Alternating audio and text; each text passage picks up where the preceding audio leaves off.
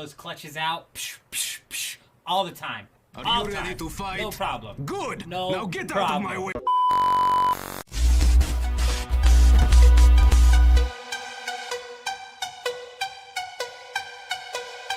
I'm insane, bro! I'm insane! I'm the best. I'm the best. I pull those clutches out all the time. Are you ready to fight? No problem. Good. No now get out problem. of my way.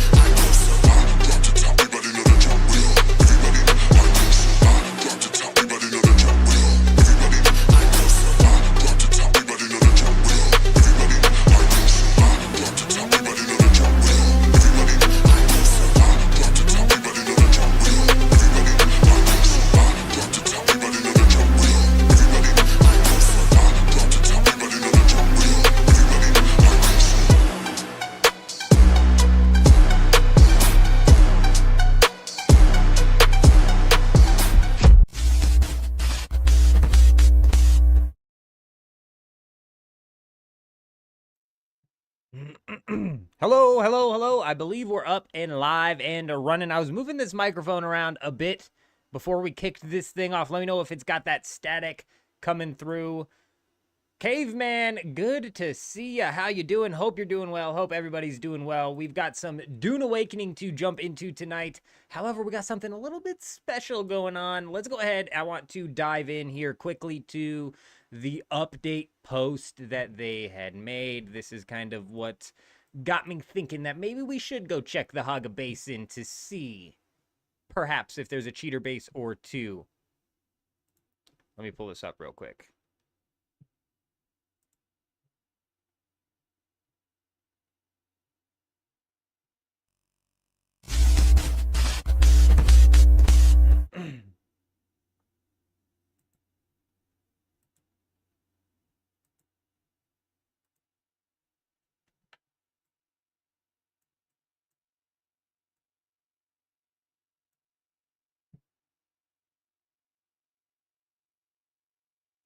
Big fat buy on Steam freaking button here. Give me a minute. You'd think I'd have set this up beforehand.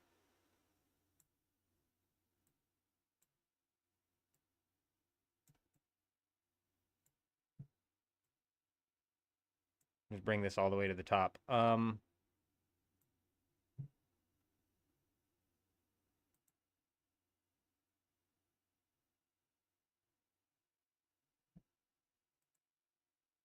I just jacked it all up, didn't I? This is my bad. I think I'm on the wrong... I scrolled too far down? I'm confused.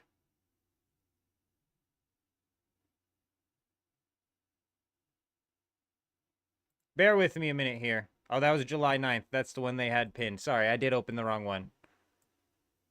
My bad. All right, this is what I'm looking for. Now we're cooking here. The mic sounds good? All right, cool. Good to hear. That was the D6 debacle post that they had made.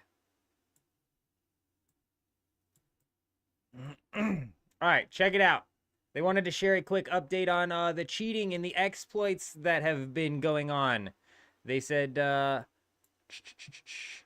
in addition to fixing the causes of the cheating and the exploiting and the duping and whatever, they've also taken some direct action against players who used these exploits, banning hundreds, should be thousands of players, surely, and removing large amounts of exploited Solari from the game. This is an interesting statement right here. I'm wondering if some people are going to log into some of their Solari that they might have, been gaining from, say, selling something on the auction house, right? This might actually affect people, but predictably it's going to be the people who have a bunch of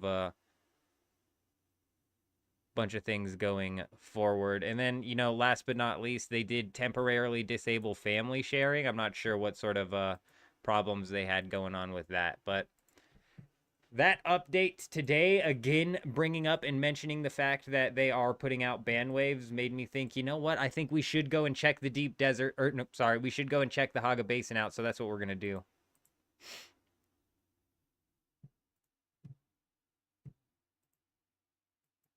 Just making sure everything's up and running.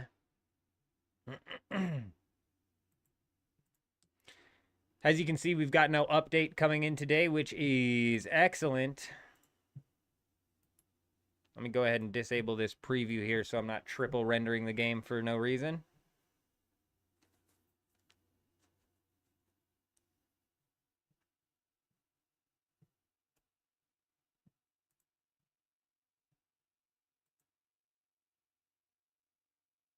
I think I just logged out in the deep desert. Last night was wild. I meant to actually do some more editing and possibly put that one video out about the spice harvesting, whatever. And then I went and laid down in the bed after I was like cleaning and stuff. And I had my wife rubbing on my back, and literally I woke up like 2 hours later. I cannot believe she put my ass to sleep. That literally never happens. I'm an insomniac, dude. I don't just get put to sleep in the middle of the day when I've got stuff going on. My body has to like shut down. I woke up confused, bro. I woke up confused, man. Hey, why's my doors open? Who just left my doors open? Shut the door. Man, what do we live in, a barn? Aspen! Good to see you. I hope you're doing well.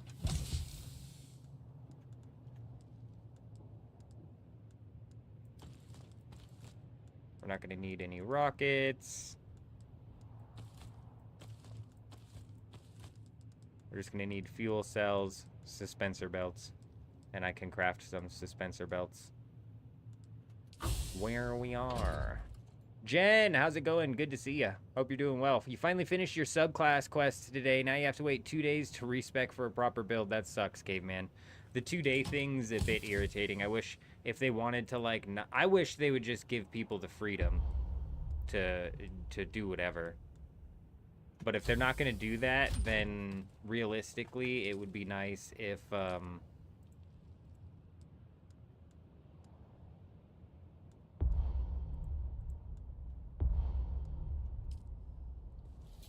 we might as well load that thing up since we're going back. If they're not going to do that, it would be nice if they just, like, made it to where it's like you pay a fee of some sort, like a Solari fee, whatever. Because I hate the fact that I have to have a bunch of points into Planetologist just because I don't want to be re-rolling all the time dependent on what I'm doing. Because I never know what I'm doing, bro. I can't, like, say for sure I'm going to be farming for 2 days.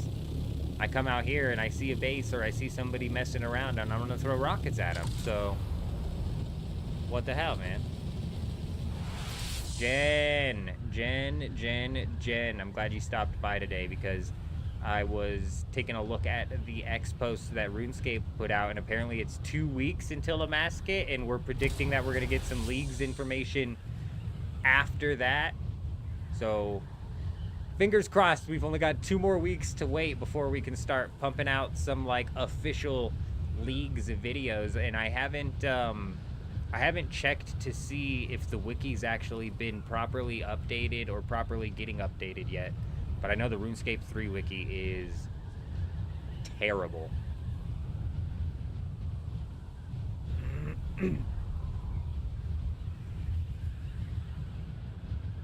You really think gear progression will be the problem? I think if gear progression ends up being more grindy than old school RuneScape, I think that's going to draw some of these WoW players in.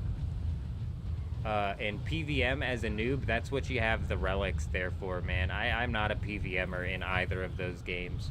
And that's the reason I play leagues, is because the relics make it to where I can PVM. Like, I have a maxed account on RuneScape 3, combat stat-wise.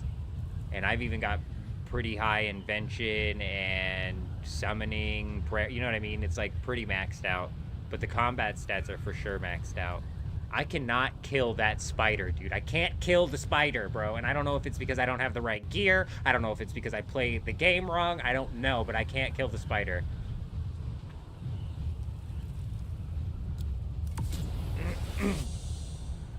I'm really excited to see how many old school players jump into RuneScape 3, and B, what their thoughts are on RuneScape 3 in its current state, because I have a feeling a lot of the old school players literally haven't played since, like, early Evolution of Combat, And if you compare early evolution of combat RuneScape to what RuneScape is nowadays, bro, it's like comparing apples and oranges. Just joined? What spider? We're talking about the spider in RuneScape, Araxor, Araxi, whatever the hell you want to call it. It's some endgame PVM boss that requires phases, and out of all of the PVM in RuneScape 3, it's probably one of the easiest endgame bosses to take down, and I cannot do it, man. I can't do it. My gear is always shit. Even with max combat, I just can't do it. I hate PVM. I play RuneScape to PK. We play for the PvP. Aside from leagues with the powerful relics gives me the opportunity to actually partake. But Zip, good to see you. I hope you're doing well.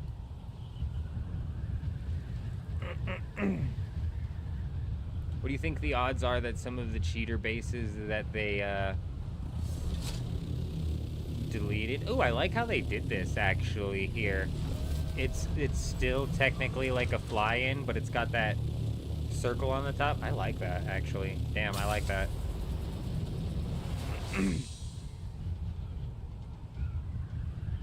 You won't have to grind to masterwork to do Araxor, please, bro. It won't be like that. It'll be cake, dude.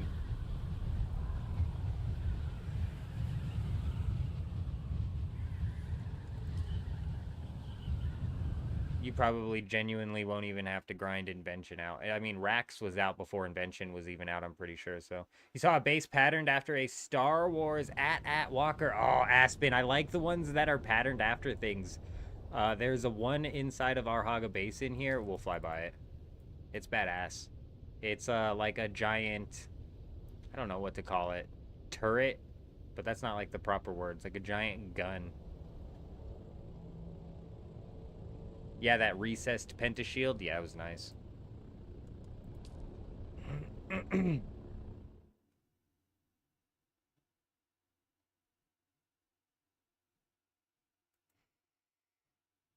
I think since, especially in RuneScape Gen, they've got that smithing system rework where realistically, you're not gonna have to do that with all of like the hybrid armor and shit. Nah, man, gear will be cake. Gear will be cake, especially with the relics that you get in the game. Nah, people be taking racks out in like bronze armor and shit. Watch, not me because I suck, but it is like a turbo laser turret type thing. But there's like a specific type of gun that I'm like, it's like an anti-air artillery gun that I'm like trying to think. There's like a name for this thing. But I like this. The one thing that I would change is I would make it wider so you could fly an ornithopter out of here.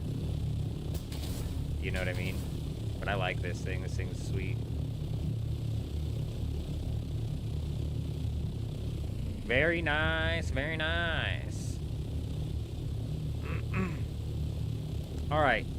So, there could have possibly been a ban wave, which means there could possibly be some abandoned bases, which means I need to go turn in my spice.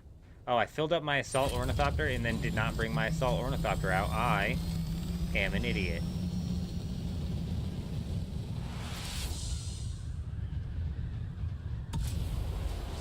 Oh, Xandros, I didn't even think about that. You could launch a bike up out of that. Haha, that'd be cool actually to see a bunch of bikes going flying out of that thing.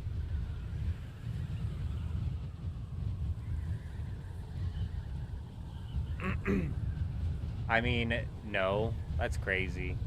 You could just get Onyx and pull out the Onyx ring, you know what I mean? Like you're kind of like hitting that min-max level in talking about items that old school players aren't even gonna begin to like grasp the nuance of. Like that's the one thing that might actually be hard with RuneScape 3 is a lot of the items and shit have a lot of nuance to them. Like the Luck of the Dwarves is that final luck ring that you get, but really it's just like an upgraded Onyx ring. And even in the main game, dude, you don't technically need the Luck of the Dwarves. In my opinion, it costs a shitload of money. The hell? I never rocked the Luck of the Dwarves and still was able to pull drops and stuff, you know what I mean? And old school RuneScape players literally kill Bandos like 600 times over on a hardcore account, running their like tick perfect prayers and shit. So I'm sure they'll be fine, dude. They'll be fine. Fucking weirdos over there. PvE freaks, man.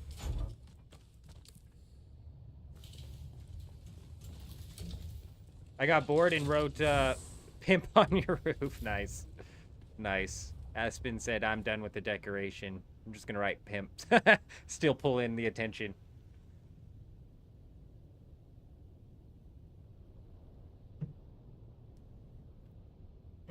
Alright. Like I was saying, with these bases here, they're gonna be powered down. This is what the things you need to look for if you're gonna be scanning bases in the Hagga Basin that could possibly be sub-thief deleted or abandoned by the character. Monowire traps, gas trigger, auto motion scanner, scan blockers. A lot of people want scan blockers, man. It's crazy. It's crazy how many people want the scan blockers. People do not like that fact that they can get scanned by those. I think it's a very useless mechanic. Like, I've never been in a situation where if I had the person scanned with a resource scanner that I would have been better off.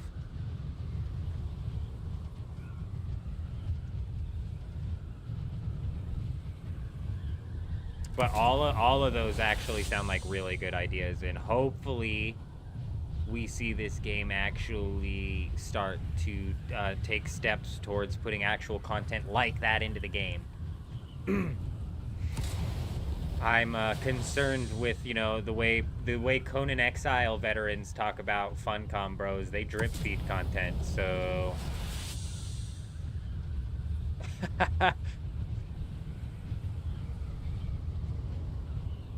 I don't think I've ever been scanned either, but I don't think it tells you if you get scanned. So this base, I can't tell if the power is on or off. But if you come over to one of these, let's say, for example, the power is off here. This base still has a sub-thief active because of the yellow box that we can see. I know we were hunting Hagga Basin bases the other day, so you guys might know this, but just to point it out. Just to point out what we're doing here, we're searching for bases that are powered down, and then the ones that do not have that yellow box. If they don't have the yellow box, that means the sub-thief got deleted, either by the person or by Funcom.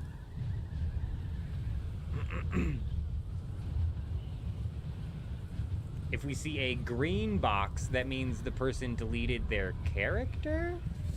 I don't know. We're still up in the air on that. This guy decided to close off his tower. Why'd he close off his tower? He used to have openings on all sides here.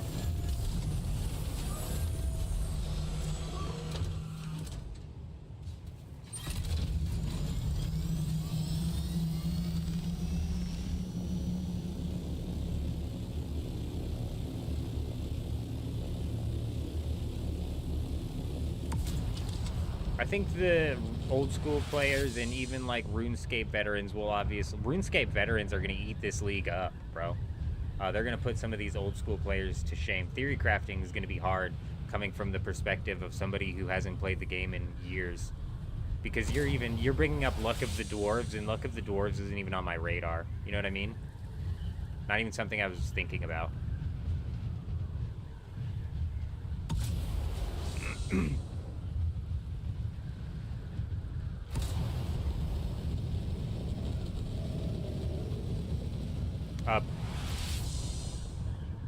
Leagues are Iron Man too, aren't they? Leagues are Iron Man. So oh, excuse you.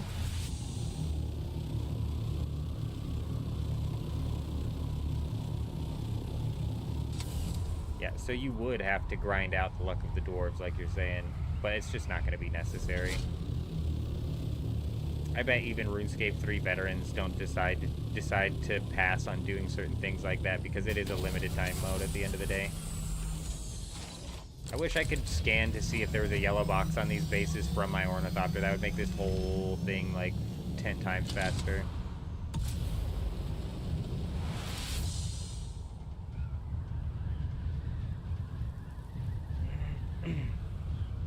Also, they said they removed Dupe Solari from the game. I'm wondering if that ended up affecting players who possibly sold some stuff on the auction house to somebody who had duped Solari.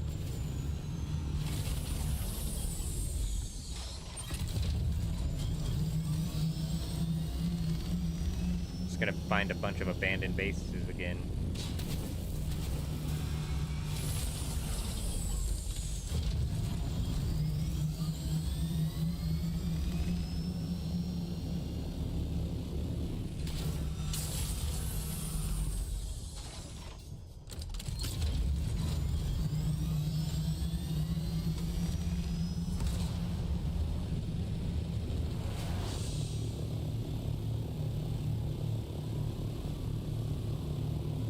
This would be the base that you want to see go down, but it's just been powered down for days. These people just abandoned the game. Left all their stuff here.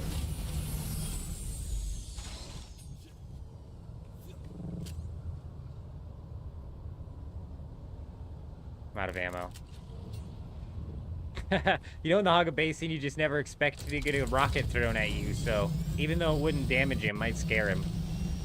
Be some good fun. Be some good fun.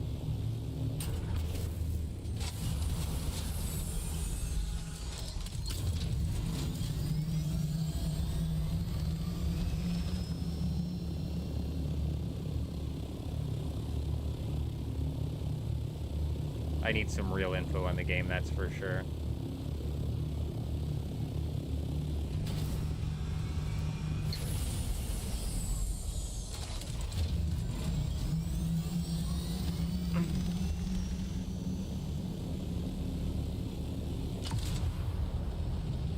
What kind of sucks about this process here is there are so many bases in the Hagga Basin, and nowadays a lot of them are powered down because they are literally abandoned.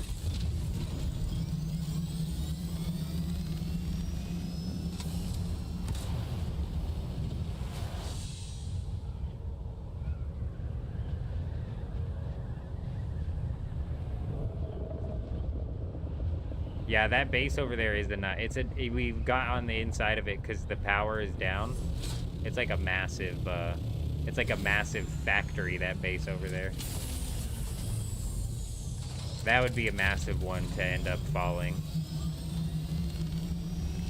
I'd freak out a little bit if that base was like open for loot. You know what I mean? I'd be in full panic mode, trying to build a sub-fief there as quickly as possible.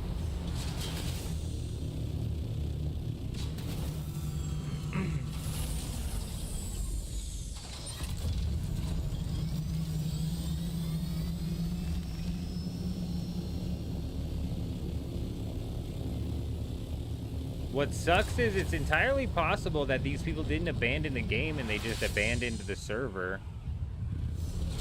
And which is why I'm like, there should be some sort of mechanic that deems a base abandoned and lets people come and loot it. Like, all of this shit just going to waste from abandoned bases is dumb.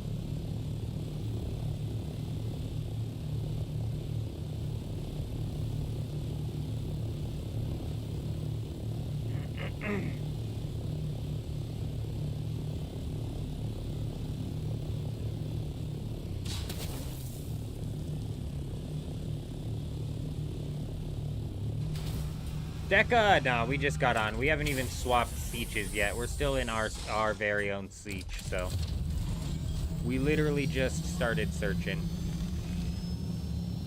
What sucks is, like, typically you'd be looking for a powered down base, but like I keep saying, there's a lot of abandoned bases out here, so a lot of them are powered down, but still have the sub-fief protection.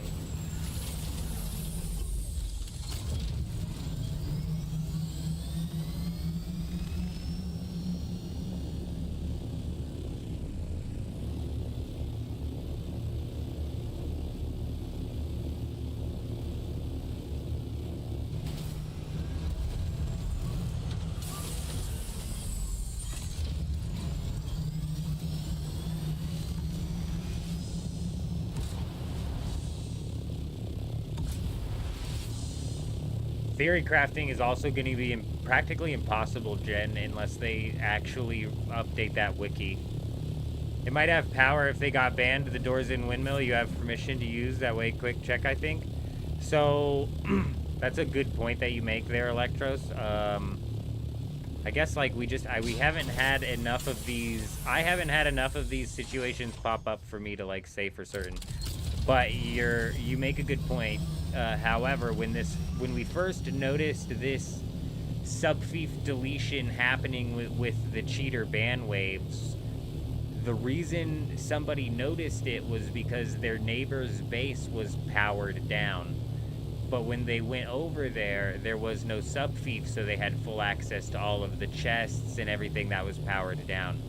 But all of the generators in that base still had fuel inside of them. Now, could there have been one generator that was out of fuel, which made the base power down, so there's like a sub-fief there, but he you know what I mean? Like, it's possible. It is possible. It's a good point that you make. Which is why I was going to say we do need suspensor belts, and that's why we're going to park this thing right here for when we get into clusters of bases like this. It's going to be, I think, more efficient for us to fly around like that, because we can see these yellow boxes from a pretty good distance.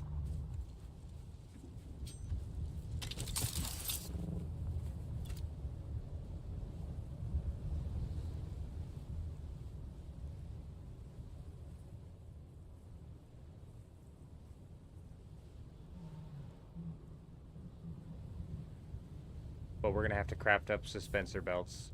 And for that, I'm going to need particle capacitors, so we might just have to burn these and repair them as much as we can.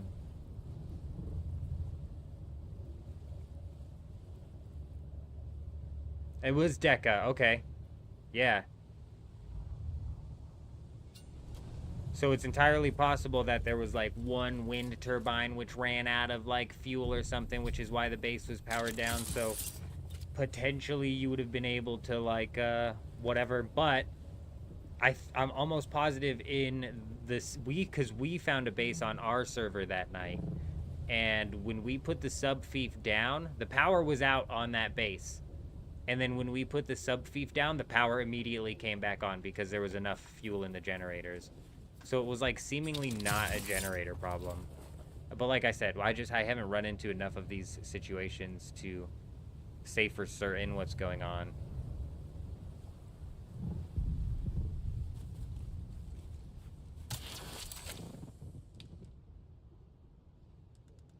I don't have a leader drawn on me.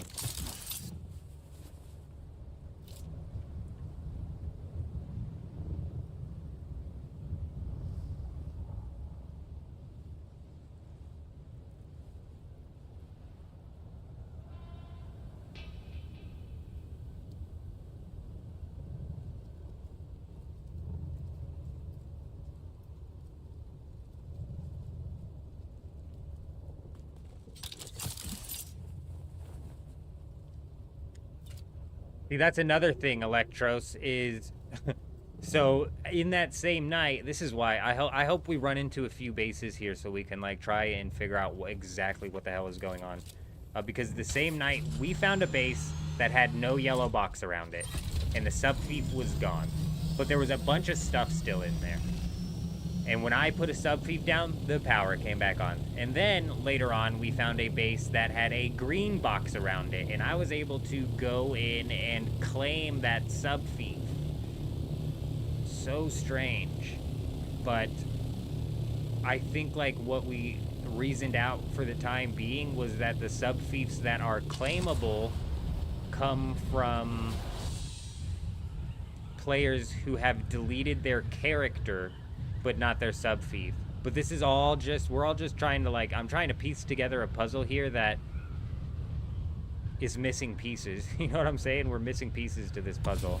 I need water, and I need to fix these suspensor belts.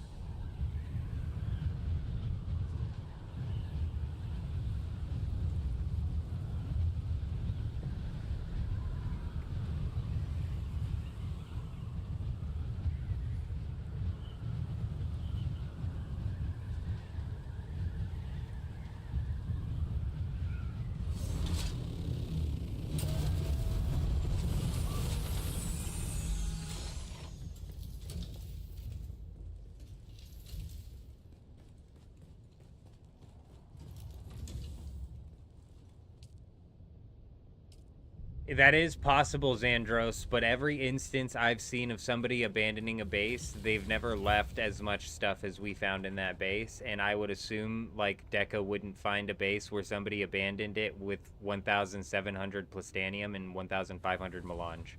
You know what I mean? So, like, absolutely, you're right. That's like the variable to this puzzle that just throws a wrench in the wrench in the wheel, doesn't it? What dispenser belt are we using? Just the full one. We might actually be able to benefit from swapping to something like, because we're not looking to get air here, we're more so just looking to glide as far as we possibly can. We might, where the fuck are they? Well, we might benefit from something like the responsive planar belt, but planar. I need some more capacitors. We don't have the capacity at the moment. Oh. We need water.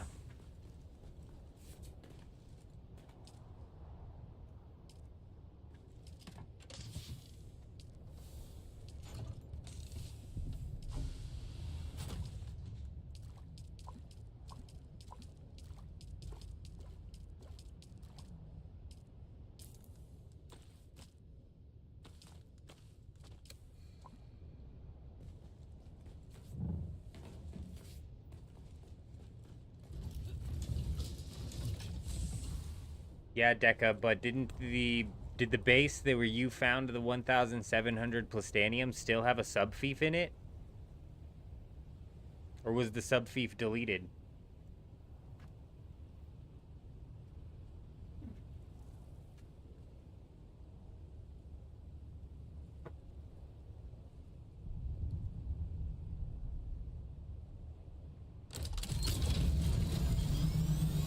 I also had a situation where off stream I was flying around looking for these bases that day, that first day where we found that one. And I ran into a base that had a green box around it, but it wasn't abandoned. The sub-fief was just set to public. The sub-fief was set to public. I couldn't really do anything with it. Yeah, no fief at all. It was deleted. So, right, that's the theory also, is that Funcom is deleting the sub-fief. But abandoned sub-fiefs get deleted as well. That's why it's like it's a frickin' variable that it's like hard to account for. How can you tell if somebody deleted the sub-fief and just abandoned the base, or if they got banned? I don't know. It's hard to tell. I think realistically, 1,700 plastanium is not somebody who abandoned that base. The base that we ran into didn't have anything crazy like that in it, but it did have a lot of stuff. It didn't look like... It was a lot of stuff that you wouldn't think that you would just abandon, but you might.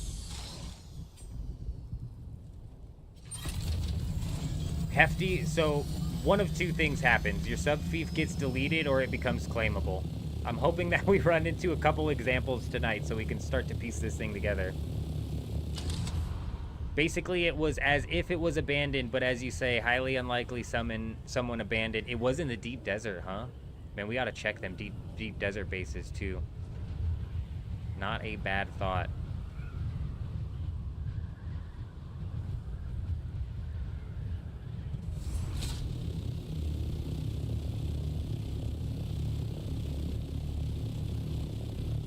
I don't think claimable fiefs are untaxed bases. I think that if you don't pay your taxes, the Sardaukar come in and raid your base.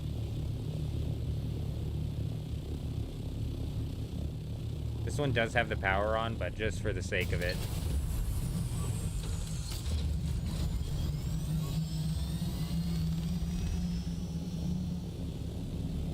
And I think it was JWoww, actually. JWolf, sorry. JWolf was on here. And the server he was on had like 5 or 6 of these abandoned cheater bases. So if you're on like one of the European servers that have all of these Russian cheaters on it, there might be a ton of these out here.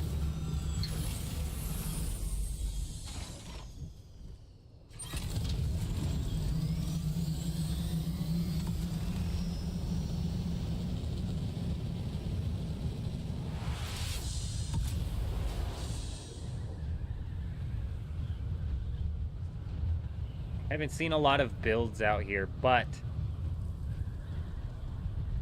I want to check everywhere that we can inside of these sieges here. Kind of try to leave no stone unturned.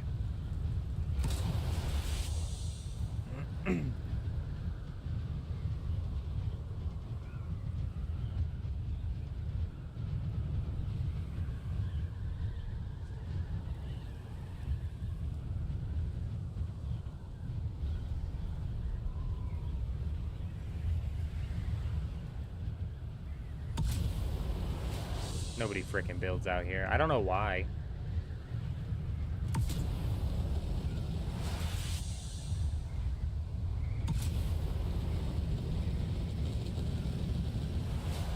A lack of resources, probably.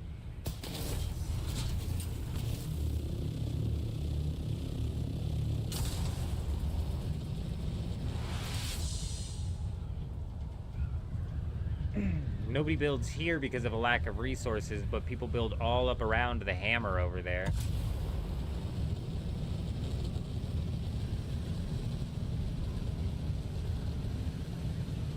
How do you move all of the stuff before the storm? Sorry, I missed that one. One trip at a time. One trip at a time.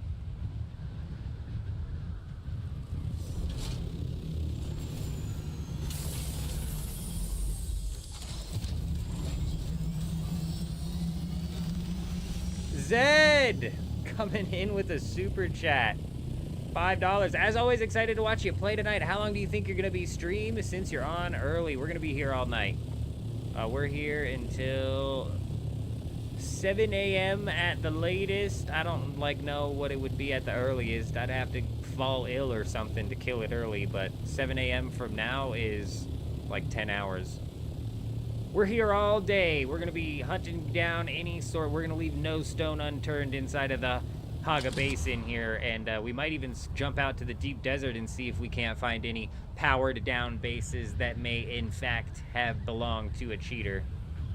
But hey, we appreciate you being here. Hope you're doing well. Good to see you. We'll see what sort of trouble we can get into tonight. Whoa, big lag over here. Always big lag over here, because I think it's all these bases, man. It's crazy. That's why I think it'd be good on the devs to actually implement some sort of abandoned base policy where if a base meets certain criteria, it gets dictated as abandoned, and then people can just go delete it. Good deal, you're stuck at work for another 9 hours. Well, hopefully we can find tons of bases out here from cheaters to break into. But this server, I haven't run into a whole lot of cheaters, and the economy never seemingly broke because of the dupers. But I wasn't paying attention to the economy for like 2 weeks, so it might have been 2 weeks of broken economy. Last time we were searching for a base, we did find one that was either A, abandoned, or B, belonged to a cheater. It is hard to tell. But we got a decent chunk of stuff from there. You don't think they would care about losing a carrier much? They've had full control of the titanium. Am I missing talks on the Russian guild you guys are dealing with? Reaper, so they put out a post today on X, Funcom did, talking about how they've been taking action against cheaters. They said they've been taking action against cheaters, and when I read that, I said, you know what? I think it's worth at least scanning the sieges real quick to see if we can't run into a cheater base that got banned. So yeah, they did put out a ban wave. I don't know when the ban wave got put out, but they just posted about it today.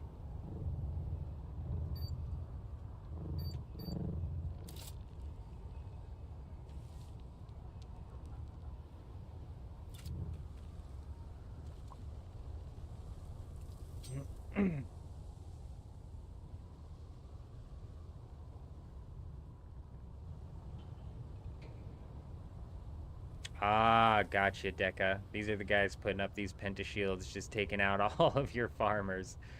They're just camping the islands, sniping at you, correct? That's brutal. Which base did you raid? That's a good question. That is a good question. And it's also worth pointing out we might swing through the deep desert as well eventually. Like maybe we'll search like a good chunk of these sietches and then jump out to the deep desert and search the bases in the safe zone there to see if any got popped, because the deep desert's all connected. Ladies and gentlemen. Al Blushi coming in over on Twitch with a sub. Hey, dropping that tier 1 sub. Hey, we appreciate you. You're absolutely wild. You're a madman. We appreciate you.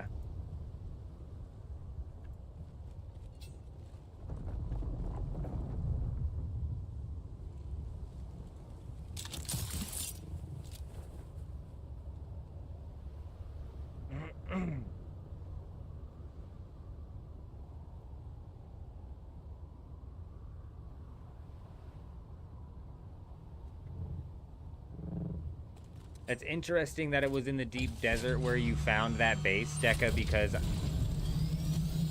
we searched the Hagga Basin after you found that base, and we found that one, and then I'm pretty positive it was J Wolf who found like a bunch of these bases on his server.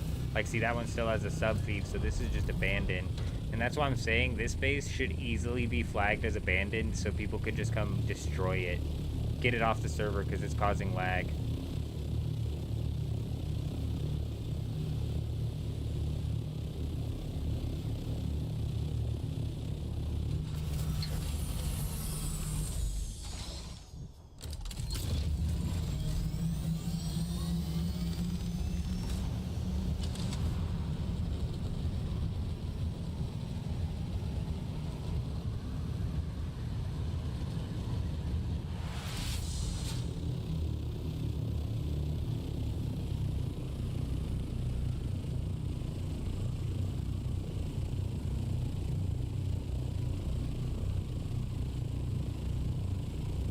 I have no idea what emote that is. I might be going blind, man. We might need to visit an optometrist. Because I cannot see what that is. It's really small on my screen, though. But, hey! Hope you're doing well, Al Blushi. Good to see ya. Deca also found one in the Hagga Basin. Yeah. That's what I'm saying. It's unlikely that these bases would have anything substantial in it, or even vehicles, if it was just an abandoned subfief. From what we're understanding, Reaper, it seems that they do delete the subfief when they ban a cheater. It's also possible that they just open the subfief up. We're not entirely sure. And it's also hard to tell because, like, somebody can delete their own subfief. Like, if I was going to quit the game today, I could say, you know what, I'll delete my subfief. That way, if anybody runs into it, they can take that stuff. You know what I mean? That's something that somebody could do easily.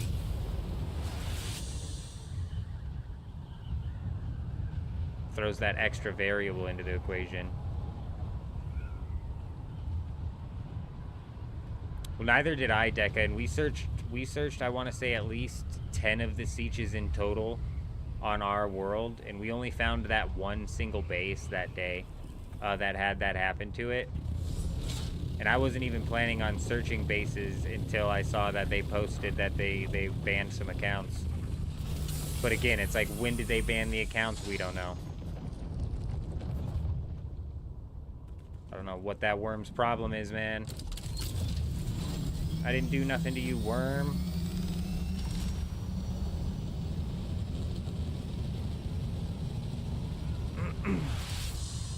South. Why am I going south? It's like, I don't know. Do we check down here? It's like, realistically, we were talking about this when we were searching the other day, is if you were trying to hide a big base where you were duping a bunch of items at, where would you do it? You might do it in the South Hagga Basin just to try just to lay super low.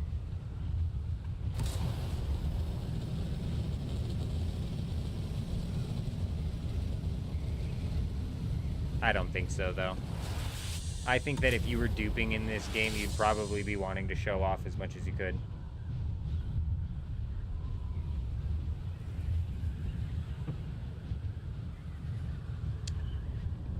Well, that's what we're relying on the post today that they made over on X to mean. You know what I mean?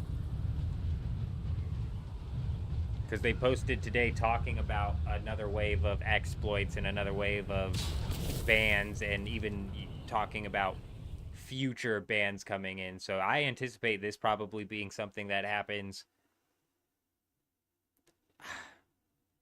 You would hope weekly, but realistically, it's probably going to be like every 3 months or something stupid like that.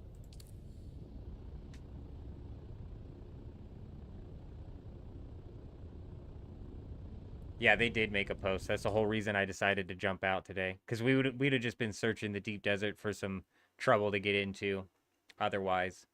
But they made a post talking about banning cheaters again, and I'm like, man, you know what? We might as well search. We might as well give this a good search here. Let's jump on Dune status real quick because I want to see.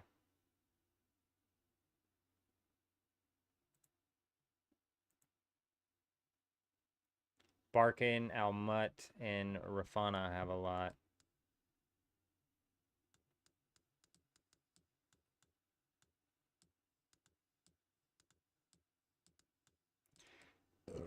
Has it lost its mind, bro? That's not even a siege that we... Oh, there it is.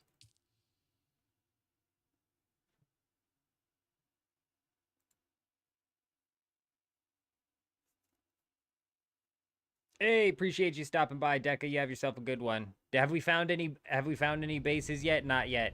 Not yet, Evil. We've just started the search. I just cleared my siege. Now we're gonna start hopping sieges.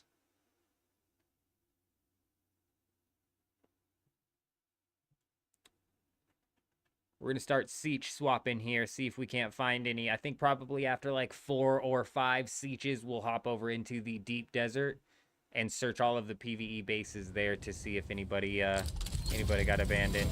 Hey, watch where you're parking here, huh? I hit the wrong button. He didn't even hear me.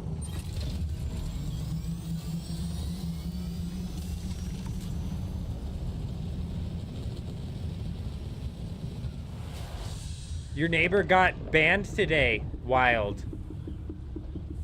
And he got a lot of cobalt out of his base, huh? Really? Well, there's a bit of a confirmation that a ban wave, or at least there's like actively banning people for it. Bro, I don't know why. I don't know why people would dupe anything, to be honest. Like, to me, it's like if I duped like a shitload of melange, it would just kill. The whole progress of the game would get killed if all of the items that I have are just I wouldn't care what I got out of any raid.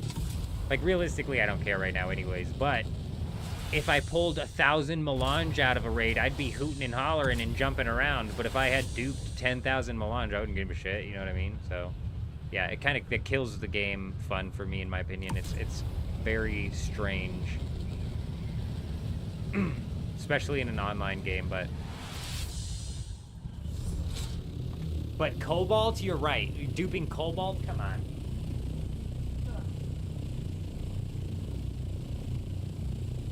That kind of makes me wonder if they've upped their system here and now they can, like, actually remove some of the duped materials. Because they talked about removing a bunch of duplicated Solari from the game.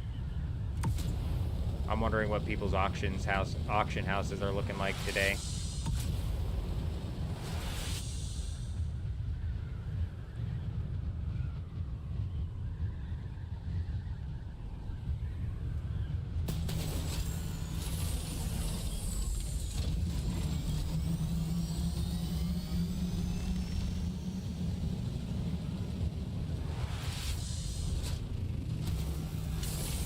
Damn, bro. This one, like, it looks like it might have had some juice to it, man.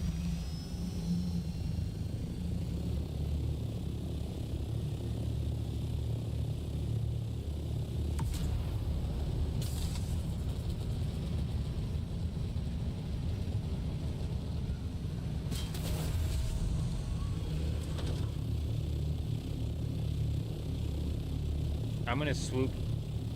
back through this way, because sometimes there's some really big bases that get put up over here. And then we'll cut up back over that way.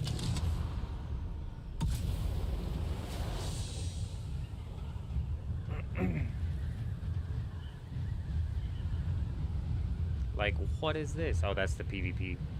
Never mind, that's not a base.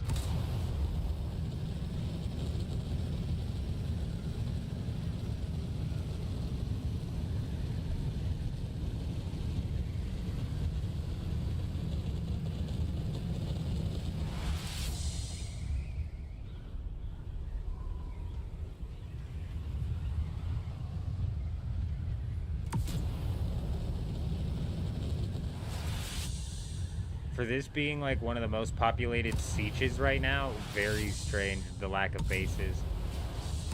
Even like up that alleyway right there.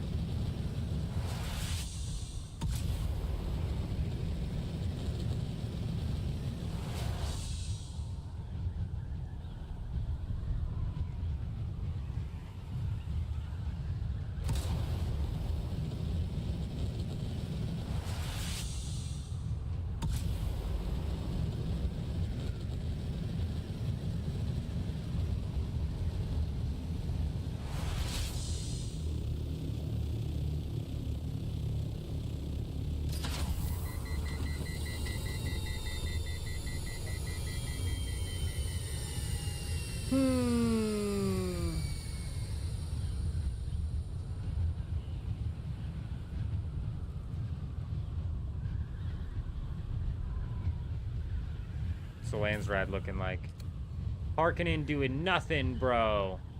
So much for full loot next week.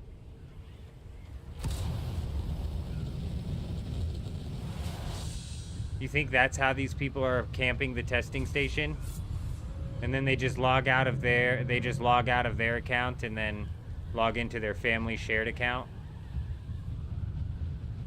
Seems like a cheesy workaround, but if that's like how people were exploiting it, it's definitely something they need to address. But just shutting it off seems like the lamest workaround.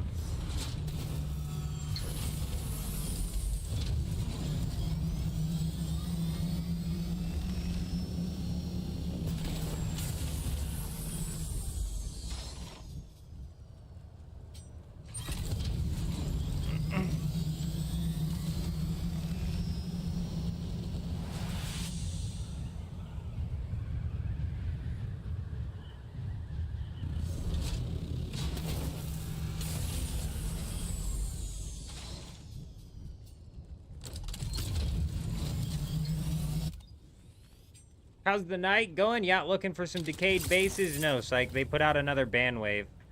We're out looking for some dirty, stinky cheater bases. The decayed bases are useless in trying to wait for, bro. Those decay so slow. Those are not at all worth trying to wait for. A dirty, stinky cheater that got his subfief deleted, though. Yeah, we'll take that shit all day. We'll take it all day.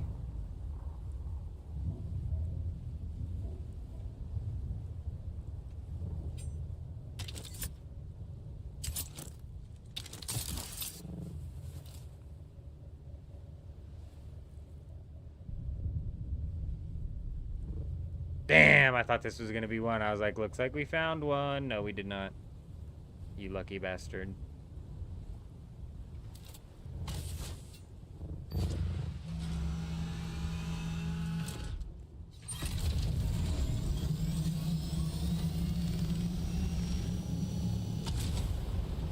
Well, that's the problem, actually, Reaper, with these bases as well, is I doubt these people would use their main account to dupe. So these big guilds that are, like, abusing the duping are probably not doing it on their main account. So when their side account that did all the duping gets banned, their guild still has all the stuff. And that's realistically probably why there's a couple of these big-ass guild bases still up on this server, because these guys right here duped the game to shit. Guarantee it. Like, I'm not even questioning it anymore. They're 100% dupers, bro, because 2 weeks in a row, Atreides basically immediately won the Landsrad because these guys bribed enough houses on day one to basically guarantee the win. on day 1. So they bribed like 8 houses on day 1 and completed 8 houses on day 1. Like, the day 1 Landsrad was determined 2 weeks in a row by these guys. Now, is that impossible for a big guild to pull off? No. But it is impossible for a big guild to pull off when nobody's on the Atreides side is actually in the deep desert, because the deep desert is entirely controlled by the fermentally unstable guild. So bullshit, these guys had enough melange and plastanium items to beat that twice in a row. No way. You would think that, psych, but I don't even know. You would think that.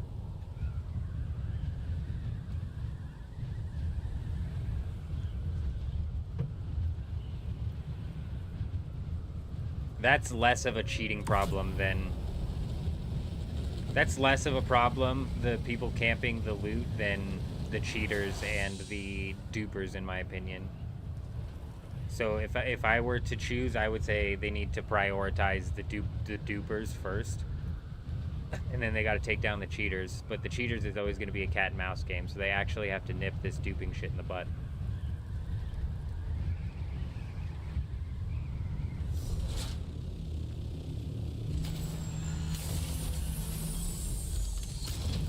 Disgusting.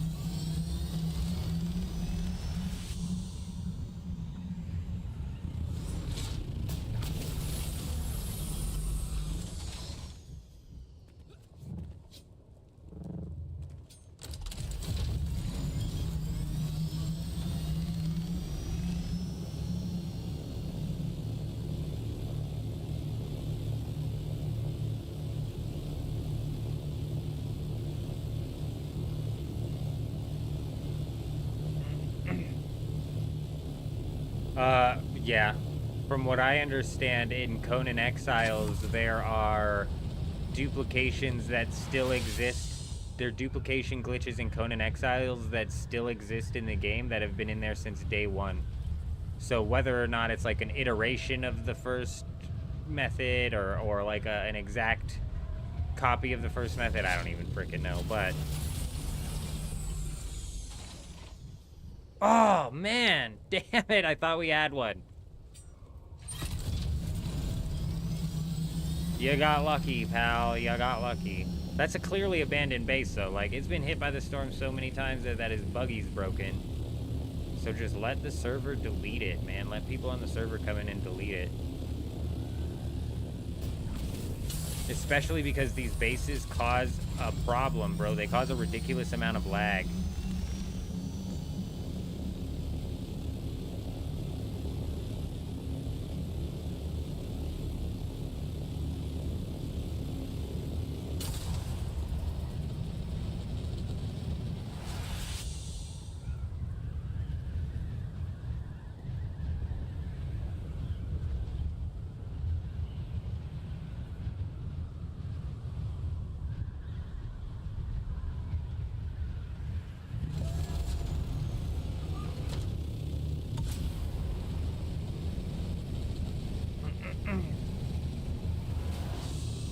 Look at this, dude. There's no reason this shouldn't be flagged as abandoned so somebody can just come and delete this. Actually, there's no subtweet here, is there? Bro, what are you guys doing? Clean your server up, dude. Your server looks like shit, bro. This stupid base. Do the dirty work for them. Oh, I can't. Of course I can't. Of course I can't. Right. I didn't see a subtweet. Oh, it's hidden. Unbelievable. This base should be flagged as deletable, man. Ridiculous. Look at this, bro. There's no reason that people shouldn't be able to go delete that. Just for the sake of cleaning up the server.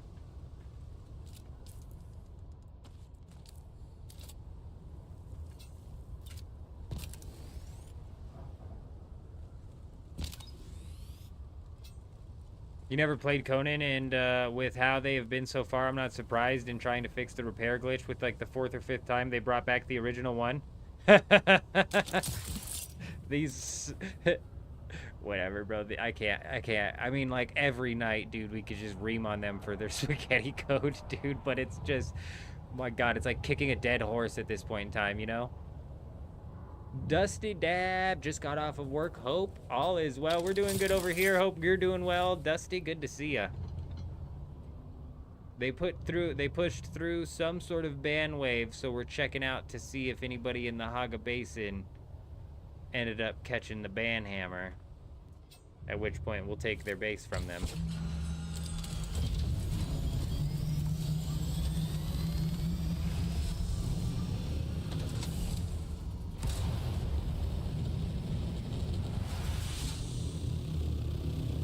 Thing is, now we just gotta check all of these Hagga basins with all of these abandoned bases.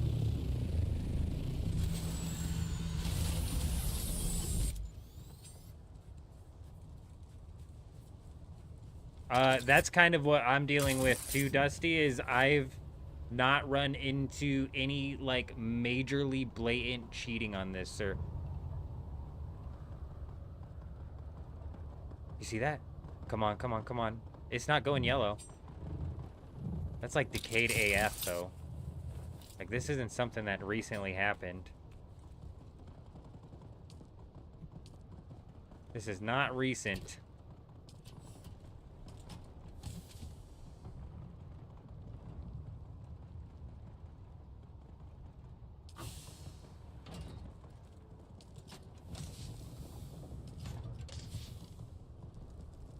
Man, how are people just gonna leave that? I need these microfiber sandwiches like crazy. Also, particle capacitors. Hell yeah, dude. You might not think that's a come up, bro. That's a come up for me. I needed some of them particle capacitors, and I did not want to go farm them. This looks like somebody who abandoned their subfief. Like, this looks like somebody who quit the game and said, I'm just gonna delete the subfief rather than any sort of, like, nefarious activity.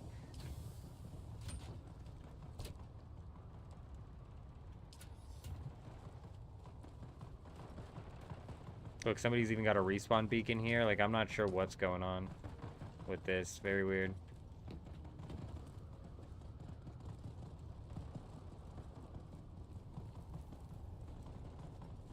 Oh, I'm sure the bots come through like crazy. What's wild is I haven't heard from a bot in a while.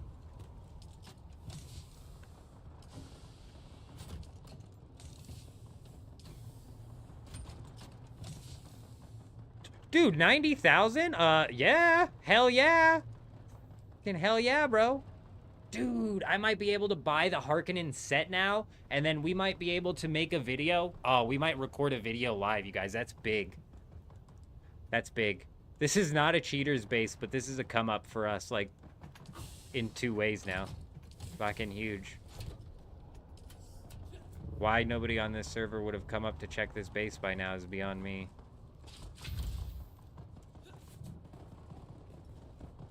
Man, this guy really wanted like an all-natural feeling here with the rocks.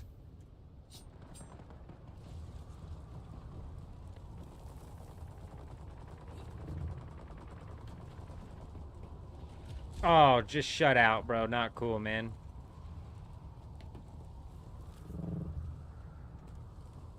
Nah, low tier. That's Canned's base. That's Canned. Because we know the guy whose base that is, we decided that we're not going to raid it. If it got raided, it was not me. I'm telling you, okay? I passed out last night. I didn't do any fucking raiding. Yeah.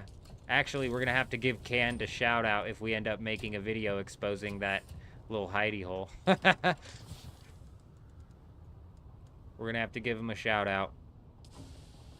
Say sorry for exposing your hole. maybe not in that exact verbiage. Might have to change up the phrase there a little bit.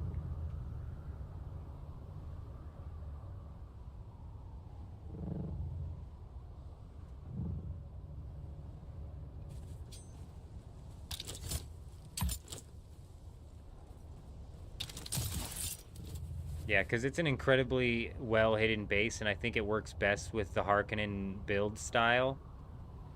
So if I was going to make a video on it, I wanted to pull out the Harkonnen build, but I didn't have enough money. Hey, appreciate you stopping by, Dusty. You have yourself a good one. You take it easy out there.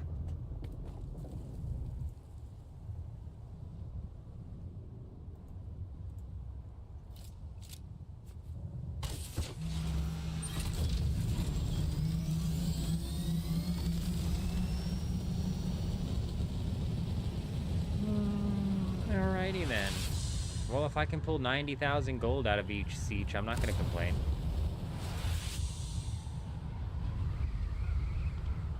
What a glide. Did you see the turn to take us up to the top, straight down into the nosedive, and the judges give it a... Oh, he clipped his tail, so it's dropping the judges' score all the way down to a 6. What a shame. This will go down in the history books as maybe the greatest flop in history.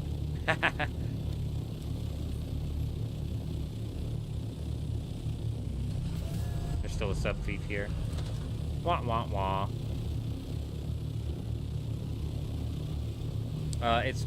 Maybe it's worth pointing out here with this guy's base as well.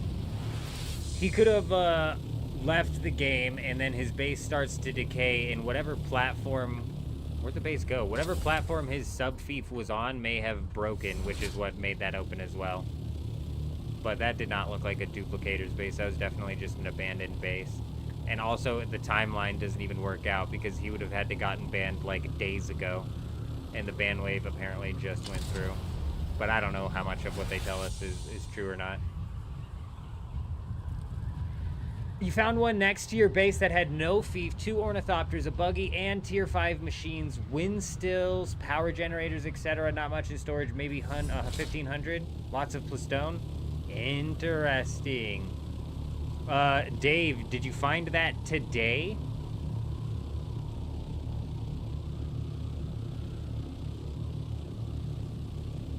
And yeah, the next question is, did you find it today, and then was it in the Hagga Basin, or was it inside of the deep desert?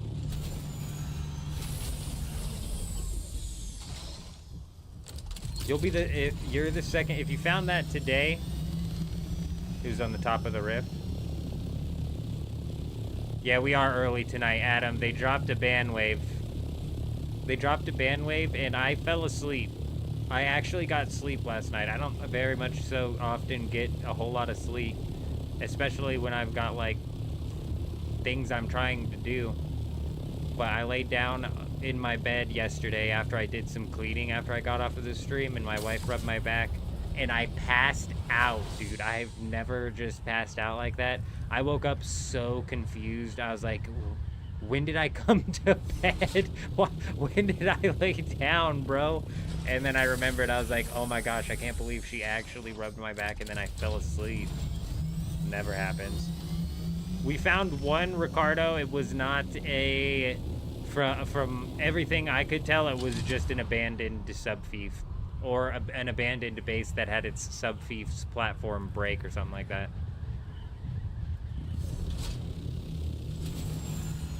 Have we found any ones that are blatantly from hackers? No. But today in the chat, we've had 2 people so far confirm that they have found not abandoned, cheaters' bases today. Bases without sub-thieves. And more items in them than you would assume somebody to abandon their base with. Like vehicles and stuff.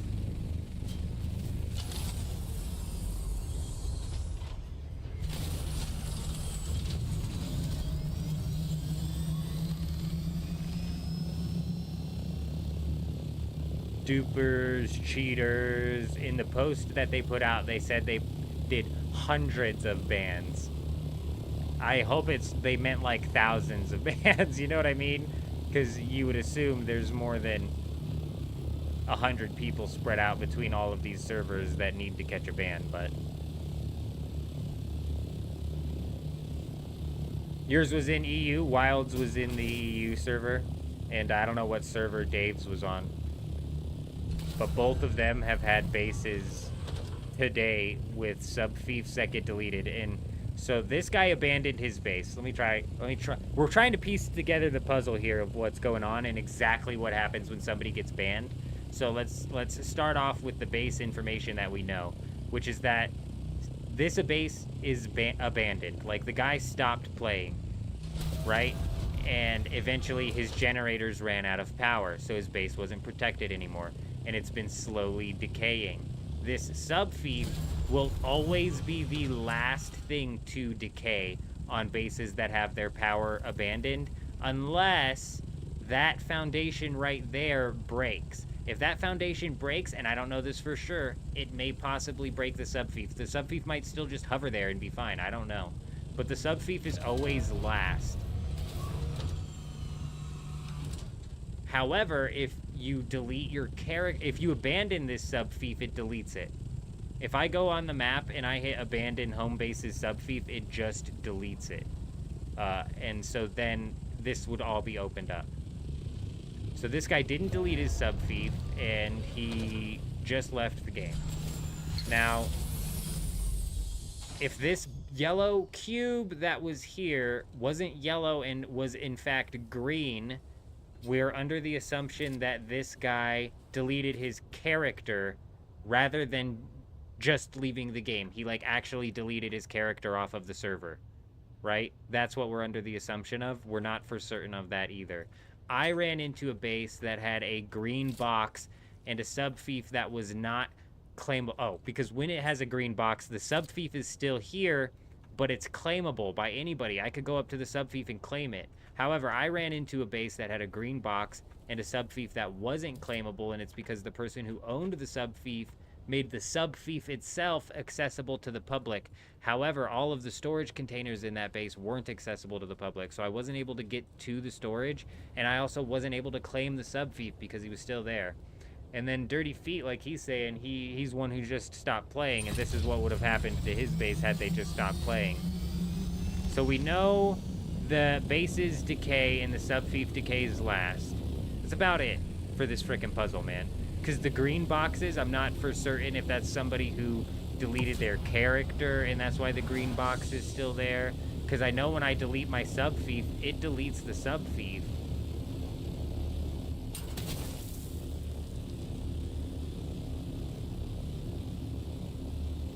They hover, so if that thing does break, it hovers. So does it have fuel? Are the generators working? In that base that we were just looking at, no, the generators are not working. The base doesn't have fuel. That's why it's falling apart. In the cheaters' bases that have their sub-thiefs deleted, yes, the generators do have fuel in them. In the cheater base that we found that had its sub-thief deleted, it had one of those pentashield walls that was shut down. But then when I put a sub-thief down to claim the base, the pentashield wall came back up because there was enough power in that base, and there was even enough power in the generators. Oh, it doesn't hover, it deletes it. That's why you should keep your personal sub-thief on a rock or ground so you don't accidentally delete your own, because that with extension. Oh yeah, you're right. So if you delete your sub-thief with extensions, do you have to reclaim those extensions? That sucks.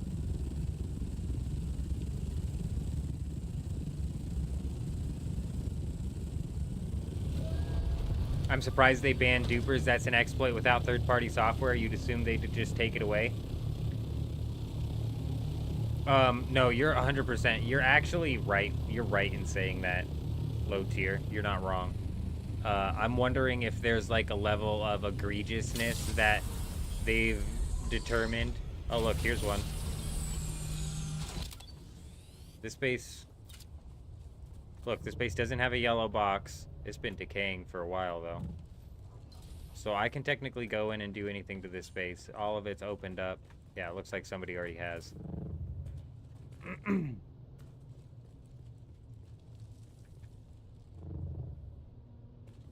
Yeah, so this right here is what you would expect a base to look like if somebody went in and abandoned the sub-thief.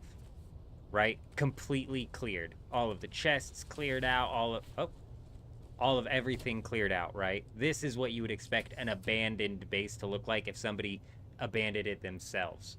Whereas in the base that we ran into with Ray, that we ended up giving to Ray, that had a lot of stuff in it. Nothing crazy. Nothing crazy that leads me to believe he was duping thousands of melange, but, I mean, it had a lot of stuff in it. More stuff than you would just abandon. Unless you were, like, say, quitting the game. Like I said, if I was quitting the game, I would probably abandon my sub-thief and just dump off all of that stuff at my base to anybody who happened to find it. Like if I was full quitting. So that is also a possibility. There's so many variables here, it's hard to tell. It doesn't help that I'm on the same frickin' page as that other guy, and not a whole lot of people cheat over here. I think it was Dusty. Not a whole lot of people cheating on my server. Whereas in J-Wolf was jumping around and he found like six. The hell was that? He found like 6 bases that were from cheaters that were completely sub-thiefless that day that we were first hunting these down. Alert. A large sandstorm is approaching.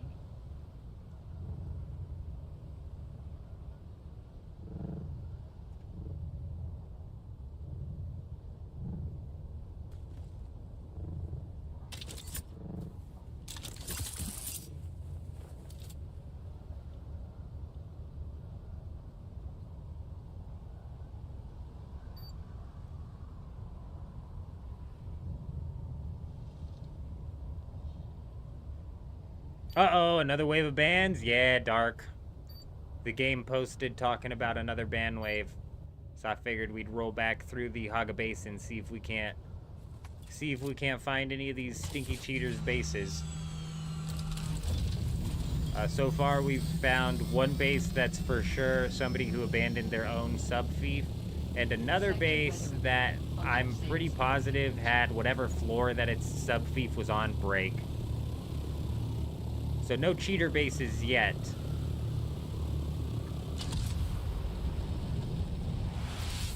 Yeah, we got it. We can outfly this thing. And it's a Hagga Basin sandstorm too. It's not, I could just fly through it. Be alright. I won't be able to see anything, but we'd be alright. There's no giant boulders set to take us down similar to the deep desert ones. That deep desert sandstorm is brutal.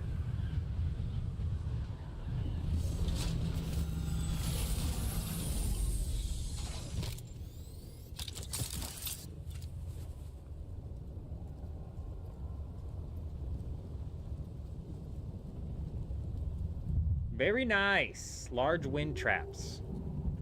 Very nice. I've seen a couple videos where there's... I didn't watch them, but I guess I just seen the title and the thumbnail where there's apparently like a magic ratio of those large wind traps that you can have that really help your water out. I agree. I totally agree. I don't think that, you know, bases should be immediately claimable once the power goes down, but I believe there should be some sort of flags that happen which in fact will force... We got one. This might be a cheater's base. Oh, that just broke too. Oh my god, we just got a confirmation.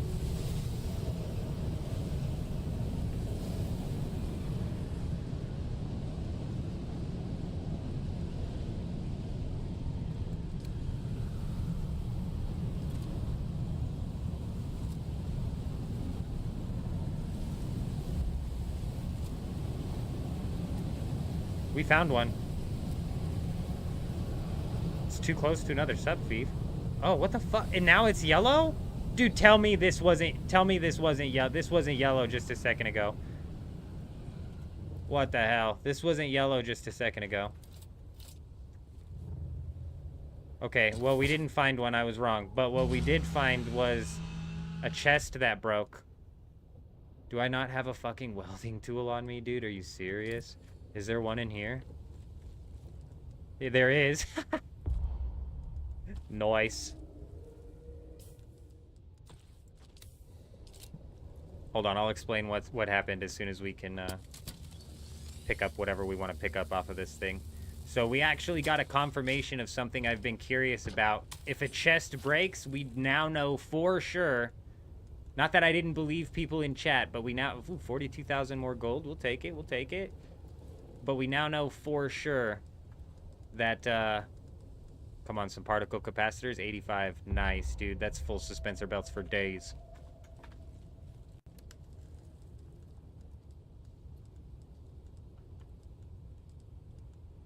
We now know for sure when these chests decay, the items do drop on the ground. Not that I didn't believe the people in the chat, I had just never seen it happen for myself, so I wasn't, like, for certain of it, you know what I'm saying? And now we can say for certain. 74 plastanium. Nice.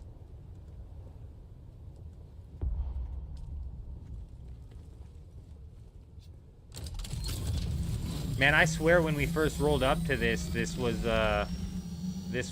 frickin' not white. This is not clear. I swore this was gonna be open for us, but it is not.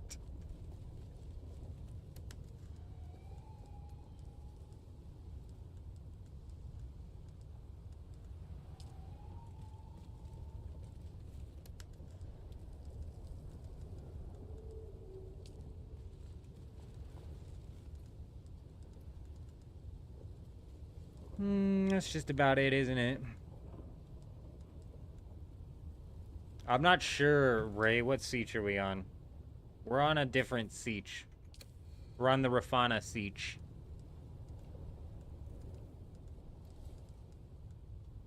Man, I'm bummed. I thought we had a base. Thought we had a base. It's just when people build right up to the top, it's hard to see that yellow box sometimes.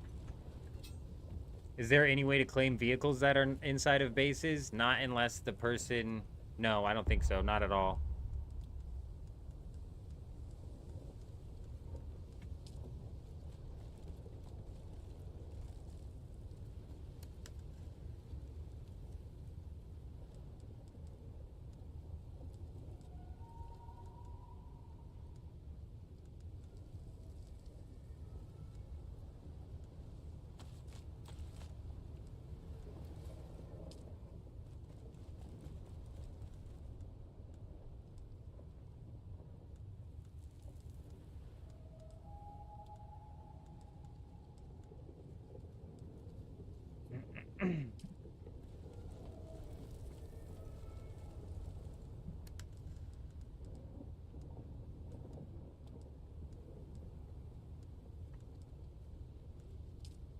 Spent 14 hours farming everything to be able to make 5 large wind traps, 5 large water cisterns in Hagga, which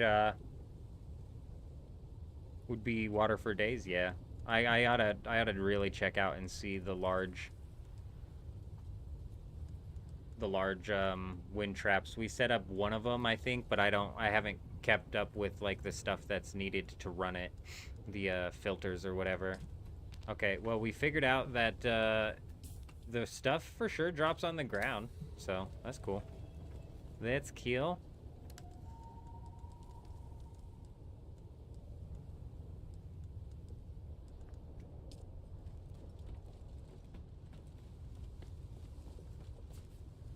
Unfortunately, it's not a base we can take over like I thought, but...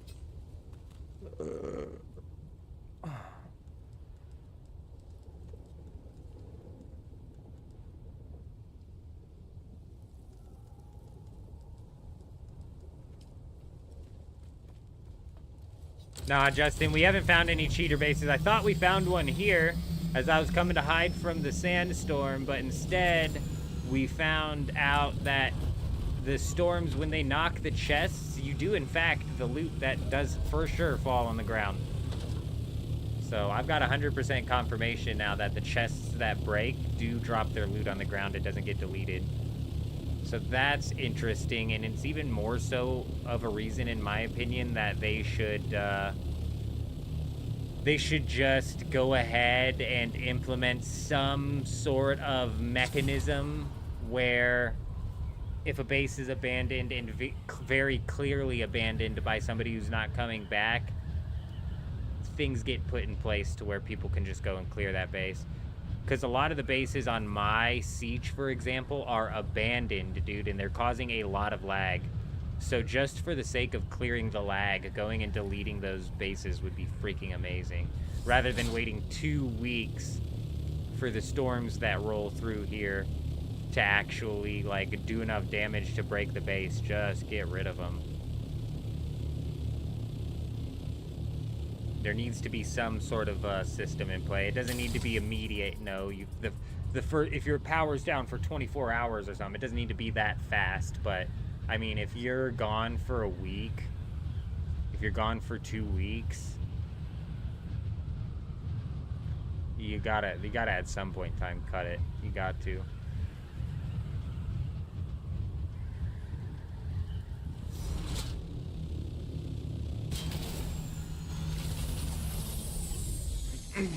Something that's interesting, though, is these break. So this will break if it's getting hit by the storm. Like we saw that buggy was breaking. And it was actually busted. So the storage on that might open up. Which is one thing that you might be able to actually grab sooner rather than later in these abandoned bases. I think we've already checked all this stuff.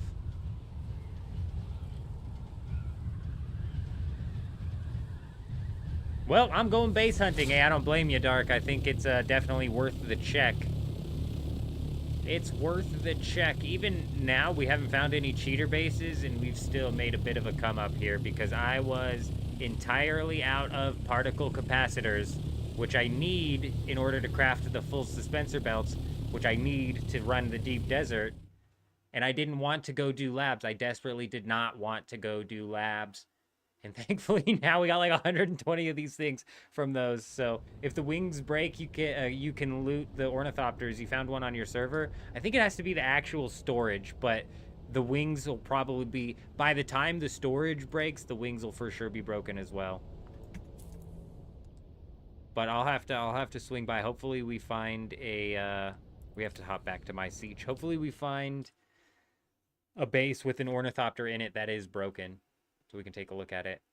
I forgot that the storage would open up on the buggy. Otherwise, I would have jumped down and looked at that one as well. There might have been some stuff in there. Like, best case scenario, it would have been, like, some aluminum or something like that. Because we're nowhere, like, important. But maybe the storm animation overrides the yellow. That's a really good point. Sup, bro? Support first responders. Good to see you. Hope you're doing well. Cheater hunting. Yeah, if only we were cheater hunting. We're just trying to hunt the remains of the cheaters.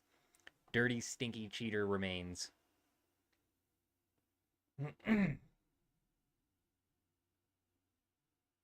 that's a good point that you bring up, Psych. It very well could have overrid it, which would have sucked. Or, well, which sucks, because I got really excited, man. I was excited.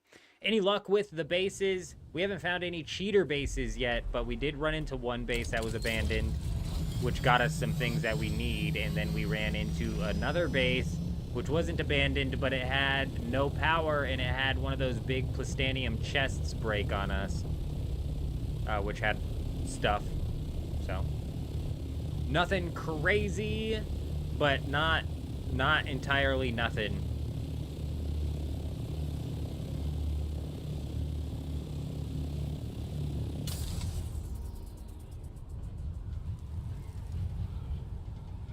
We've had two confirmations of people.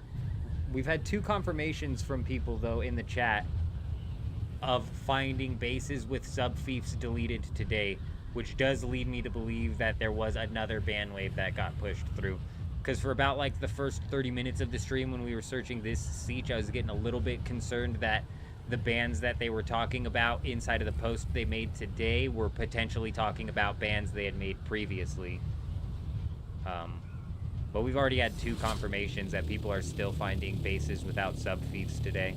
What's the point of the game if you're just going to dupe? So you got 1 million of all the resources now? What's the point? I couldn't agree more, Psych. It just completely kills. It kills any sort of, like, end game grind.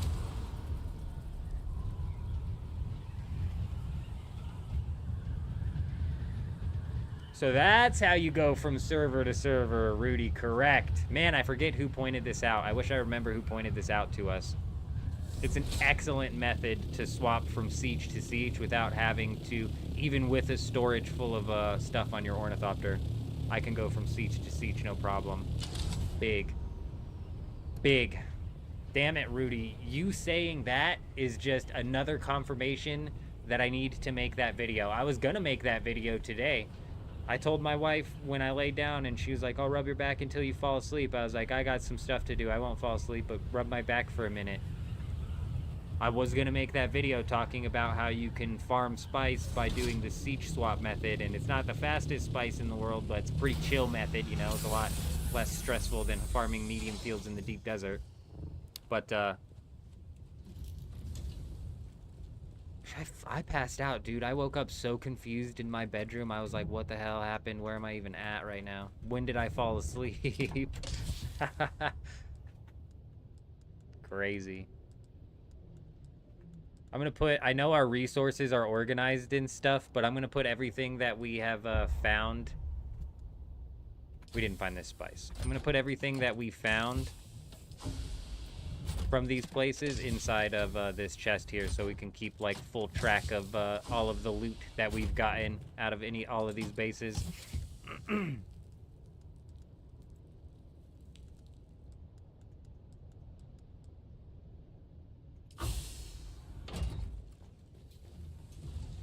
I'll be right back.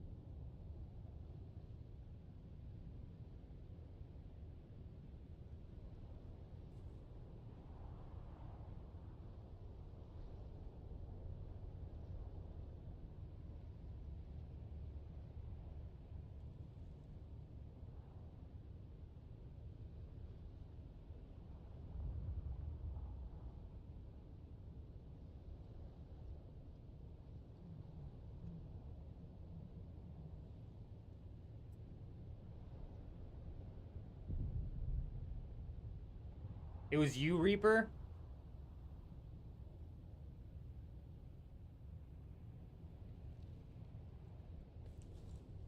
There were 3 bases on Harmony near the rift. Damn. Damn, the big server's getting the ban wave going. Man, just another shitty reason to be on a shitty dead server. You know what I find? A bunch of abandoned bases from people who all hopped to Harmony.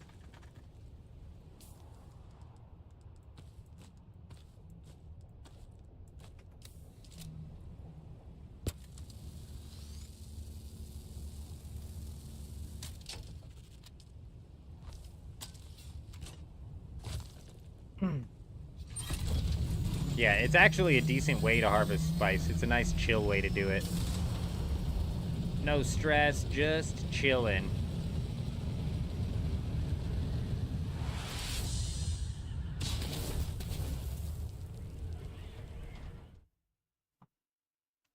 I just cut lemons, and there's lemon juice all over my hands. So give me a minute before I get some of this in my eye.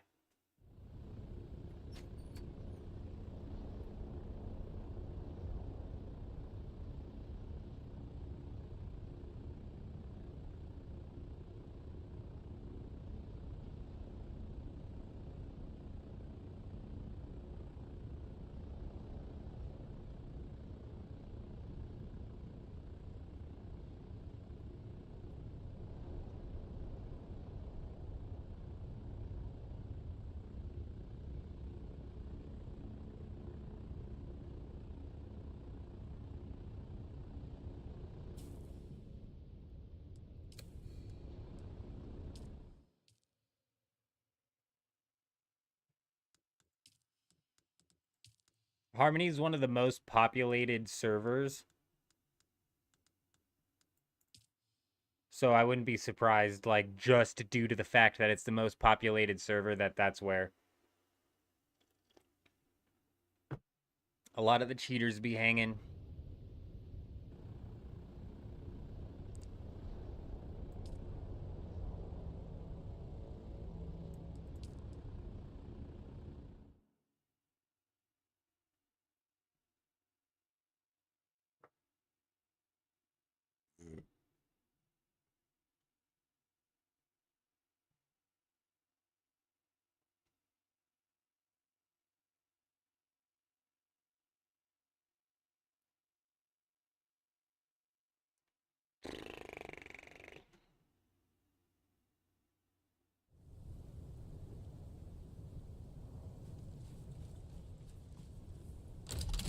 Yeah, Electros, you were saying that yesterday. It's still having that problem.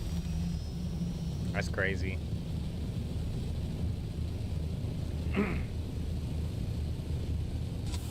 Hey, whoa, what is this? Come on. You know you wanted to be the base that was duping on this server.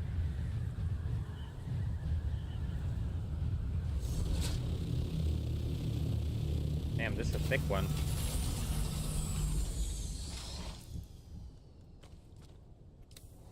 Oh, man, come on. Come on now.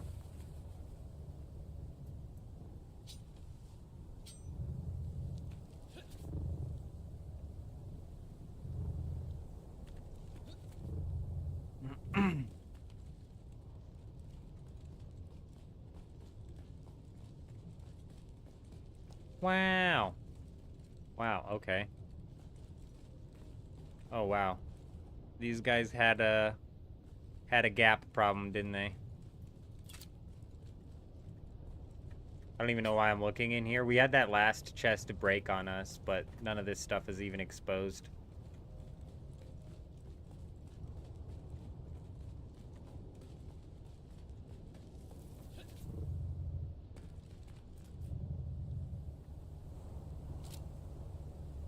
Damn, what is that, though?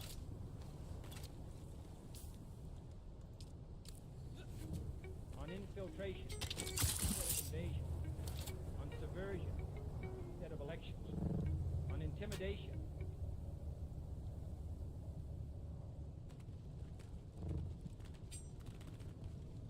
Oh my gosh, bro. Just make the wings no clip. Hey, Tom Vander coming in with the sub over on YouTube. Welcome. We appreciate you. I hope you're doing well.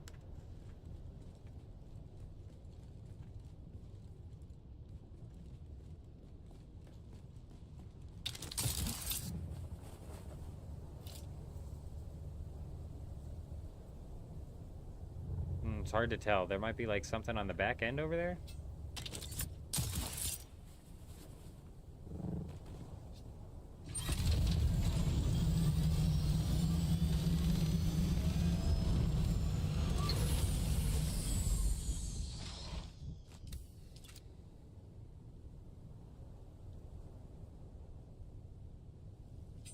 All this is perfect, so I'm assuming this is just a recent power down.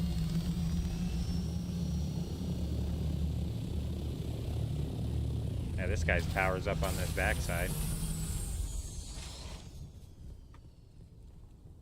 What a weird base. I like it, though. I like the way it's kind of like wrapping around that hill and stuff, too. Neat.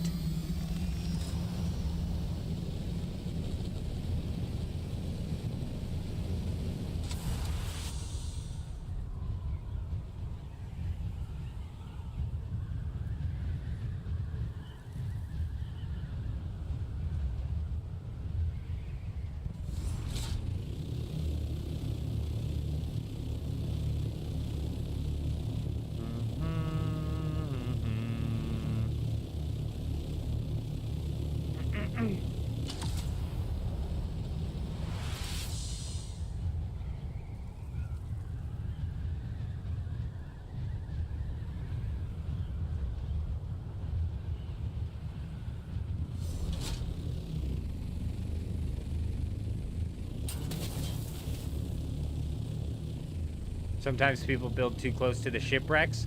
What are you going around and looking for? GDI. So apparently Funcom has pushed through another ban wave. And when they ban players, what happens is they delete the sub-fief of the banned player. So if the banned player has a sub-fief, you can then go in, that's been deleted, you can then go in and take all this dirty, stinky cheaters' loot.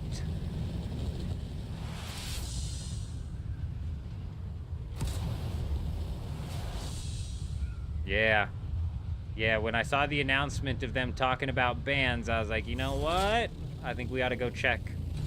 I think we ought to go do another search.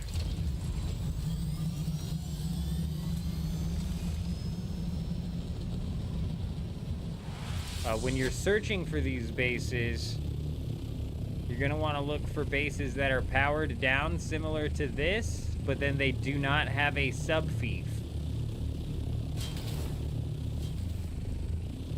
Have I found any? Not today, personally. Not any cheater bases, at least.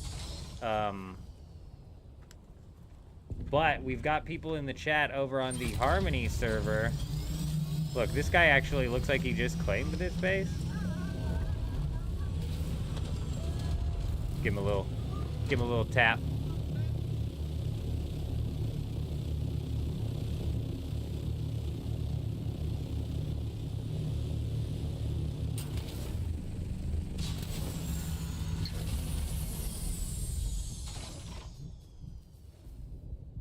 We've got people in the chat, though, on the Harmony server finding some, and on other servers as well finding some. So I think it's been confirmed that they've pushed through a new ban wave today, because there's some more being found. But there's just not a lot of cheaters on this server, so it's like few and far between. And on top of that, I keep bringing up the fact that in order for the base to technically have its sub-fief deleted, like say it was a guild base, say it was a guild that was cheating, right? Xena, how's it going? Good to see ya. But say it was a guild that was cheating. In order for the guild to end up losing the base, the actual guild leader who owned the sub-fief would have to be banned. You know what I'm saying? Like, if they don't ban the guild leader, then the sub-fief is never going to be banned. Oh my gosh, I thought we had one here. Thought we had one for a second. This had been a chunky one right here, too.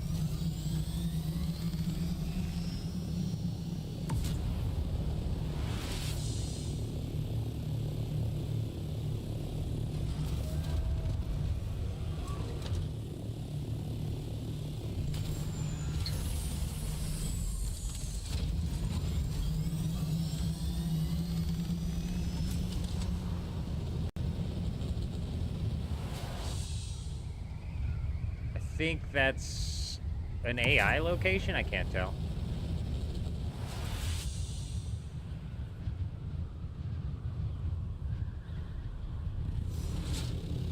Yes.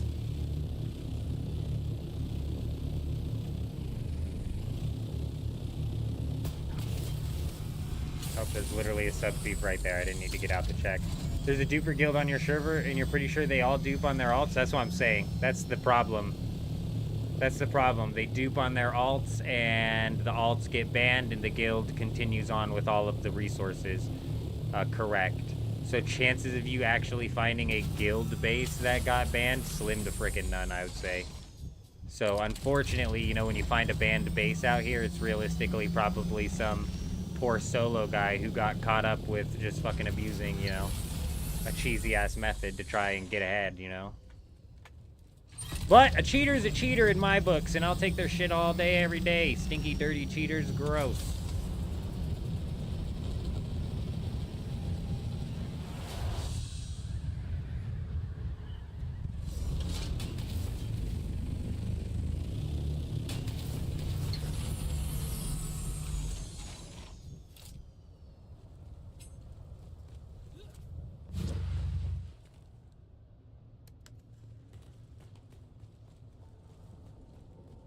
I think these guys are powered down. Let's see. Still perfect, so maybe not.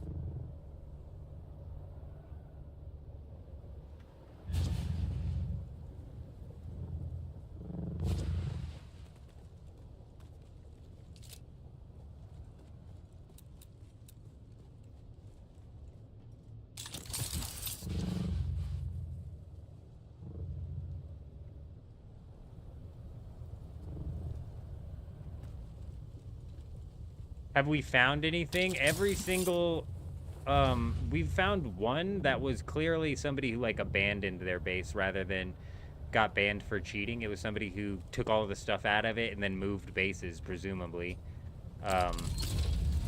But that's a good question. Like, so on the very first day that we started searching for these bases, which was sometime last week when they brought up, somebody in the chat brought up the ban wave, It was, damn, I'm a bit scatterbrained tonight, bro. Decca in the chat brought up that he found his neighbor's base powered down, and his neighbor got banned, and they picked up 1,700 plastanium from it.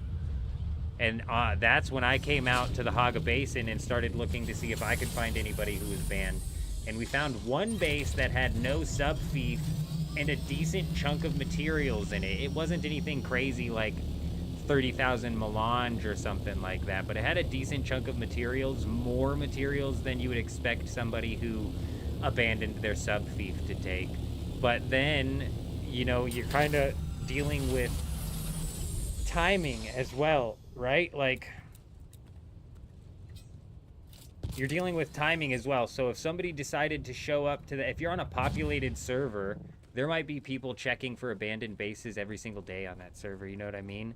And if that's the case, like, you realistically just have to time it at the most perfect time to end up finding the base. Otherwise, you probably are going to find a claimable base that's just fully, completely wiped. But if you find a base without a sub-fief that is completely wiped, I would assume what that means is the person moved bases rather than the person got banned for cheating. It's like they're 100% banning dupers because we've confirmed that they're even going as far to ban the players who are doing the repair bug. Somebody said that they have a designated player on their guild that is their repairman, they call him, and he was the one abusing the repair bug in order to he was the one abusing the repair bug in order to fix all of their guild's vehicles, and he got banned for bug abuse. So if they're going as far to ban somebody taking advantage of something as small as the repair bug, which is still a problem, but is also still, like, minor compared to, like, duping, in my opinion. So if they're going out of their way to ban those guys, I can practically guarantee that they're banning the dupers as well. Plus, I think they've stated as much. But these companies can state anything they want and it not be true. Give me a minute.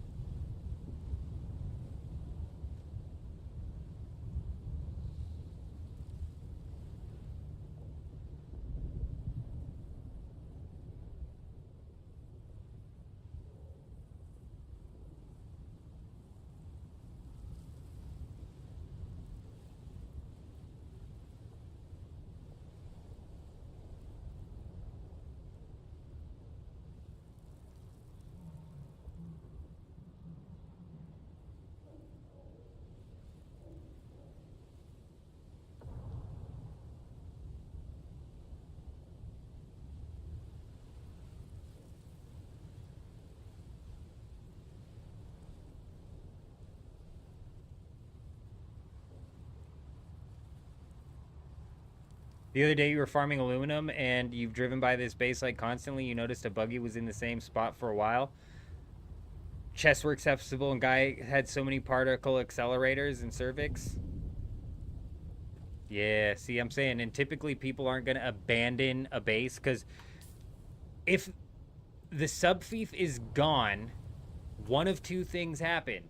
he got banned and they deleted the subfief, or he went into his map and abandoned the subfief himself.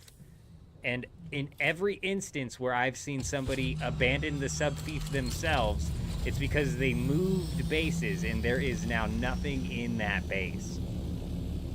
So presumably that guy got banned or something.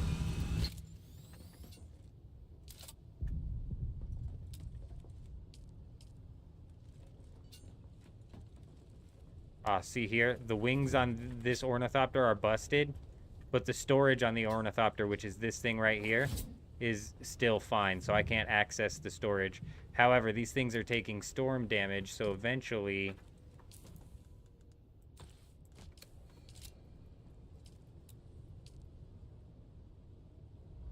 Like, damn, that is damn near broken.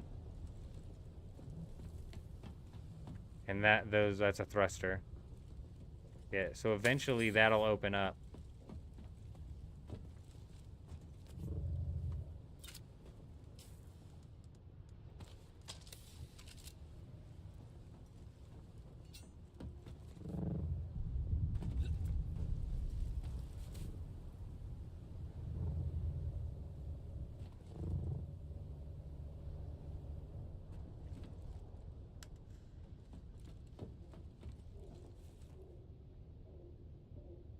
Psych, you would think as much. You would literally think as much, but I mean, come on. Do you expect the devs to go above and beyond? You would think it would be as simple as something like a delete subfief and all of the items pertained to that subfief. Like, you would think that's as simple as the code would need to be to get that done, right? Nah, I guarantee that's obviously not what they're doing.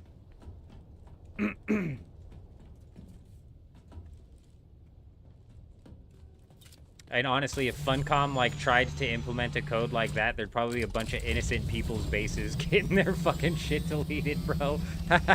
I don't expect them to pull that off in a smooth go.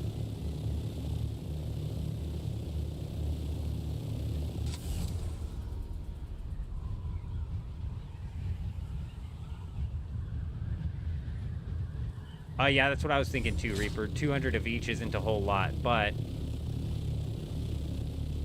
it's also not something that you just, you know, typically just leave. You know, you don't... if you're moving your base, you're not really going to leave that many resources behind.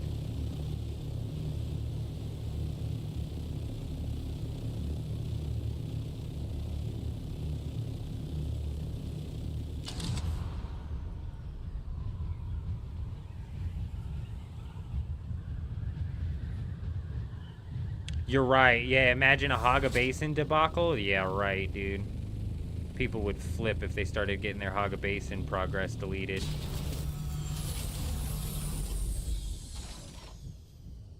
Like, even something like this has a subfief, bro. It's like, come on, man.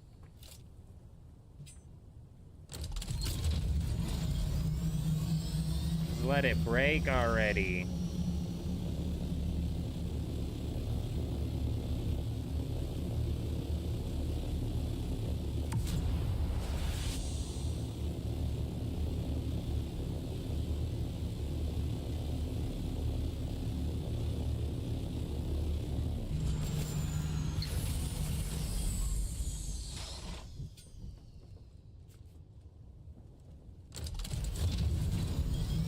All of these powered down bases are starting to piss me off, man. They're freaking everywhere. If you're looking for a base without a subfief, the first thing you should look for is, like, if the base is powered down. But on my server, that doesn't help because all of these bases are powered down. Reaper, I feel like that's where a lot of the PvE players are at. Even the PvP players are probably getting just about fed up with the content that they have to deal with. And I feel like that's how a lot of people are. So the bell curve probably works in two ways. The bell curve that Dirty Mike was talking about, of people who haven't made it out to the deep desert yet are now starting to come out. They're also probably now starting to, like, leave the game as well, in the sense of, like, they just weren't interested in the PvP anyways.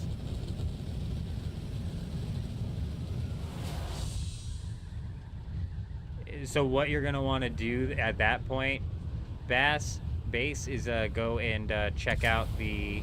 You're gonna want to go and whip out your building tool with a sub thief or a respawn beacon. If there's a yellow box around the base, then that means it's still protected by a sub thief and you can't do anything to it but wait for it to decay. If there is no yellow box, that means it's all full run game, full game, free game.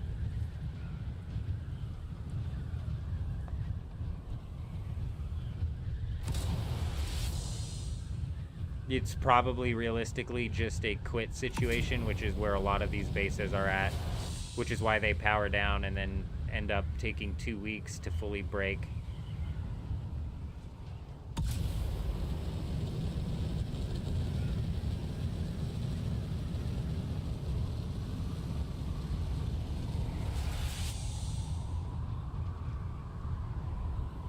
So we're all Ben? So many Bens. So many Bens. There's like at least hundreds of Bens on my server. On every siege, there's like hundreds of Bens, man. If they don't embrace PvP soon, no, they need to. I don't trust Funcom to be able to balance PvP at all. So I think if they embrace PvP, they'll just kill the game. And I'm a PvP player, you know what I'm saying? So it's just, it is what it is. They couldn't even balance, or they couldn't even properly incentivize PvP to begin with. So I've got zero faith that they can ever balance PvP proper. There's zero incentive for PvP. They've literally created a system of PvP that incentivizes griefing resource gatherers or ganking resource gatherers, because that's the only PvP that you can get into in this game where you can actually get a reward from the PvP. So right there, that shows me they don't even know how to incentivize PvP. And then with how redundant the PvE is, it makes me a bit nervous that they're not going to know how to put that together either. But realistically, they need to embrace one or the other.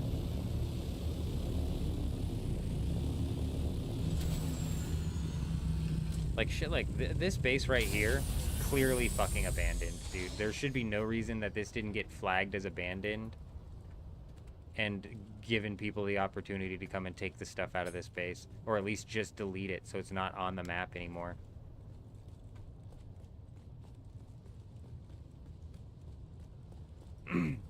Love how that chest is just barely hanging in there as well.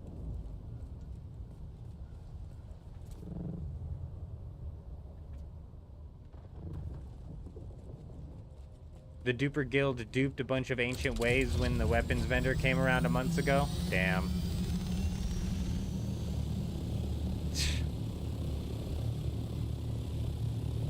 That's so brutal.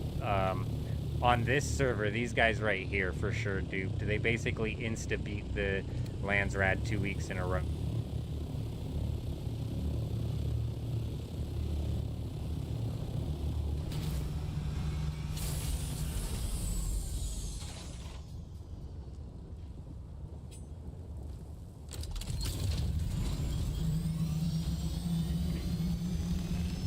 They can't even screw up well. They can't even make mistakes proper.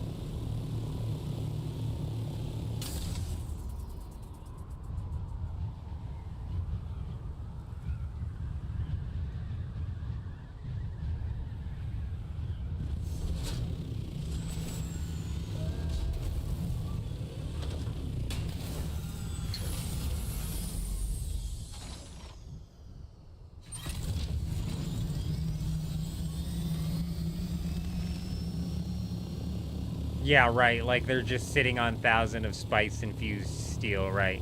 Like they've been running those labs all week. Yeah, get the fuck out of here. That's a good point. These guys duped 2 weeks or duped so hard that they were able to insta-beat the Landsrat on day 1 2 weeks in a row, which requires like a shitload of melange to bribe enough of the house members, and then on top of that, like a bunch of tier 6 items that you're gonna have to turn in.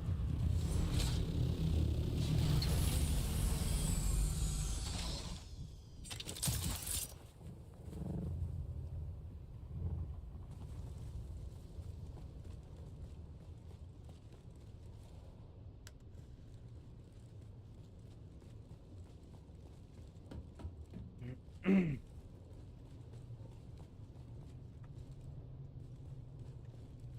guys were organized.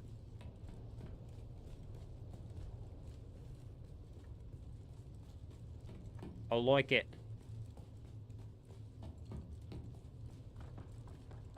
This looks like a base that has been moved out of, like they moved out of this base.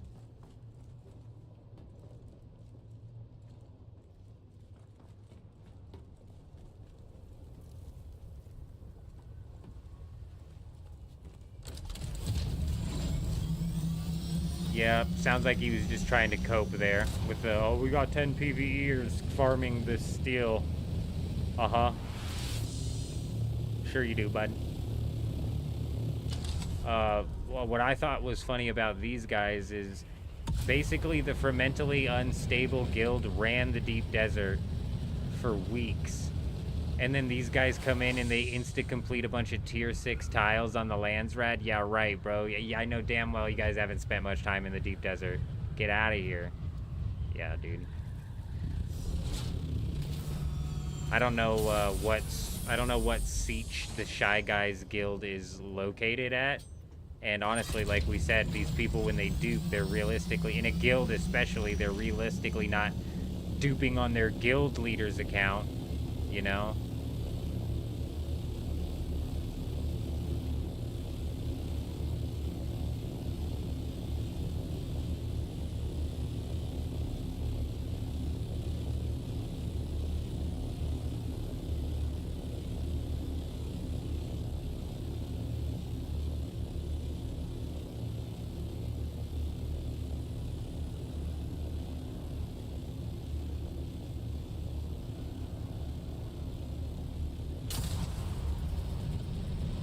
I don't know if I checked over here.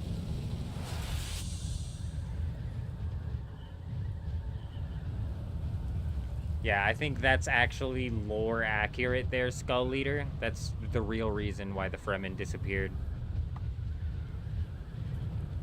Lore accurate.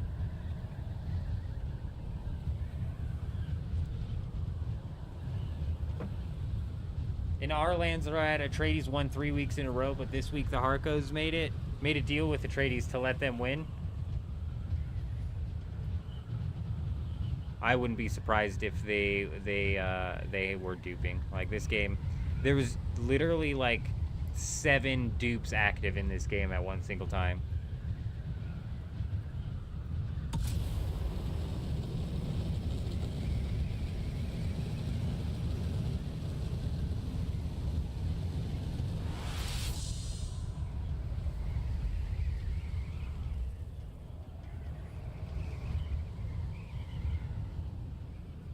So it has a 15-minute despawn timer, and I mean, I grabbed most of the loot that was in it. That I couldn't do anything else with the base.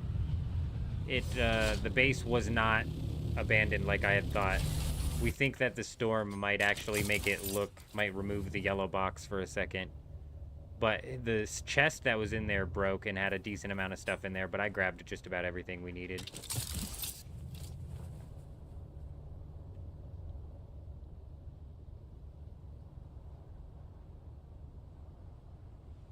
A broken chest isn't quite what we're after, you know. We're looking for like full-on deleted sub-fief bases.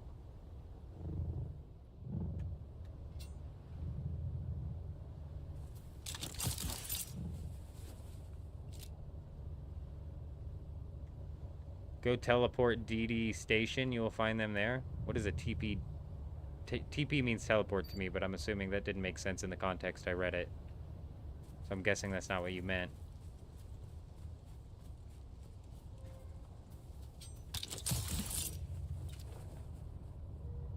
But yeah, after this siege, we're going to go... I think that's a sandbike chassis. After this siege, we're going to go check... we're going to go check the deep desert bases to see if there's any out there.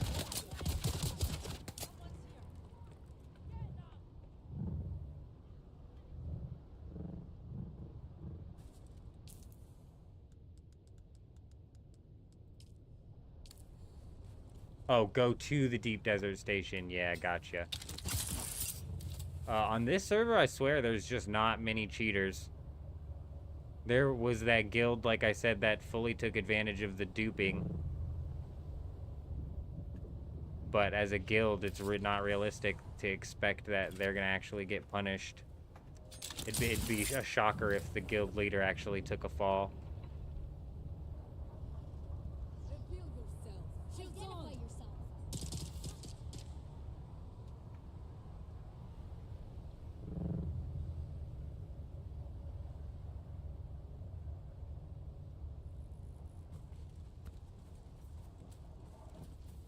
But yeah, after this siege, we're going to go check the deep desert bases to see if there's any out there that have possibly been, had a cheater done deleted from them.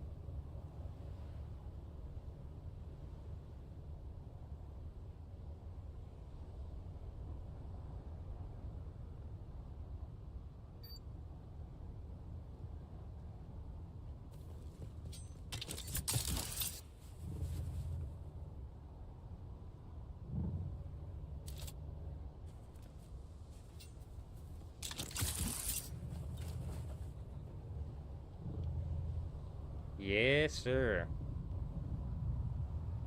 Damn it!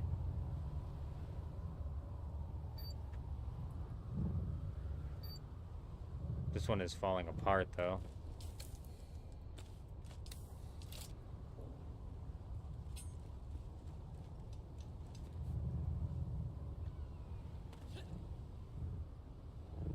Is that a person? Sector weather alert. A large sandstorm is approaching. This one looks like it's actually been cleared. So it's falling apart because they moved. That makes sense.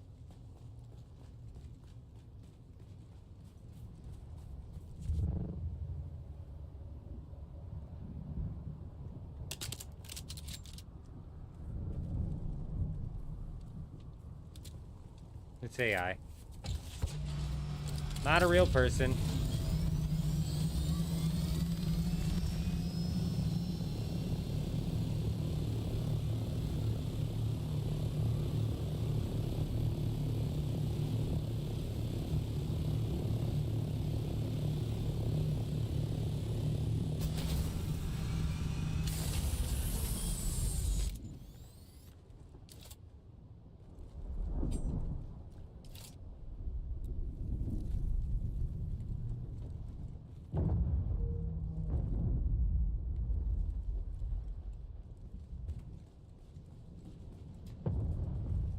I've never seen somebody make a bedroom. Sector weather alert. A large sandstorm is approaching.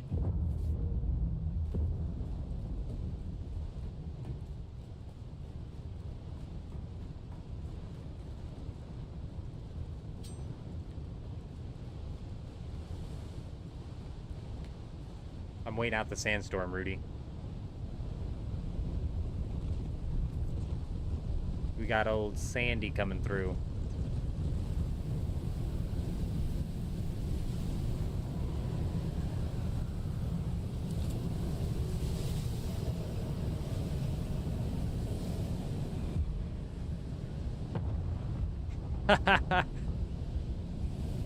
Base says he's got 8 bedrooms up in his.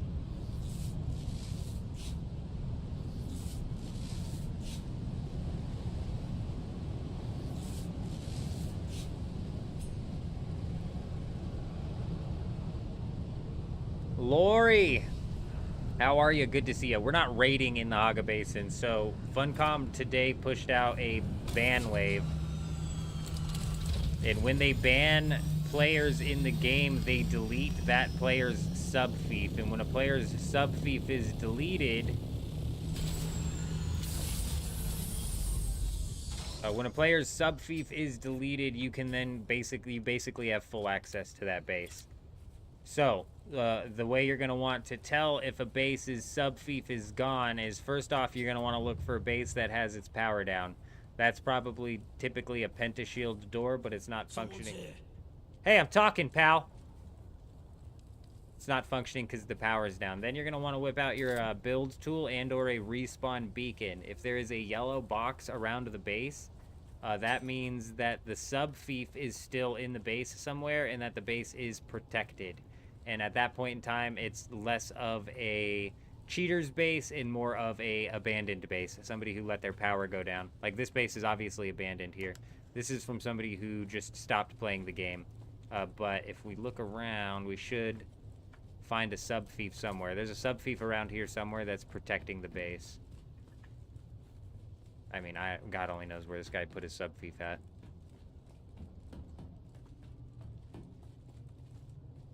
There it is. Yeah, so this sub-fief right here still protecting the base. Base is completely unraidable. That's because this guy's not a stinky cheater. He's just somebody who doesn't play the game anymore. Yeah, Lori, it is definitely server dependent. Like, people on the Harmony server, somebody said that they found a few bases up by the Hagga Rift that had the sub-fiefs deleted on them with still a bunch of shit in them. So it's like damn.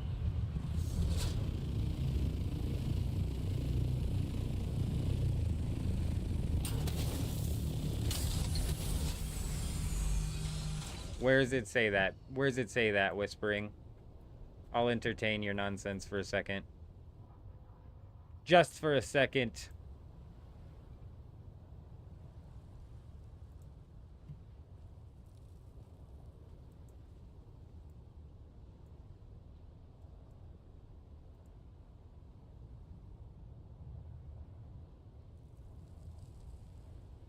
Literally doesn't say that anywhere.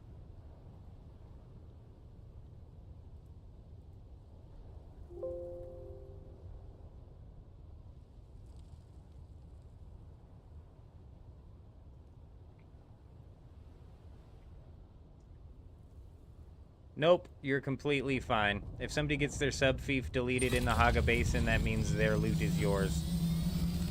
It even explicitly states that if you go to delete your own sub-fief, that it makes that shit public. I literally just read through the new patch note, if you're talking about the update that they put out today.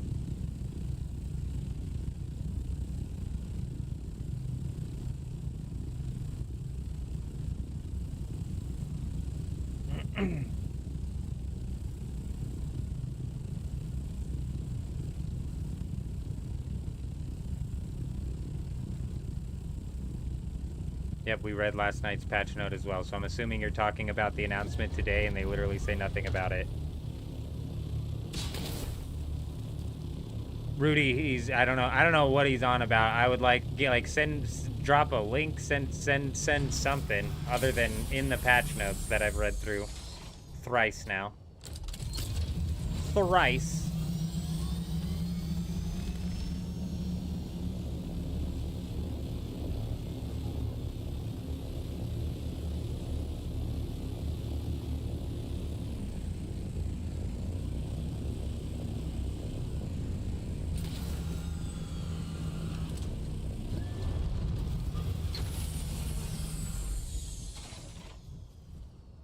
You just went into somebody's giant base and you can't find your way out? Oh no. You wonder if you can rent them or Airbnb out the rooms that you built in your mansion, I'm assuming is what you're talking about. Hey, man, you need a spot to stay? 1,000 Solari, punk, per night.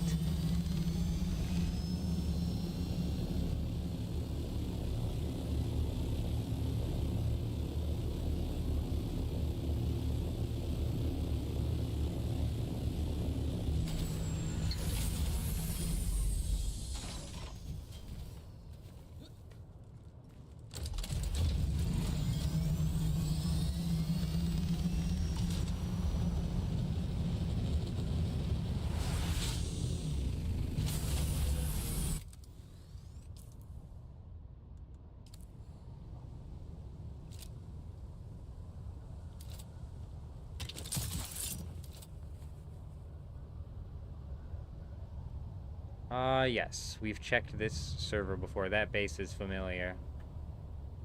We've been here before. Not today. This is where we checked in last time. Man, this server is just dead, bro. We're gonna go check the deep desert after this siege.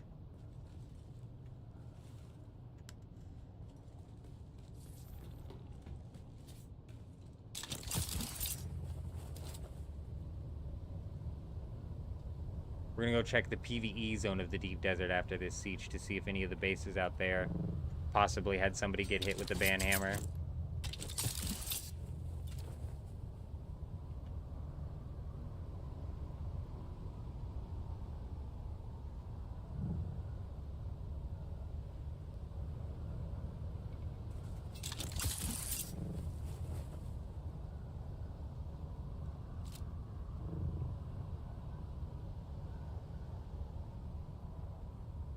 I know nothing about the Dune lore. And game's fun, sure, but there's dozens and dozens and dozens and dozens of problems with the game. Like fundamental problems, foundational problems. No cheater base found yet on your end? Yeah, none over here either. I feel like it's definitely server dependent. Not enough people playing on this server for dupers to actually come and hit it.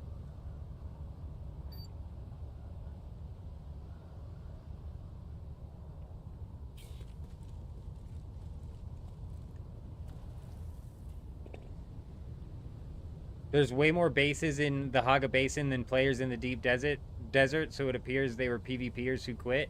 Nah, these are PvEers who quit. Guaranteed, these are PvE players who just decided to back out.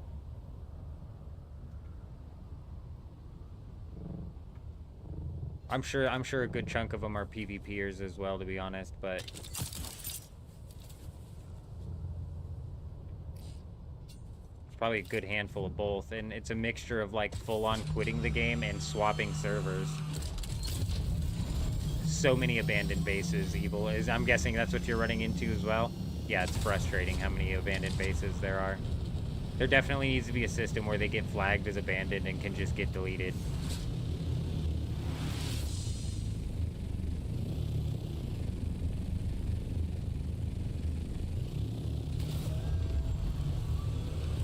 Oh, yeah, okay.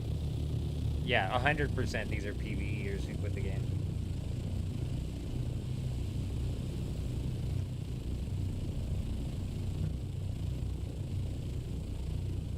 What if the fact that the sub-thief gets deleted is bugged in itself?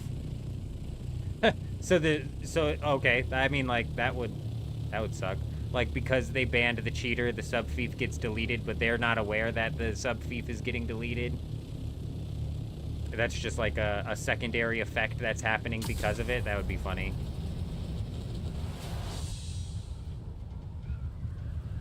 Ghost, how's it going? Your server has a lot of cheaters, damn. Are you playing on like an Asian server? I heard the Asian servers are just absolutely overrun with cheaters right now.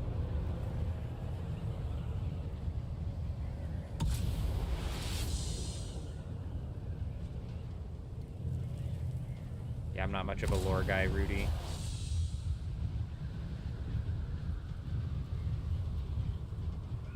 Greed, it doesn't tell me what region your server's in, though.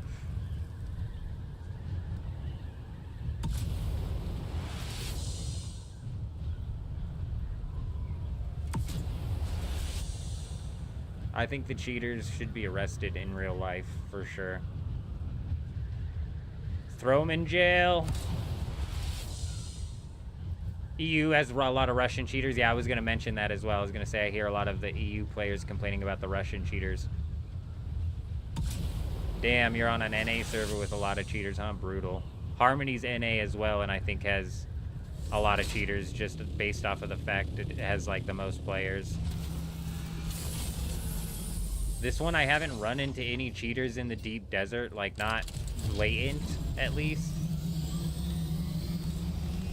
And when it comes to the dupers, like, this economy never seemingly got super crazy, so I don't think it got duped on super hard.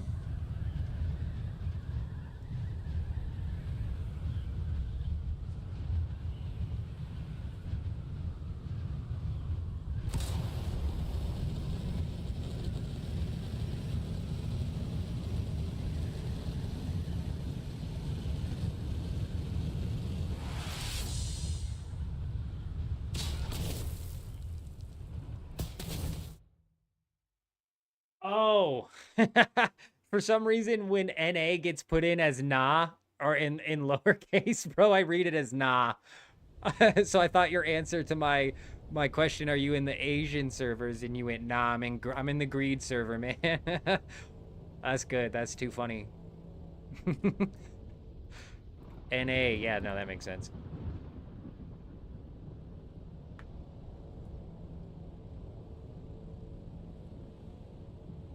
Greed is the unofficial South American server. Brutal.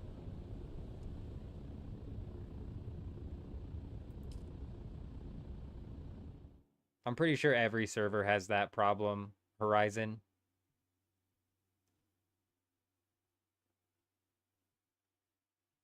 But I haven't looked into those services, so I don't know.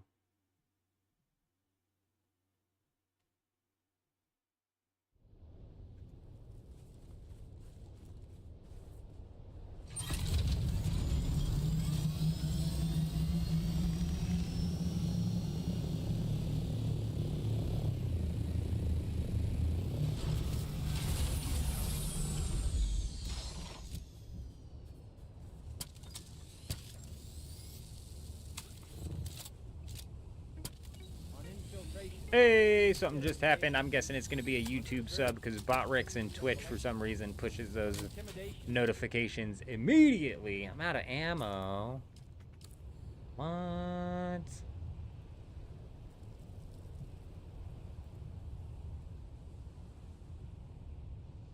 Hey, Astra Moon coming in with a sub over on YouTube. We appreciate you being here. Hope you're doing well. I don't actually know if you're here on the stream or if you're watching via, or if you're subbed via like another video or something like that. But whatever, we appreciate you. You've been recognized. Hope you're doing well.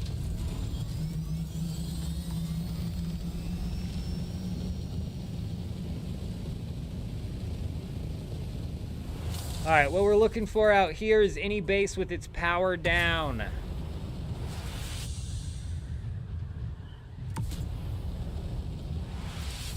I'm thinking we're gonna move out to the E sector of the deep desert because that's where most people are based up at.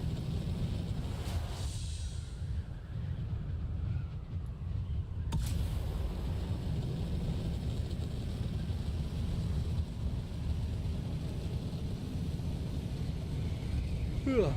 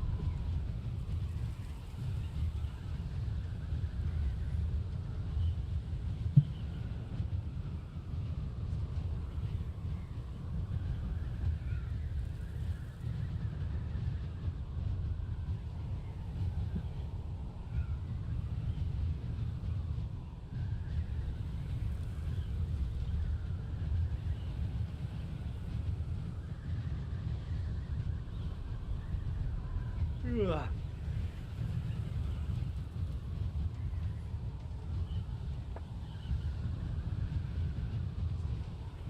Hey, I just moved that mic around a bunch. Let me know if it's got that static popping in. DB, hope you're doing well. Good to see ya.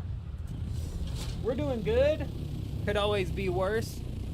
Quick question, how impactful do you think next week's patch for more ore and islands in the PvE section will be? Jim, that's a good question. Did they for sure say that they were going to put more ore in the PvE section?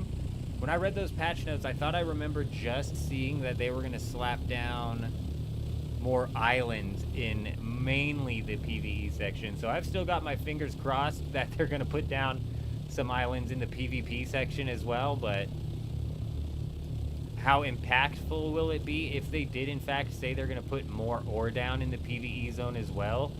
I don't anticipate them putting down a full entire island of Stravidium and a full entire island of titanium.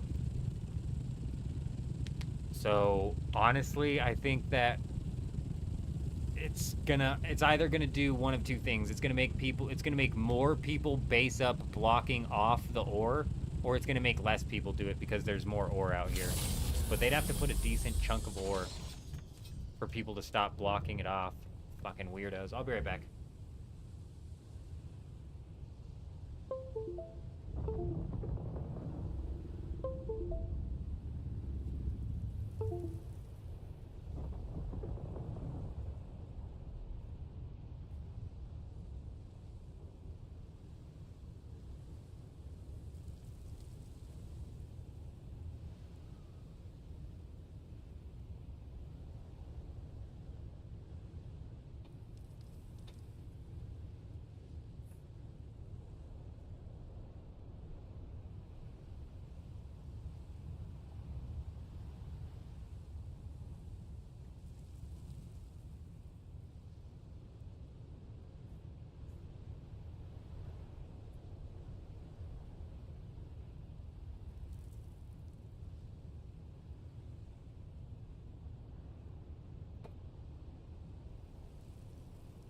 Hello? Hello? Oh, okay, there we go. Hey, let me know if we got that static coming through. I had to readjust that mic cord and just killed the mic. This stupid cord, bro. I got to fix this cord. It's got like a short right at the connection. Let me know if the static is coming through. I'll be back.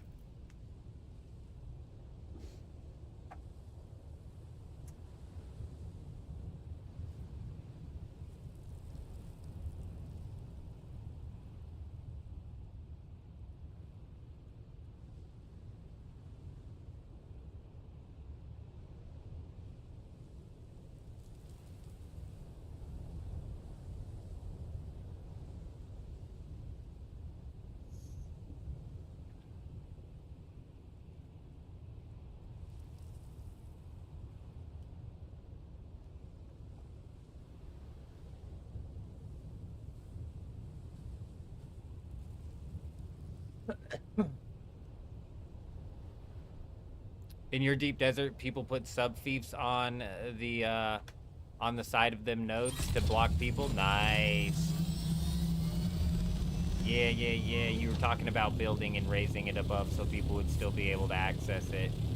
That's typically what you would expect in my server, for example. Like, you've got a Stravidium node, right? Oh, I'm in the PvP zone.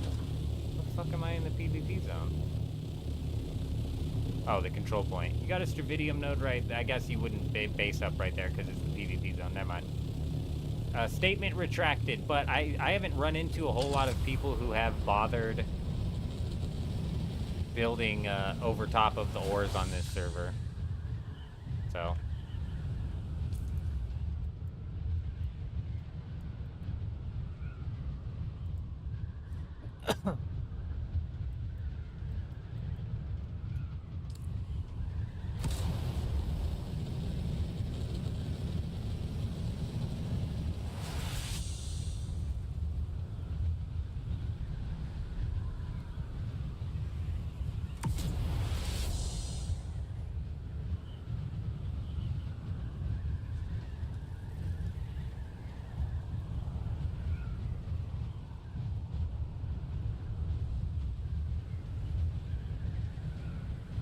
Alrighty, how many bases powered down do you think we're gonna run into out here? I would assume not many.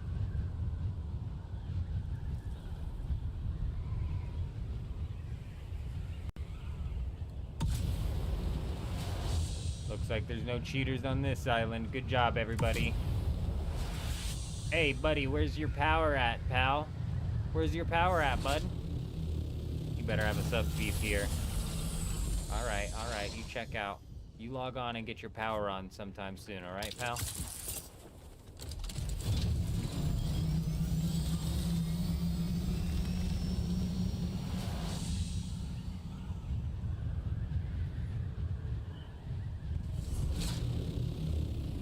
Really? That'd be like the easiest way for them to set up a fix. Set up a way or a reason to stop people from doing that. Even if that's the case, for some reason, I get people in here complaining all the time about that.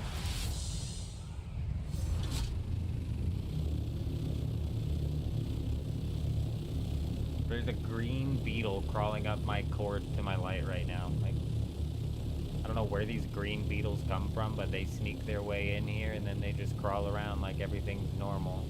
I'm just gonna let him be. Just let him live his life, you know? He's just doing his best beetle thing right now.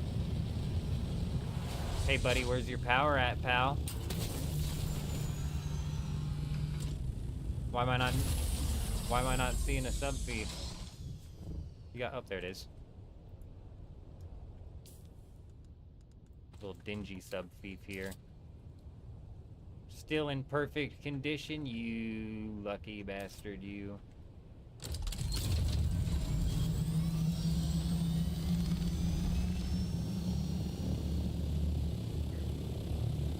What's funny is, like, realistically, it's like maybe this would be the base where a duper would hang, you know? Maybe this would be a duper's base.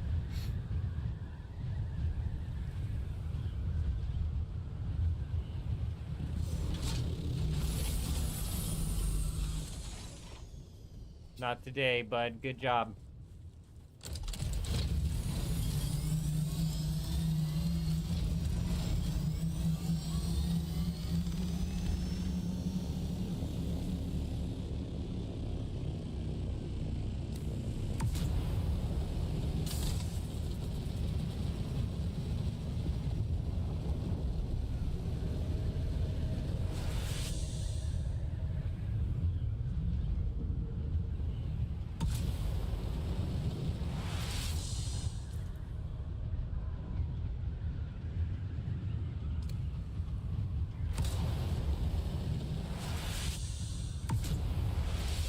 Oh shit, bro.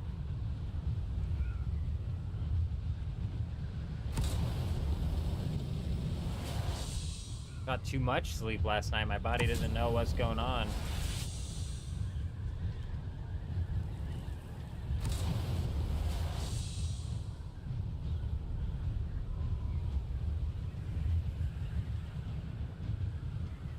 Most dupers found on your server were very deep just before the PvP zone barrier, or a whole line of them, huh?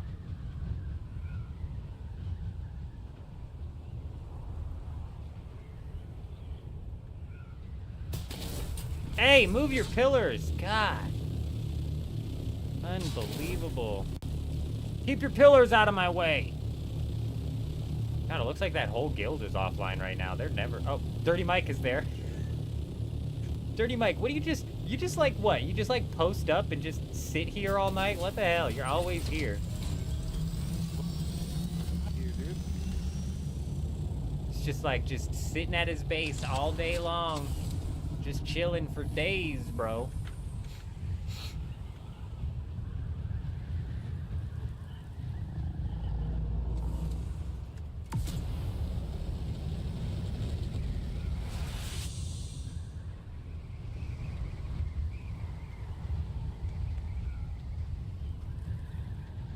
Call it the backward boogie. Oh, nope, we're not going backward anymore. Damn, Dirty Mike.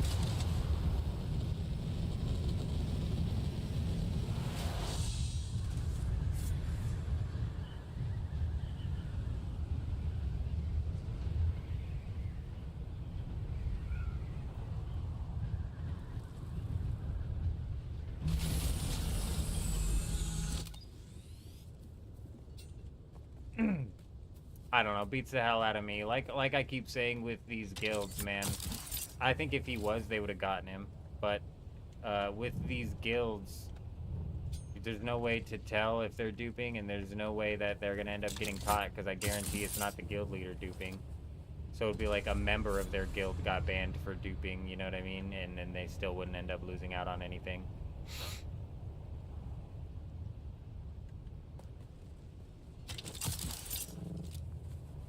But not, man. I'm telling you, this server just doesn't have a whole lot of cheaters on it, and I don't think the economy ever got duped on it.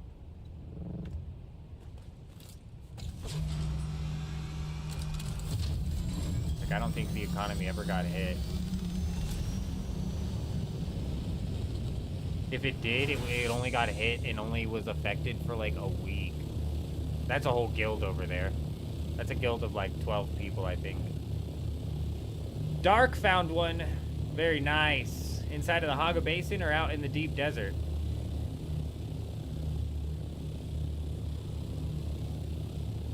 We late night raiding, or is this the start of an early morning? A bit of both. In the Hagga Basin? Nice. Nice. We're out here searching for the banned bases. We're out here searching for dirty, stinky cheaters, Naga. Any dirty son of a gun who got their buns caught up in the ban wave that just happened is getting ready to get itself taken. That's weird that you found credits out of there as well. I keep finding credits in the bases that I am finding also. This one's abandoned. The bases that we found in the deep desert, I think I have enough credits now to buy the Harkonnen building set, and we basically did nothing but loot a couple of bases out there.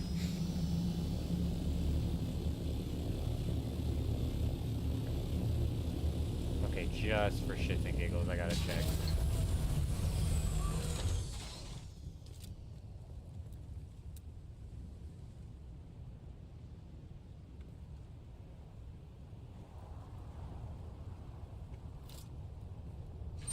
Damn. Oh, we got power down. Ah, they still got a sub thief. They're safe for now. You're safe for now. For now. For now. Just let them know I'm coming. For now.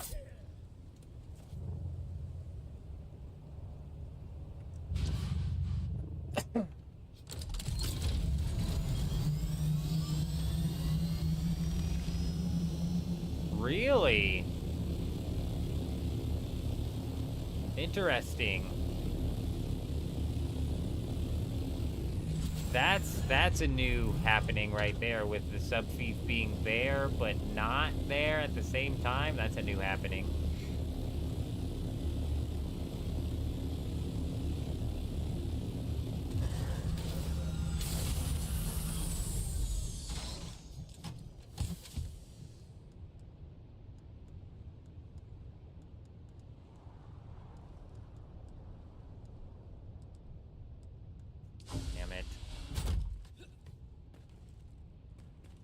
Jay Wolf, how's it going? Good to see you. I hope you're doing well.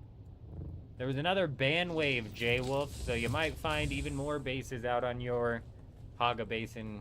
Whichever server you're on seems to be just absolutely loaded with cheaters.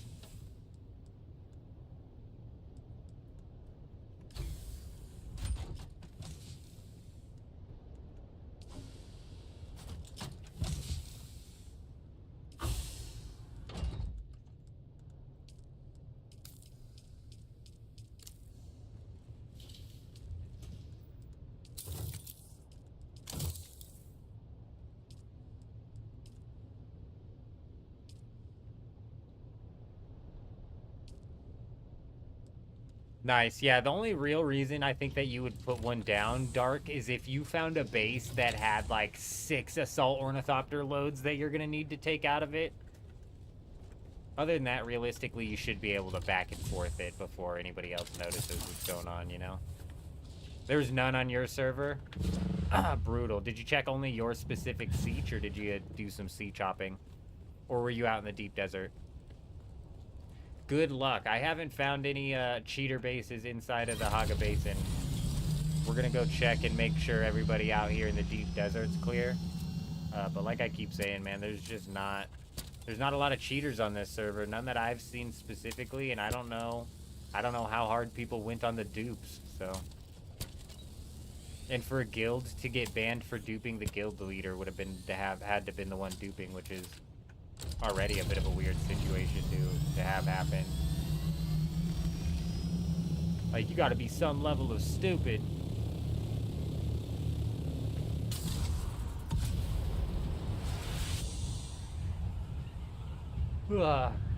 Yeah, that's the thing, is I'm right there with you, Base. Some sea chopping, because, like, man, it's redundant, and it's almost discouraging when you jump from. This happened the last time when I was sea chopping looking for any cheater bases. Man, it's discouraging to see how many abandoned bases are everywhere. Like, dead ass, just full-on abandoned bases. 100%, Psych, 100%. If you're in a big guild, you're either using one of your guild mates to take the fall, or you are, like you said, on a completely different alt character.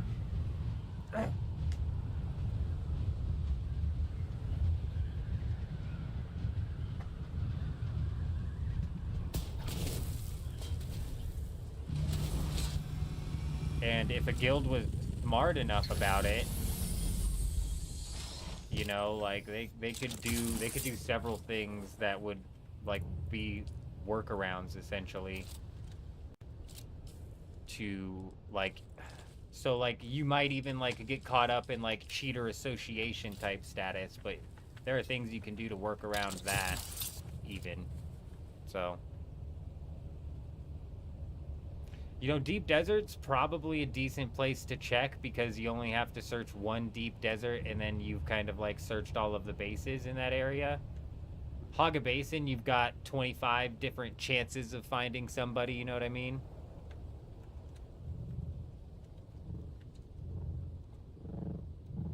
This one guy was staying at an average of 800 altitude spamming rockets. How?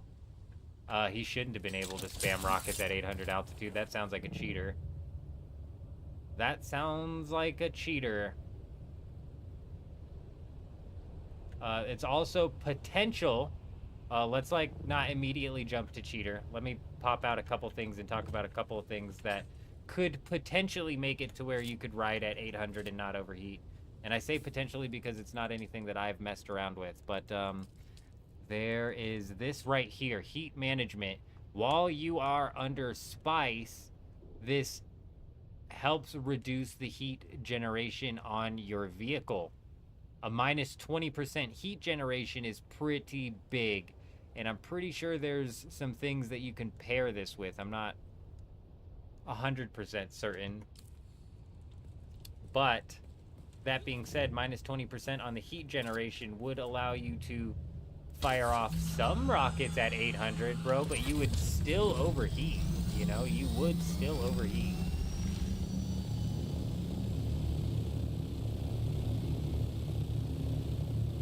Chanman found 6.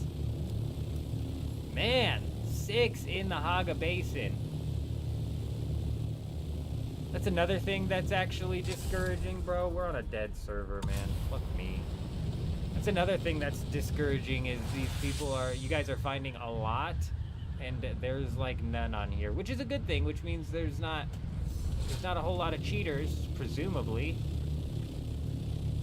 But also at the same time, I feel like there's not as many people getting caught out because there's just not as many people on this one. Stayed there firing for at least 5 minutes? Yeah, no, you can't fire your rockets continuously for 5 minutes regardless of what altitude you're at. I guess under the spice press, under that heat management thing, though, it's possible, like, if you were at below 750, that your heat would go down fast enough to where it could look like you're spamming rockets. Because when we were fighting Arcadius, it looked like he was spamming dodge, but a couple things were happening. Wait, why was that a zone change? Why did we just zone change?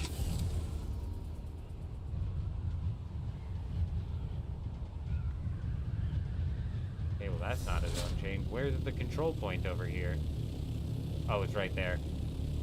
When we were fighting Arcadius one of the first times, it looked like he was spam dodging. But in reality, if you dodge and then wait like 1-2 seconds, you regen like at least 3/4 of the stamina you wasted on that dodge.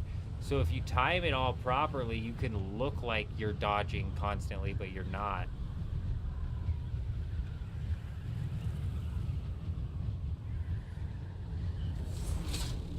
If you have a booster in the deep desert, you're basically uncatchable.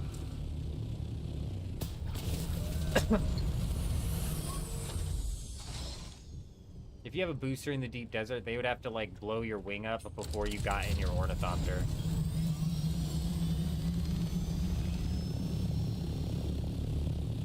Because if you got in and were able to boost it all, you'd be gone. But yeah, Teddy, the way that's sounding definitely screams cheater to me. Could there be a way to make that possible? Possibly, I don't know though.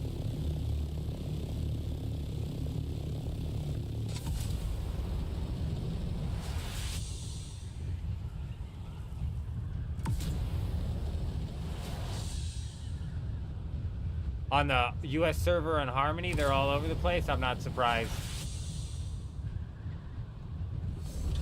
Not surprised at all with that being the biggest server.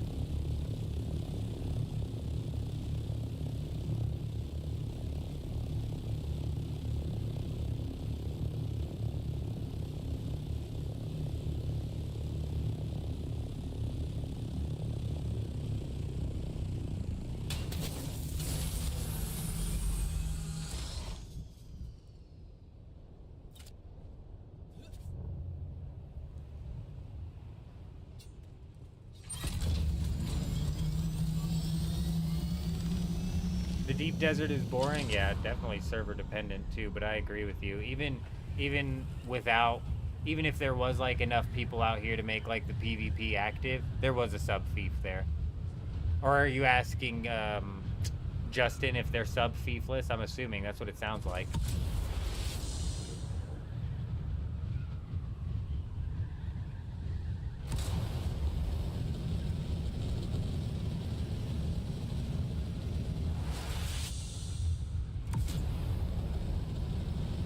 You think you just lost an ornithopter? Your game crashed as you were leaving the world map going back to the Hagga Basin. You loaded back into the game and it says your ornithopter is 10 meters in front of me and it ain't there. Man, this happened to somebody yesterday and I think they did something to fix it. Maybe try re-logging. I'm not certain if that would help. A sub-fief but flagged as abandoned. Those could actually potentially be just legitimately abandoned sub-fiefs.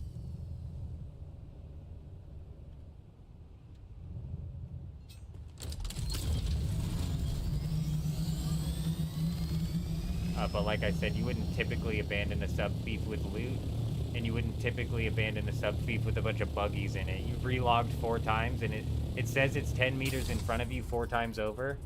Are you 100% certain you're on the same siege? Sometimes I've heard people getting like their siege accidentally swapped. Like the game switched them out of their main siege into another one. My next piece of like thing that you could try, which might actually fix it, is if you hit the respawn. If you go in here and you hit respawn, you may potentially be able to respawn on top of your vehicle.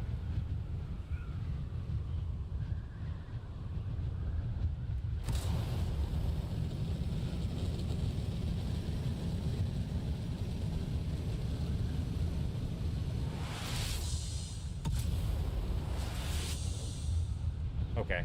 Well, if you're on the same siege, I would maybe try respawning on your vehicle. And you said your game crashed as you were leaving the world map going back to the Hagga Basin. And then when you spawned in the Hagga Basin.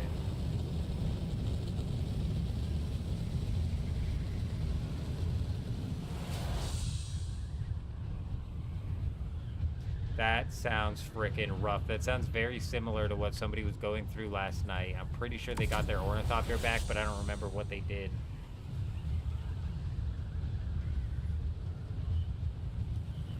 I'm assuming you've checked your vehicle backup tool.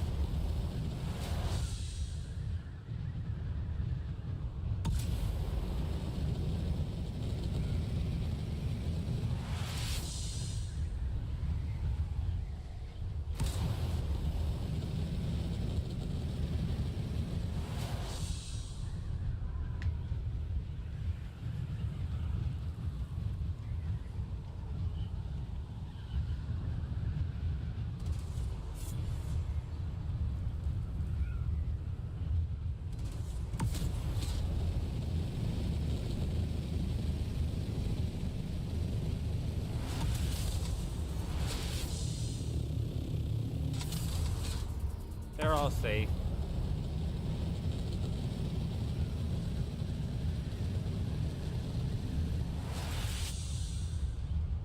Didn't work on the respawn thing. man. Justin's saying you might have to submit a ticket, which is, I hate giving that advice out because I would never submit a ticket. It's just that's a pain in my ass, bro. Not gonna submit a ticket, but that might be like your next step. That sucks, man. Losing an ornithopter sucks, especially for a bug.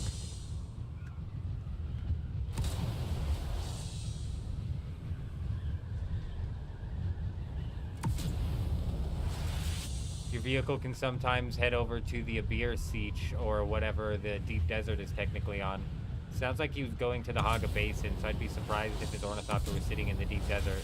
But if you're talking about just like on that siege, you might try siege swapping.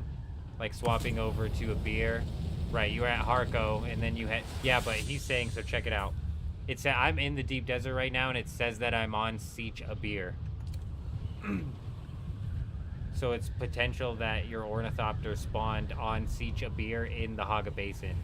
I don't know why it would say on your map that your ornithopter is near you, though, if that was the case.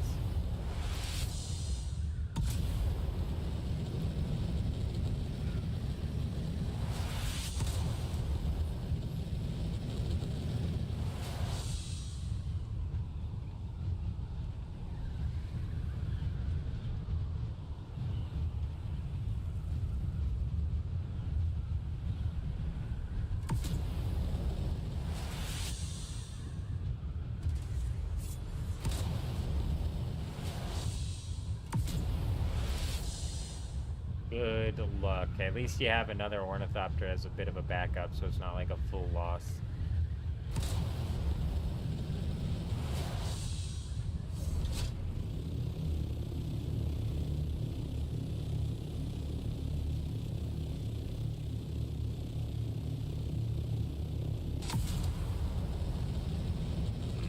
Yeah, exactly. Exactly. And I'm not here to bug report the game, and I'm not here to be their little QA tester, give my feedback and all that shit. Kiss my ass. I couldn't agree with you more.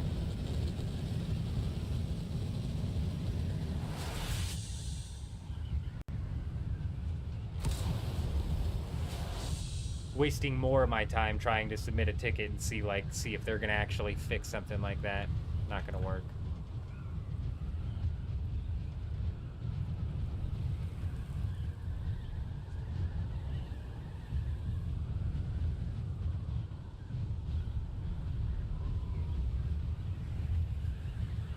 Man, everybody has their shield out here, you guys.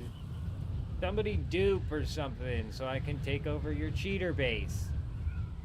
Bunch of fucking do-gooders out here on this server, I tell ya.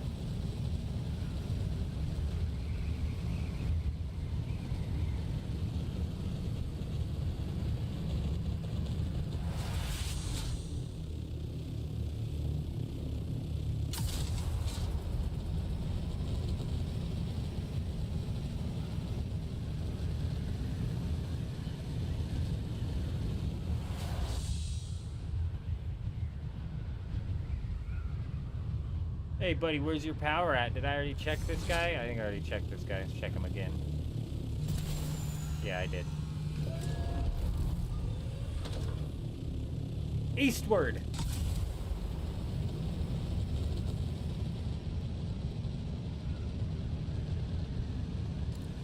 Shit, bro, I need to go grab my caffeine,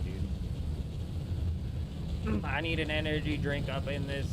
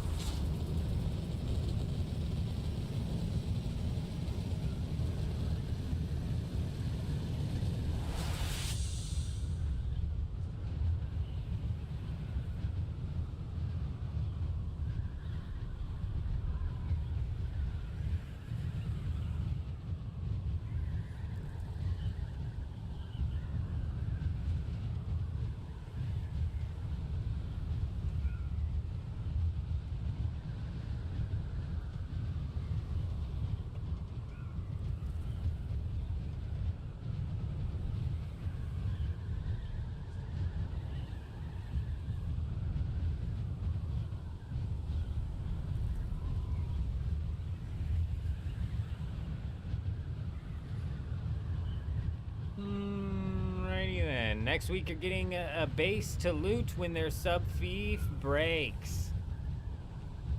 Sub-fief typically breaks last, so I mean, like, there might be no chests left to loot by the time that thing breaks.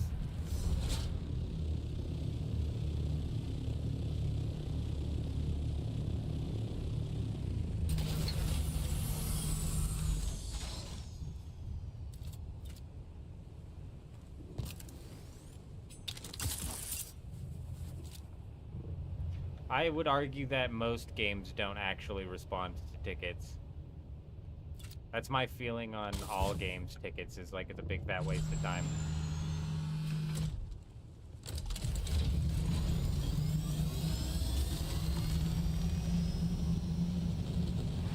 So the rewards are actually different on each server, Medic.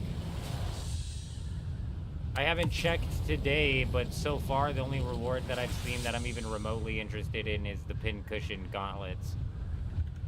Or maybe even the pincushion boots.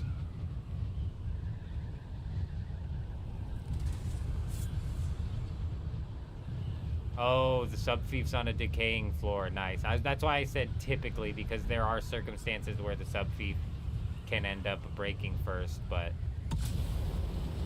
it's atypical. Wham!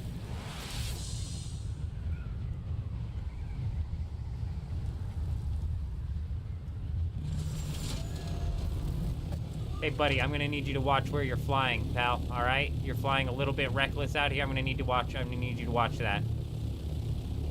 We nailed him, you guys. We absolutely drilled him. That was beautiful.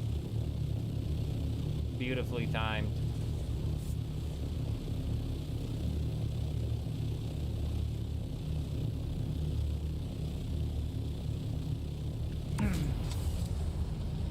You guys are taking down that team at the Spice? Is that what you're saying? Is that what you're saying, Mike? Or are you saying you got a bunch of PvEers dancing around holding hands farming Spice together?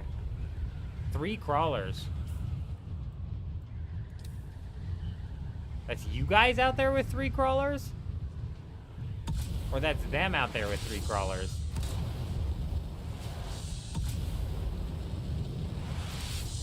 Them? Oh man, do you know how long they've been there? Do you have rockets on your ornithopter? I gotta go grab my shit. I'm 10,000 meters away from my base. I3.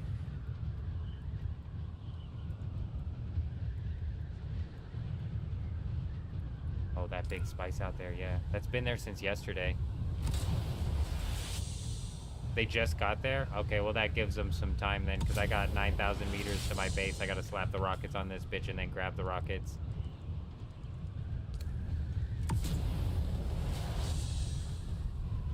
Alright, looks like we're gonna be able to cause a bit of some mayhem here. Get these dusty bastards back in line. Trying to zerg out over here, freaking weirdos.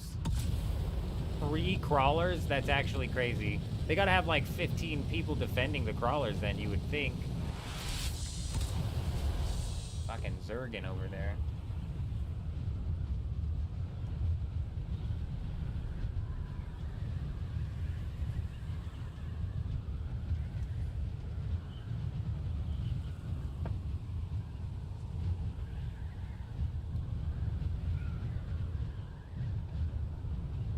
You have a ticket from 20 days and one from 3 days ago and no response?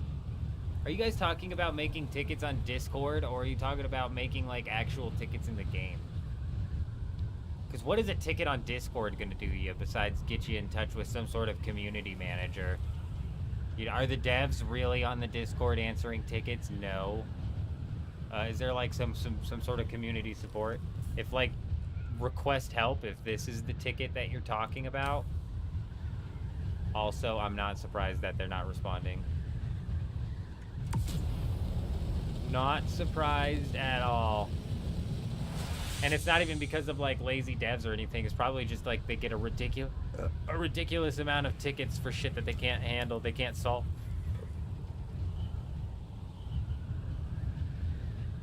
You got stuck in someone's base on like day 3? Brutal. What was their canned response? Like, what the hell were you doing exploring inside of somebody's base? Also, just hit the respawn button, no?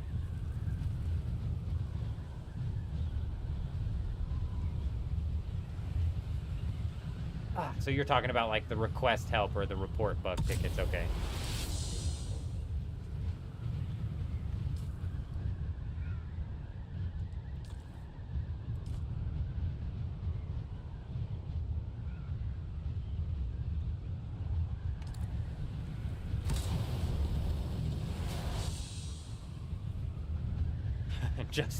Justin locked in somebody's bike. They brought their bike into the wrong base. Respawn's not going to help them get it out of there.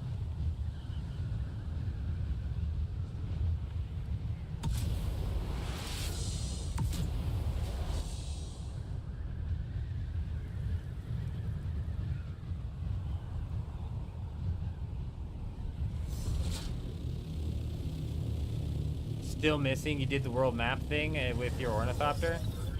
Damn, that's brutal. Yeah, the last thing you could do is it still showing up on your map as it's there? Because my last bit of advice would be to, like, I think Justin, no, it wasn't Justin. Like that one guy said, to check the Abir Siege. Swap over to the Abir Siege and check there. If that bug possibly happened, but it kind of sounds like that is a disappearing bug rather than anything that is gonna actually like resolve itself, which sucks.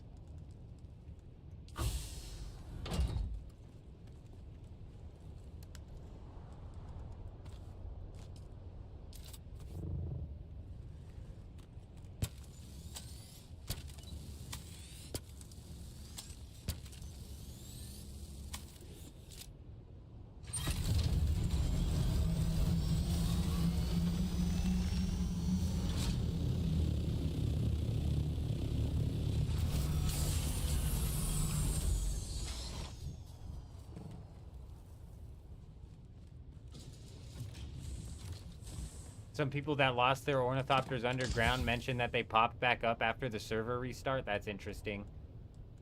That could be a potential, thing that ends up working. All right, I'm gonna slap this booster back on the ornithopter, and then I'm flying out to I3.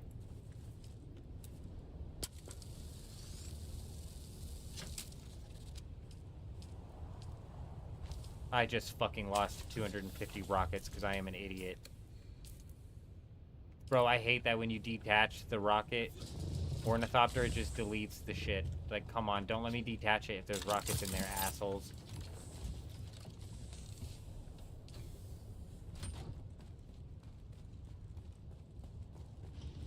You got stuck in the ship on the first time and lost that schematic, damn.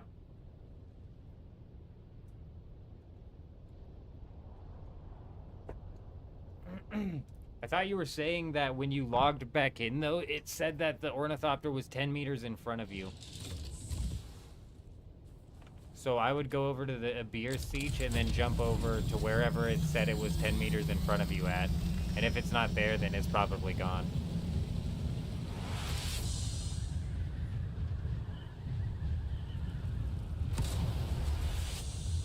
You were about to say about the rockets? Is that what you're talking about, Amp?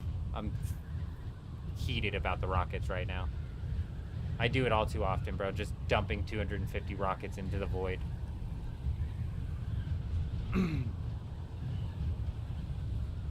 If you switch sieges inside of the world map, you don't spawn at Griffin's Reach. You can swap sieges just outside of the Hagga Basin in the world map, and you will spawn on the world map and be able to pop into that Hagga Basin. Fuck him. Bro, I gotta make that video. We'll be putting that video out tonight. Cause I don't go live Saturday nights. We'll be back live Sunday night. I'll put that video out tonight. I gotta get that video out talking about that spice harvesting method, because there seems to be a lot of people. It's not the best spice harvesting method, but the siege swapping method that kind of comes along with it is like a bit of information that needs to get put out there. I look like I'm in disguise, Foxy? Hey, maybe I'm like a big, massive streamer just in disguise as somebody trying to come up again to see if I can manage to do it twice, right? All of a sudden I take off the hat and it's Mr. Beast, bro. I'm Mr. Beast. Well, little did you guys know.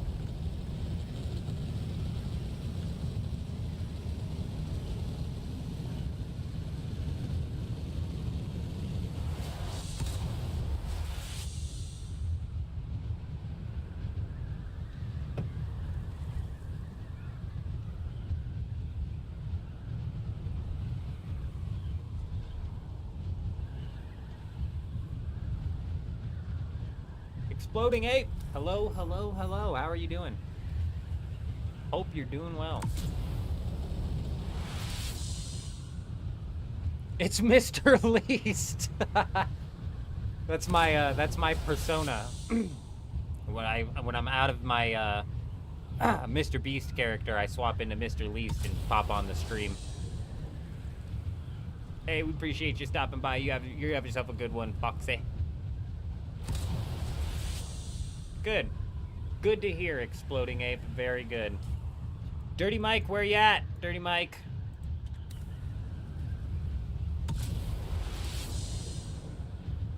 We need to get partied up. I don't know how many people you're bringing out here, if it's more than 4.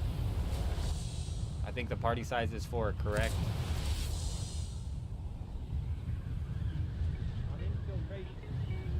Killed at the loading screen, coming in with a follow over on Twitch. Welcome. Welcome. Hope you're doing good.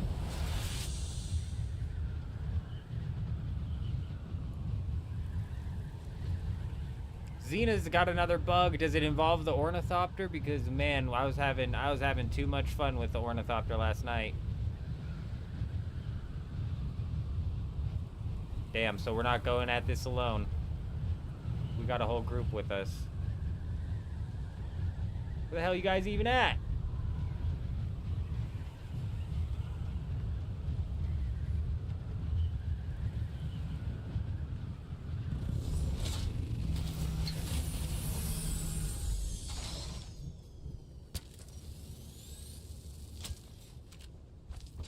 No need to thank me, Killed at the loading screen. Thank you for dropping that follow. We appreciate you.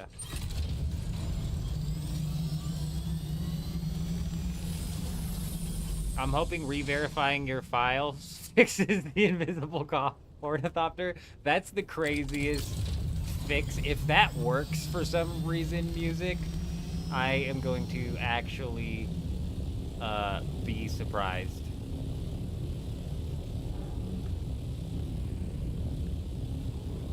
Where you at, Mike? I thought you would show up on my screen here, but you're not.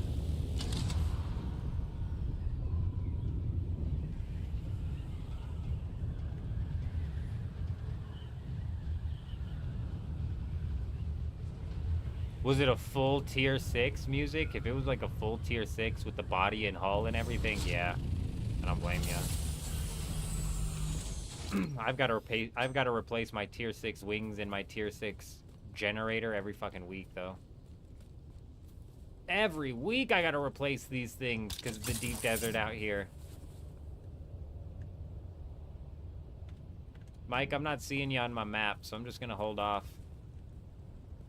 Because I don't want these guys to know that they're getting ready to be jumped on. Yeah, I'm solo as well. It was tier 5, I'm solo as well, my music. I mean, looks might be a little bit deceiving right now because we're here with 4 people right now about to try and jump on these carriers, but this is circumstantial. This is circumstantial. I don't know what the plus is, Dirty Mike.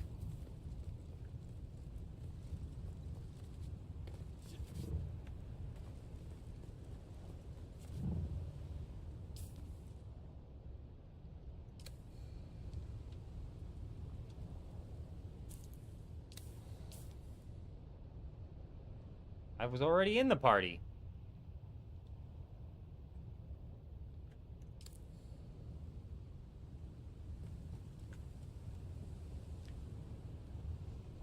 Oh.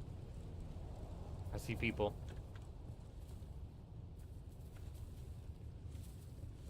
That you guys rolling up? That you guys on that hill over there? It's black and white, I think. I think that is them. A yaw.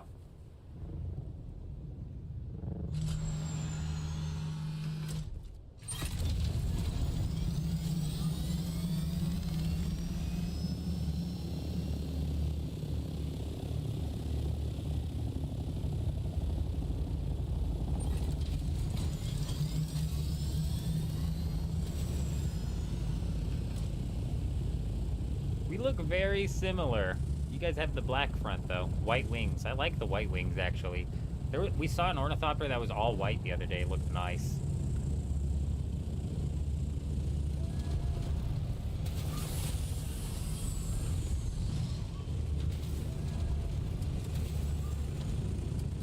Every time I play, I gather materials and make at least one tier 5 ornithopter daily. Then I go into the deep desert. If I die or lose an ornithopter, I'm in no harm. That's how I play as well, Jim. Yep.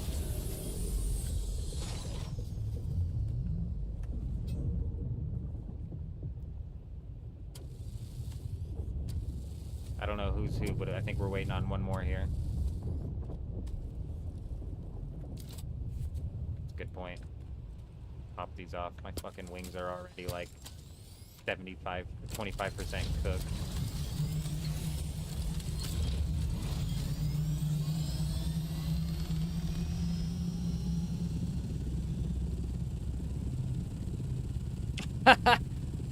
Just damn. Musically is getting hit from both ends. She's losing the ornithopter, and then they're getting the materials taken. That's too much.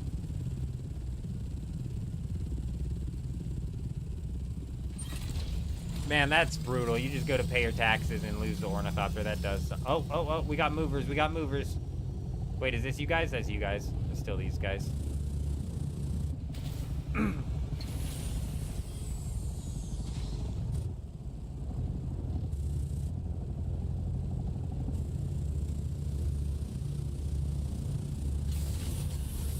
I never checked the repair on my rockets. Oh, they're good.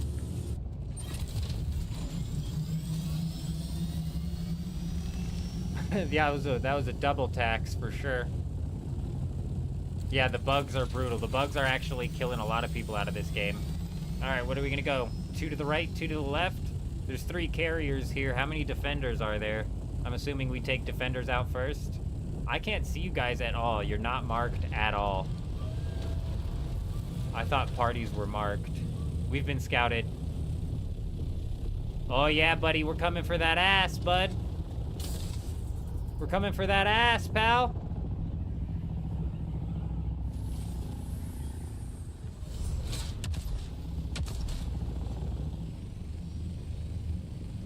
One carrier's going. Go to the carrier. Is that what we're doing? Yep, I'm with you. I'm right behind you.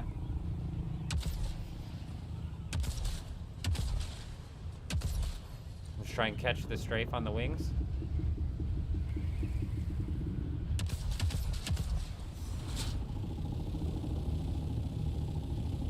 Way too low.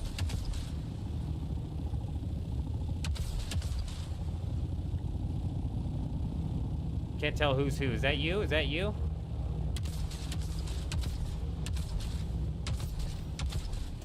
Why are my rockets not going?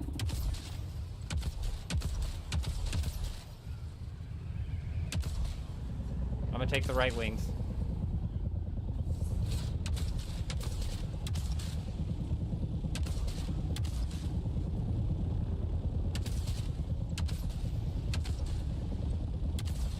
Oh my gosh, what are they supposed to do here, you guys? Like, what's the play? How do they defend against this? They gotta have ornithopters to take us out.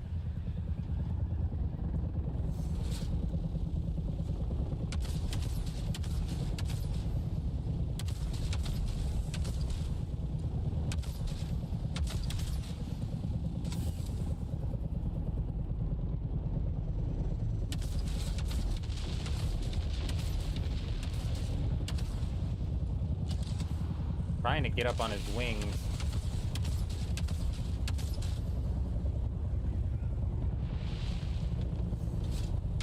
I had zero faith that that method was gonna work. Did you guys just call extra backup? Is there more people here now?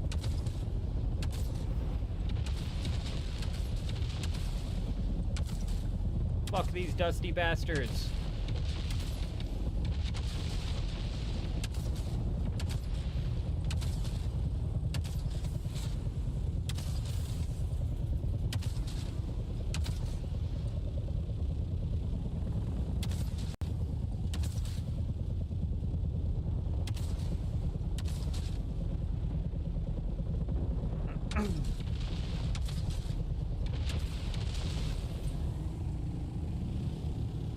Oh, my bad, my bad. Friendly fire, friendly fire!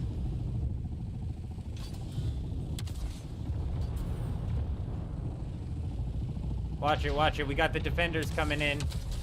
I think, or is that you guys? Watch it, Dirty. You got 3 on you, Dirty.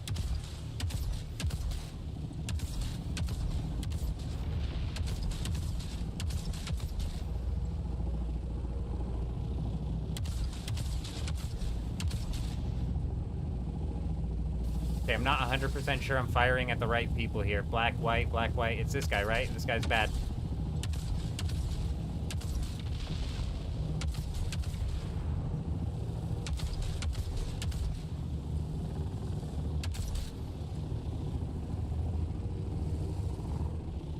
Here we go. There's another bad guy right here. I'm a little bit confused. Hey, they're catching the refuel on this thing. They're healing this.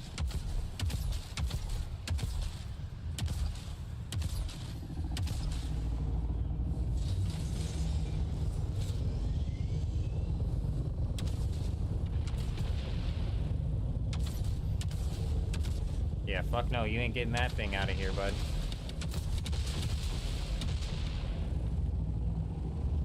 Alright, I'm going back up to fight some of these guys in the sky. That might be an assault. There. Nope, that's a good guy, that's a good guy.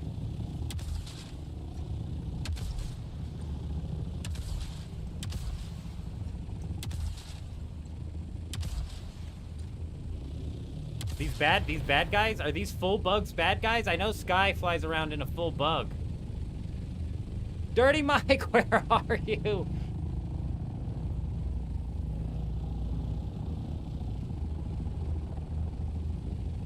This guy's firing at you guys. He's gotta be bad.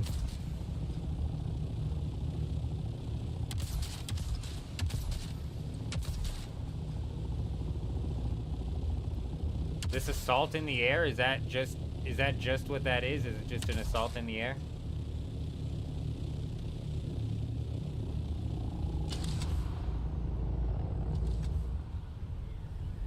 It's good for the fact of, like, preventing Zergs. It's confusing as shit. I don't know what's going on right now.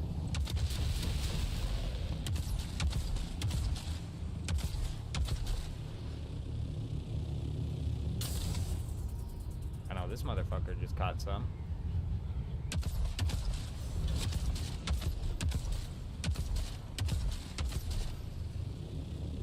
Like, I've lost track of Dirty Mike. We've got a few of these bugs flying around.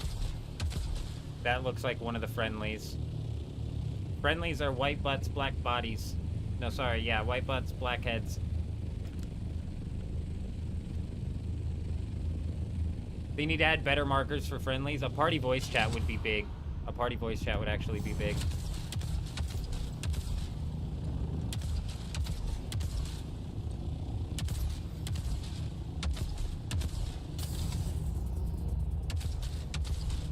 I'm sure these guys are on Discord chatting with each other, though.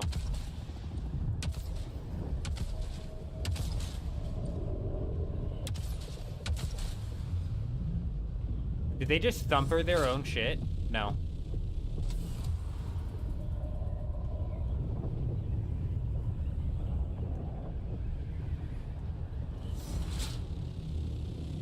I'm pretty positive this is Dirty Mike and them.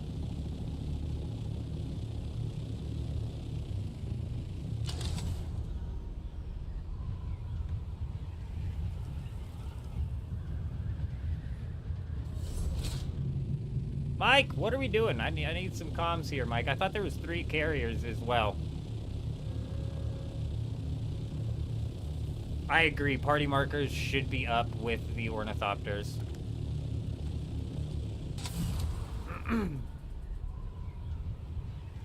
Alright, well that carrier's full down, so let's make sure we clear these bugs. I think this is baddie right here. Nope, that's good, guy. 3 goods, 2 goods. Hey, is this bug right here above us bad or good? Oh, never mind. That's your colors. All right. Never mind. Good shit. Who's Parker? Parker S. Here we go. Oh, my bad.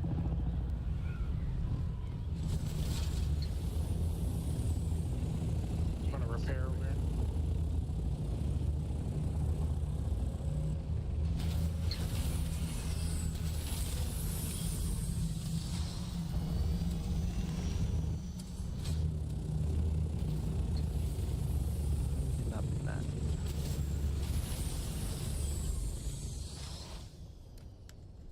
I wish I could see what all this stuff is at.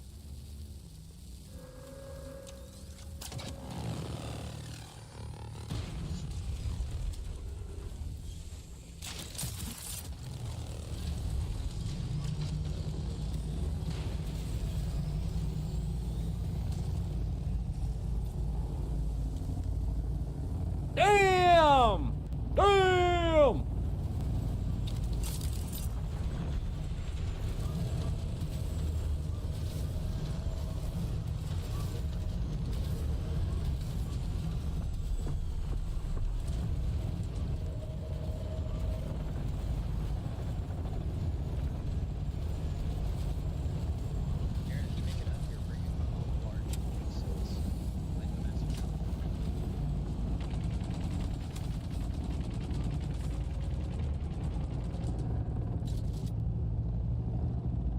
Man, was that his fault? That was his million IQ play right there? Wow, that was the play of the day, wasn't it?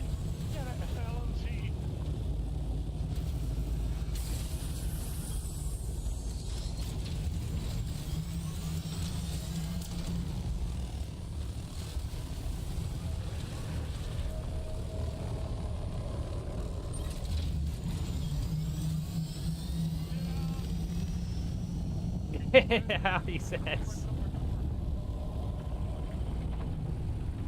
Get out!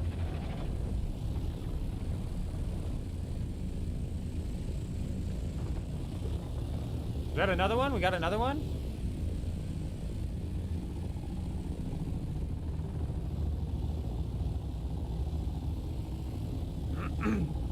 You just sent a bug report. Hopefully they can refund you. That would be nice, but man, I'm sure they.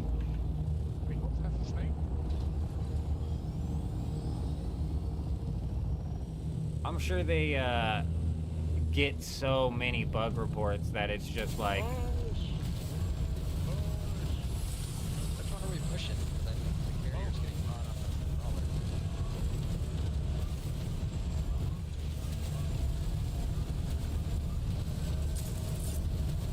You guys are fucking madmen. Also, I didn't know you could push it that easily, bro. That's just like. That just got pushed so easily.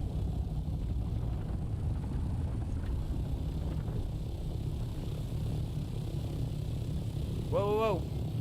Oh, I thought that was a rando. I thought that was a random. Watch out! Watch out! Oh! I thought I was gonna get him. I think it is wild as well, Reaper. I don't think that should be the case.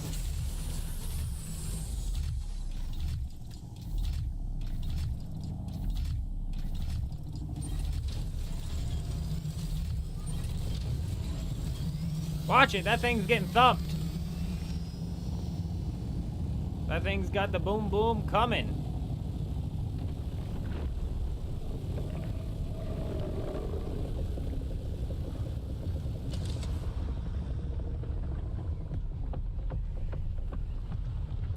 Crawler and carrier down. Yet another crawler and carrier that this guild has lost. This guild loses crawlers and carriers every day. This guild, I say, the resistance that they've built up, dude, they're gonna quit. These guys, with how they thumper their stuff, they're gonna kill their competition as soon as it's sparked up.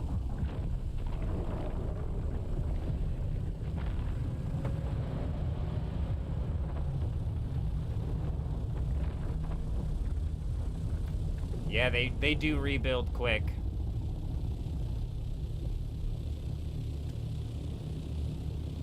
Oh yeah, carrier just went down. Actually, the spice, they didn't even... I told you, these guys are ruthless. They're not here for the spice.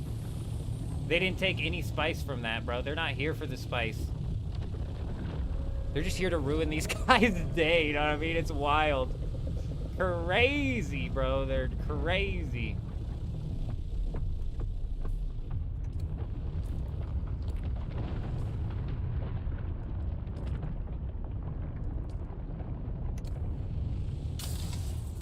GG's, fellas. We off. I'm gonna take my 700 spice and back on out of here. We're gonna take our 700 spice and skedaddle. But yeah, apparently it was just yesterday that the Fermentally Unstable Guild, I think, took 2 crawlers from them yesterday. They took 2 crawlers and 2 of the carriers from them yesterday. And it's like, man. Yeah, you missed it. It wasn't as much of a fight as I thought, but you know what? They did bring out some sort of forces to try and fight us. They just didn't stick around for very long. Their forces get shot a couple times in their ornithopters, and then they panic bail. Your ornithopters can take a shitload of damage. Like, you can get, like, absolutely thrashed. And all of those scout ornithopters that we were fighting just there should have been fighting to the death until their ornithopter had to go all the way down.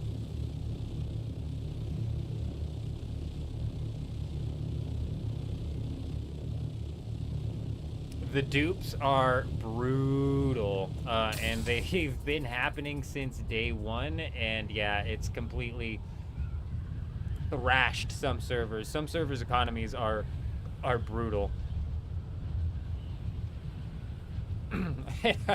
I feel you, Reaper. No, I feel you. I would never thump somebody's stuff.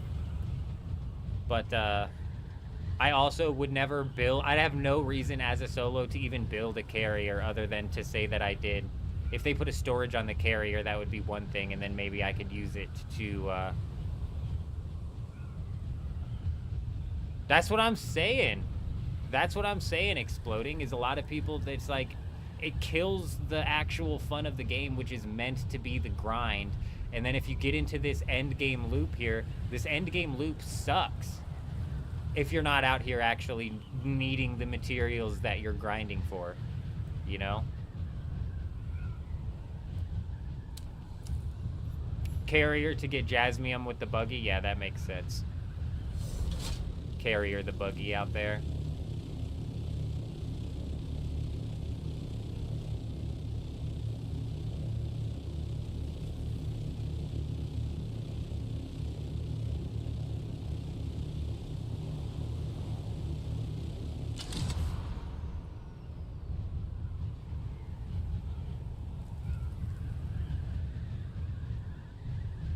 100%, Wars. You're so right. And as a PvE player, you're realistically hitting it head on the nail, because the PvE in this game is so lackluster that you're realistically not out here, like, you're not out here trying to craft the tier 6 gear so you can go do some endgame PvE that just does not exist. It's brutal.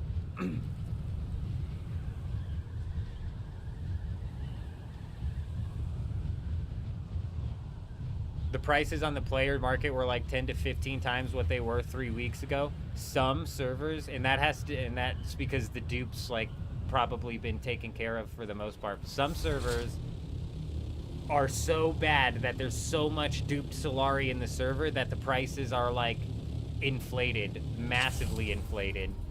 Kind of like how in some countries, like, you have to take a wheelbarrow of the currency in to buy a thing of toilet paper because the currency's practically useless. It's just paper. Just massive inflation. That's the same thing here, bro. I guess not. It's like a little opposite of the same thing. It's fucking weird, bro. You got a bunch of duped money in. You got all these people with hundreds of millions. They're willing to pay 15,000 solari per little shit stick there, per agave seed.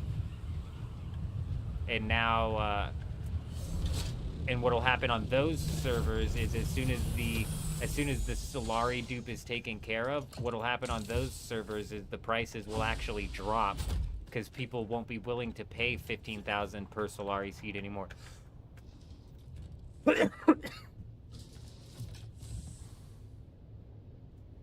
What the hell? What the hell just happened?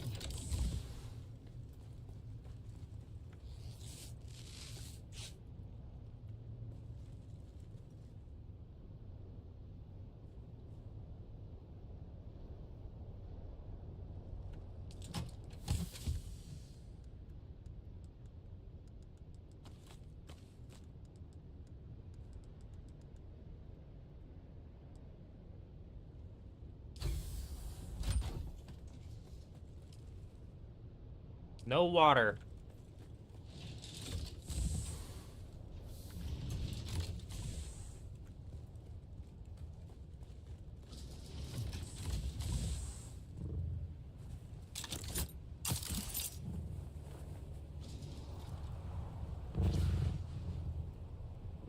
That's a actually good use case, Mighty. I like what you just came up with there. That could potentially make transporting stuff in and out of the deep desert a whole lot easier. If you used a carrier and crawler to transport all of your stuff out to the safe zone still, though. Yeah, that's a good point right there. Oh, actually, you can't take the crawler across the map. So I guess if you put, like you said, if you put something on if you put something on like a,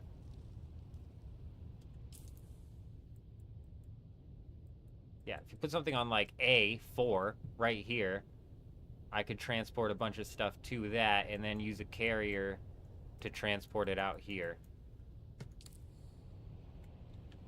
From D5 to D1. Why do you have a base on D5 and D1?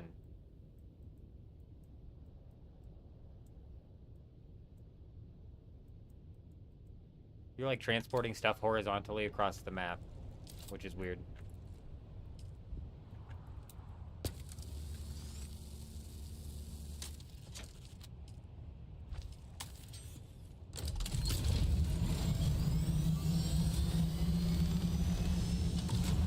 Yeah, shorter trip from D1 to exit saves. Oh, I got you.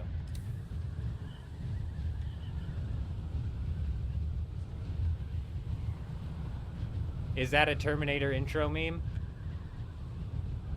Man, it's like one thing that kills me when I'm video editing and sometimes I'll watch other people and they like know the perfect meme to slap in at the perfect time. And I'm just, why is this base ripped to shreds?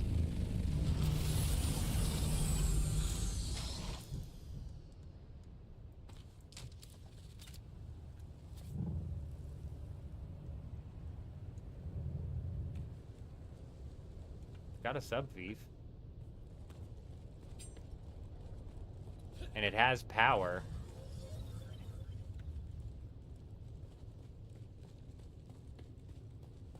What the hell's going on here? This base didn't look like this earlier. I don't think we flew past this.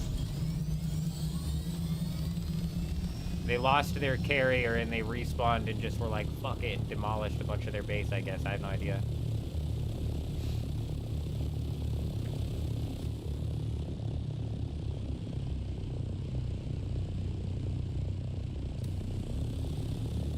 Alright, let's go back to doing what we were doing here. Let's go check the D8 tile to see if we can find Regis Spice Container, if you can somehow get it. 30 slots and 11,000 volume. Damn.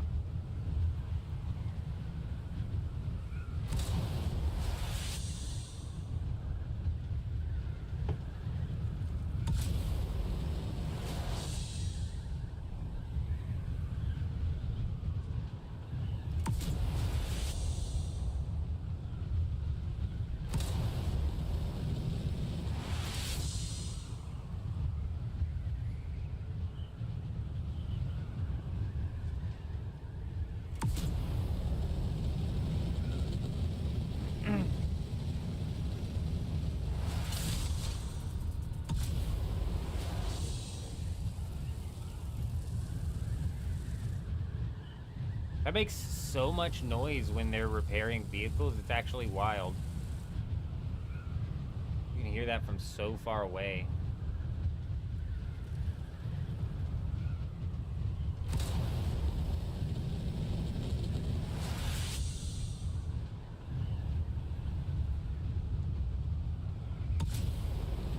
Nothing? Yeah, I don't blame you. I'd probably be done as well, Evil. Especially checking 10 sieges in the Hagga Basin. Like, those take forever. Machine coming in with the follow over on Twitch. Welcome. Hope you're doing well. We appreciate you. Top to bottom. Oh, Mighty, you did what I was doing yesterday, and I'm mixing up the rows in the columns, and I thought the rows, or whatever, the columns, whatever, we're going 1 to 9.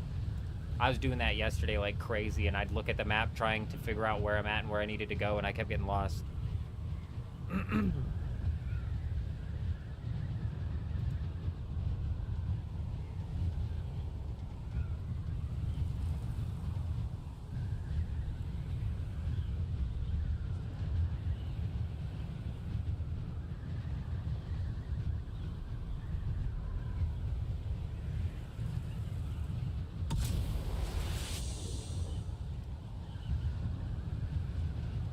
I got you on Twitch with TW Machine. Hey, we appreciate you. We appreciate you. The Twitch this time around has actually been going crazy. It's been going crazy. I think this is like the 3rd time we've attempted to do a live streaming stint on Twitch. And by far the most successful. YouTube's been going wild as well, to be honest. But typically with the YouTube live streams, I'm like more used to having people come by and like stop by. Obviously not as many as it has been. Like, y'all are crazy, bro. It says we have 115 viewers right now. Y'all are crazy. And then over on Twitch, it says we've got 10, which is still freaking wild. Yesterday, I was excited because we hit 20 viewers on Twitch at one point in time. After I got off the live stream, it turns out that we hit 30. Bro, we breached 30 yesterday, which was crazy. Y'all are nuts.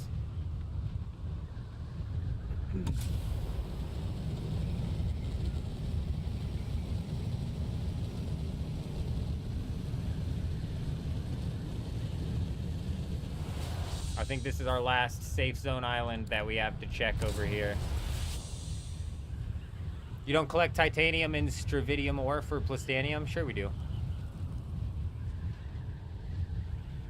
Search and destroy. Water is life. Ain't that the truth?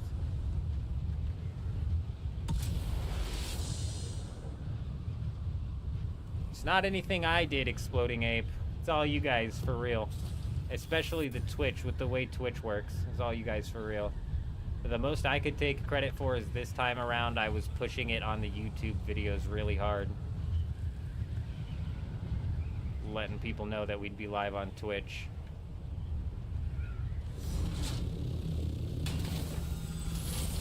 Wow. Crazy Joe King 69 over on Twitch with the follow. Welcome. We appreciate you. I hope you're doing well. Man, if I ever catch an ego anywhere as thick as Pirate Software's ego, somebody better come in here and slap the shit out of me, that's for sure. That is for sure, dude.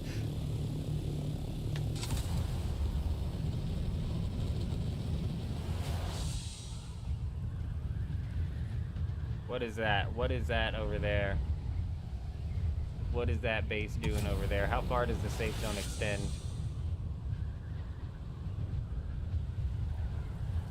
Yeah, totally, I do. I get you entirely.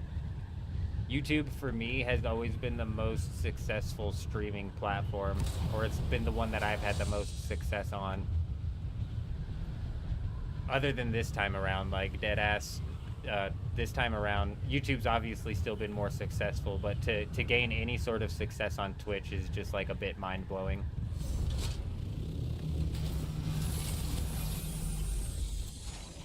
Yet another... Why would you claim it like this, my friend? What a weirdo.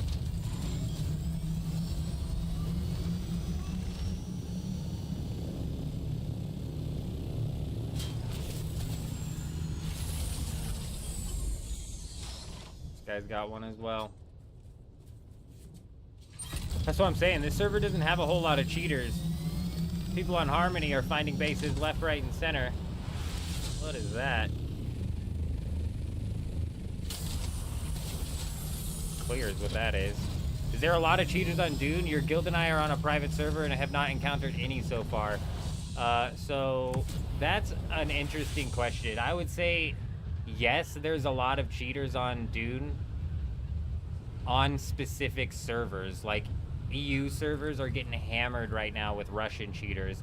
Asian servers are just being brutalized right now from what I keep hearing. And even in North America on the Harmony server, there's a lot of cheaters. We also kind of like, I need to define what I mean by cheater as well, because in my books, somebody who is abusing the duplication glitches are also cheaters. Right, and that's why I'm saying there's a lot. If we're literally just specifically talking about like aim botters or fly hackers or like rocket lock-on people, right, like a lot less, I would say, than just with the dupers. This seems to be the deep desert. Arnie, yeah. We searched 2 sieges inside of the Hagga Basin and decided to come do a sweep of the safe zone in the deep desert. Because it doesn't matter where you're banned from. If you've got a base in the deep desert and you get banned, that'll get wiped. The sub-fief on there will get wiped. And same with the Hagga Basin. And because the deep desert is one server, I figured we might as well come out here and give it a sweep.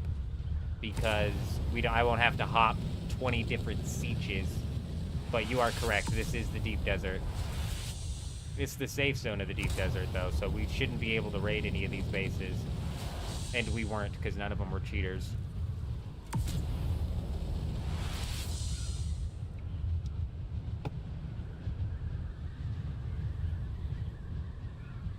Really? I wonder what siege Justin is on. He said he found several.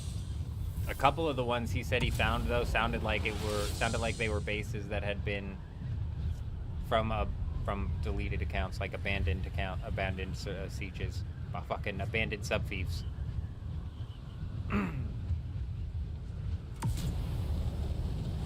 Yeah, that would frickin' suck, Wars, and I haven't run into anything like that. So those type of cheaters are a lot less active than the dupers.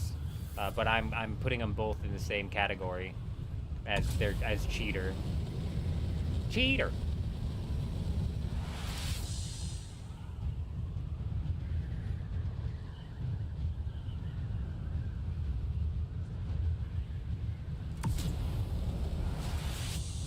I only got 700 of it, Alex. I was only able to get 700 of it before they thumped that thing. I told you, the Fermentally Unstable Guild or the Deep Desert Police Department, whatever you want to call them, they're unhinged, bro. They're absolutely ruthless. I've seen them destroy ornithopters, not even to loot the ornithopter, just to full destroy it. And just there, they thumpered that thing, and they didn't even bother grabbing any of the spice. None of them swapped to storage, because realistically, we had 5 scout ornithopters there. 5 scout ornithopters with storage is going to take 2, 6, 5. I mean, we probably would have cleared at least half of what was inside of that spice thing if we all just filled up our storage. Yes, they just took it and thumped it. They didn't even loot it.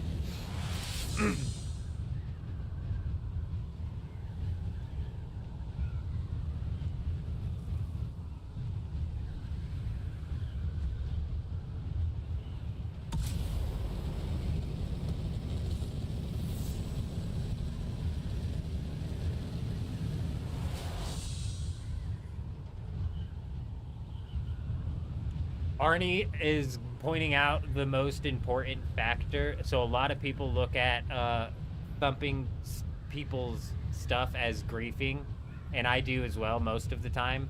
However, there is currently a giant Zerg that is forming against the Fermentally Unstable Guild. There's like 12 guilds on the Atreides side that have formed a Zerg just to fight this one guild. So, if the Fermentally Unstable Guild wasn't ruthless in their attacks and didn't thump their stuff, they could potentially come get their stuff back, not lose a whole lot, just a little bit of some time, you know what I mean? Whereas when they thump their carrier and they thump their sandcrawler, they do actually put them back. So, you might call it griefing, but I think in certain circumstances, Arnie's got the right mindset there, and it is in fact just strategy,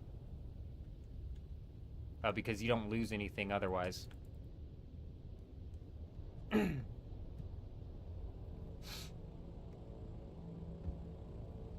So apparently the Fermentally Unstable Guild has 12 active players, maybe more by now, I don't know, but 28 in total.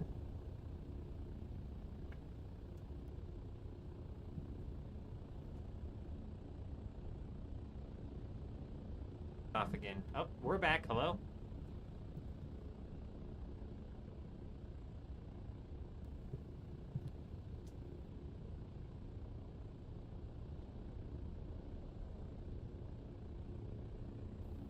Hello? Do we got static? I just moved that mic around a bunch again. We got any static going on? So I don't know exactly what constitutes a Zerg. I suppose the definition is different from person to person. But for me, it's like 32 players doesn't constitute a Zerg because the player cap is 32 in a guild. But the Zerg that's forming is like 4 groups of 8 players, let's say, which is 32 players, and I'm calling it a Zerg. But the reason I'm calling it a Zerg is because it's multiple groups forming into one group, kind of. But realistically, I think like a true definition of Zerg would be like 64 players on the guild, you know what I mean? Like at least double what the guild cap is where I think we would actually hit Zerg status.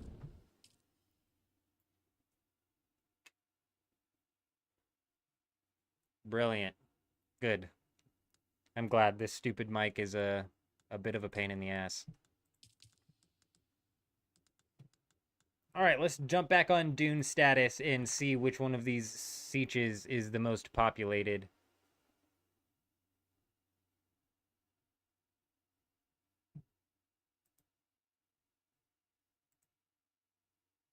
Macabre, huh? Interesting.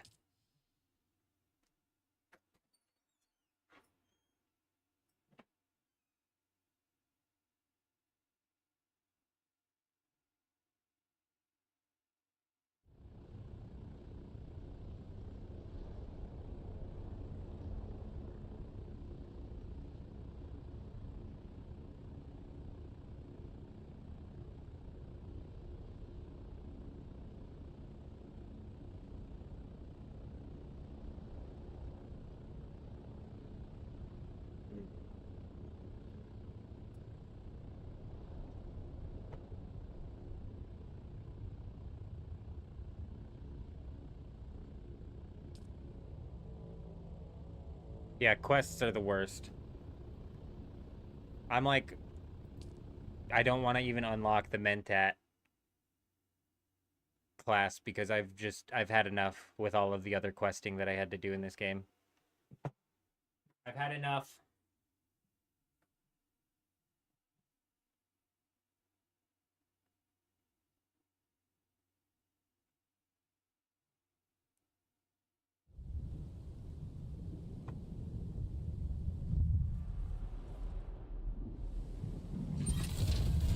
Sometimes when you spawn right here, there's a crashed ship.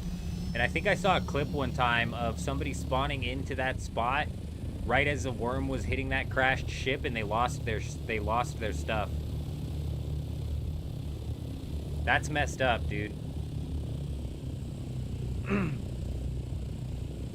What I don't like about the quest is all the back and forth on the world map. The class quests, if I could do the class quests with the Comnet the same way I can do like the trade posts quests where you're just talking through the Comnet to those people to go step to step to step, it would be so much different.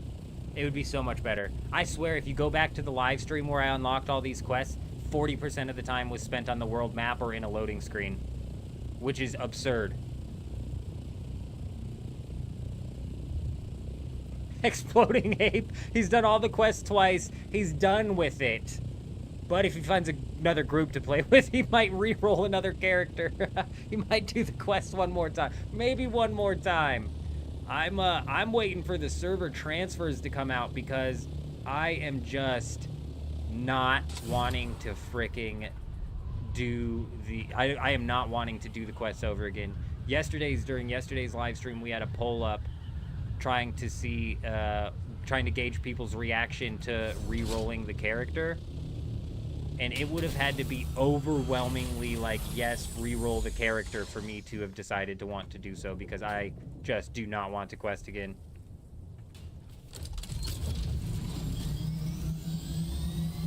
See, and I'm like really close. I'm really close, Figo. I'm really, really close to, just with how, like, man, especially when you're searching the, what's killing me is the realization of how dead the server is when you're searching through all of these bases to see if any of them are cheater bases, and you find just how many of them are just fully abandoned. And you'll even see some like really massive bases, big guild bases, fully abandoned. It's crazy. Wow, is that Godzilla rock that somebody was asking about? That does look like Godzilla from this angle. I've never seen that before. Would you look at that? We found it.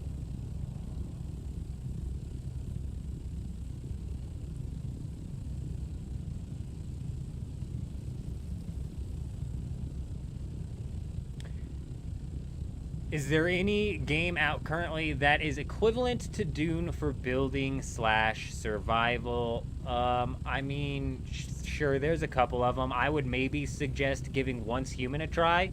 If you haven't tried Once Human, I'm pretty sure Once Human's a free-to-play game. And that has a really good PvE system, and on top of that, there's a box in his mouth. I've never been up there. Once Human has a really good PvE variety, and the building system in Once Human is really good, and it's the same kind of like concept, the whole shared world experience survival game. Hold up, give me a minute.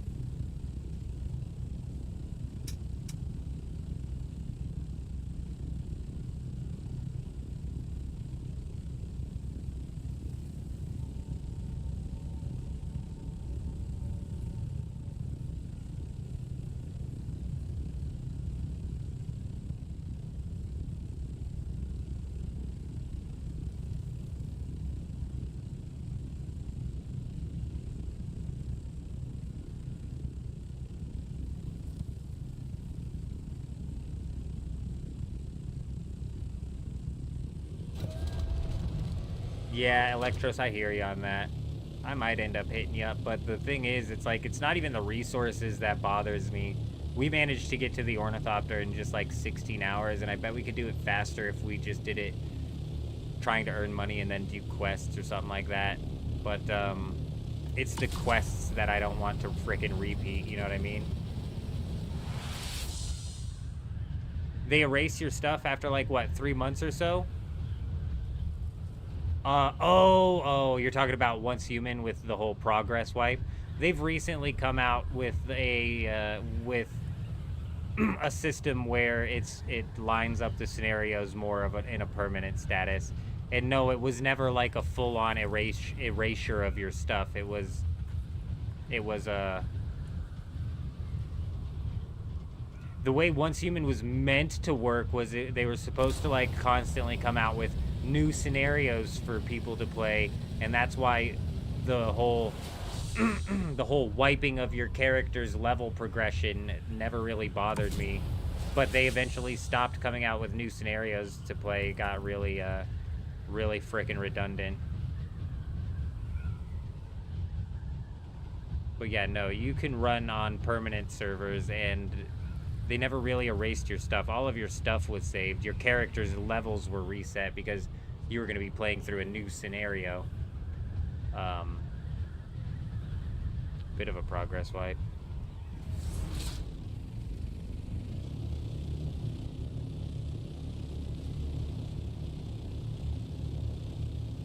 Buzz, buzz, buzz.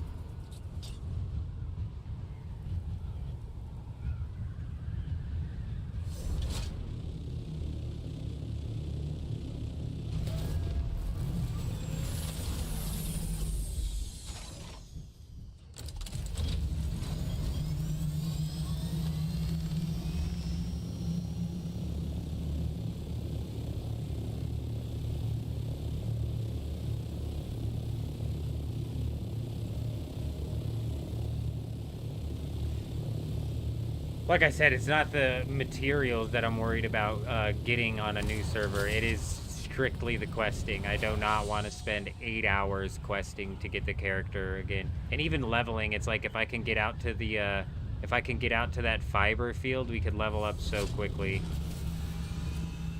My God, this base is falling apart. Damn, this base is falling apart, bro. Shit, dude. This is one you want to get access to. Granted, we would just be taking somebody who quits shit. I'd rather be taking cheater stuff. Damn, this stuff is like cooked, man. If a storm rolls through, it's probably gonna pop one of those.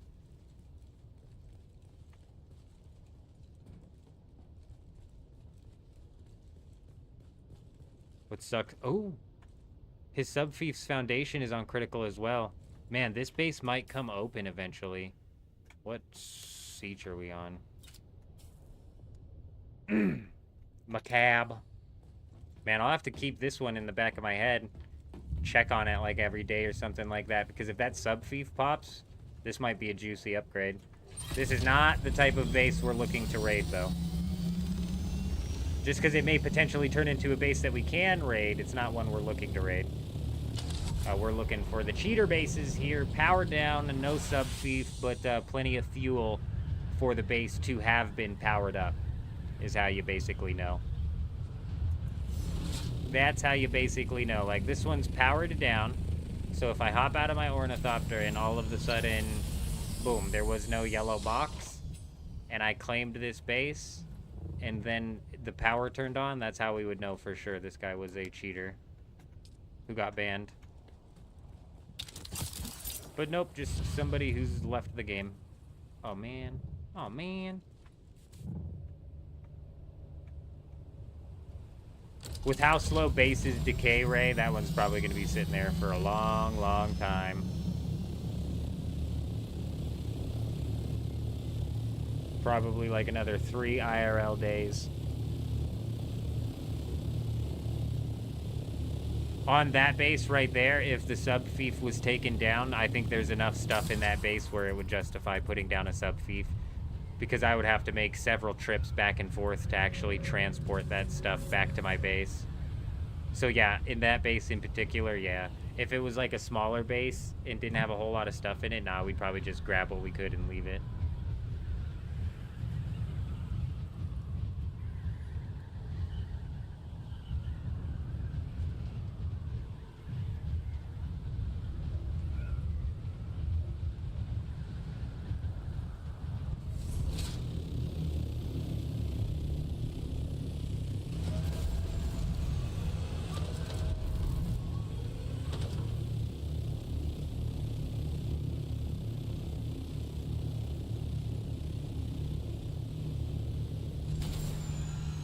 I missed something.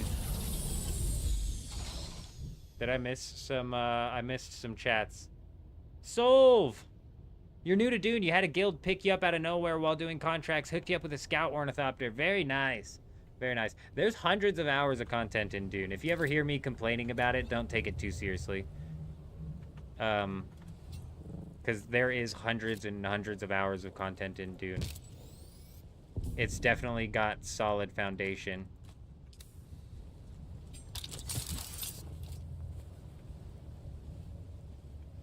You never find a base in the Hagga Basin with a destroyed Subfief stuff mostly destroyed. So we're not looking for a sub. That just happened to be a base where the Subfief might actually break before anything else does, which would be huge. Because you're right, typically the Subfief breaks last, but there's a possibility if the foundation that it breaks on breaks, the Subfief breaks. at which point, you know, you would gain access to it. What we're looking for right now in this stream in particular is for bases that are like this with no power. But there would also be no yellow box, which would tell me that there's no sub-fief. And we would know for sure it was a cheater base, because if I slapped a sub-fief down, this shield and all the power would come back on. It would be like as if the sub-fief just randomly got ripped from this base, which can only happen for two reasons. First, they deleted the sub-fief themselves and abandoned the base, or they got banned. Typically, people aren't going to abandon a base with a bunch of stuff in it. So if the base is empty and there's no chests and no sub-fief, I think it's fairly safe to predict that that was a person who just moved bases. But if there's no sub-fief and there's even a decent amount of loot in there, I would assume that it was a cheater. How am I tracking the cheaters? Are they banned? I have no idea. Well, okay. I'm not tracking the cheaters. I don't know what cheaters are banned or where or who. That's why we're having to check all of these bases. But today, 10 hours ago, 12 hours ago, Dune Awakening, maybe a little bit longer, Dune Awakening put out a post where they mentioned dropping some more bans. And because they put out a post mentioning more bans, I figured we'd come out here to the Hagga Basin to check and see. Like, damn, look at this. This one's absolutely cooked. But it still has all of its stuff.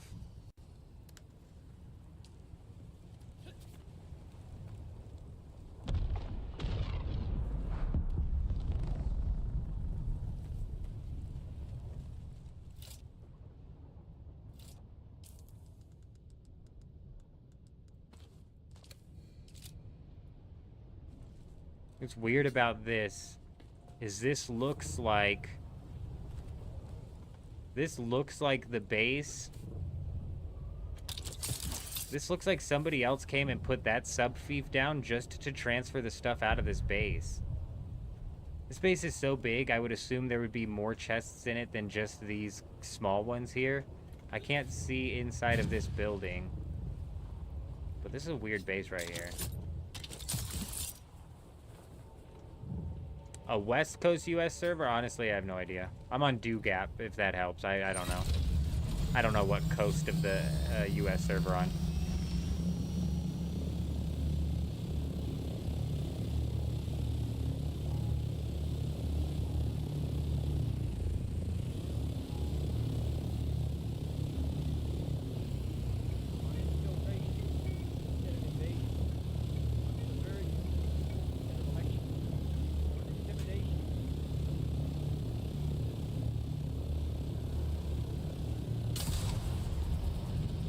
Hey, Chris coming in with the sub over on YouTube. Welcome. Hope you're doing well. I never know if the YouTube subs are actually here or just watching another video, but either way, we appreciate you. What is this monstrosity?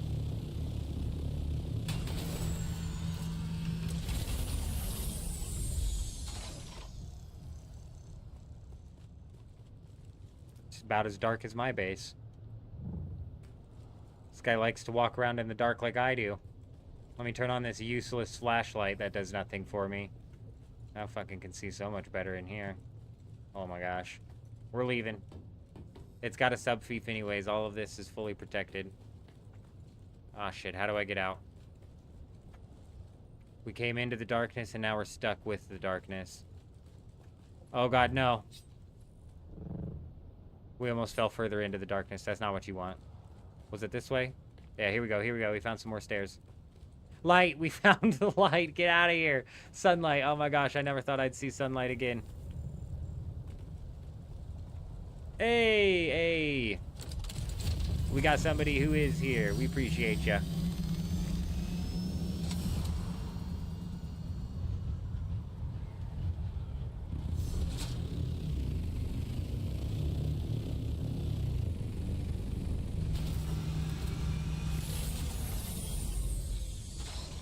Okay, I could have predicted that all of these bases were connected, but it was worth a check.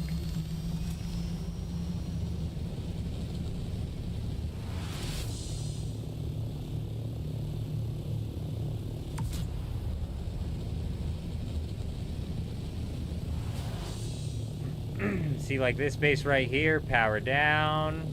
Is exactly what we're looking for. And damn it all, it already has a sub-thief. He's got like 0 natural sunlight going in that base at all. Those walls are blocking out like every last bit of sunlight.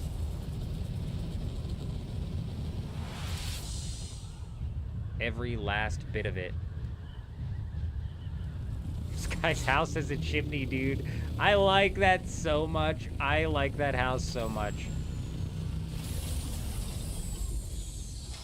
Bro, I like this little village that this guy's put together, actually. Huge. I don't like the castle as much, but these, like, actual homes here. That's funny.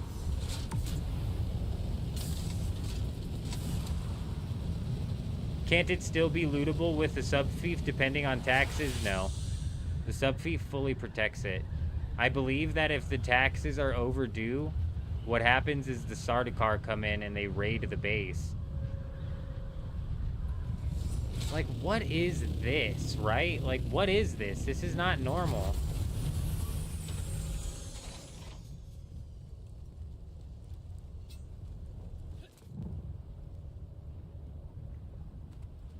One scout in one chest.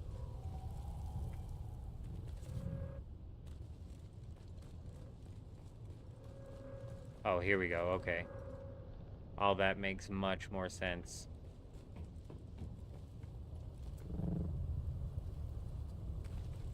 So weird. This server, man, they've got like the weirdest people on it. Even in the Hagga Basin, they be doing some goofy things. I believe if the taxes are unpaid, all that happens is the Sardaukar come in and raid the base. And they break the walls, they break the sub-thief, they take all of the chests. I've never seen that happen though, so I'm not certain. Look, I'm gaining altitude. Is it because I'm looking up? Weird.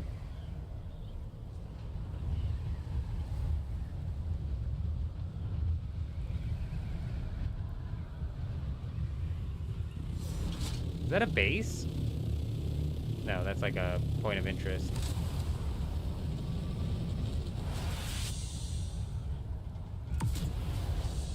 Nah, Savvy, I don't know if we're on a West Coast US server, actually.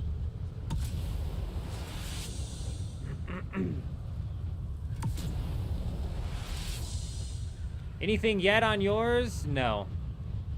Not anything from a cheater. No cheater base yet.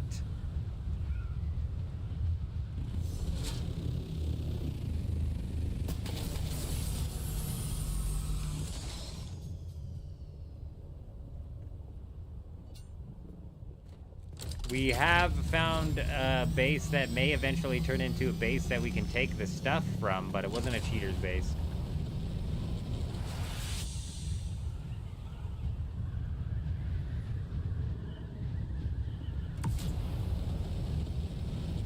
Potatoes found 3. Nice.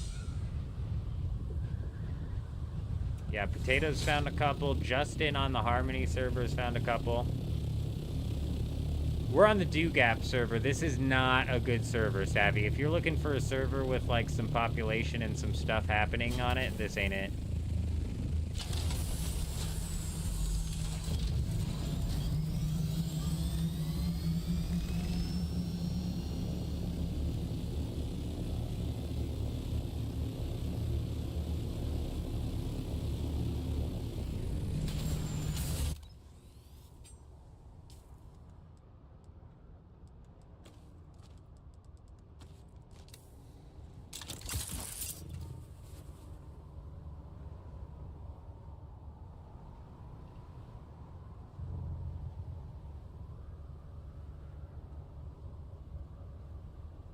Good luck. Good luck, Eurism, because it's definitely server dependent. Like, if your server's highly populated, you might have like a good chunk of cheaters. This one, I don't know what it is, man. I don't know if the dupes never really hit this server very hard. And I've never run into like a very blatant cheater out in the deep desert, so I'm on one of the few servers where there aren't a bunch of cheaters, I guess. I don't know what the hell's going on. Lots of abandoned bases. This siege actually has been pretty slim pickings with the bases, actually. These types of abandoned bases are fricking everywhere. And you should be able to delete that for real. There's no reason that should be. The title confuses you? Alright, Red Wolf, I'll explain it. So, the cheaters, there's a ban wave that happened in Dune Awakening. Again, another ban wave. Let me find a base that has a pentashield, so I can better demonstrate what I'm talking about here. So, typically, when Funcom bans a cheater, they delete that cheater's subfief. So, if I'm flying around looking for a base that may have used to belong to a cheater and has now been deleted, what I'm going to want to do is not look for bases like this. This has obviously just been abandoned and decaying. What I'm going to want to do is I'm going to look for any base that has its power down. Because if you take the subfief away from a base, the power immediately goes down. Even if the generators have enough fuel, the power still goes down. So this one, for example, if this base had no pentashields on, I would probably land on the top of this. And then there's one thing that you can do to check to see if the base has a subfief, and that's pull out a respawn beacon or your construction tool with the subfief out. And you're going to see this yellow box. If there was no yellow box here, that tells me there's no subfief here.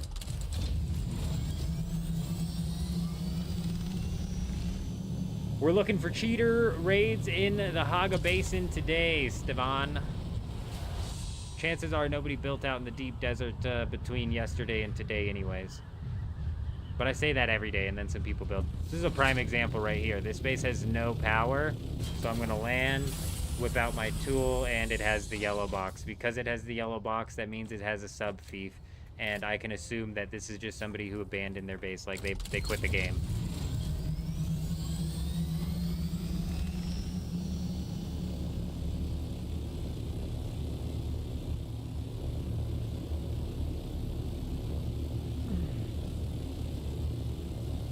The deep desert in this server, Jim, is ruthless. It is. It is ruthless. It's basically one guild, though. It's one guild and then like one attempted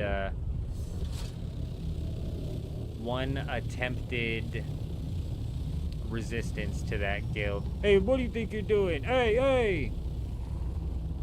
Watch where you're flying.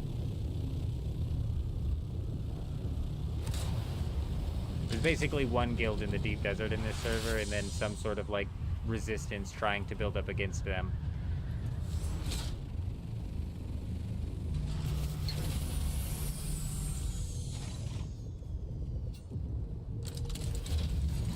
Also, you can fly up in the doors and they'll open without the subfief. War is correct. However, I did have a base during the live stream which had no subfief on it, but the doors were set. The guy, before he left his base, Wars is right 9 times out of 10, unless the person decided to go to the doors and actually manually set it to where they don't open. Because we ran into an abandoned base, and the doors were set to manually open and manually close, so I had to open and close them still. But yes, he is correct. If the doors open, that's another indicator that there's no subfief. Like, so if you didn't want to get out and every single one in check, you could just fly up to the doors and see.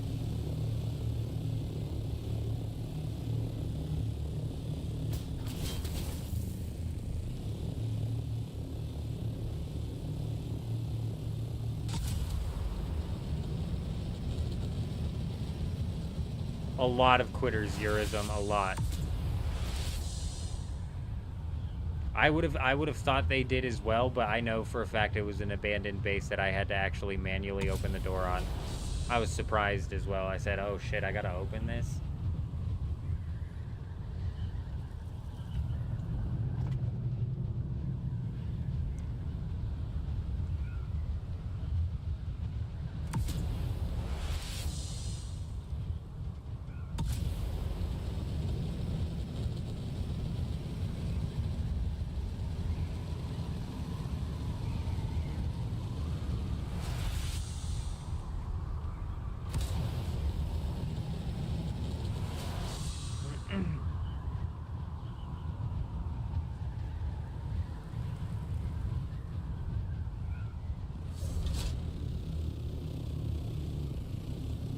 I'm not sure what Adam's talking about, but sounds like he's got a big traffic jam wherever he's at.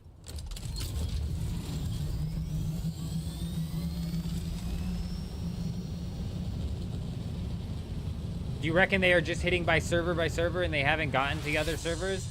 Evil Box, that's a good question. You know, like they hit the very populated servers first, and that's why people are finding a bunch of these cheater bases with no sub fiefs on Harmony. It's possible. I doubt it. I would assume that it's like an all-encompassing ban wave.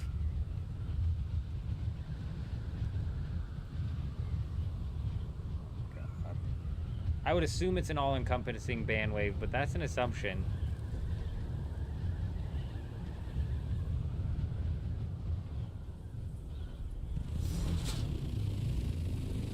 Yep, this was the first base that we checked. Okay.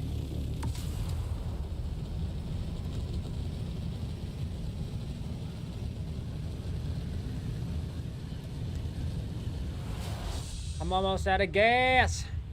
Well, there's another siege down with no sort of base in sight. However, Macab server... Hold on.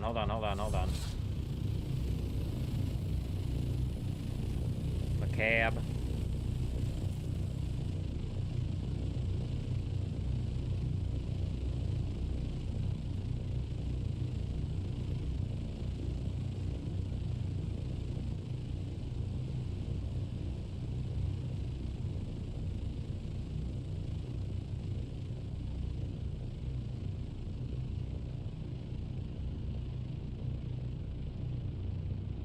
There's that one base that's literally about to break.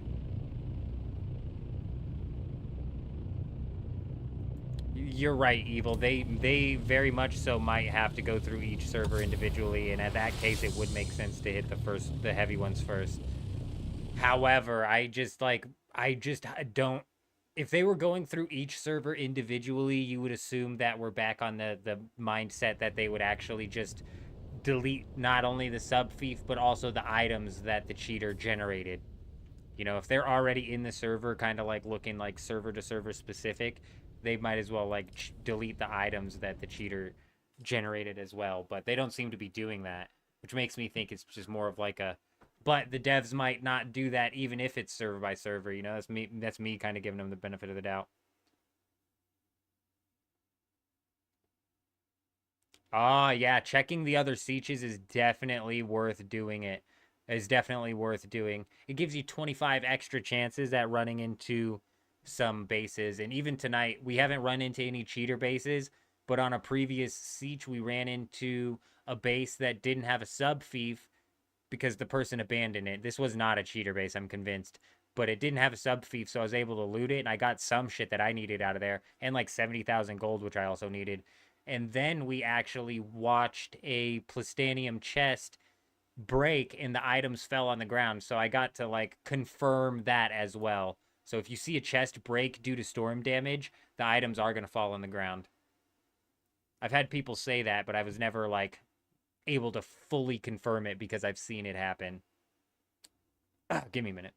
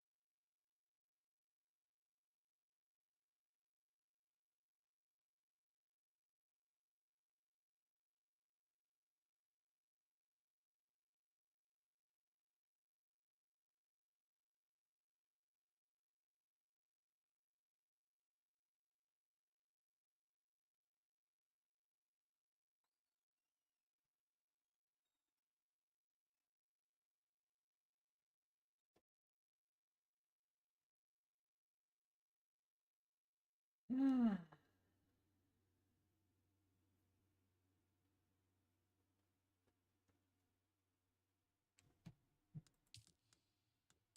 right, back to it. Back to Dune status. Let's go ahead and see which one of these sietches is the most populated right now.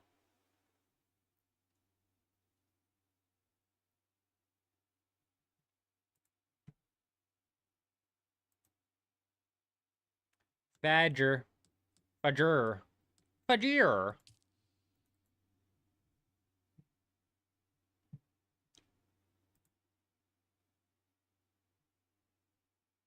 They shut down the freeway on a Friday night, man. That's brutal.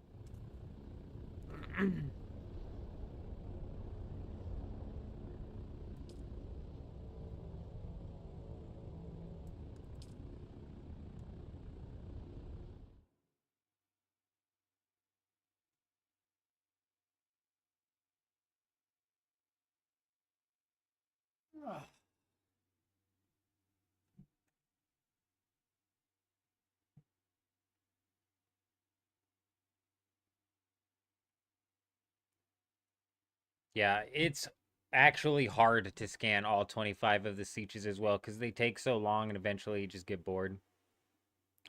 Just found 1300 plastanium. Damn it, then you got people coming in the chat saying they found 1300 plastanium and I'm like, all right. We could check another siege. We could check another siege.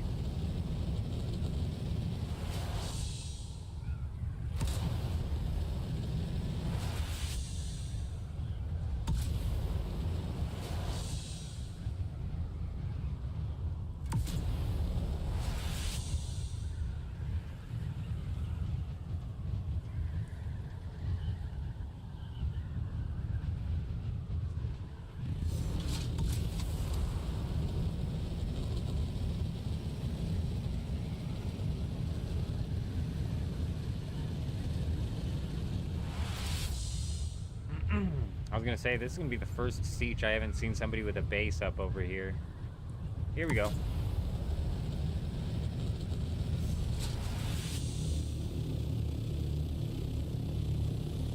Did I already check this siege? I feel like I've checked this.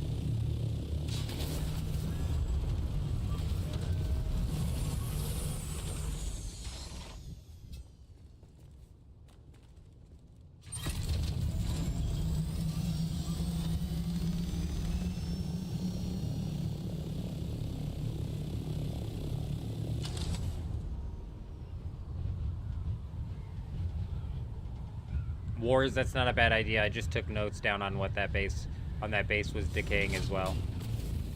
That sub-fief was so close to dropping, and the sub-fief was so close to dropping, and that actually looked like it might have some juice in it. That one looked like it might have some juice in it.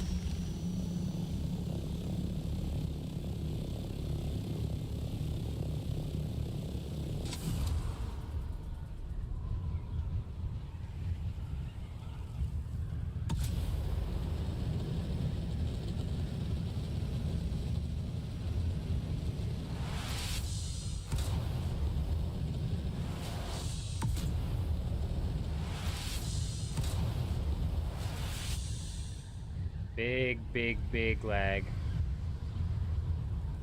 They've got power.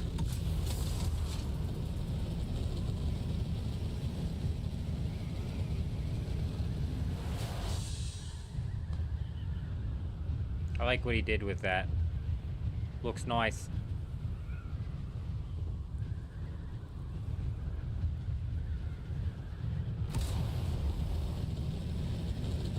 Not a lot of bases on this server. Man, usually this place is just jam-packed with bases over here. So much so it makes me lag.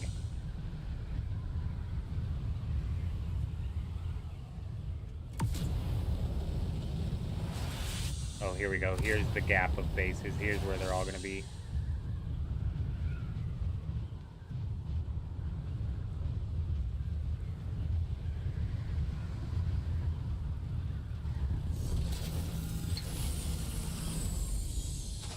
Whoa, okay, I'm pretty sure that was parked on its side, and I blinked for a second, and it wasn't on its side anymore. I do not know what just happened. Yeah, Evil, that happens on every single server. Them damn gold sellers on every single server, in every single game. Chinese gold farmers.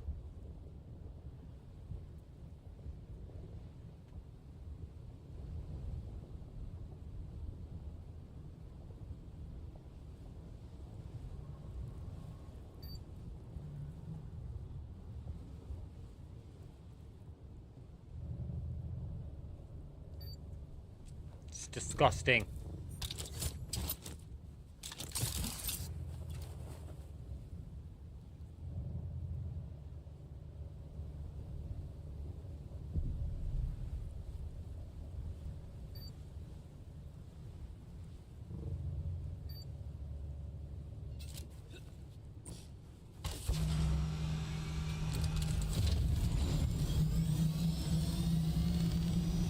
Haven't seen it on your server, huh?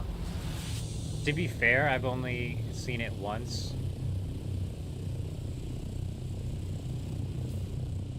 From this guy.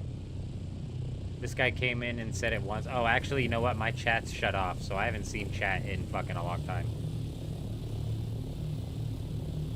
So never mind. I don't know if they're still popping in or not. But one of them popped in and it was like annoying. He was like spamming it every 15 minutes. So I was like, I'm just gonna shut this guy off.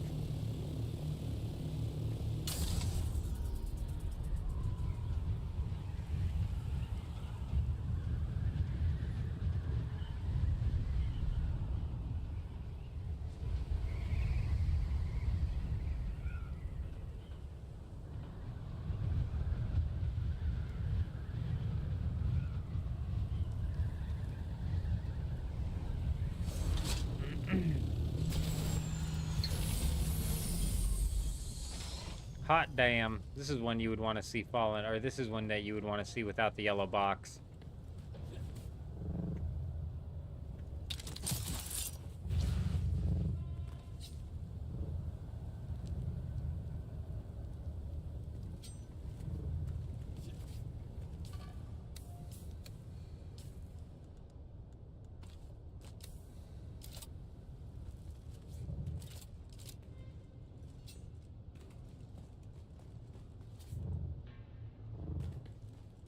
Damn, dude. 1, 2... Oh, these are just the regular ones, huh? Never mind.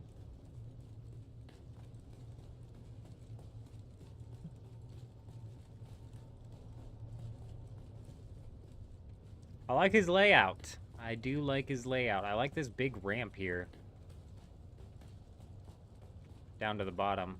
Nice.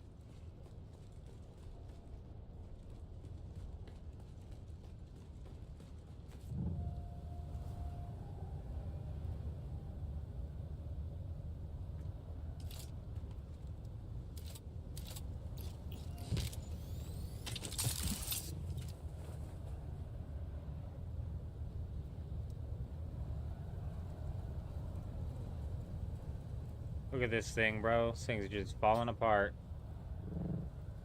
Where's the subfief even at? It's gotta be like the last floor remaining.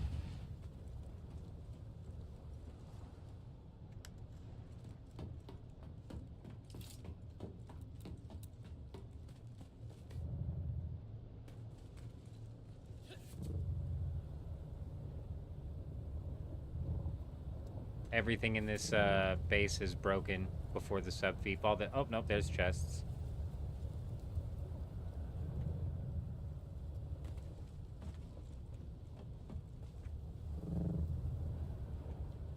Damn, that subfief's getting cooked.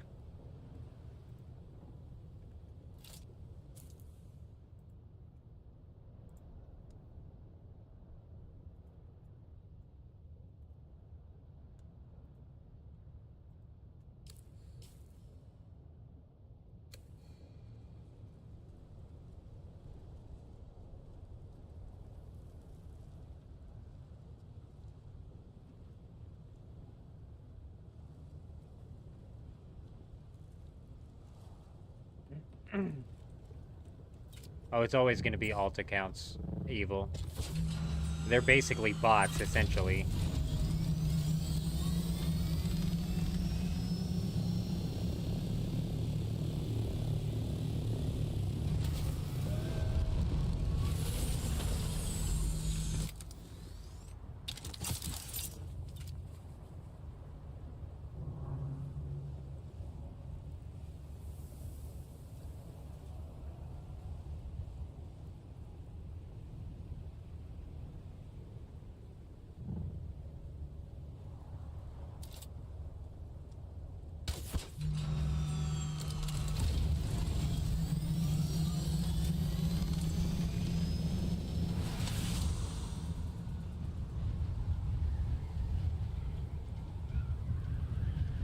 It is crazy, isn't it? That's why I think that there should be something in the game where it's like, there should be a mechanic in the game where eventually bases get flagged as abandoned and can be taken over by somebody. Because, like, to see that shit go to waste is just dumb. He's just dumb.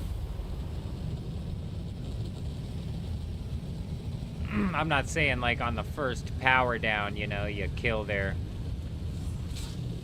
thing, but it's like, I mean, at a certain point in time, it's like, come on, that base is clearly abandoned.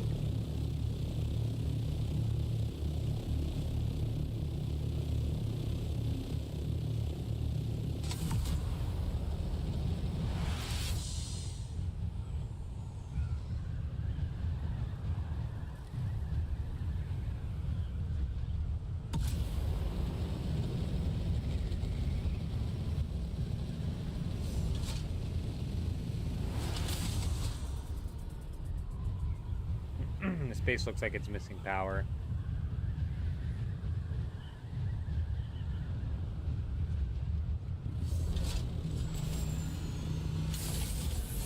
Nope.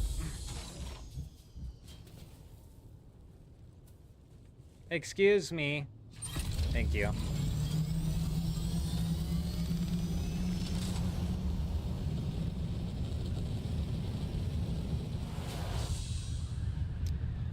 I agree. I couldn't agree more. There should be some sort of system where it's like, okay, this base is in fact abandoned. Like, even if it's like the player hasn't logged in, and I guess you could lead into a problem where somebody tried to take a vacation and they ended up getting their base wiped. But I mean, what situation's gonna happen more often? You know, people being able to finally clear abandoned bases, or somebody lost their stuff. You know, like, realistically, it's gonna be able, and this would help with the lag, dude. This would help with the lag.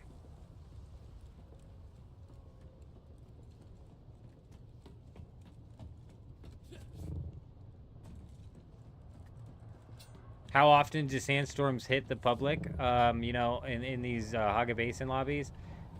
Not that often, and there's tiny. I'm trying to figure out where this guy's sub-fief is. They don't hit that often, and they're tiny.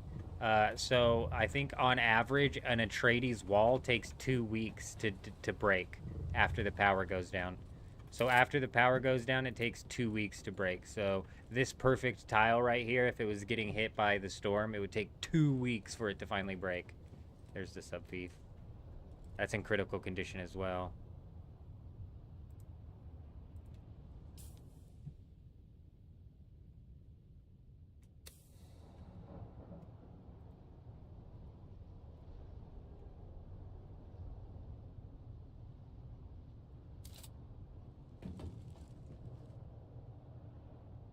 Hit every hour? Okay. Yeah, even then, though, it's like they hit every hour, but it's not guaranteed to hit a specific section. Maybe if a base is in, like, the most commonly hit section of the map, it would break a little bit faster out here. But I think on average, people are saying it's 2 weeks for a base in the Hagga Basin to break. A Harkonnen base, or a Atreides. This level of granite is a little different. Oh, look, this...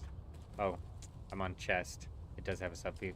I was like, this doesn't have a sub-fief. I was on chest. Brutal.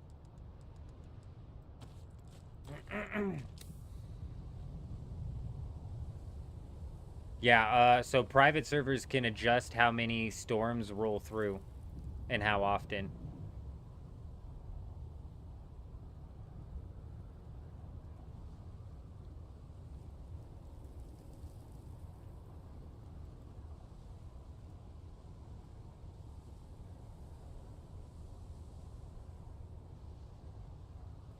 I almost just left my ornithopter sitting here. Damn it all, we almost did it again. We did this the other day and we left our ornithopter way behind.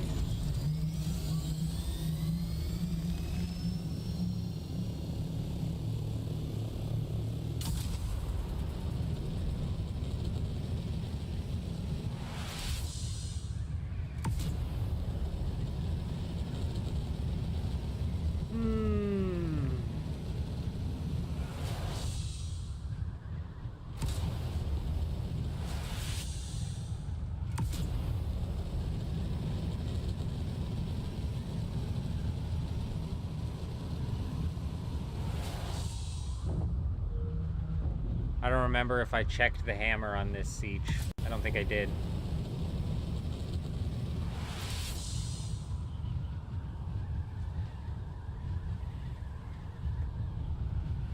Yeah, it sounds like your private server buffed the spawn rate of them.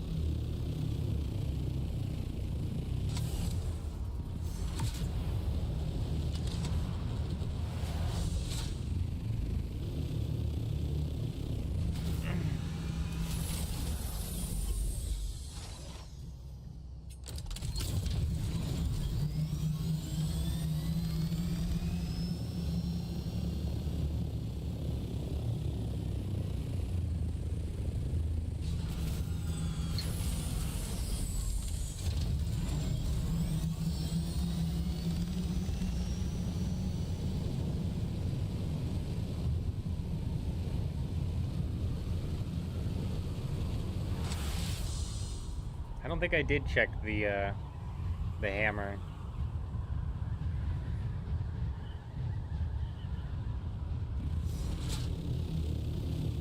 I'm not looking for abandoned bases. We're looking for bases that have literally had the sub-fief ripped away from them because the player who owned the sub-fief got banned.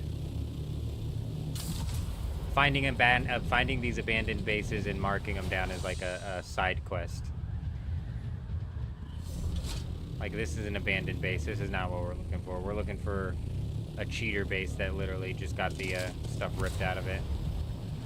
Man, this guy is set up right next to that. Weird.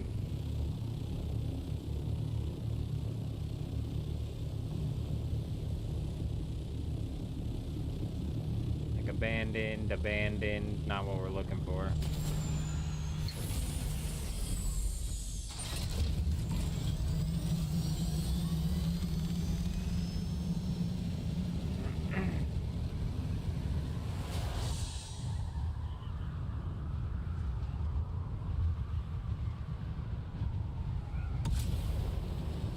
You do like looking at everybody's bases. You know you're looking like for hackers and cheaters, but you do like the tour.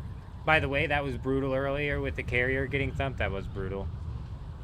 That was absolutely brutal. Blows my mind is they didn't even try to. They didn't even attempt to loot it. That always blows my mind. Those guys are crazy. But yeah, you're not wrong. I like the building tour as well, getting to take a look at what other people got going on, what they were doing, and what it looked like, and it gives you ideas for your own build as well. You know, it's always nice to take some of these. Like, that's nice little like use of this piece here to make a top-down looking thing. Not bad, not too shabby. A nice, I like this like awning, this like a little views point here with this coverage. Yeah. For sure. That's definitely a good way to look at it as well. Maybe help stem some of the frustration of not finding any of the bases. Little office with some chests. Nice. Very nice.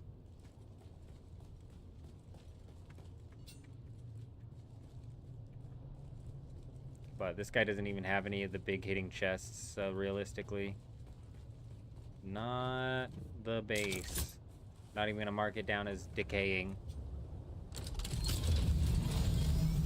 You only found one abandoned base on your server? Oh, yeah. So I'm not looking for... I already said this. But, only one abandoned base? Even like with these bases right here that are clearly abandoned? Or do you mean you only found one abandoned base that was lootable?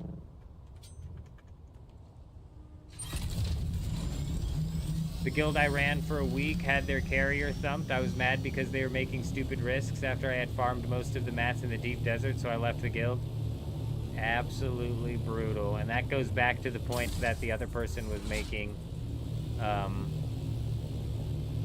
where just killing and taking down your opponent and taking some of their resources for the hour doesn't have as much of an effect on stopping your opponent as, you know, genuinely dropping the thumper on them. Brutal.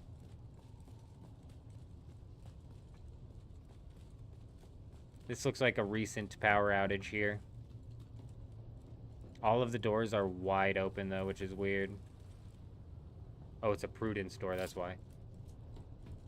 That's why.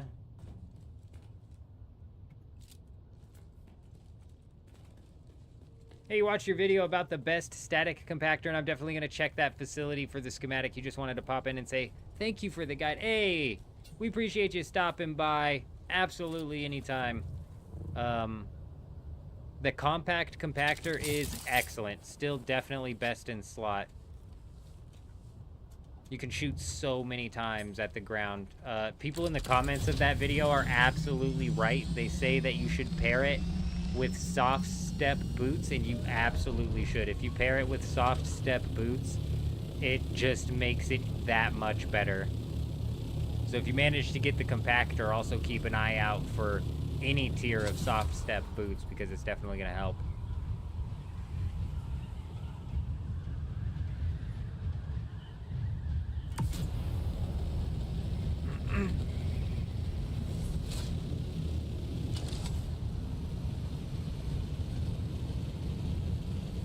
Slotted in. Absolutely nailed it, bro.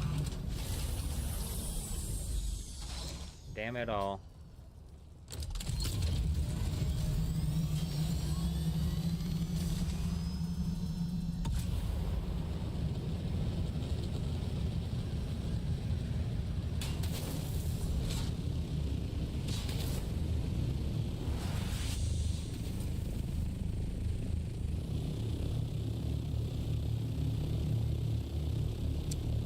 Yeah, you gotta love the people who do that. So that reminds me of the guy who was using a carrier to carry a buggy out to F6, the most populated titanium island in the game. And he was using his carrier to carry the buggy out to mine and then carry the buggy back out of the deep desert. And then he gets mad at me when his carrier goes down, and I don't even thump people's shit. I didn't even thump his carrier. He could have came and got it. But yeah, it's like zero self-awareness, bro.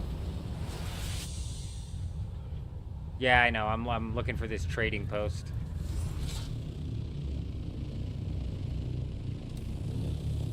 I'm looking in the wrong direction for it.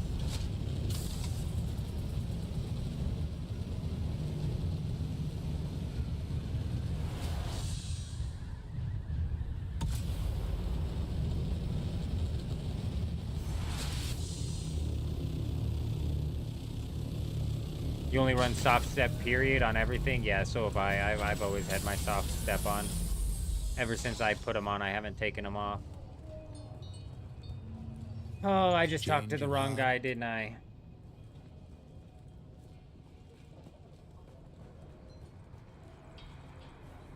Still alive? Not too bad. We had a bet going.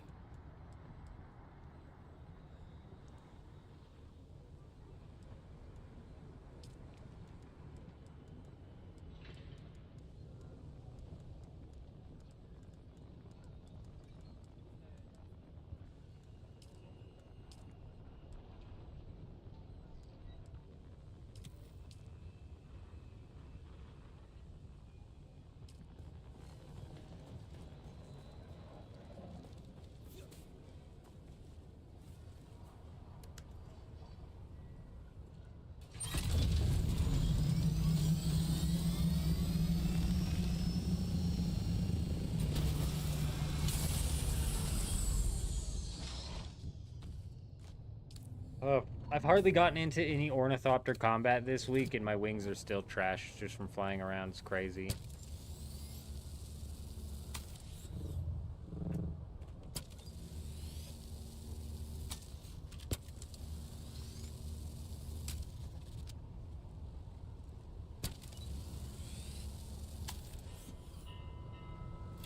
Guys, how to check water harvest? T, Whispering Horizon. Boom. Hit T, it'll pop that up for you.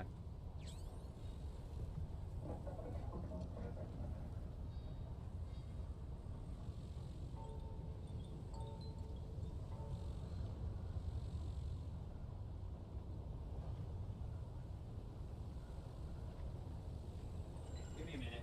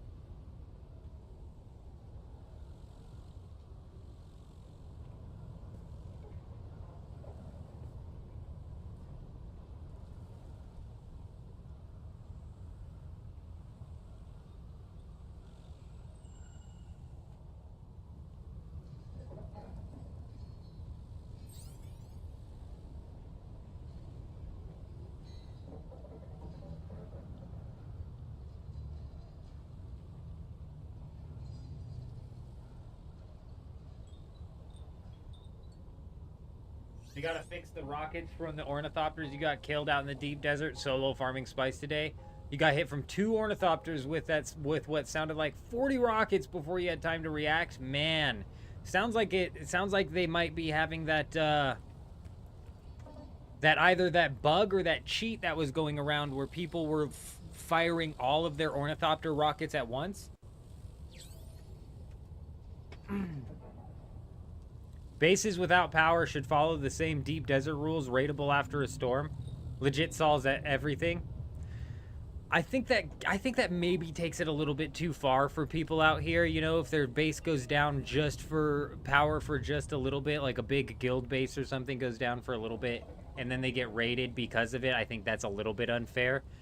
But there should for sure be some checks in place that are a little bit better, and they eventually deem a base as no longer active, like player no longer active.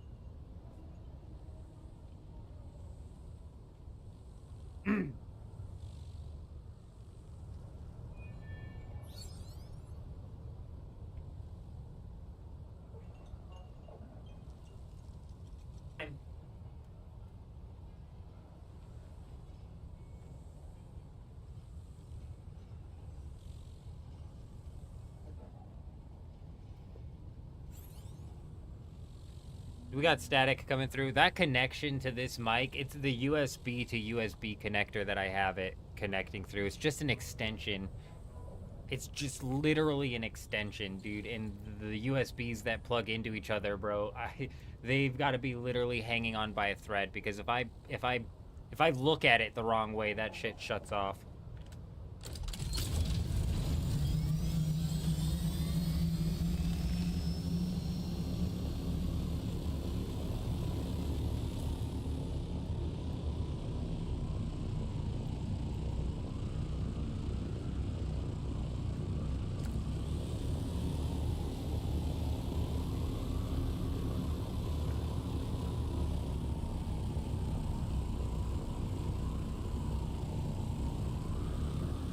exploding, that's only in the PvP zone, and typically only in the deep desert, unless somebody decided to build in the PvP zone here. So that's only in the deep desert. You can raid a base after the storm.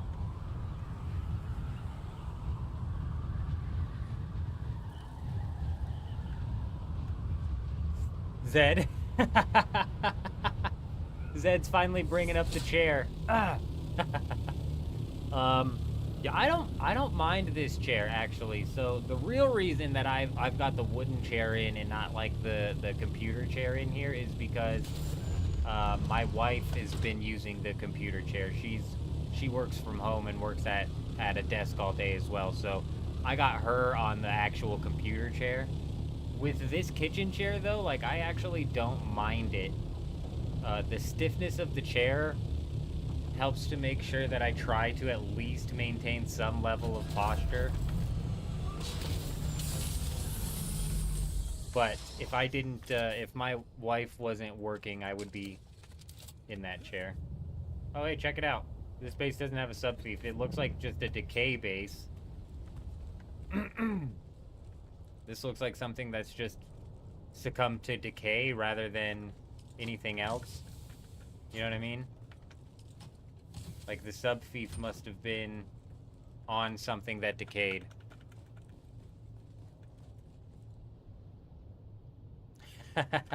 Old wooden chair for the gaming chair. That's good.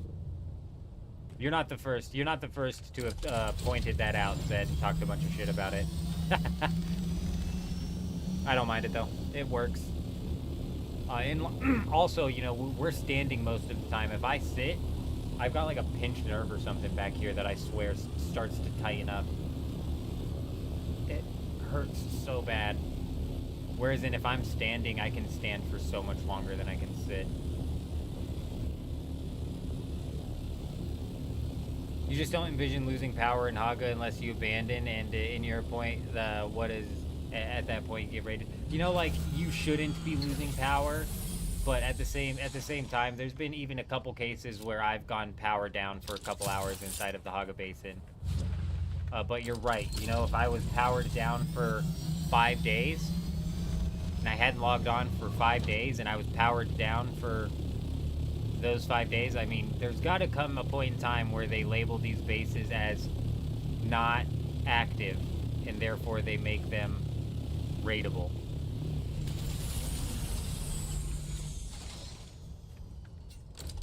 It doesn't even have to be raidable, dude. It's just, especially like on my siege, there's a bunch of abandoned bases which are just causing a bunch of lag, which is so unnecessary, because if they just opened those bases up to be raided, the lag would literally cure itself. Server transfers now. Where are you getting this info, Dark? Could you imagine if I re-rolled yesterday?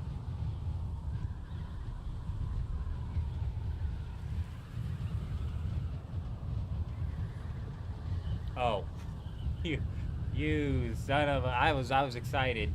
I was like, oh, here we go. They do need to drop server transfers ASAP. And unfortunately, I feel like we're going to be waiting a whole entire year for them to do so. Have we found any bases to raid? No. We haven't found any cheater bases yet. We found a couple that are abandoned enough to where the subfief is about to break, but that's about it.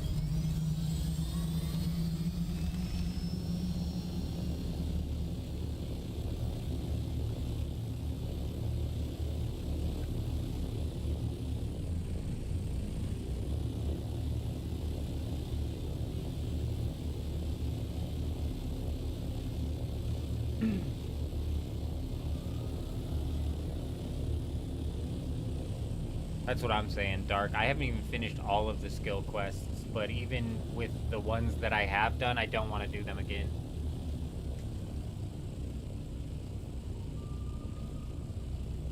That's a hard pass. The poll that I put out yesterday would have had to have been 75% in favor of the reroll for me to have even considered it. And even then, I probably would have been like, you know, let's not. Let's not. Are we siege hopping? Yeah, okay. We're popping around to different sieges. I want to say that we've done 5 so far. I don't know. They're kind of starting to blend together.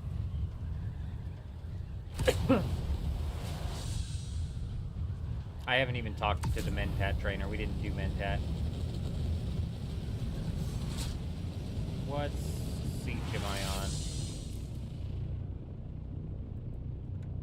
Oh, we are on this siege. Okay, so we did check this side out. Stoner, how's it going? Good to see yeah, not only are my, like, sieges starting to blend together, but what areas I've checked in each siege is starting to blend together. How are you? Hope you're doing well. Let's hang here and see how much damage this ends up doing to this thing. I forget where the sub-fief is. Oh, it's right here. Sector weather alert. A large Yeah, this sandstorm sub-fief is on some approaching. pretty solid ground. Oh, the sub-fief itself is actually broken. I forgot. So that's good and that's bad. That's about almost dead on, 50%.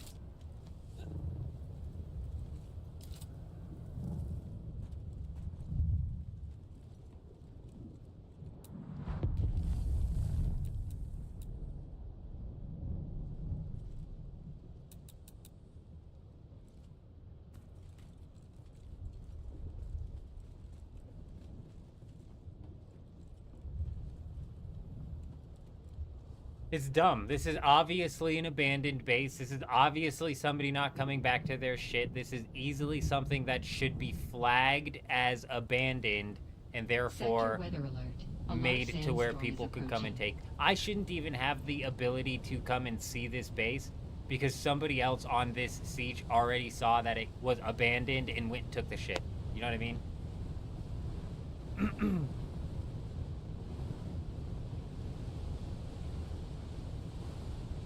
Oh, but here we go. One of these was at critical. Which one? That's at critical. I want to see what that takes and then what this takes. What sort of damage this takes. I mean, I don't even understand how this is taking damage. Oh yeah, I do. Okay, that's unsheltered.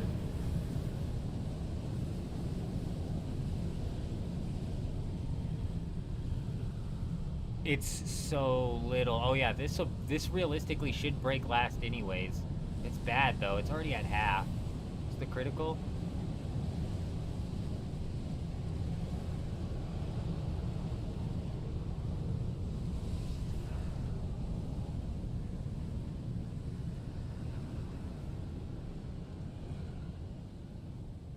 Bro, literally like 50 more storms would have to hit that thing. It looks like the floor took a bit more damage. Honestly, this might catch up to this before that breaks. Crazy. Where was the other one at? It was Bear Claw, and I don't think this storm hit Bear Claw. It didn't. And that's the problem with these storms too, and that's why it takes so long, is because they are fucking tiny. Some of the sieges are so laggy, and it has everything to do with the fact that there's 200 bases and 30, 40, 50 of them are decaying. Yeah, it's a problem. It's a major problem.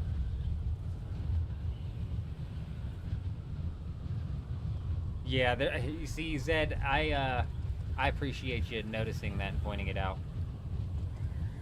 But I just, even if I wasn't live, that's probably what I'd be doing, just because I need to know. I need to know the why, not just the how. And that's kind of why it's like, I wish that they would frickin' give us more stats and information on the combat and some of the weapons and stuff like that, and what the numbers actually do. Because sometimes it feels like we're missing information. For example, like on this static needle here, it says that this shocks and disrupts the power supplies of your opponents, which leads you to believe that it's actually doing damage to your opponent's power, when in fact it's not. It's not doing any extra damage to your opponent's power. It's doing the same amount of damage as any other sword.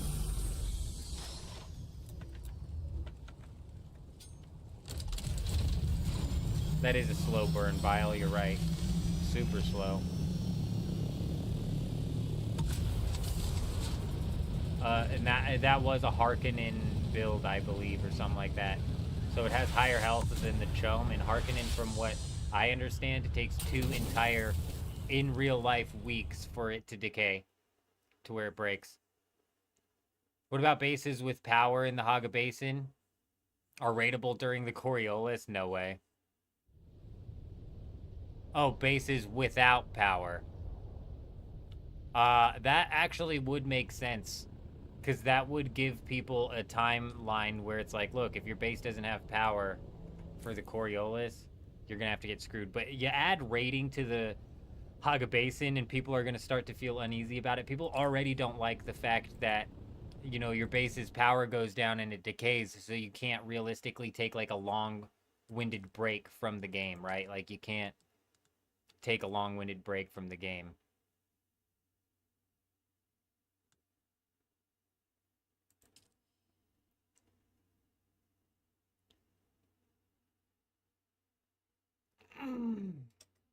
Yes, Vile. I'm not looking for the abandoned bases that are breaking. So cheaters, when they get banned, the sub fief gets ripped out. They lose the sub fief. And if there's no sub fief controlling a base, that means the base is free to loot. And so if you manage to run into one that had a cheater, had their sub fief removed, you get, boom, you get their stuff. Yeah, but I'm talking it takes 14, it takes 2 weeks for a base to decay after the power drops. If it's a Harkonnen or a Atreides base. The Tome and the Granite take a little bit longer. Or to take a little bit shorter. No, not on my server. There's been a couple people in the chat talking about finding some over on the Harmony server and finding some on the European servers where the Russian hackers are. The server I'm on doesn't seem to have a whole lot of cheaters. It didn't seem to have a really big cheater problem. And the market, even the market, did not seem to get duped very hard. So, I don't think there's a whole lot of bans that went through on this.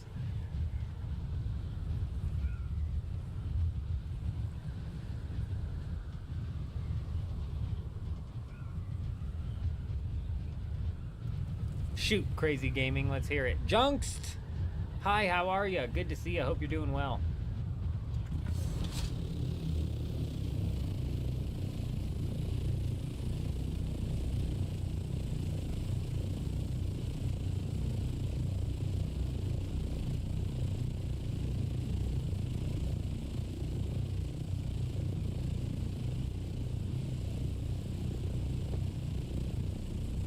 It's not hard, no, but I could still see people complaining about it. Just got eaten by the worm because of the searchlight. Oh, that is frickin' brutal.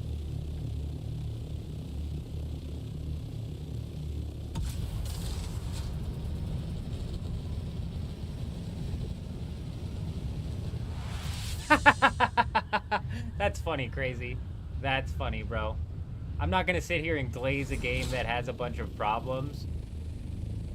Yeah, nah, you've lost your mind. And if I'm sitting here glazing a game and my glazing of a game convinces somebody to buy the game and they have a shit experience because I wasn't talking about the shit problems with the game, I think that's more of a problem than not having players join the game. That's funny, though. That's a good one, though.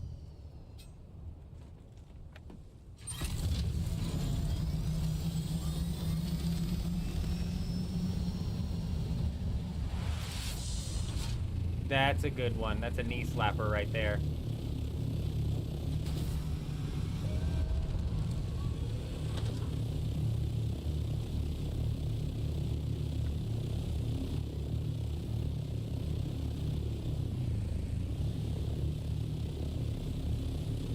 It's hard to tell if this one's out of power or not.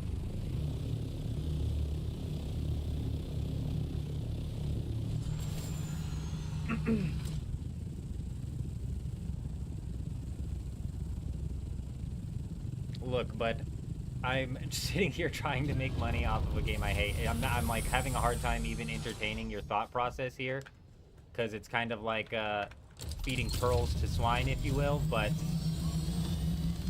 I never said that I hated the game, and every time I go on a rant about all of the major problems that this game has, the fundamental problems that this game has, I preface and then end my statement with the fact that this game has hundreds of hours of content in it. So, I think your argument is just null and void, and you can take it elsewhere, my friend.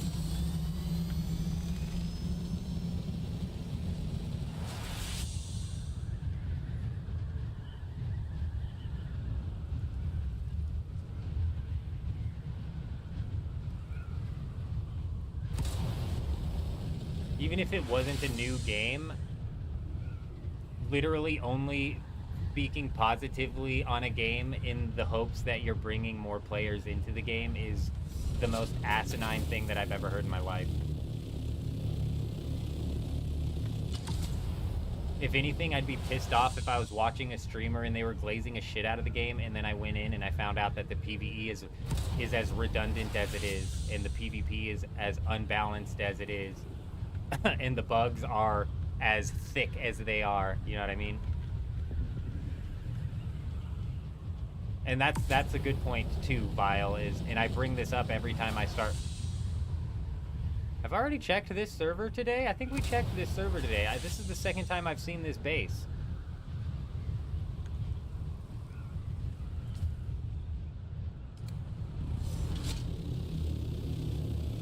Is this base on multiple sieges? I don't think so. I think we've already checked Almut. Alright, well, let's bail out of here then. I say this every time I complain about the game as well, is that there's plenty of room for the game to improve. It's basically only up from here. You know what I mean?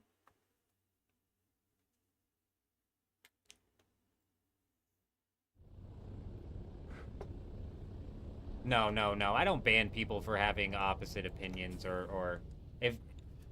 Look, the reason Crazy got banned is because Homeboy is literally sitting there with, like, some stupid mindset where it's like, I'm clearly just going to be arguing with a brick wall, which I'm not here to do. Vile's bringing up a good point, you know what I mean?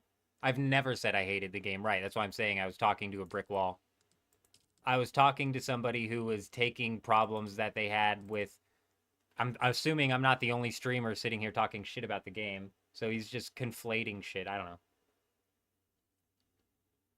It's not worth the time. Why am I wearing sunglasses at night indoors? I love this comment, bro. They're not sunglasses, they're blue light glasses, and actually they're not as dark as they seem. I don't know if I can, like, have the light hit them at a different angle to have the camera actually pick up on that. But they're not as light as they're not as dark as they seem. They're not as dark as they seem. Yeah, they're blue light blockers. But with the way that the camera angle hits it, they definitely look like sunglasses at certain times. So I understand the comment. I get it a lot. Bringing up problems is not going to get the devs to address them, Zed. I think that you'd have to have actual pull. I don't have enough pull for the devs to listen, you know what I mean?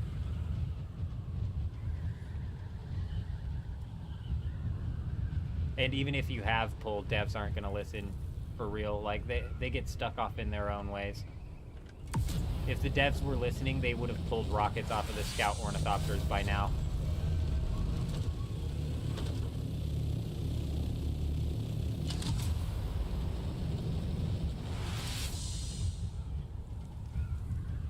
%, Vile. It's got solid bones. The PvE is boring as hell, and the PvP is unbalanced as hell. The ground PvP, incredibly fun. I have a lot of fun with the ground PvP.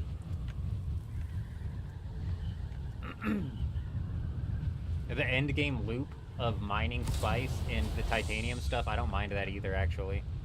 Devs are going on vacation till mid-August? Deadass, you're joking, right? That's just a joke, right? Really just hope the player base sticks around. They won't. It'll drop down to like 30k. It'll drop down and sit around 25, 30k concurrent. What's it at right now?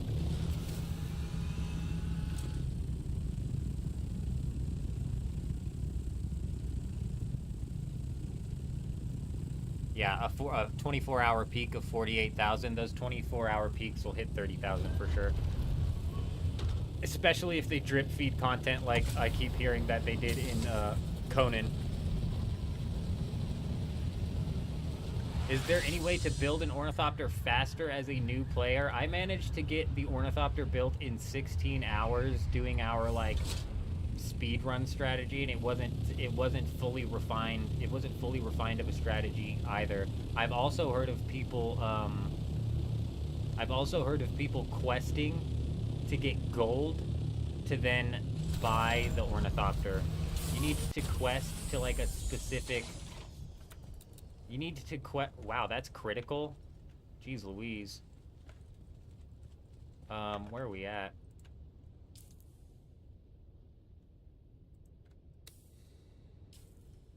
I didn't switch servers, did I? No, I did. What the hell? Let's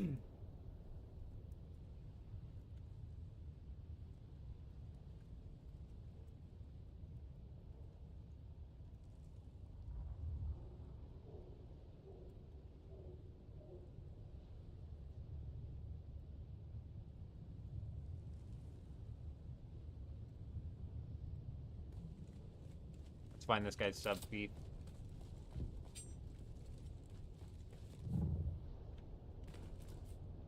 Damn. Oh, it's not cooked. It looks broken. I hate this bug. I hate these buggy wheels. God, that makes the buggy look so stupid. Stupid looking wheels, bro. No joke. He's on vacation. So what? One dev? There's not just one dev.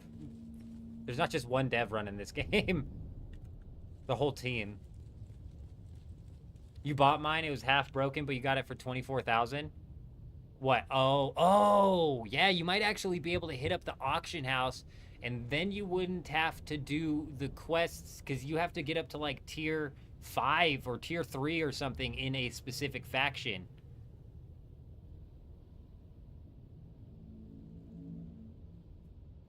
Old school fool. I don't know anything about any of the movies or the books, man. But these are the dumbest looking wheels I've seen in my life.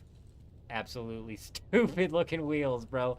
This looks nice, like some actual treads, and then like some round, freaking goofy ass looking wheels. If I had to guess, this guy's sub thief is right here. If I had to guess, I don't know why he's blocking in his sub thief. That's critical too. So if that pops, the sub thief pops. Oh, it's not in there. Oh yeah, it is. I told you. Come on, you silly goofball.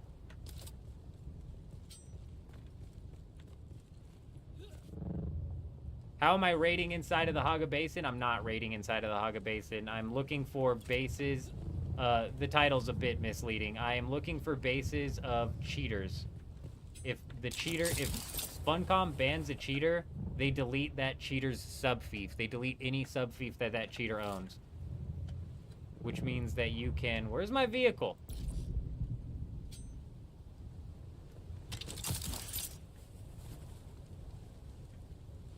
Which means you can actually gain access to whatever base that they had. So I'm not technically raiding in the deep desert. I'm looking for bases of cheaters that have been, had their sub-fief deleted. This is not one of those. This is a base of somebody who quit playing the game. But that's about to be turned into something that we can take.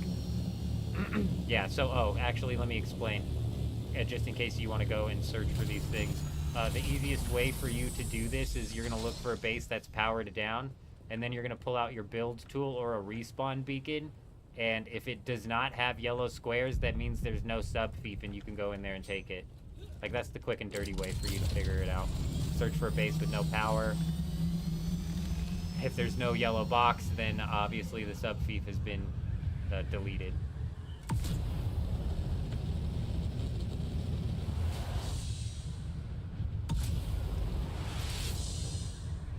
The experience of the end game absolutely depends on what server you're on. Not so much for the PvE evil, but for the PvP, absolutely. The PvE is basically the same. It's the same as with the PvE you were fighting out here, just artificially inflated, had its difficulty artificially inflated.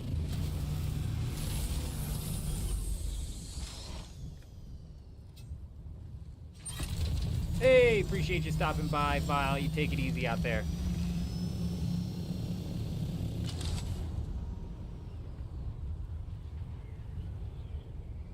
Exploding, found one abandoned. Trying to catch up here. I feel like I missed something.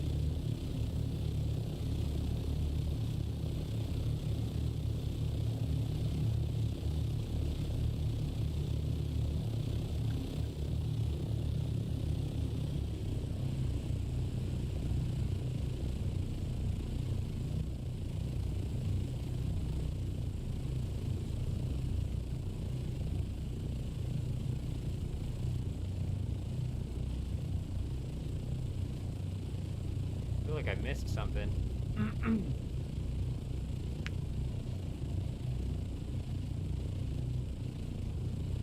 I definitely missed something. Somebody just asked something about building. What the hell's going on?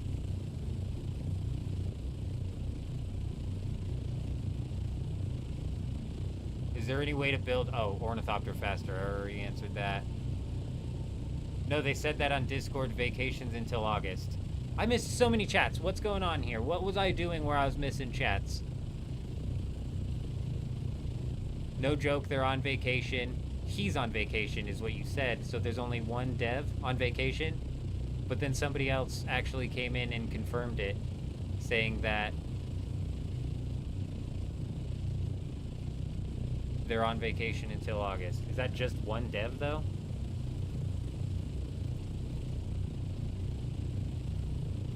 Guys, until August, vacation until August is literally a week from now.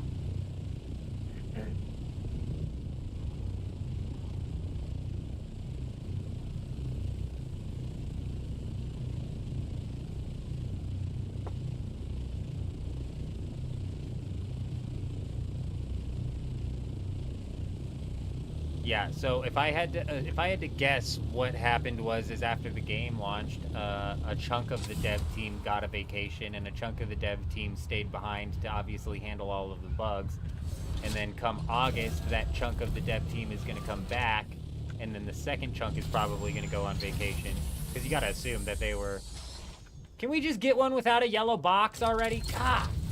You can assume that the devs were putting in a grind before the game launched, you know what I'm saying? So having a vacation after the game launches makes sense. Where they left some behind in order to take care of the bugs, and those that were left behind are obviously getting ready to go on vacation. When is the first DLC meant to come out? Sometime in August, isn't it? With the side quest and the cosmetics.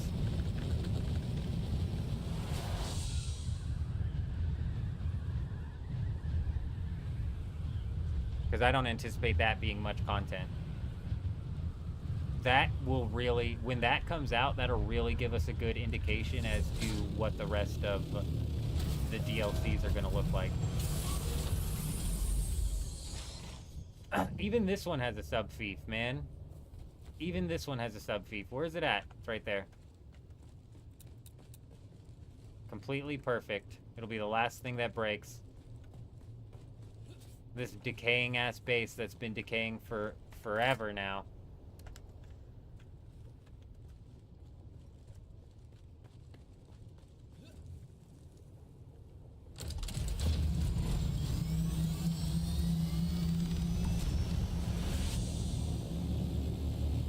Johnny 5 from Short Circuit Wheels. Alex, I have no idea what that means. I think I'm missing context to that comment. And then tier 4 on what?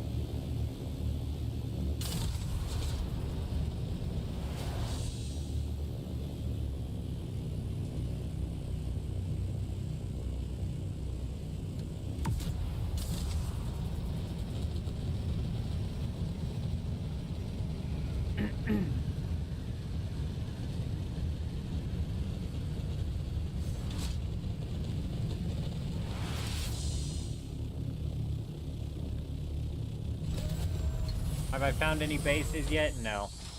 None that are cheater bases. This server just does not have cheaters on it, I guess. That or maybe Evil was onto something and they're going server to server, but I doubt it. I highly doubt it. I bet it came through in a ban wave.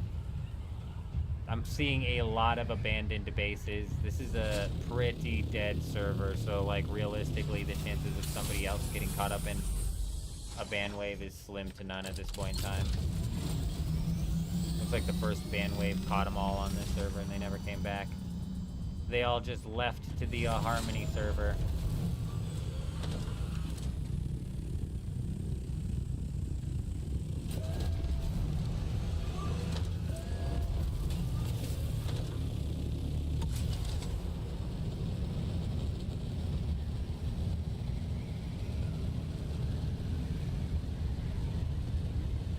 Man, there's more bases out here in the Rift than I've seen yet.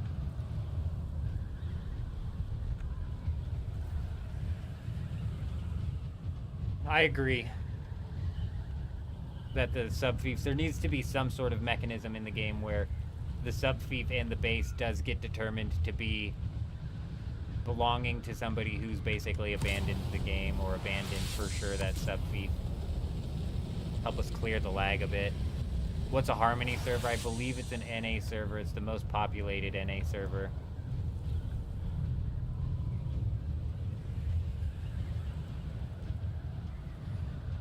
Dark, I'm kind of sitting the same way here over on Dew Gap, where I would say it's getting close to 50%. Maybe like 30% of these bases are full abandoned. Some sietches are worse than others. And then every time I get to the gap, bro, it's just big lag because there's a bunch of broken, abandoned bases over here, which realistically the people around this area should gain access to be able to break.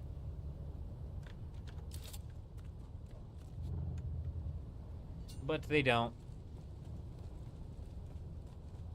That's 100%. That's 100% what it is. Maybe 95% because we'll give the other 5% to PvE players who just got burnt out from the... Oh, here we go. No sub-fief on this one.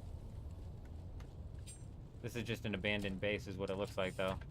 This is what you would expect somebody who moved bases to leave their base like. Whereas when we run into the cheater bases, they've got a lot more stuff in them than that.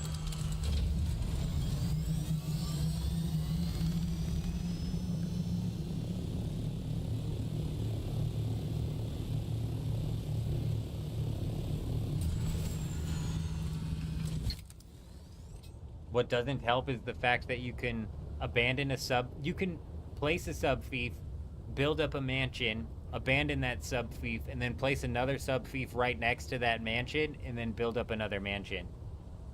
So it's like... There's that aspect to it as well. With these freaking builds going all over the place, causing lag.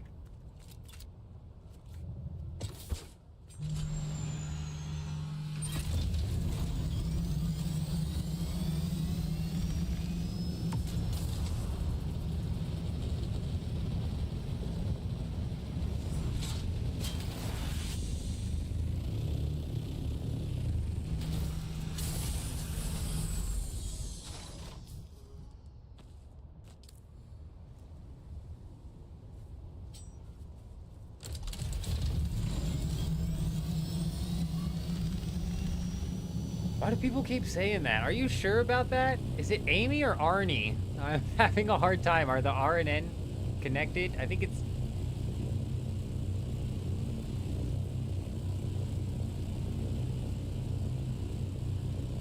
It's Amy. Bro, I need to get my eyes checked. You're not the first person that I've heard say that the sub-fief gets destroyed when you don't pay taxes. From what I understand is if you go late on your taxes and then you're overdue on your taxes, which I believe takes 2 cycles to happen, then the Sardaukar can come in and on those ships and they'll raid your base. And so those guys come in and they break the sub-fief, but they... But they also raid the chests. Like, when the Sardaukar come in, they break the sub-fiefs, they raid the chests, they do all sorts of things. They basically break the entirety of the base. But I've never seen the Sardaukar come in and attack a base, so I'm just going based off of what other people have told me. And now, you guys are telling me that,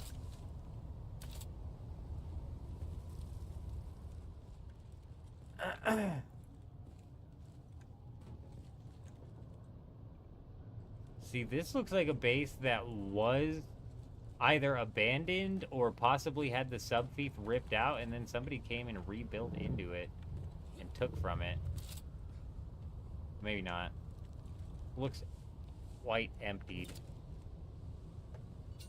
Can't hear you, bro. Volume's all the way up. I got the mic moved a little bit. Is that better? Is that better, Zeus? I got the mic moved over a little bit because we're sitting down. It's in a bit of a weird spot. We were probably mumbling again as well.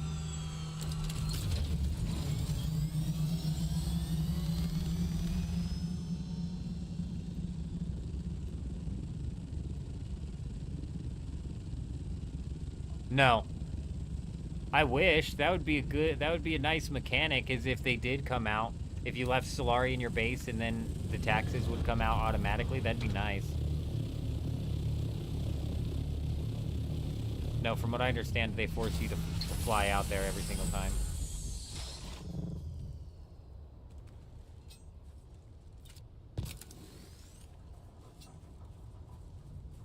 So it does break. Damn.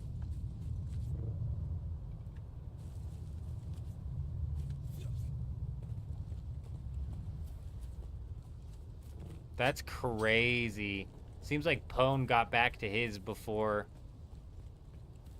it got fully raided. Huh.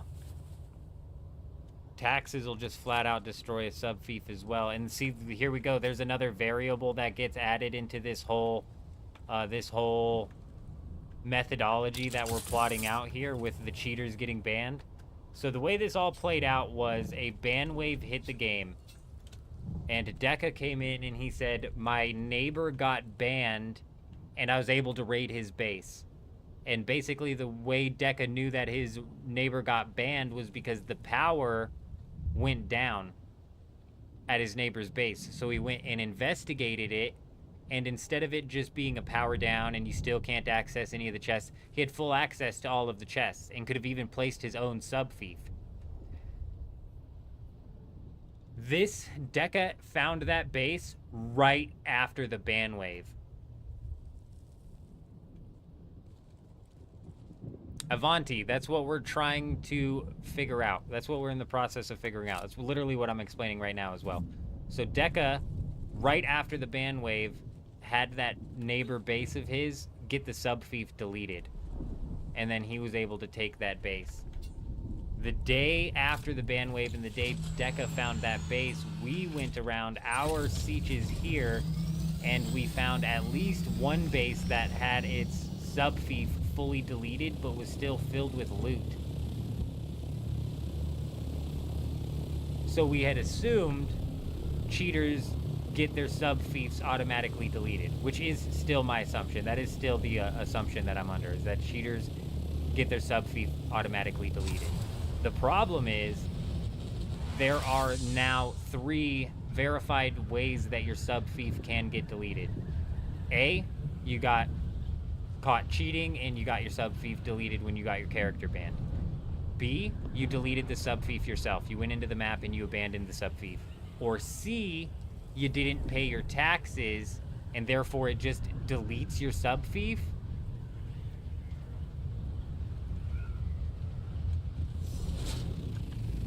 What is that?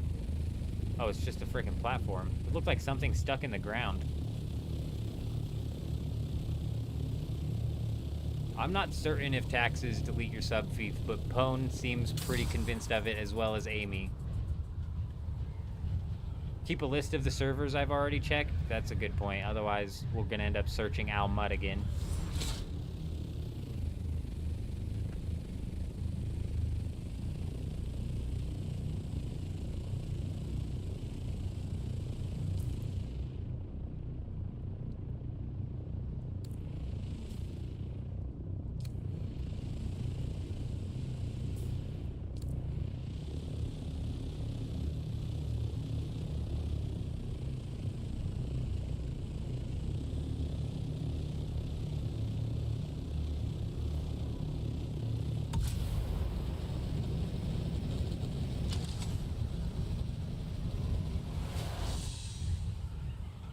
Subfief was fine. You only lost your crafting stations. You lost your crafting stations because the Sardaukar came in and broke your crafting stations, which is what I was under the assumption what happens when you run out of taxes.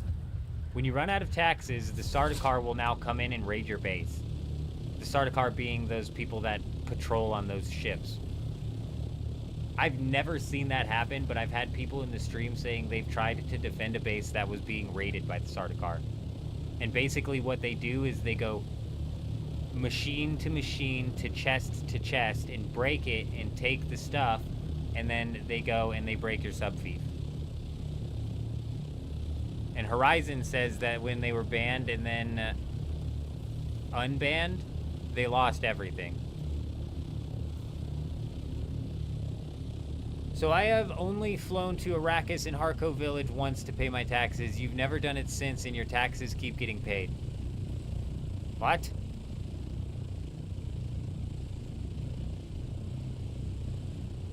They break everything from what I understand, Alex. The way the guy explained it to me was he was inside of his neighbor's base, and he was trying to defend it from one of those Sardaukar raids, and... Hold on. To the left of the Trades, yeah. He was trying to defend it from the Sardaukar, and basically the Sardaukar kept coming in and breaking chests and because I asked him, I was like, were you able to get any of the loot after they like broke the chest or something? And he's like, no, they seemingly had unlimited inventory and they were emptying the chests. So it seems like they empty the refineries, they empty the chests, they like full on take it out.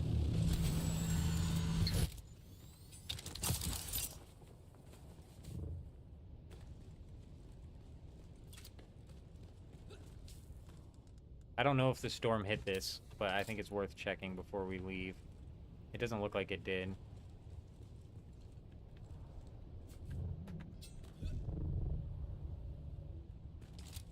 This is an abandoned base that eventually is going to turn into a raid should we manage to show up at the right time. But I think that's another server down. Another siege down.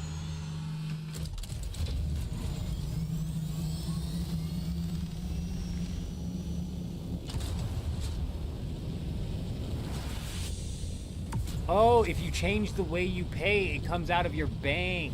Do you have money in your bank, Amy? I'm glad you brought that up, J-Wolf, because I was confused as well. Money in the bank.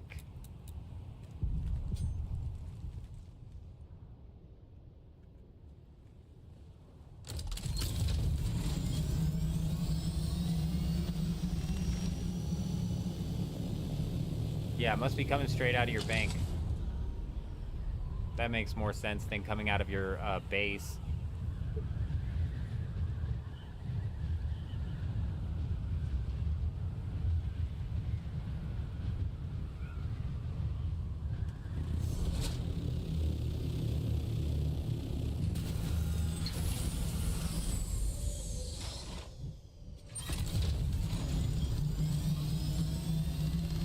Presumably the bank.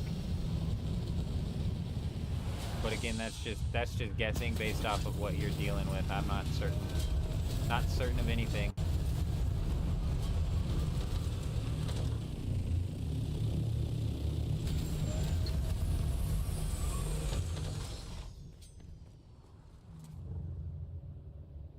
This looks like a recent power down because all of this looks like it's pretty fine.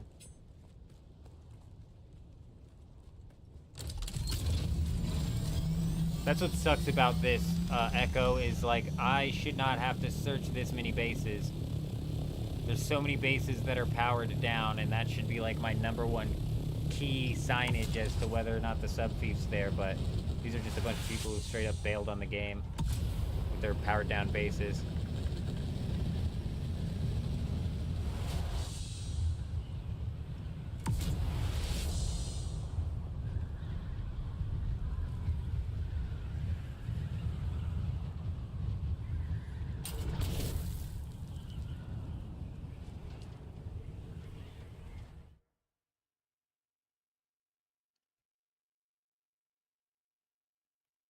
That's what J Wolf is making it sound like.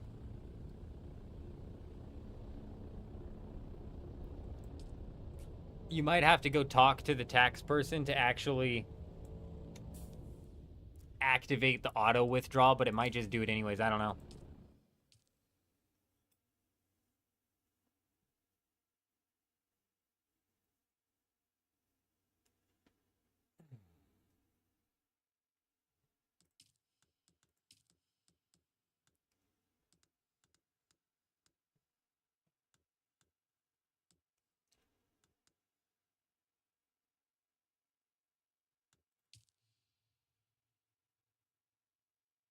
Yeah, you got to talk to the guy and actually set it up.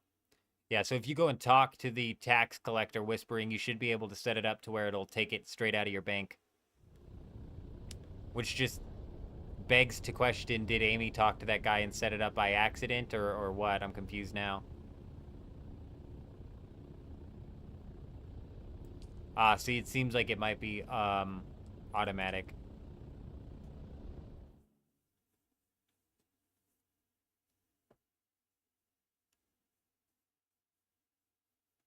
Ugh.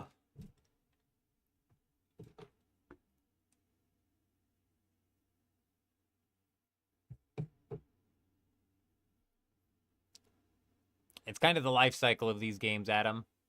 Especially when they drop with an end game loop that's non-existent, you know what I mean? The end game loop is kind of there for the PvP players, but also not really.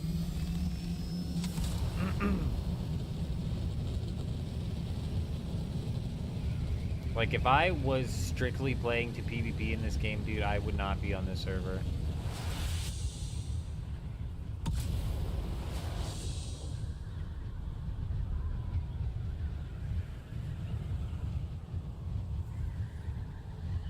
Well, I feel like a lot of people are like that as well as Smoka, because there is a couple hundred hours worth of content to do in this game. But when the burnout hits, it hits for sure. As soon as you realize how redundant the PvE is, you're like, holy shit. And then you realistically, it didn't bother me how redundant the PvE was until I got into the deep desert and we started getting into the artificial increase of difficulty. Stupid. Stupid. Zero creativity, artificial difficulty. Ridiculous. Yeah, no, I've got 400 hours into it, so like I say time and time again, I can bitch about the game all day, but that doesn't mean it's terrible. It's just got some major things it needs to adjust.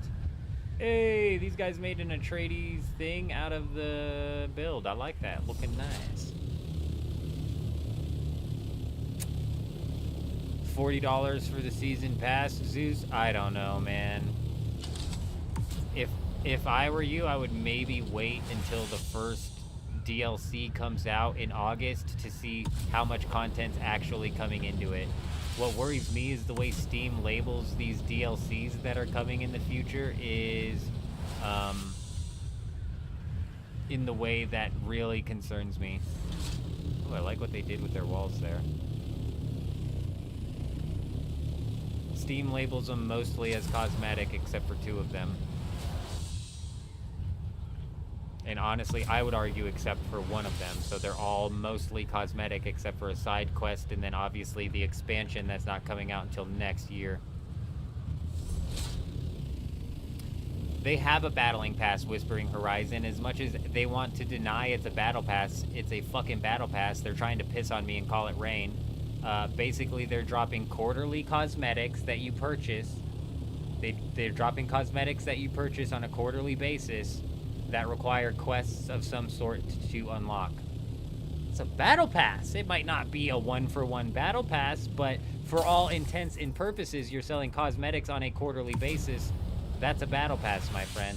The one thing that, in my opinion, makes it different is it's not like a FOMO battle pass. There is no fear of missing out because it should be persistent forever, and it's not your typical cheesy battle pass with cheesy quests and cheesy daily things to do to get the rewards.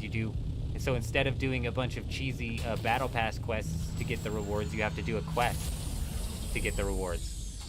Okay, if I gotta go do a side quest to get the cosmetic rewards of your quarterly battle pass, don't piss on me and say it's rain.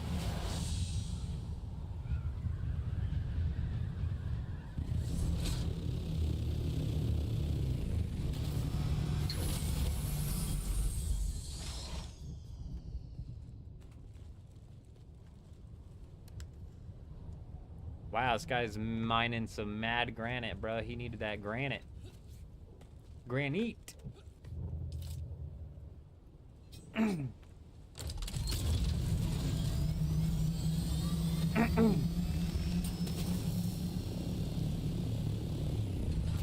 pull it up. Let's pull it up. We can talk about it. I'll pull it up again. Give me a minute.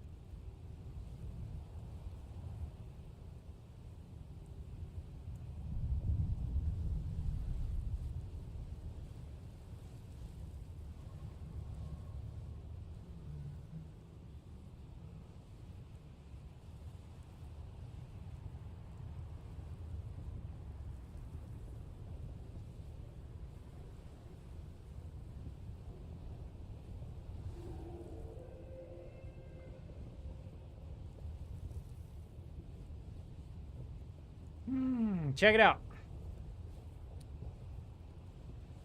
Let me make sure I got this scrolled in right. I don't.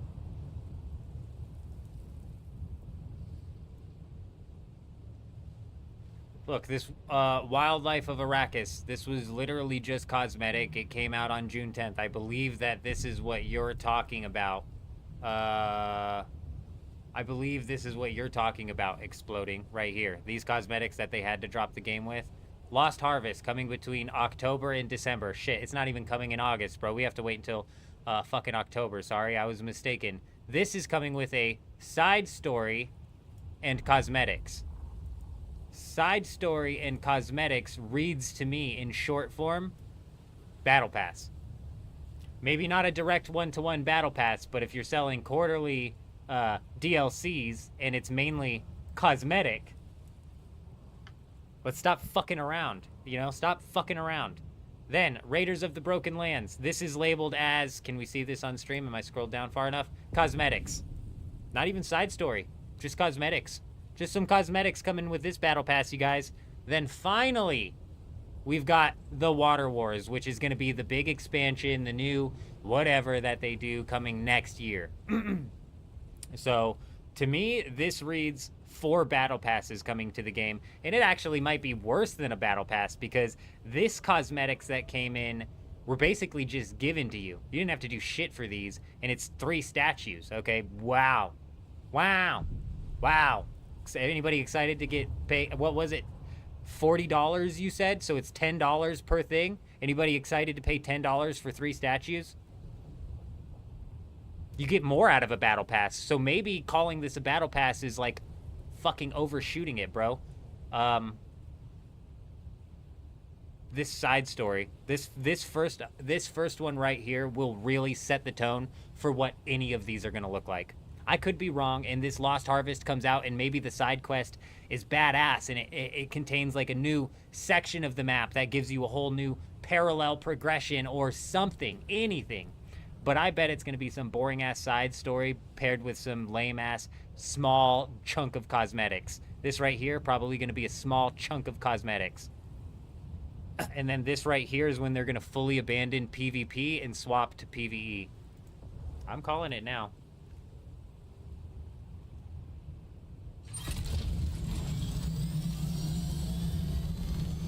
I don't want any of that nasty shit. Ooh, the XP booster, resource boost. No, no, no, no, no. Fuck no.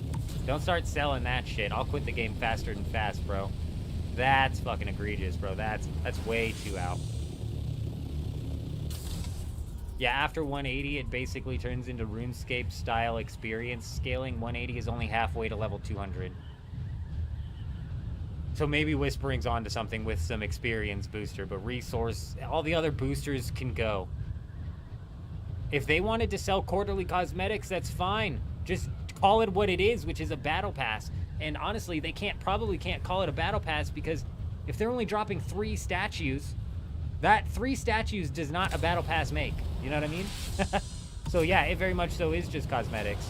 Yeah, I got a lot of flack for that video I made where I was like, I got a lot of flack for the video I made where I was like, it's fucking irritating that these devs are like grandstanding that they're not going with the battle pass system.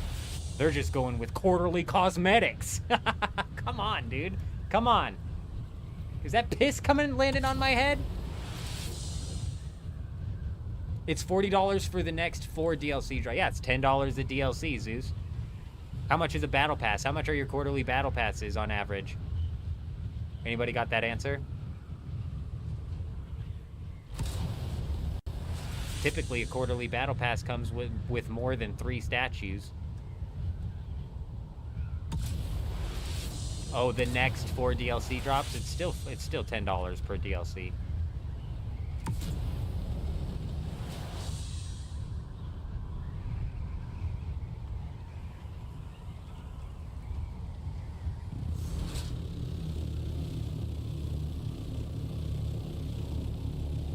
Where is it marked as PvP?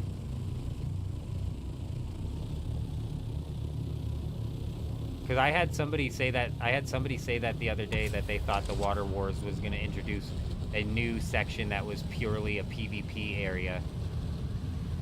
And I just laughed and I was like, oh yeah, they took a big fat left turn from PvP so fast in the full launch of the game. I'm so sure that their first big DLC is going to be PvP only. I would love it. I'm all about the PvP. So that's why I'm asking, like, where is it marked as PvP? Was it marked as PvP on that Steam page? Because I don't think it was.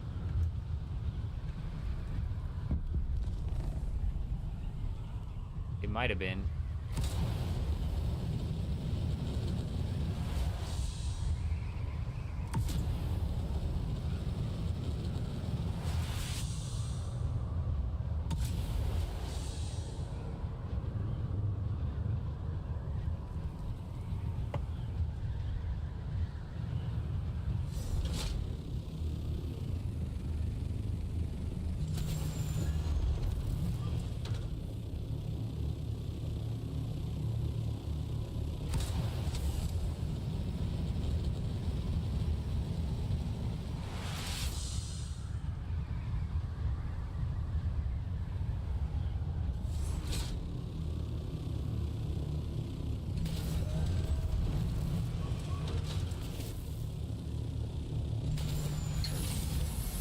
Everywhere, bro. They're just everywhere. Do I see there being an issue with just having PvP servers? I don't think that's the proper solution. I don't have an issue with that. I don't think splitting the player base is a proper solution. The proper solution to me, support first responders, would have been the game devs using just the tiniest bit of logic while they were developing the game, in the fact of maybe incentivizing the PvE players to fight back, maybe not making the only form of PvP in the game griefing, right? Because Funcom literally developed a game where the only form of PvP that you can be rewarded in is griefing. The only PvP that you can get a reward out of is if you go knock out somebody who's farming mats. I can't get any reward out of fighting another PvP player because I'm just going to get their vehicle fuel cells. So in my opinion, splitting the player base isn't the proper solution. The proper solution is actually incentivizing PvE players to fight back and incentivizing PvP players to fight other PvP players.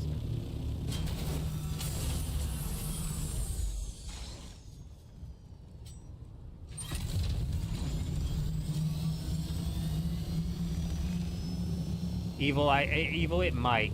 It very well could be.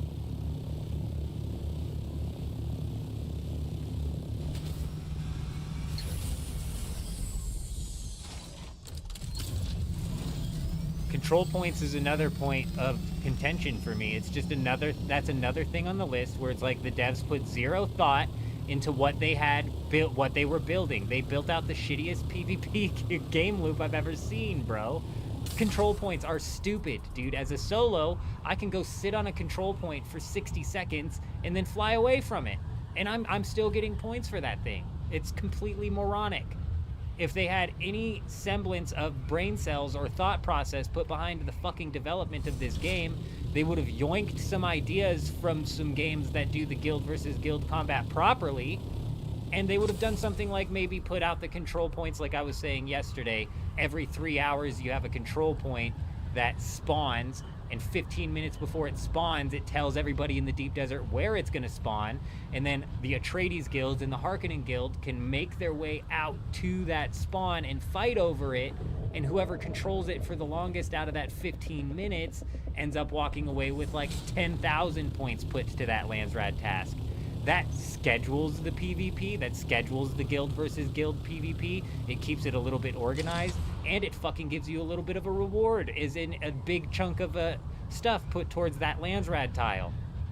They have that running every 6 hours, bro. You got 4 of those run per day. That's 4 big guild fights that you... There's the big dong.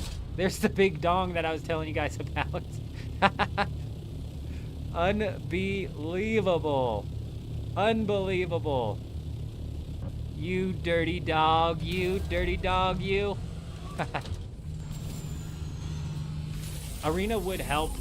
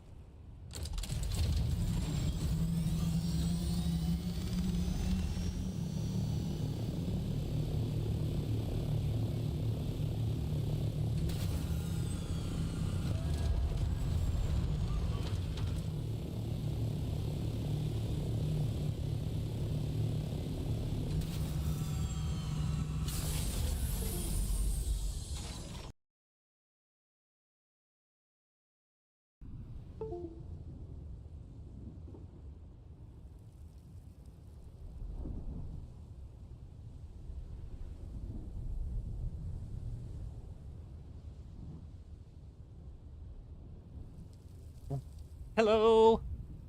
Hey, we back, we back. It's not a dong, it's the Starforge symbol. I like that, Zed.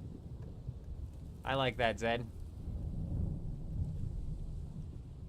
Like I was saying though, arena PvP I think would work really well in this game, and it would be really popular, but it's just another band-aid solution. It's just a band-aid solution to what is a fundamental problem of development. Like they put no thought into the development, and so like you could come up with 7 different band-aid solutions, sure, but that doesn't fix the foundational problem that they have. There's no big... What's the big potential loss, though, support first responders? Like, the biggest potential loss that you have in PvP is your Ornithopter. That's your biggest potential loss.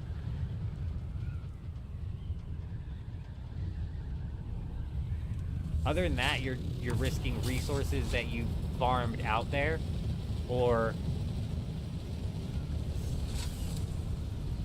a vehicle fuel cell.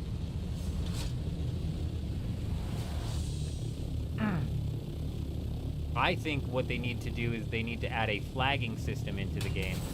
If they added a flagging system into the game, this would incentivize PvE players to fight back, which is what they need to do. You need to incentivize, you need to give the PvE players a reason to attempt to fight back. Because as a PvP player, I'm telling you, the type of PvP I don't have fun with is going and ganking resource farmers. I don't want to go PvP so I can get resources. I want to go PvP so I can take people's full sets. Okay?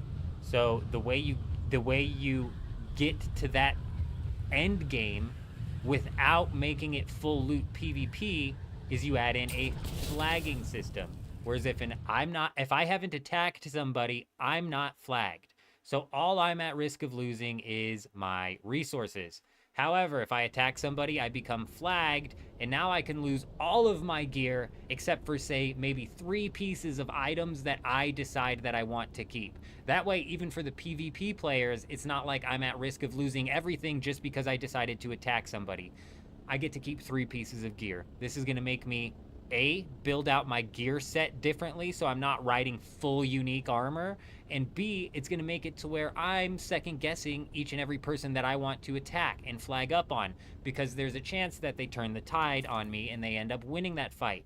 Or there's a chance another PvPer comes in the mix and tries to take me down in order to get my gear. It's a very, very simple solution. It's a very simple concept that I think even fucking 5 hours of brainstorming would have been able to land on this concept, which is why, again, I'm going to say it again, I have no remorse when developers lose their job for producing shitty games. I have no remorse. Are the Dune developers going to lose their job? No, they didn't create a shitty game, you guys. It's not a shitty game. There's shitty parts about this game, but it's not a shitty game. I've got no remorse for when developers lose their job for not performing. If you can't perform, then go fucking work at McDonald's. You're in the wrong business, bro. Go find a project that you're passionate about. I'm probably going to disconnect the mic here because I got to move this thing again. My shoulder is killing me.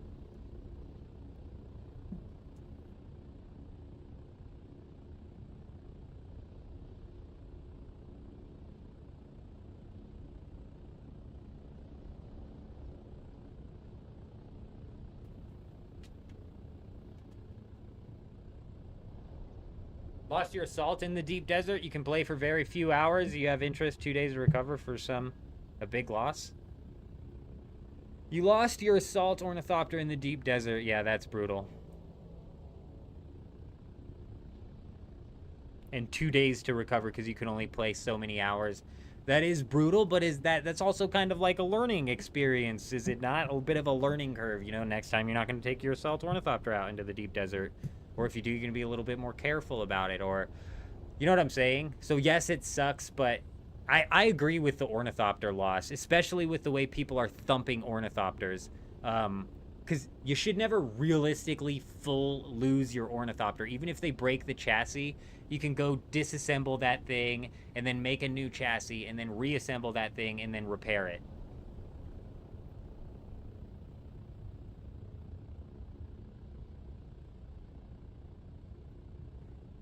Is that really what you're doing, first responders? Huh, that's wild. The PvP is fun on the ground, but I would have to agree with you. It's not worth it. There's no reward for PvP players. Like, the PvP players don't even have a reward.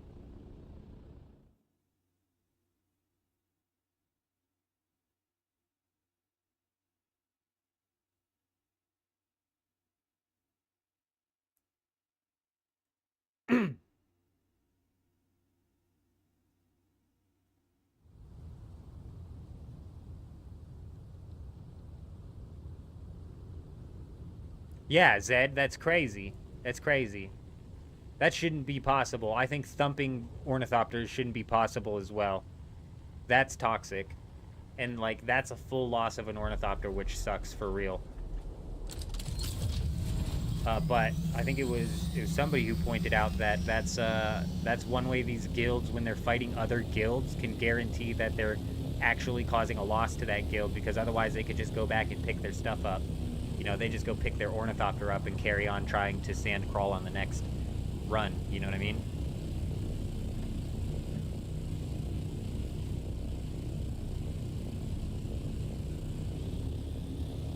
The grind up to tier 5 is good. You're right. You're not wrong.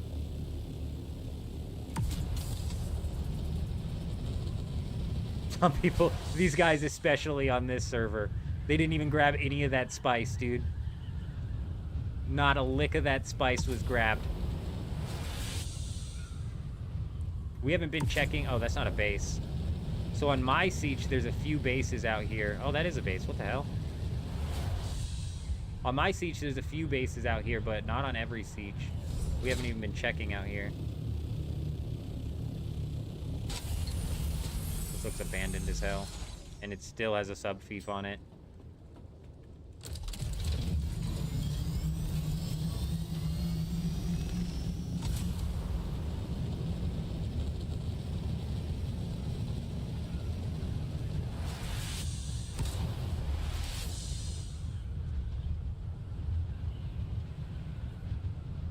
What server are you on, Valid? Are you on Dugap? No, there's no way to dismantle it. You're fucked, bro. You're fucked, bro. I'm sure the game appreciates the extra $50. Oh, shit. Though I wouldn't be surprised if accounts are already being sold for $2 a pop, similar to, like, fucking the way Rust runs.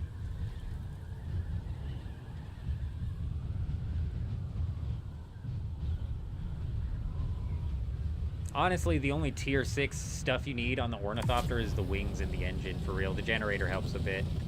And the tier 6 booster is nice, but like a tier 6 hull and stuff is just overkill.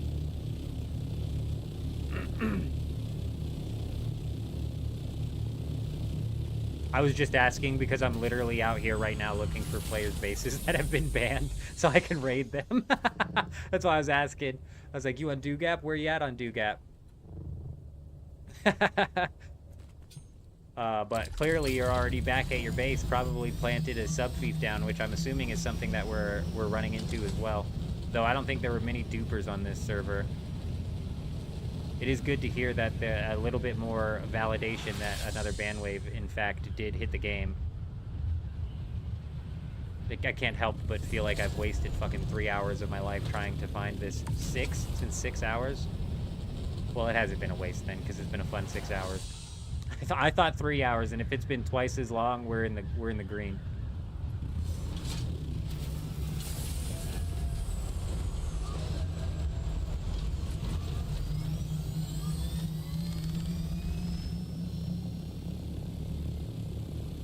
Zeus, that's how I played it as well. Before I even came out into the deep desert, I had 4 tier 4 scout ornithopters and 2 tier 4 assault ornithopters. They might have even been tier 5, actually. So I had like 4 and 2. And I was basically able to come out to the deep desert and play however I wanted. It didn't matter if I died. It didn't matter if I lost an ornithopter. And in playing like that, I was able to, you know, stack up on a bunch of the plastanium and stuff. And it just kind of like snowballed from there.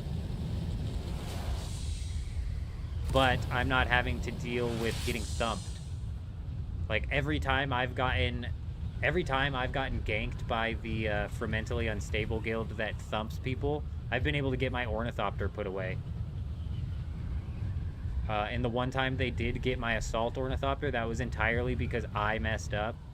And my assault ornithopter was not anywhere near where they could push it and thump it. And the only reason they even got my assault ornithopter was that time was because I was a dumbass and went and parked it in a base that I thought it would fit in, but it did not fit in at all. The lowest assault can be is tier 5? Okay, then I did set up 4 tier 5s and 2 tier 5s. Yeah, so I set up a bunch of tier 5 scout ornithopters before I even went out to the deep desert. Lone Twist, good morning. Good to see you. I hope you're doing well. Your main is on Harmony and the deep desert is nuts? I bet it is. Harmony might be a good server for you to go fly around and check for some banned bases. There's been a couple people on the Harmony servers. One of them's finding bases, the other isn't. So, I mean, I guess it's like a bit of a 50-50.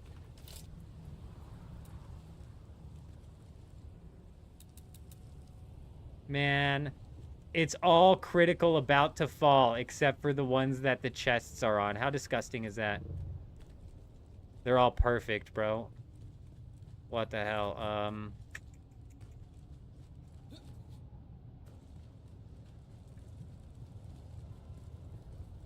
These are, like, about to pop, too. I'm wondering if there's any time where if, like, this pops and this pops... If all of this... Where are we at right now? That's what I need. We gotta write this one down in the notes. This sucker's about to fall. It's another one north of... I've got 3 bases marked all north of this. They're all right next to this Atreides place. What server are we on?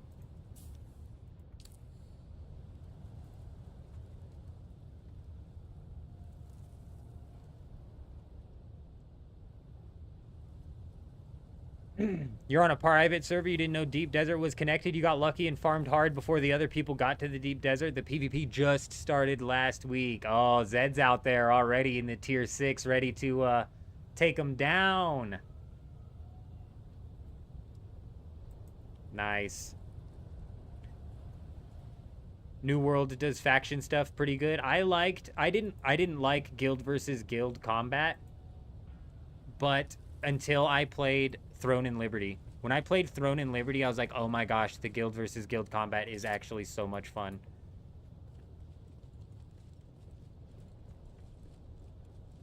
So one support can hold this all up, I think. There might come a point in time where, like, if this wall and this floor breaks, then it's not going to hold these up anymore. So this will be an interesting one to keep track of here. Maybe we'll slow roll this deep. Maybe we'll slow roll this search, see if we can't have a storm hit this while we're here.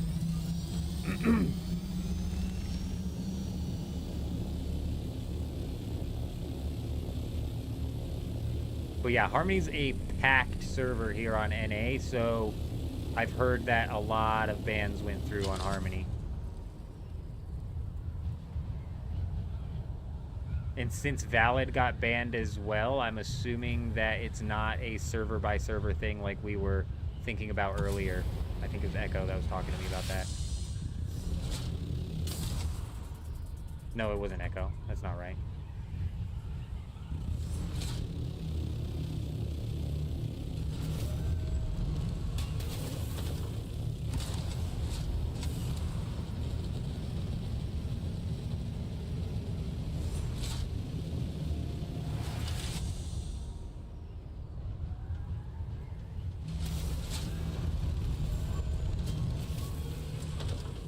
Subfleet and a generator left on that thing. And you see all of those floors are standing, even though only like 2 walls are holding them up. Oh, look, is that a storm? It is. Well, perfect timing. I don't know if it's going to actually sweep through where we need it to. Doesn't look like it. Nope, way too low. Gross, dude. Absolutely disgusting.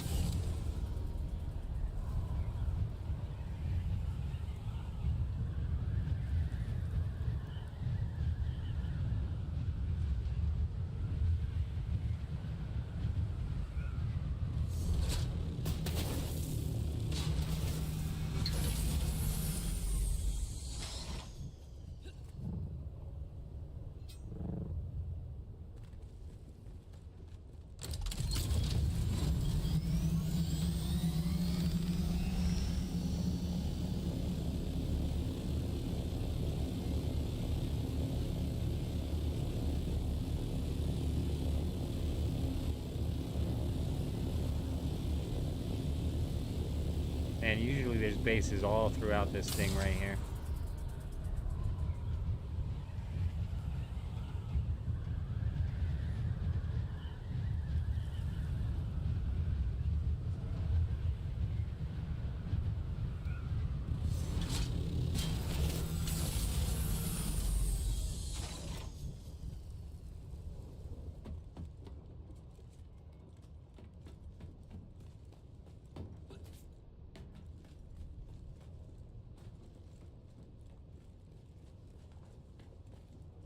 It's weird what decides to take damage and what doesn't.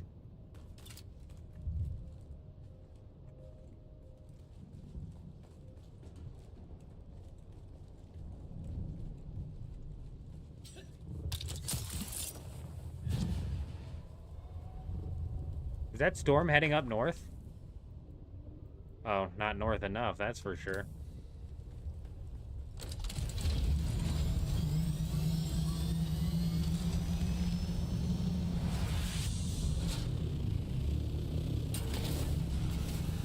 Man, a lot of these decorations are cool. I like a lot of the decorations.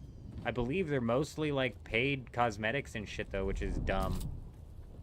I hate paid cosmetics, especially for like the base builds.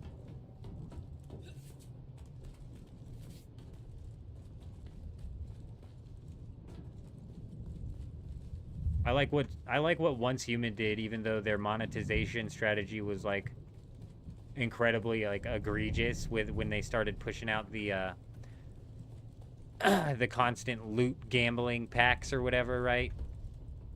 But they actually made it to where you have a lot of building decorations and stuff that you can use and build with but they were also tied to like an RNG pool of loot throughout the PvE area, you know what I mean? So you would like gain a specific style of couch schematic when you were like looting, right? And when you got that couch, you were like, oh, badass, I can find the place to put this in my base. Nice little decoration. Or you find like some wall vines or something. Nope, this game's like, just give me your money. Just pay for it.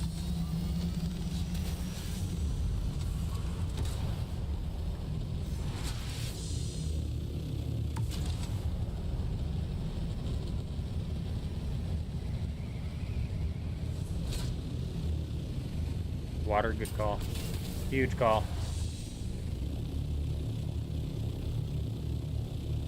If you're saying nice to the flying skills, all of that was fully intentional.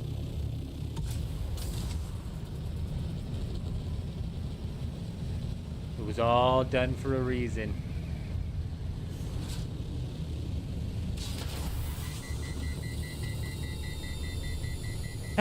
You're good, J-Wolf, you're good. You are good.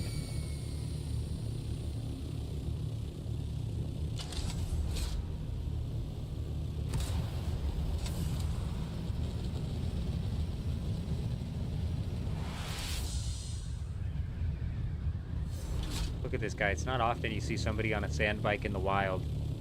You can make it, buddy. Go, go, go, go, go, go, go, go, go. Go, go, go, go, go. Come on, come on. Nice, he rode the island, so he actually reset the worm. Big brain plays. Ooh, quick pocket on the bike as well. Nice. Go say hi? No. No. What is this, though? Is this guy grabbing loot from this base right here? What's he doing? What is this?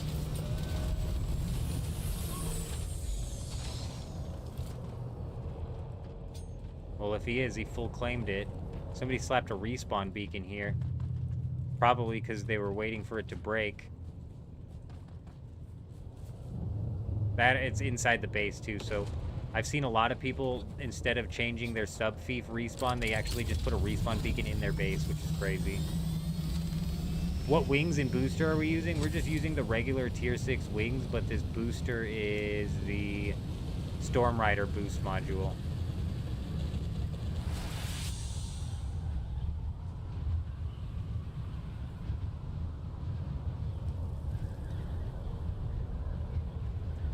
Yeah, the whole cash shop cosmetic game is lame.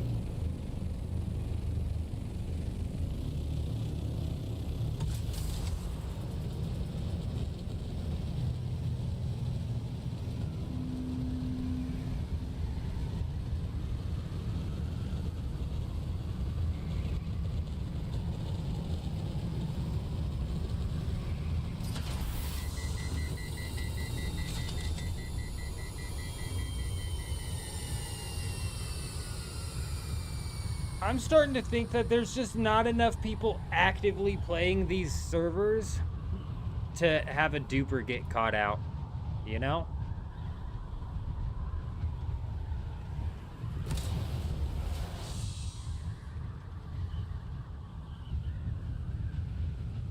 Storm Rider and the skill that gives less heat, lets you boost forever. Isn't that skill something you have to be under spice for? Where is it?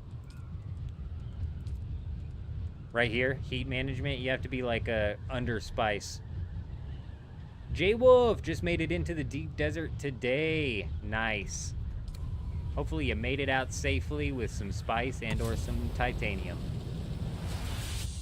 Was there another ban wave? You've been out of the game for a few days. Yes, Lone Twist. They announced, like, when we started this stream 6 hours ago, it was 12 hours after their announcement. Yeah, you gotta be spiced? Yeah. Oh, I'm sure that helps.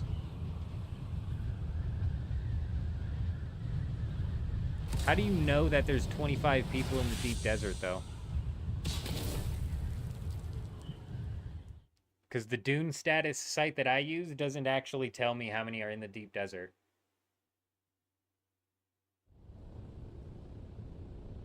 Will there be a server merge? Oh, I'm sure there is going to be dozens of server merges. There needs to be.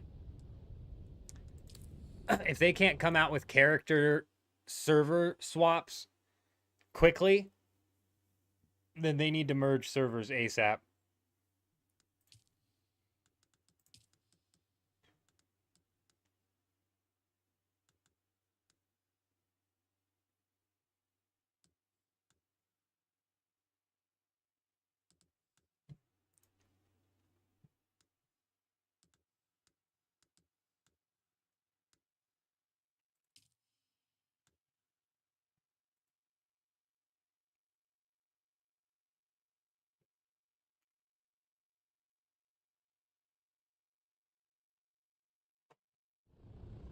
It was something, that's true. It was sure something, Sliz, that's the truth. You almost did not, but as soon as they seen your ride, they turned around. 25 people? I'm confused, J-Wolf. Oh, you almost didn't go out? Servers are low for Saturday morning? What the heck in hell is this? Get me out of the sand, man. Please give me a warning or something. Jeez. I don't know what the player count is. My server's low for sure, bro. The server's dead as hell. I think at the max I see like 20 people on any siege at any given time. Curious how they will do server merges. What about all the stuff at your base? So I've asked that same question every single time support first responders. I've got the same question. Apparently with Conan Exiles, the way they did it was they would just... You remember how when they refunded everybody from the Deep Desert debacle, the D6 debacle, and they refunded everybody who had their stuff yoinked, or even some people who didn't have their stuff yoinked like me? They basically put all of those items into this claim... Where'd I get this? Hell yeah, bro. Where'd I get 75,000 gold from? Well, check your claim rewards, you guys. Am I the only one who had 75,000 sitting in there? What the hell is that? Oh, in claim rewards, this is where all of the stuff from the Deep Desert debacle was. So if I had to guess, they're going to take everything out and put it... They're going to do a full map wipe, but instead of, like, deleting your items, you know what I mean, or whatever, putting them in a bank, they're going to put them in that claim thing, and then you're going to have to reclaim whatever land you want to claim and rebuild your base. That would be my guess.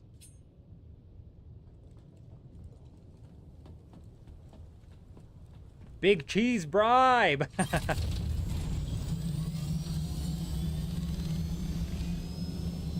You think everyone did? You got it too? Oh, nice. Very nice. If I had to guess, it was going to be something because of the, probably because of all the money that was duped. I don't know. They're like, a bunch of money was duped, and instead of getting rid of it, we'll just split it up and give it to everybody.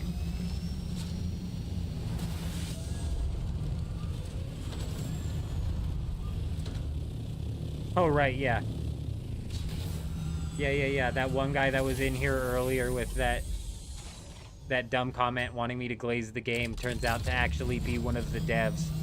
He's trying to bribe me to stop talking shit about the game.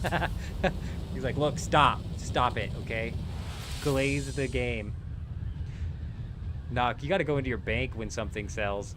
That's why I was confused. You should have if you hit claim rewards, you should have one, Adam. You should have 75,000 in there. Would be my guess.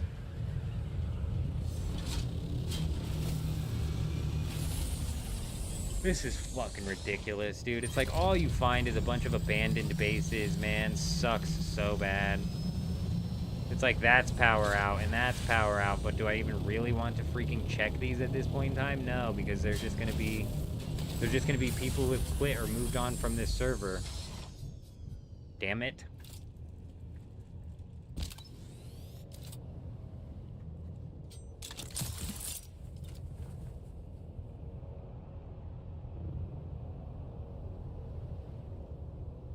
Oh, you can't even click it? Wow. Infiltration instead of invasion. On subversion. The double update bribe, yeah. On intimidation.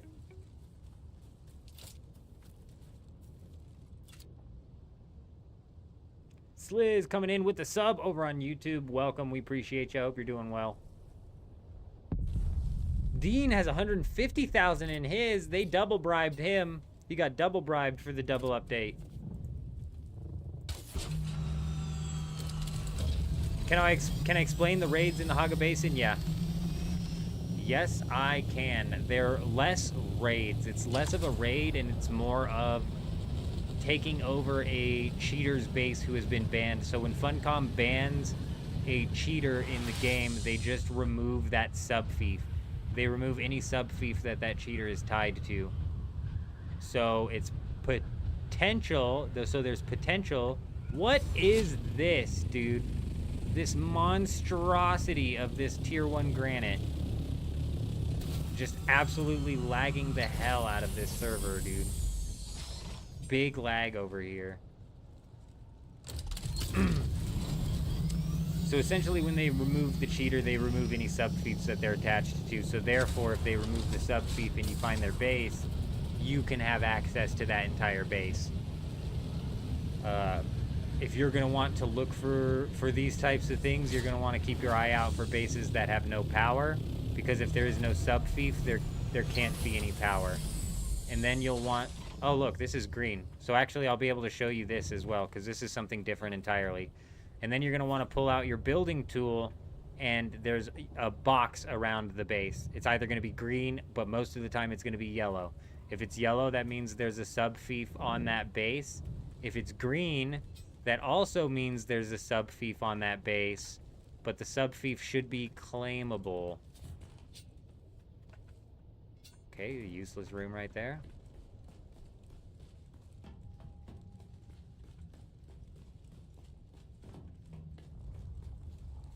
See, this is green, so I have full access to all of these. So sub-fief should be claimable here.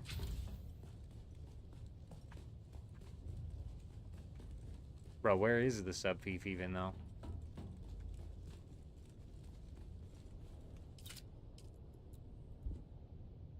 I don't have permissions for that action. Oh, but I can loot them. Oh, there's the sub-fief right there. Check it out. F, I can claim ownership of this sub-fief. So if you find a green box around it, that either means you can claim ownership of the sub-fief, or that that person has set the sub-fief to public access. Because I ran into a base once that was green boxed, but I couldn't actually claim the sub-fief because it was still an active sub-fief. He just basically made it public. It is incredibly depressing, Kay. It's actually, it's gutting. It's gut-wrenching. It's sad. What's more sad about it is we'll find some big bases out here that are fully abandoned. Fully abandoned. Hey, Jim coming in with the follow over on Twitch. Welcome. Hope you're doing well. Imagine you already hit like 10 to 15 cheater bases, but shitcom's anti-cheat doesn't work. Oh, I'd imagine. I bet. Well, and this is the problem also. So, let's say this is a guild base of 10 people. Okay? This guild base can have one bad actor in the guild who's doing all of the duping. And maybe he does his duping at the sub-fief right there. You know, this is the duper's base, but they're part of the same guild. So he dupes all of his shit over there, and he brings it to these people right here. These people benefit from all of the duped stuff, but this guy catches the ban, which is kind of the situation we're in. I wouldn't be surprised at all if some of these mega bases did in fact have dupers tied to them. But in order for you to even gain access, you would have to assume that the guild leader is going to be the one who is duping, and they're going to be the one that gets banned, which just is not going to be what happens. So I can almost guarantee that some of the bases we've flown by have been bases of dupers, for sure.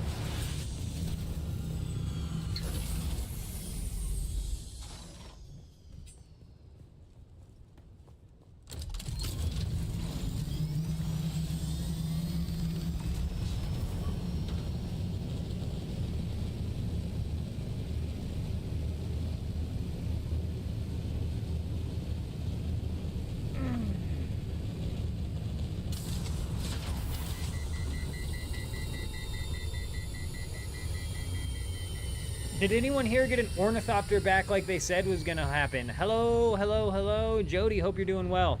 If you're talking about the D6 debacle, I did in fact get pieces of an ornithopter back. They said, though, that it was gonna be tier 6 pieces of an ornithopter. They were like, we're gonna give you tier 6 pieces regardless of what tier you had.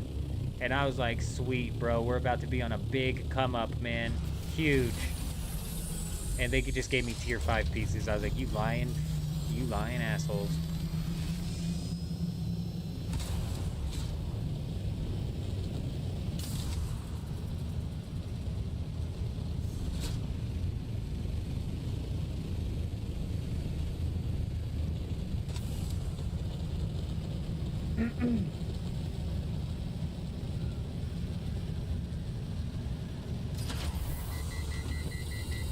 Whoops.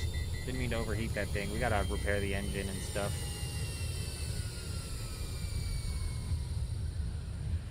For newcomers, what happened in D6? Oh, the greatest day happened in D6. It's called D6 D-Day, or the D6 debacle. Oh man, what a day that was. Basically, for an entire week inside of the deep desert on tile D6, there was an island that was a safe zone. And there was 10 bases built up on my server around this island. And then, the day that the Coriolis storm was going to hit, Funcom decided to do an update to the deep desert. And when they did that update to the deep desert, it actually pushed a control point onto this island that was previously safe. So all of the bases on that island, which were previously unraidable, became raidable, and mine was included in that. We happened to get on almost right after it happened, and then I was flying around for a little bit, and somebody in the chat was like, your base is raidable, like that whole island is raidable. And I was like, what are you talking about? And sure enough, we flew back to our island, and it was fully PvP, bro. So I spent like maybe 30 minutes taking the stuff off of that island onto a smaller, more safe island. And then we were able to spend the rest of the day waiting for storms to raid. That's where we first started fighting Arcadius. What a day that was. What a day that was. Funcom learned so hard from their mistakes now that they will not do a midweek update change to the deep desert ever again. There was a PvP ship last week that was a PvE ship. It should have been PvP, but for some reason the PvP spot never flagged. And I was hoping so badly that they were going to push a midweek update, but they didn't.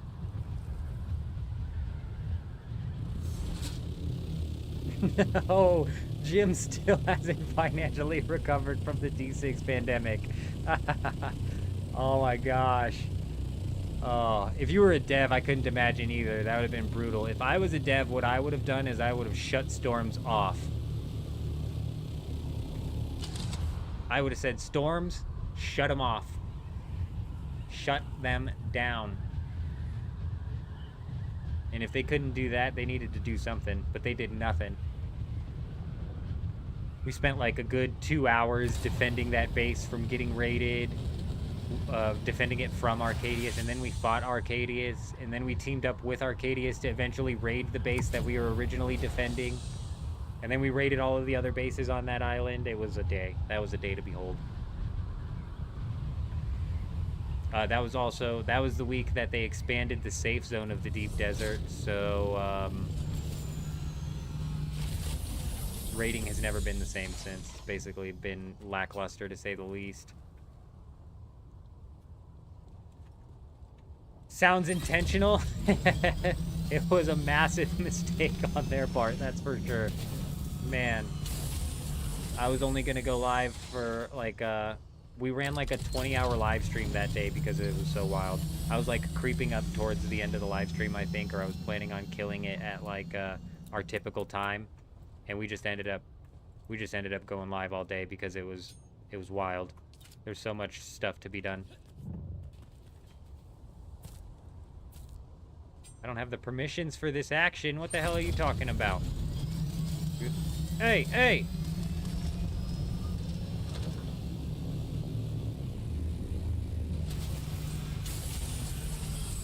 This guy's base is falling apart. Why do I not have permissions for this action? Oh, I am stupid, bro. This is a building tool, you guys. You cannot repair your ornithopter with a building tool. Everybody take note. You gotta use the welding torch. Makes sense?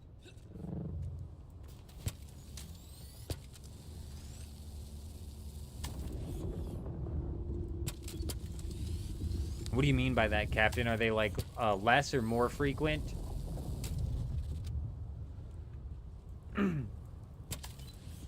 Prodigal goob. No. We're flying around the PvE zone right now looking for bases that have had cheaters get banned. As soon as Funcom bans a cheater, they delete a sub-fief. When they delete the cheater's sub-fief, I could gain access to the sub-fief. So, like, this base right here is a decaying base. This is not the type of base that we're looking for. Though, I'm going to take a peek real quick and see where the sub-fief is at, because it might be on something that's about to break. This isn't the type of base that we're looking for. If there was a cheater that was running this base... Oh, damn, this one's about to pop, bro. And as soon as it pops, that sub-fief is going to break, and then this is all entirely raidable. Doesn't look like there's a whole lot here, though. A couple tiny chests, realistically, nothing else. When they ban the cheater, the sub-fief disappears and you basically have access to the entire base. Yeah, I got you. You're good. Otherwise, I shouldn't. You cannot raid in the PvE zone at all. Period. There's like millions of checks in place that prevent you from raiding anything. However, a cheater losing their sub-fief. That's why I'm pulling out my build tool every time we pop at these bases, because this one's powered down. So if you're going to look for a cheater's base, you're going to want to look for one that's powered down, because if the sub-fief's gone, it cannot power up. And then you're going to want to pull out your build tool, and if this was a cheater's base that got banned, there would be no yellow box around this thing. Nah, you're good, you're good. Yeah, typically you cannot raid in the PvE zone at all. All of these are incredibly safe, unraidable.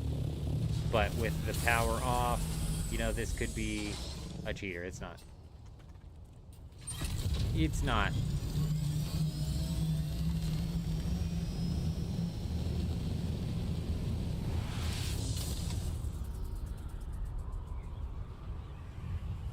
And you could fly around like I'm doing, but you could also... There's only a couple islands, I think, where it's feasible to do this. Otherwise, you're just burning suspensor belts for no reason. But you could also fly around like this, and that popped up the yellow one. So you don't really have to, like, check every single one via ornithopter. You can just fly around. That popped up is good. Good. Good. Good. Popped in late, but it's good. Well, actually, what the hell is that? How's this guy built so far out? Whoa, what the hell? He's like built out of it. Oh, this is... Okay. Bet. This was a hacker's base. Bet. This was a hacker's base that got deleted, and somebody came and slapped a sub-fief down to loot it. Bet. Because that's the only way that these builds would have been outside of the box. Is if... It might not have been a hacker's base. It could have been somebody who deleted a sub-fief, and then this guy came and put that sub-fief down. But it definitely looks like he put that sub-fief down to sort of secure his loot for the time being. Does that make sense? Because none of this is secured. I can break all of that. None of that is secured. But the second it gets right there, I can't break that, because that is his base. I bet this was either a cheater's base, or it was a base that had their sub-fief literally abandoned. Like, they went to the map and abandoned it. Yep. Yep, somebody secured the loot on that one.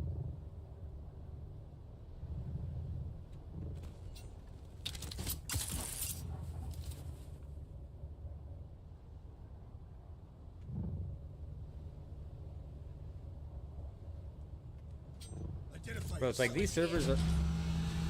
Oh, it is an AI. I was like, dude, it's a person, and he was just standing there. What the hell? These servers are not very populated, so I'm surprised if that was an abandoned base, I'm surprised that it got taken over. Like, I'm surprised somebody was fast enough and smart enough to friggin' figure out that it was abandoned. No sub-feet there.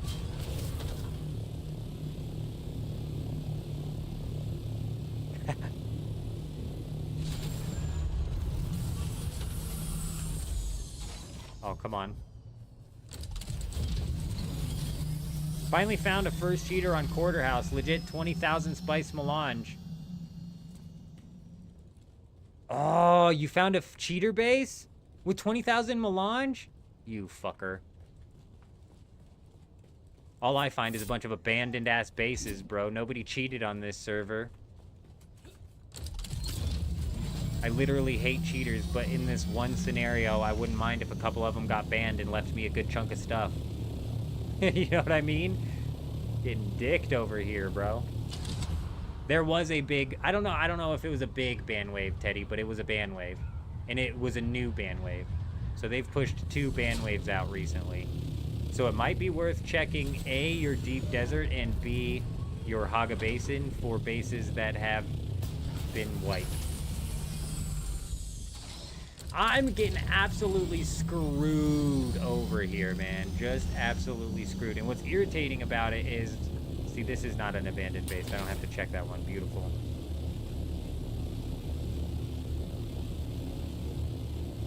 Becker, you just joined. No, we're not on a private server. Private servers can't make it to where the Hagga Basin is raidable, unfortunately. Right now, what we're looking for is any bases that belong to cheaters. Because cheaters in this game, when they get banned, they get their sub-fief deleted. And when the sub-fief is deleted, it basically gives you full access to that base. You can go in and loot it. You can go in and demolish it. You could go put your own sub-fief down if you wanted to.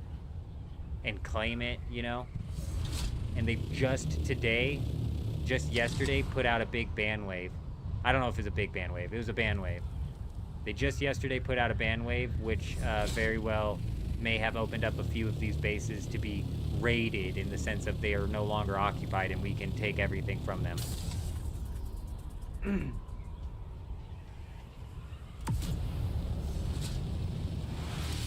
Cobalt paste is always needed.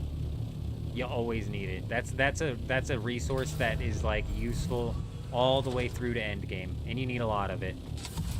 So I'm not surprised that's selling pretty good.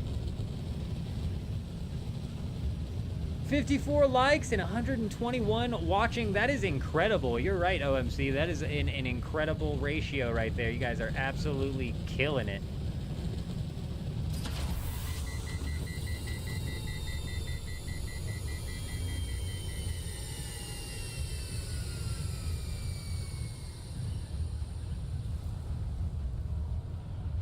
Yeah. A lot of people, and that's probably another reason why Cobalt Paste is so expensive, is because farming in the Rift is a pain in the ass.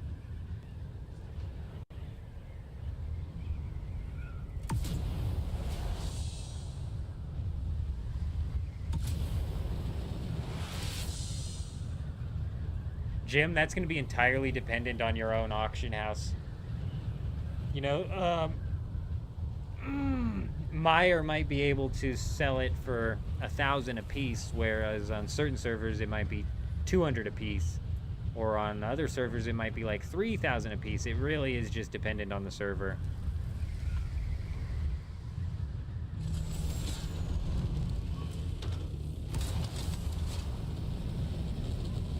Big fat stinky lag over here.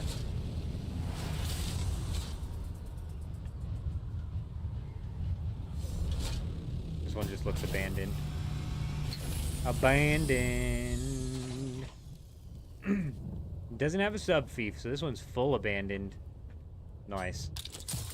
Not the type of base we're looking for, though. If you're looking to check and scan for hacker bases, what you're going to want to look for is a base with the power out, like this one. Because if the sub-fief got deleted here, the power got deleted here. And, not like the power generators or the fuel, but the reason for them to power. And then once you find one that's powered down, you're going to want to whip out your build tool or a respawn beacon. And from there, you'll be able to see whether or not the sub-thief is there with that yellow box.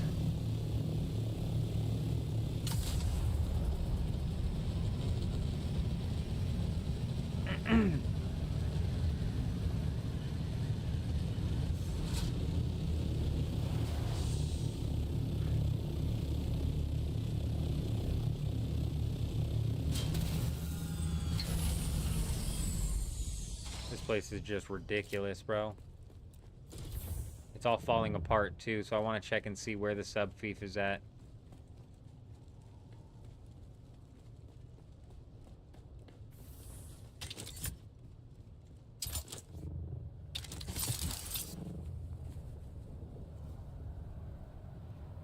All the way at the top, presumably.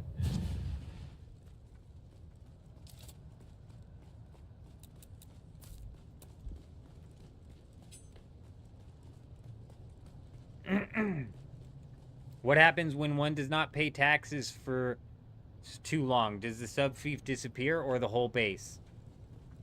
OMC, I thought up until now I knew the answer to that question, but this stream is making me second guess whether I know the answer to that question. From what I understand, as soon as you haven't paid taxes for long enough, they are going to call in the Sardaukar, and then the Sardaukar can come in and basically raid your base. They're going to come in and they're going to break items, they're going to break chests, they're going to break refineries, they're going to break all sorts of things. And then finally, they're going to break your sub-thief.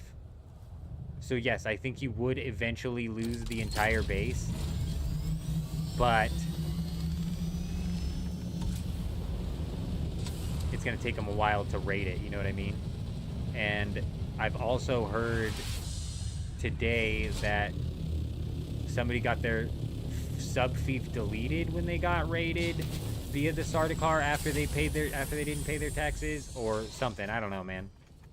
I'm not 100% sure on that. How's that ornithopter so fast? The wings are MK6, the engine is MK6, and the booster is MK6.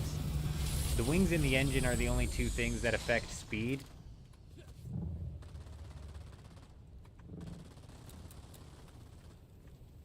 Damn, that's critical. The wings and the engine are the only thing that affects speed, and then the boost helps. It is a live action raid by the Sardaukar. Somebody in the chat said that they were actually defending their neighbor's base from the Sardaukar raid when it was happening. But they said that the waves kept coming and coming, and it seemed like there was going to be no end in sight, so we eventually just left it, and the whole thing got broken.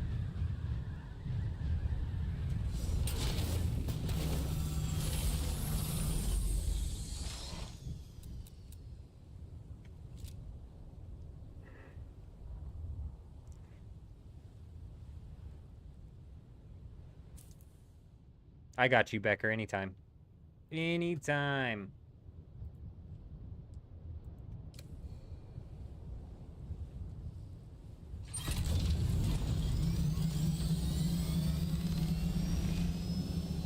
Well, I'm calling it on this siege.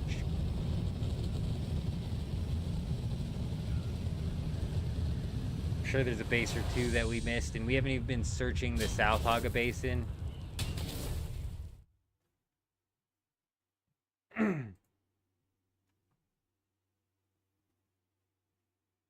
It's just meant to be a mechanic for you to pay the taxes. Somebody was bringing up that they were going to leave their taxes unpaid so they could take part in the raid live, but those guys don't drop anything. It would just basically be an endless supply of bodies for the Fremen death still.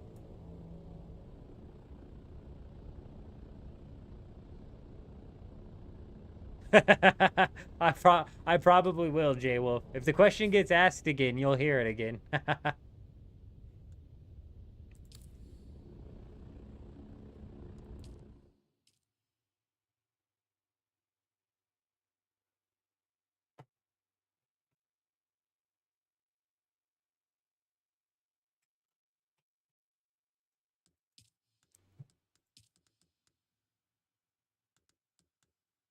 Well, Tabor seems to be the only one that I've yet to even pop to at all, so let's pop over there.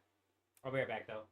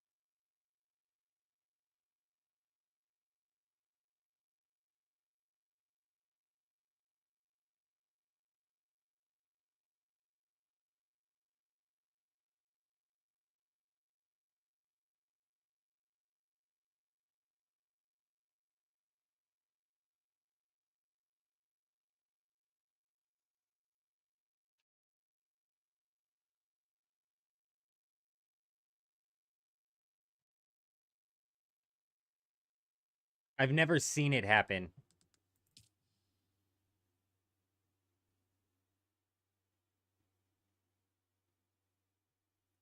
I've never seen it happen, Becker, but I've heard multiple people say that they've seen it happen.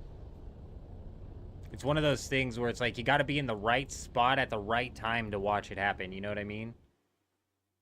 And with the way taxes work, it's like they have to not pay their taxes for an entire month, I'm pretty sure.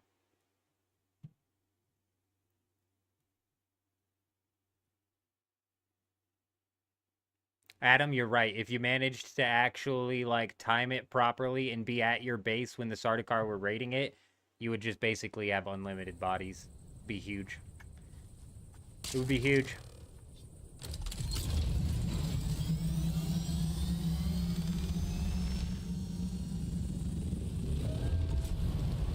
But I can't say that that happens for sure, Becker. Just like up until today, I couldn't say for sure that when a chest broke, the items dropped on the ground.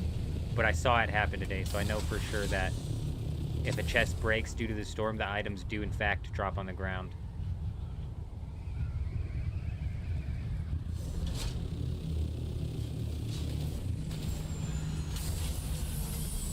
Damn it all, can't we just get a big chunky one for once? This thing's decaying like hell too. It's got its power up though. That's weird. Maybe it's not decaying, maybe it's just unfinished.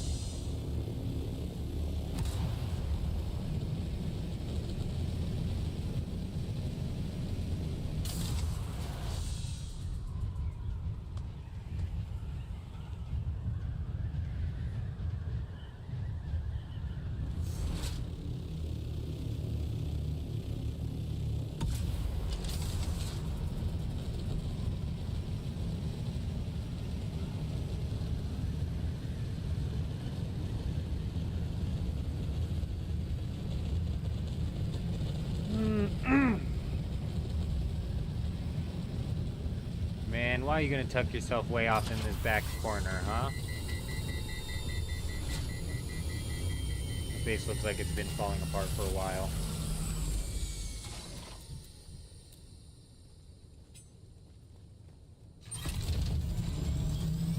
Becker, so for a while, for like the first 2 weeks of the game, I kept hearing people pop in the chat saying that they had their base in the Hagga Basin raided by cheaters, and that there was an exploit going around where these cheaters were able to bypass permissions of your base in some way, shape, or form and gain access to your sub-thief or something. Something was going on where hackers or cheaters were able to gain access to permissions on bases that they shouldn't have been able to gain access to. From what I understand, all of that's been sorted out.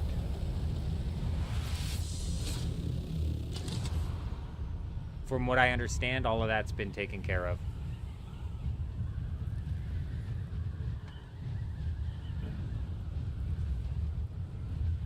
If I'm not mistaken.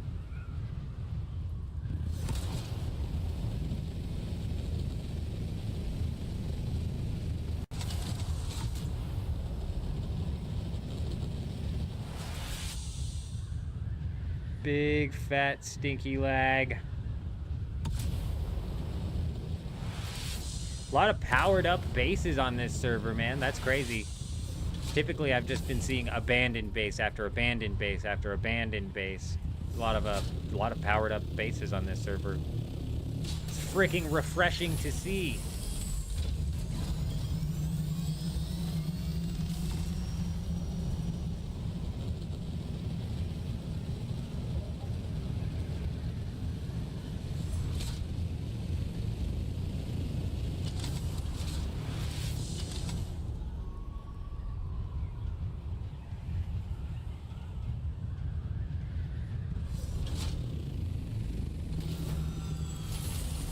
Oh shit, I thought it was one. Sometimes when these boxes are really high in the air, like I'm looking like this, it doesn't look like there's a box here, but there frickin' is.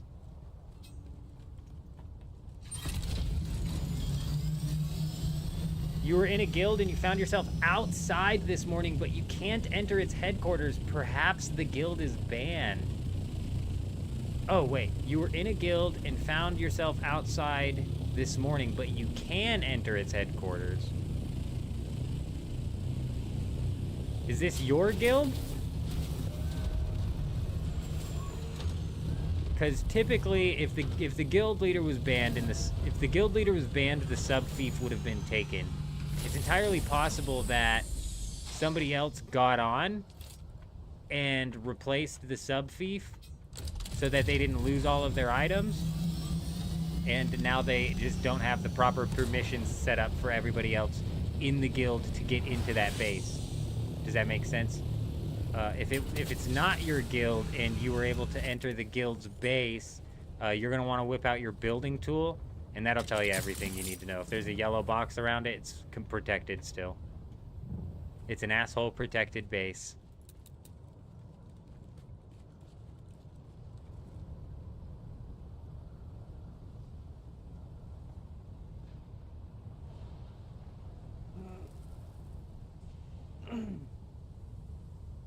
Interesting. I'm not sure how guilds work, and they may actually have to give permissions for guild members to be there. Does that make sense?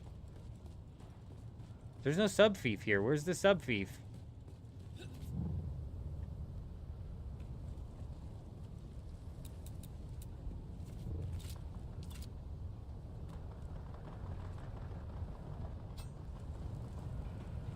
Oh, it's right here.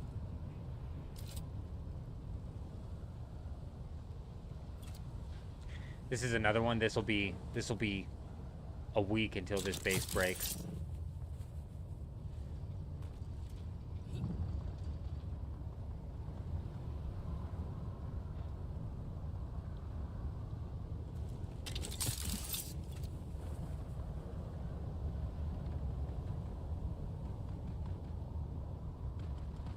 Uh-oh. Hey, hey! Don't mind me, AI.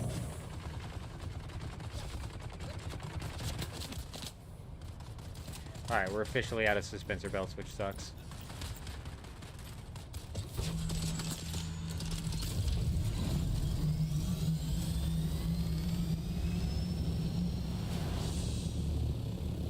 Big lag over here, man. This is why the bases that get abandoned and there should be some system that flags them.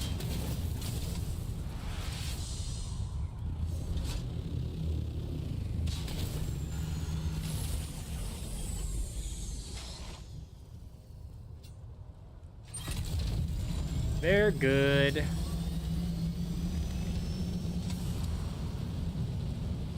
Is there power? If there's power, then how can the base deteriorate? What do you mean, OMC?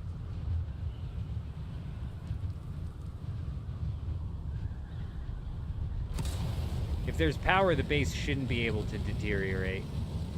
But if it's a cheater base and they had the sub fief removed, because there's no longer a sub fief attached to that base, the power never turns on. Like there's technically nothing to be protected as far as the game's concerned.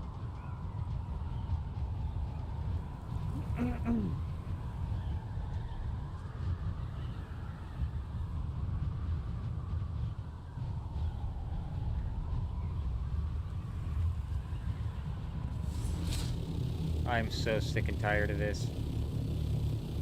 30 minutes until a restart.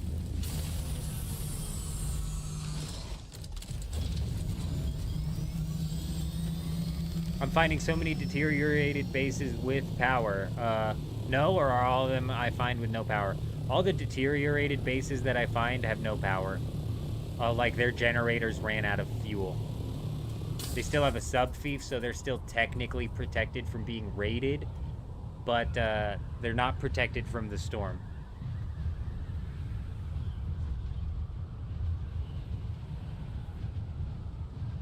You were reading discussion of the latest update, and it's really sad. Overall, the comments reflect an overall lack of excitement and enthusiasm seen in the past.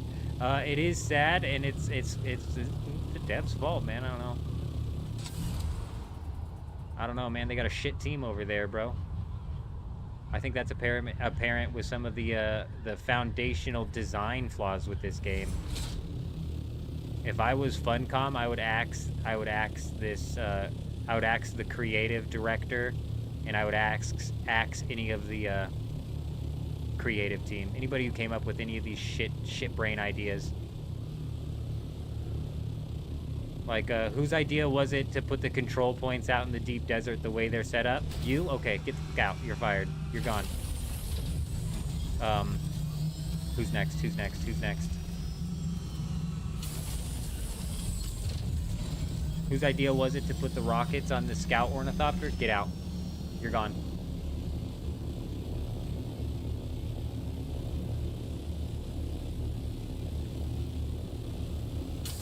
Whose idea was to have 4 tiles of sand connecting to each other and nothing but sand on those 4 tiles? And get out. Echo's got a point as well. So we've got this vacation narrative dropping again also. And I brought this up. I said the developers, before the game launches, probably put in a shitload of crunch time. So them getting a vacation after the game launches makes sense. So realistically, what probably ended up happening was half of the development team goes on vacation right when the game launches, leaving half of the development team behind to handle bugs. And then when the first half comes back from vacation, the second half goes on vacation. So the first half is now handling the bugs. And it's not going to be until we have both halves of the development team back that we can expect any sort of content. And I use that word loosely because I don't anticipate them coming out with any content anytime soon.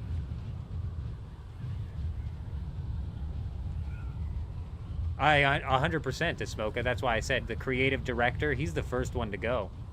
It's all on his shoulders. So fuck too, you're not the first one to go as the creative director. You're the director of creative, and you created shit ideas. I don't know what to tell you. I've got no remorse for devs when they do a bad job. I don't. You know, I'd be a little bit bummed out because Dune, like, objectively, I think was a financial success. So to just like fire the devs because of some bad ideas, even though the game was still a financial success, that's not fair. You know what I mean? So I'm being a little bit aggressive, but these are some really bad ideas.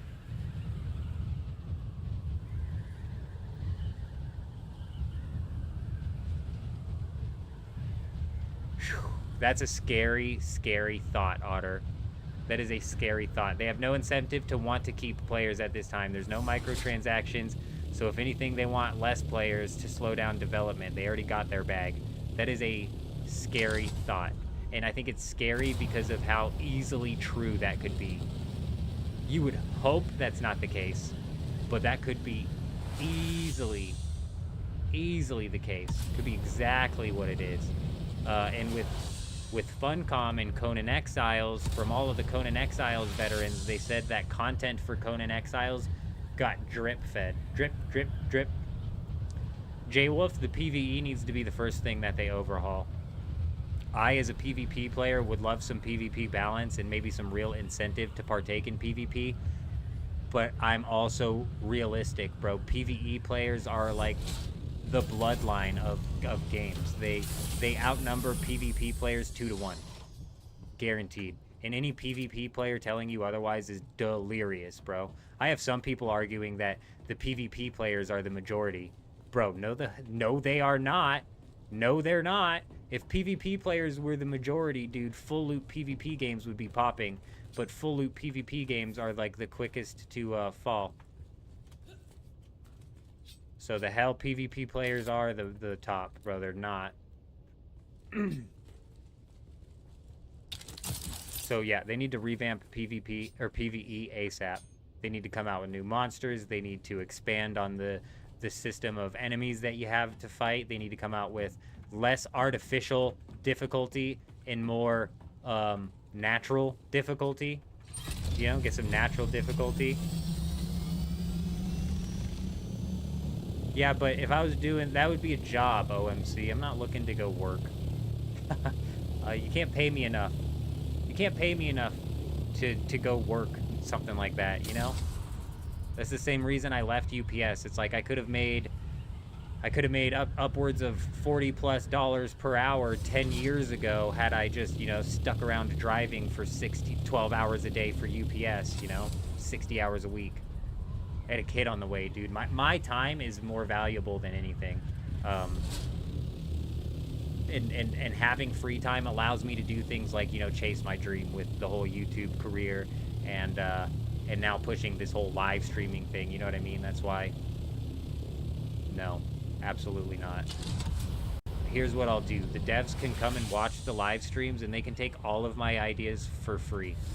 How about that? They won't because they're brain dead, but they can take all of them for free. Because technically my ideas all stem from other games. That's how that's how good game development and good games are developed, bro. You steal ideas from other games, you incorporate them into your games, you make them fit your games, and then you make those ideas better. For example, the whole flagging system with PvP, you know where I got that system? RuneScape. The whole system with the control points being run on a 6-hour time schedule, you know where I got that system? Throne in Liberty. So I'm not reinventing the freaking wheel here, you know what I mean? And that's why I get so pissed off with these guys, because I'm not reinventing the wheel. These are like common ideas that should be being tossed around in the creative meetings, but they're not, or they're being ignored, or what? Like, I don't know, man. I don't know.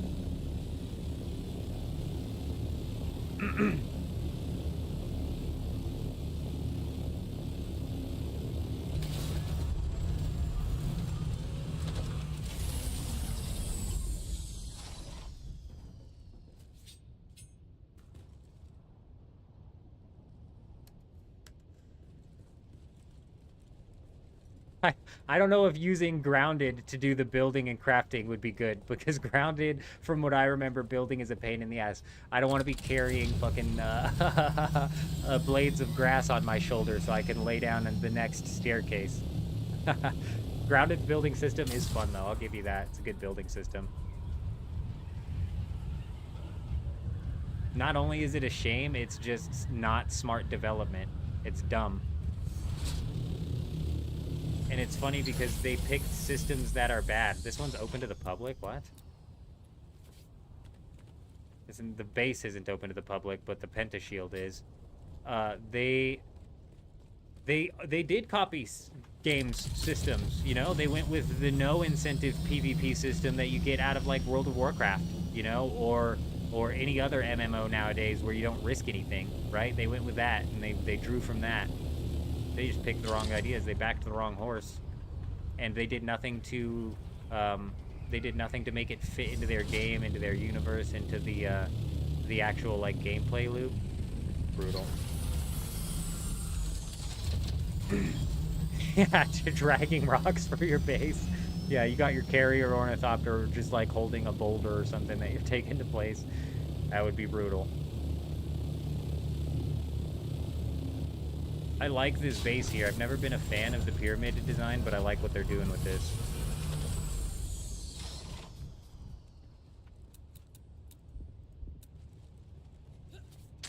This is why I think the respawn beacon is better, because I don't have all that extra stuff in my way. I can clearly see these yellow boxes.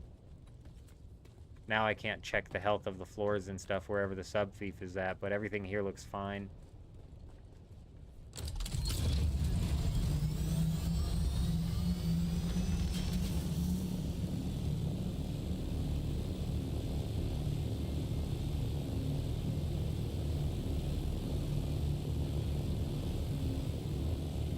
Realistically, a lot of the problem probably does fall on the shoulders of like the creative director and the heads, because I just find it hard to believe that nobody in staff has brought up what I've brought up. I just find it hard to believe.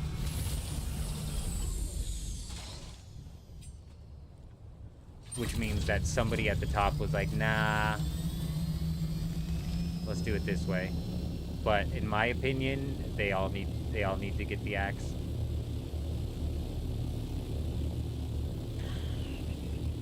aside from the fact that Dune is objectively, I believe, a financial success, right? That's the one thing where it's like, okay, the Dune devs in specific losing their jobs, I think would be a little bit unfair.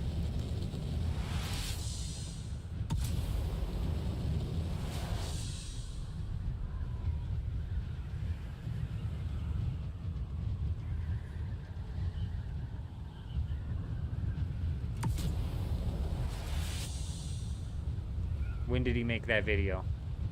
Are we talking about the video he made where he was talking about expanding the safe zone of the deep desert?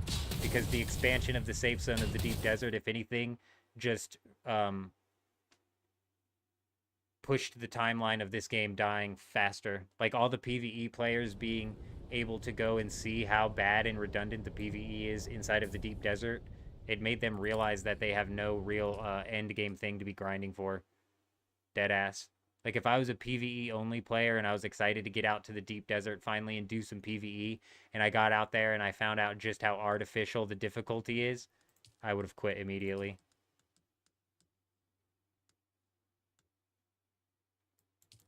How long does the server restart take? Man, for the first couple of weeks, it was restarting in like a matter of minutes, but recently it's been about 10 to 15 minutes. Yeah, like 3 weeks ago, yeah. Yeah, that whole thing doesn't scream to me creative director is listening to feedback. That whole thing screams to me devs are making the creative director is making a panic decision to shift towards PvE, which is why I'm convinced that the very first expansion is going to be fully PvE. It's going to be a full PvE expansion. And I've had like 3 or 4 people now pop in the chat and say, "Oh, but that first expansion is tagged as a PvP expansion." I don't see where it's tagged. And when I ask them to show me where it's tagged and where it's tagged as a PvP expansion, I never get an answer. So I don't know what they're talking about. And the fact that they shifted so quickly away from the deep desert PvP system just tells me that they're going to immediately go to PvE. The science stations are copy and paste, and the deep desert islands are copy and paste, and yep. We could go on and on and on and on, you know? Hey, we could go on and on and on, and it just never freaking ends, bro. That's why the guy earlier who wanted me to glaze the devs put me in a bad mood, bro, because I'm not gonna glaze devs for fucking fundamental problems, you know what I mean?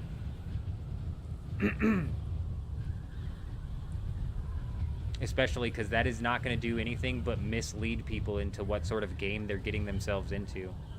And I'm not here to mislead people, you know what I mean? Like, if anything, if I start misleading people, I need one of y'all to come in here and smack the shit out of me, because I don't remember who said it. I think it was that guy who keeps covering pirate software drama. I cannot get enough of it. It's not Quinn. Who was that guy? It's some guy, bro, who keeps interviewing Coding Jesus, that just did the interview with Legal Mindset. I think he put it perfectly. He said, I'm always going to try and be honest with you guys, because being honest is the easiest thing to do, and it genuinely is. On intimidation.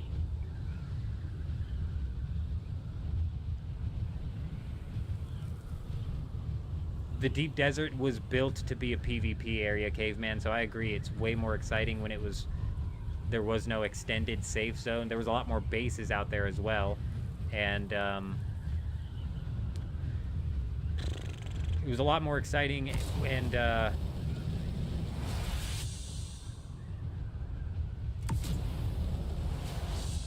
forget where I was going with that. Just totally lost my train of thought.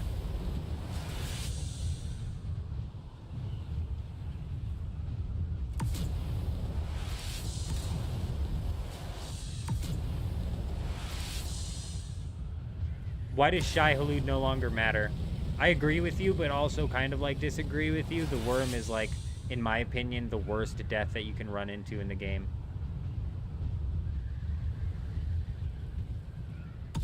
It does kind of get nullified with, you know, jumping up in the ornithopter and whatnot, but I'm curious as to what you're talking about there. Yeah, that's the problem, though, is the PvE Andes are the majority. They're the majority. They won't listen, Lone. They won't. That's why, like I'm telling OMC, Even if I were in some sort of like creative director role, bro, I still wouldn't even be able to get my ideas through, bet.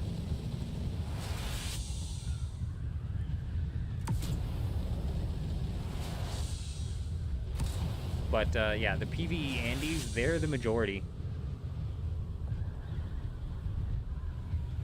I couldn't agree more, but to be fair to them, like, it is a PvE VP type game, you know what I mean?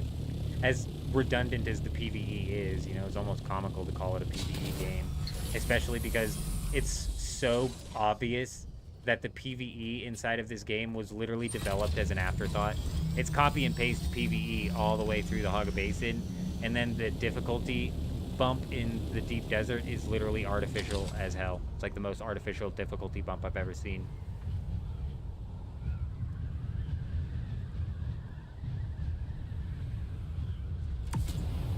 Bro, disgusting amounts of lag over here.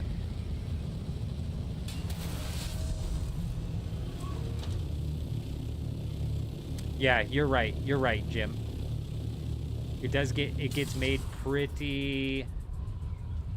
It gets made pretty non-dangerous pretty quickly, that worm does. But I would even argue that the worm really never was much of a danger, you know?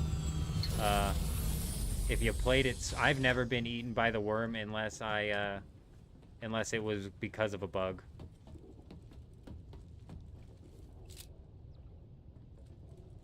Just when you thought you found one.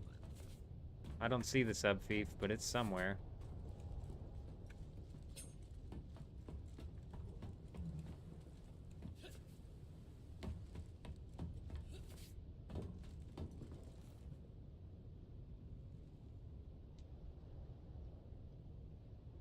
You're right, Swoosh.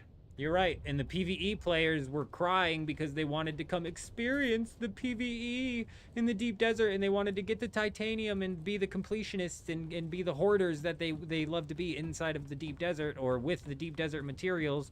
And then when the PvE players got out to the deep desert and they realized how boring and redundant and artificially difficult the PvE is, what did they do? They quit. So Funcom basically shit on their PvP player base to have the PvE player base quit on them, which is why what's happening now is what's happening now, which is the game is bleeding numbers. And it's bleeding numbers because the PvE players are leaving, because the PvE players are the majority. And they always will be. It just is what it is.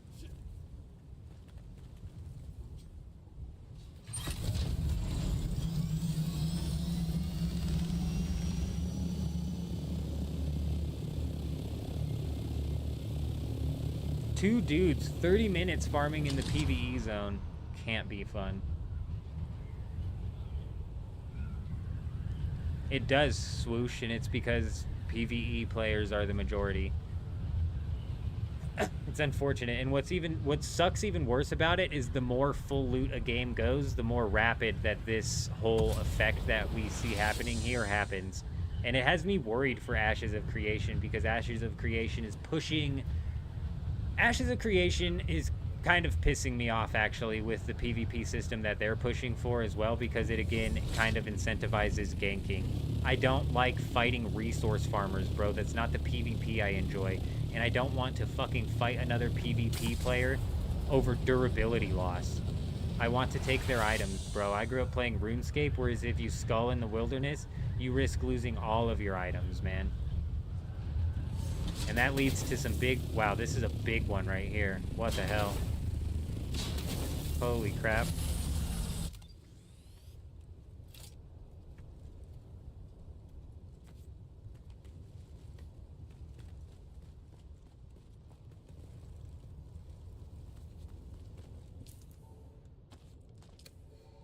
Bro, I play PvP to take people's stuff.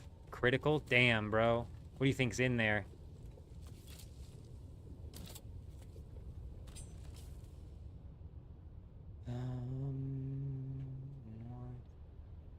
Server.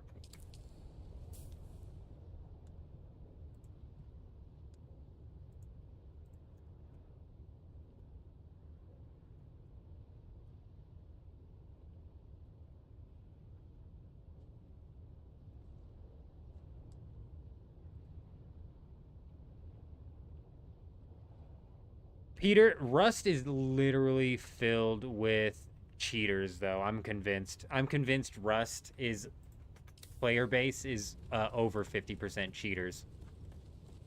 I might be a bit cynical on that. I dead ass almost downloaded Rust again to jump back into that with how much fun I've been having raiding in this game. I'm like, man, let's go get into some real hardcore PvP on Rust and try that again. But the game's just literally filled with cheaters, and it has been for a really long time. And I'm so thankful that the algorithm pushed me Komomo again, bro, because I'm like, oh yeah, dude, so many cheaters, bro. Like, deadass, he'll sit there for 3 hours and just cheater after cheater after cheater, and he bans cheaters, and then more cheaters are on, and then he bans cheaters, and then more of them are on. Dude, I hate cheaters in games, and in like full loot PvP games like Rust, bro. If every engagement I get in, I'm gonna have to just second guess whether or not it was a cheater, is going to just frustrate. It's gonna be never-ending frustration. Yep, you gotta have active admins. Yeah, if I was gonna play Rust, it would have to be on a server with active admins. But even on the servers with active admins, Komomo could get on there and for 4 hours ban cheater after cheater after cheater after cheater, bro. Which means that me as a normal player, if I go to loot some shit, I have a cheater just walling me, bro. That's fuck, dude. I hate that. I hate that shit so bad. Cheaters need to be jailed, bro. But the only way you can reach that, outcome is if you take drastic steps, which I'm not willing to take, like online ID to play video games and shit. It's like not a step that I'm willing to take, but it's what would have to be done to jail these loser-ass cheaters. And I think you go after the cheaters, not the developers. Like, the cheat developers are in other countries. They had all of these problems and shit. Nah, you cut the head off of the plant, and the root's gonna be feeding water into nothing. You know what I'm saying? Like, if you make the punishments super severe for cheaters, like you make the in real life punishments super severe, like prison sentence severe, it's gonna put an end to people wanting to buy cheats, or it's gonna at least chokehold it. And then after it's chokeholded, the developers will have less incentive to develop cheats, right? So you kind of attack the developers by attacking their base, you know? Shit, dude, it's not that complicated. This is a fully abandoned base, and it's just like this shouldn't be here.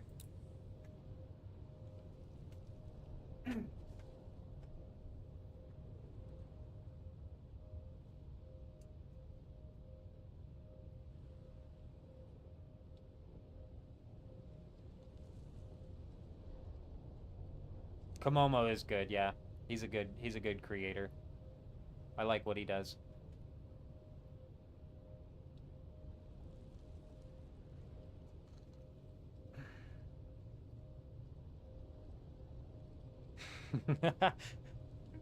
The dev's the cheater. They cheat players on the drop rates. I'm not sure what you're talking there, Horizon, but if Jen's still here, she'd probably have to agree with you and say all of the mods for RuneScape are cheaters, bro. They make the drop rates too high, man.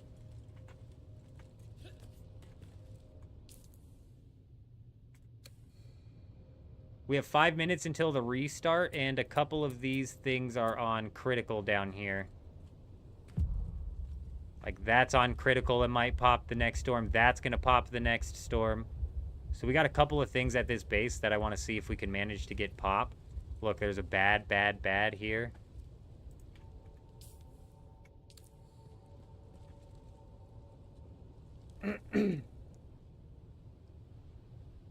No, Swoosh is right. Swoosh is 100% right. Any multiplayer, even non-multiplayer games, you guys. Even non-multiplayer games, if there's any sense of competition or drive, people will cheat. Ooh, is a critical on that as well? A couple of these might pop. Swoosh is right. You gotta come at these games expecting there to, especially like Rust, expecting there to just be a ridiculous amount of cheaters. Yeah, you're right. He's 100% correct.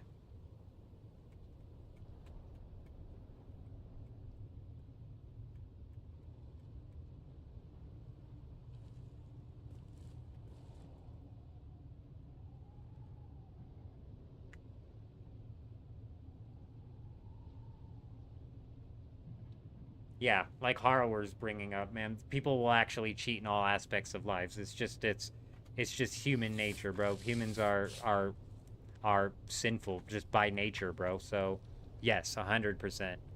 Tarkov, full of them. Any game that has any sort of competitive edge is going to be full of cheaters, yes. And how do you like best counter those cheaters? In my opinion, you punish the cheaters. If you punish the cheaters, you take away, and this is the point I was getting at. If you punish the cheaters, people are going to be scared to buy cheats because if they get caught cheating in a game, they might go to prison, right? So they're not going to buy cheats anymore. If people aren't buying cheats anymore, guess who goes out of business? The stupid ass cheat developers. So it's like if you cut the head of the snake off, it fucking falls apart.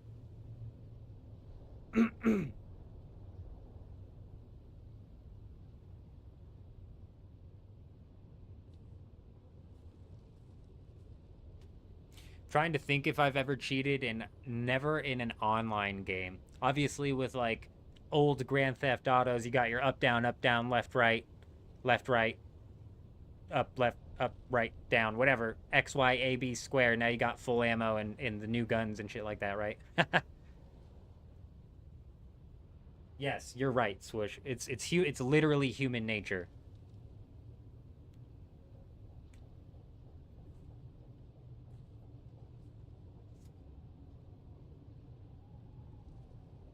Yeah, fighting fire with fire echo is a piss poor excuse to start cheating, though. You know what I mean?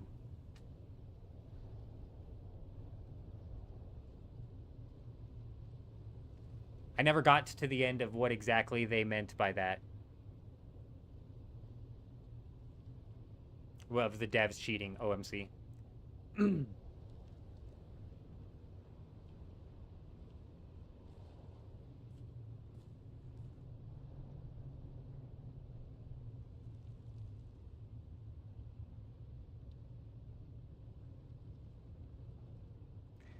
Dead ass.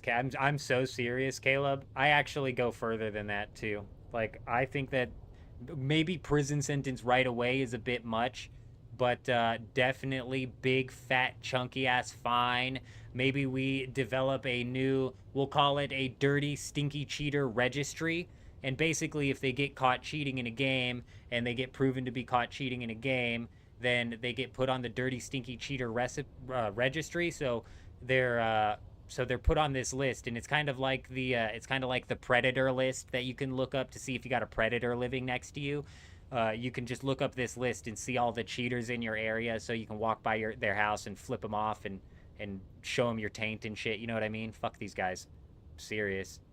And eventually caught once, twice, thrice. Yeah, I'm talking serious prison time, dead ass. But like I said, in order for that circumstance to even happen, we would have to take steps, which I'm not willing to take, which is like the online ID shit.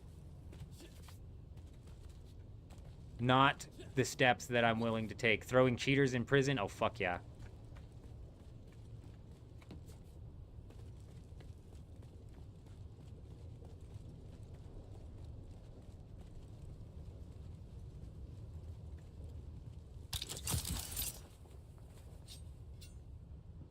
That's sad, Swoosh. I'm not sure what you're talking about. If he did it, like, on purpose to show people, or if he did it just because he was bad at the game, I have no idea. I get a little bit dictator-ish on certain things, Kay. Yeah, that's for sure. I feel you there. I won't deny you. I won't deny you that.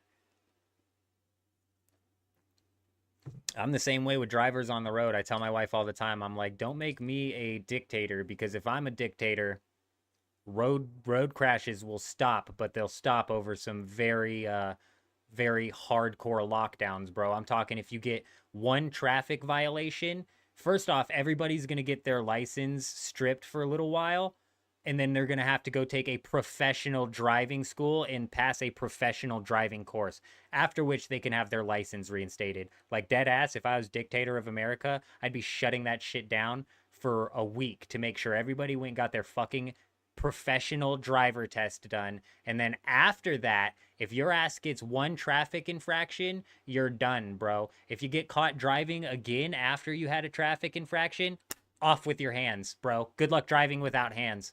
Dead ass, dude. People on the road piss me off. Yes, I get a little dictatorish on certain things, okay? Yes. A little bit harsh on the punishments. I'm here to make the problem stop. Left lane campers need to have their licenses revoked. Vector gets it. Vector gets it. Fucking road hogs out there. Unbelievable.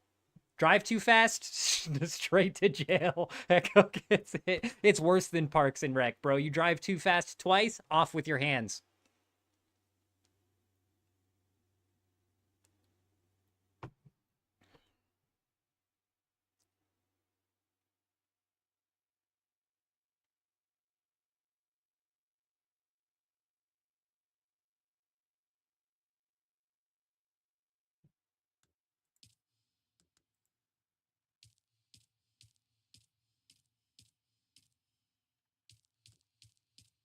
If I hit R enough times, eventually it will pop up. That's how I figured out you get this to load faster.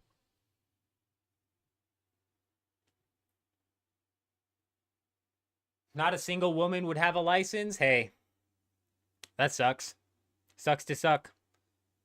Not a single woman would probably pass the professional driving test that I'd be planning on putting them through, so they would have never gotten their license. They wouldn't have to worry about it. Not my problem, bro. Texting while... Never guillotine. Never guillotine. Never guillotine. Just off with your hands. If you get caught driving with no hands, maybe the guillotine. If you get caught driving with no hands. The server restarts are not global, so if you're on, like... Let me take a look at the Discord right quick. If you're in Europe, your restart is happening in 17 hours. If you're in Asia, it's happening in 11. And the next restart is in the Oceania servers happening in 9 hours.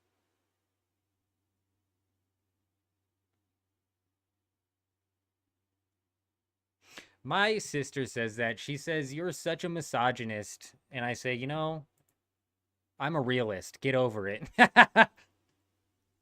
Get over it.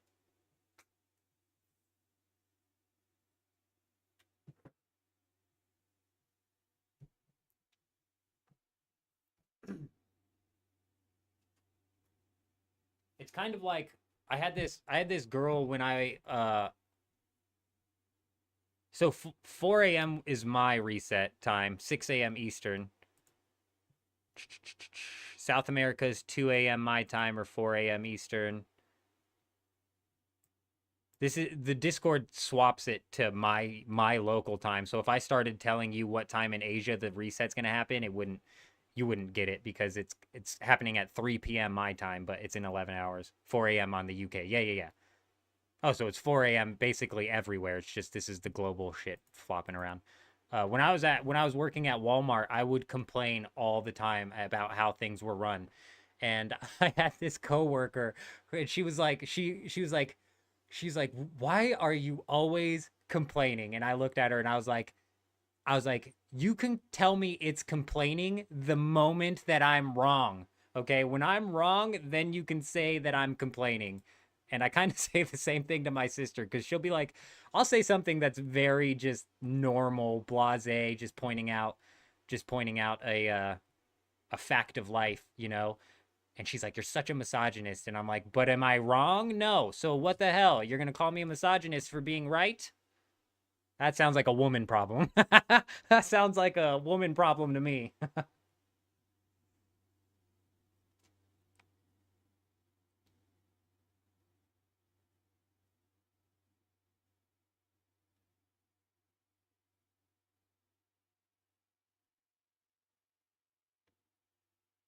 Even complaining, you never get nothing done. I never fixed anything at that Walmart. Nothing ever changed at that Walmart. Fringe, can you sell something from another world that you join or no? Another actual world, like if I joined Old Terra, would I be able to sell something from Old Terra on my server? No.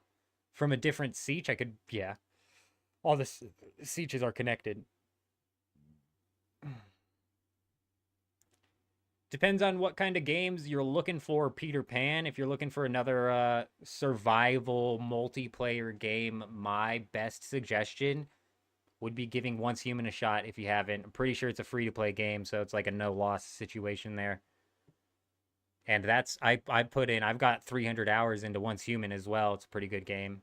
It's gotten worse and worse and worse, and I don't very much so like the game anymore, but if I just jumped into the game now, I would like it just as much as I did day one, maybe even a little bit better.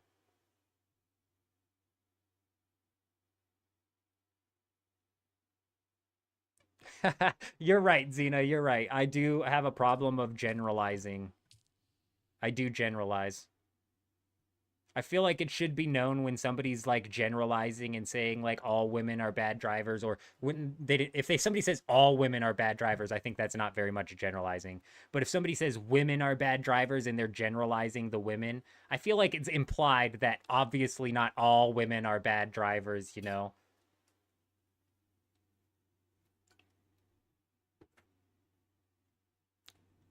I never really got into Ark, Echo. I don't know why. The online servers on Ark seemed very strange. I didn't quite... Ark's not really a solo-friendly game.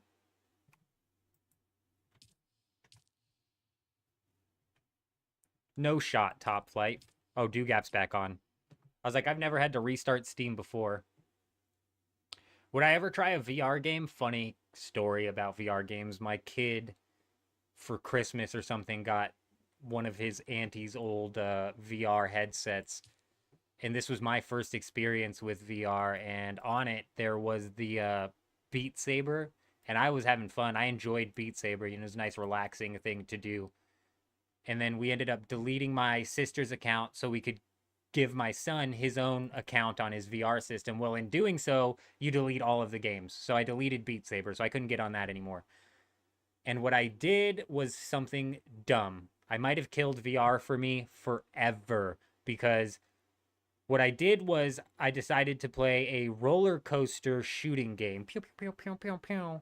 And as I loaded up the game, it was like, this game causes people motion sickness. And I was like, I'm fine. I don't even know what motion sickness is. Well, I learned what motion sickness is, okay? And it shut my ass down for hours, dude.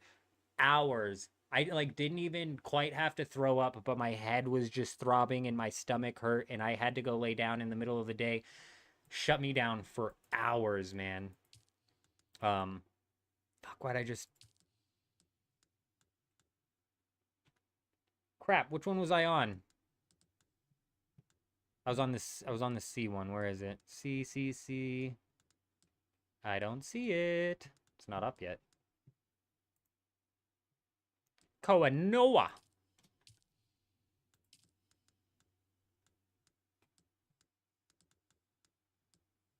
It's literally not up yet. Where is it?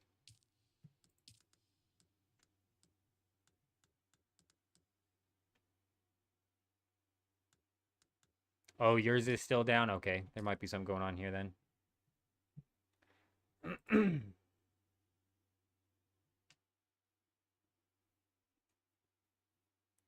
Oh, you're talking with Ark, Peter?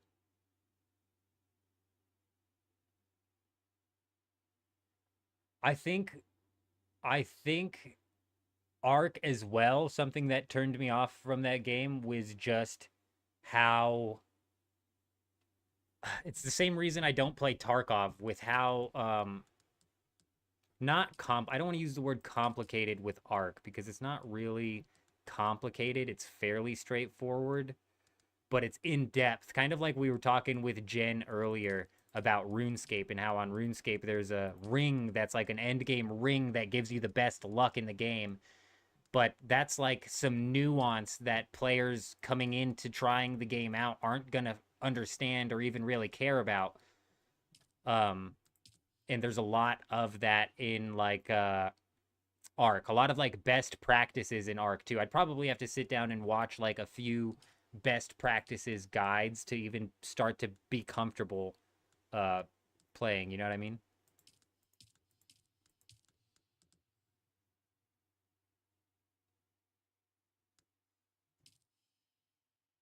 Like another 50 times, press R should work. That's what I say. Just keep spamming R. I'm just missing a server here. My server seems to be up. I'm just missing one. One single server is missing. The one that I need to get on.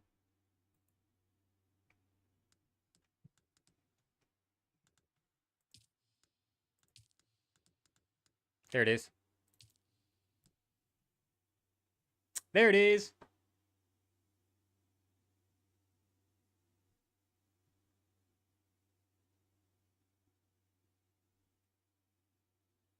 Is that the new Battlefield that's coming out, Echo? I have never played a Battlefield before, but we might get down on that.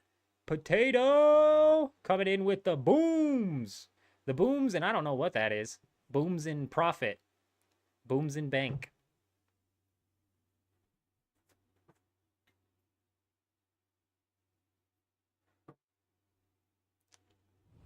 What do you mean I put it? Uh-oh, uh-oh. Why the hell are we spawned over here?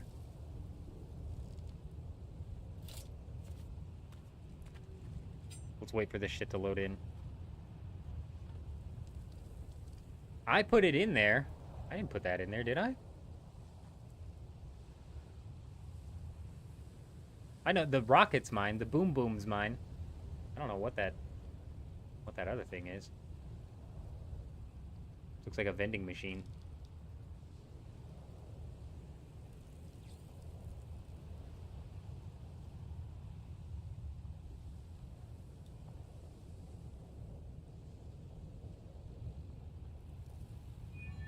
There it goes. My goodness gracious. Just when you thought it was never going to load in.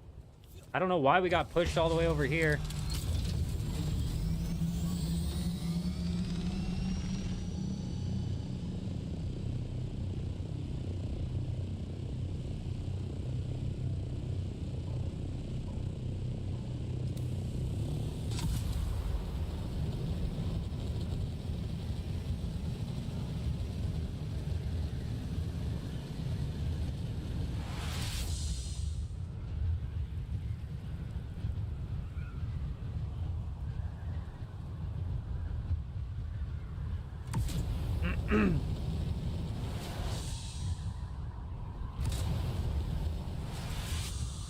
Only one of those emotes is mine. The star one is something that Twitch added on there.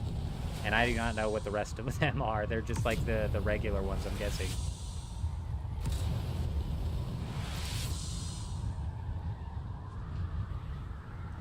No, Lone Twist, I don't think we ever will. That's a good point.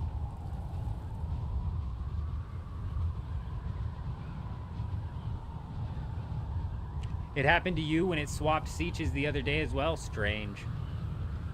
I'm just glad that I had my ornithopter in my pocket and not all the way out here. I'd have been actually kind of screwed if it was all the way out here. I don't even have a suspensor belt to fly across that gap.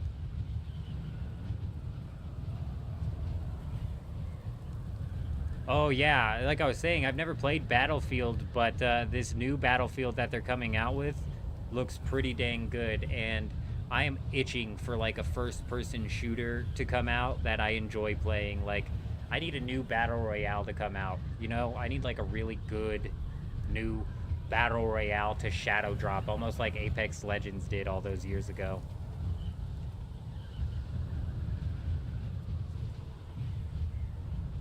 Is this another decaying base over here?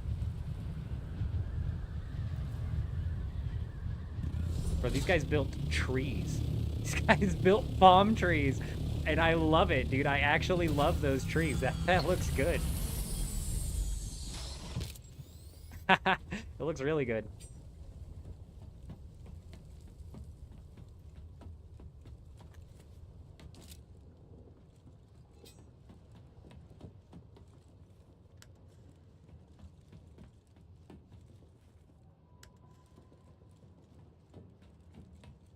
Have I tried the finals? Yeah. I actually liked the finals at first, but it got...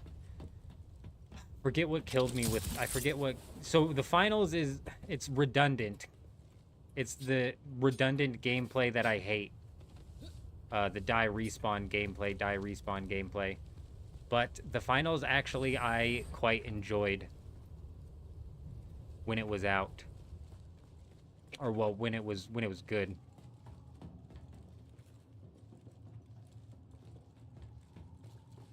It's just got the redundant gameplay. That's why I want it to be a battle royale, because battle royales are redundant in the sense of I'm spawning into a battle royale over and over and over again and jumping on the same map, and the goal is the same, to be the last, you know, person or group standing. But the minute-to-minute gameplay is never the same, bro, or very rarely is it like a one-to-one the same. Whereas with Black Ops or with X-Defiant, when X-Defiant was out, bro, it's the same thing over and over and over and over again. It's die, respawn, die, respawn, die, respawn. Boring, bro. I just get so bored with it so quickly that it's like, man. All right, we'll come back to this thing. We'll just keep an eye out on the storm on this map here. There's a couple of things that are about to break.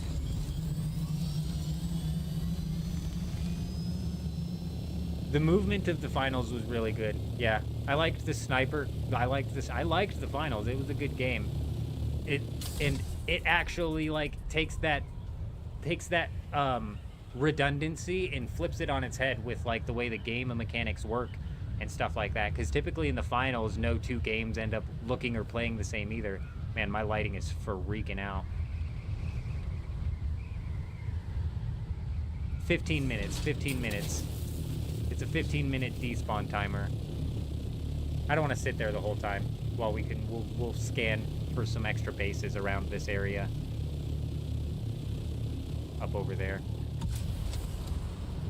Deca! No, we haven't found any yet. None that are abandoned or sub-fief deleted because of cheaters. We've run into a couple that we were able to loot, and we've also run into a couple that are about to decay. But nothing.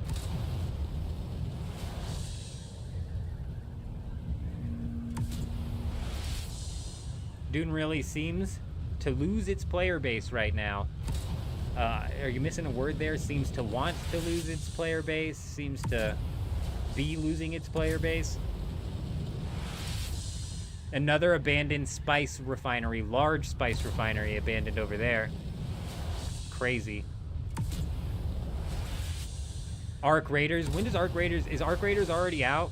Might have missed the ship on that.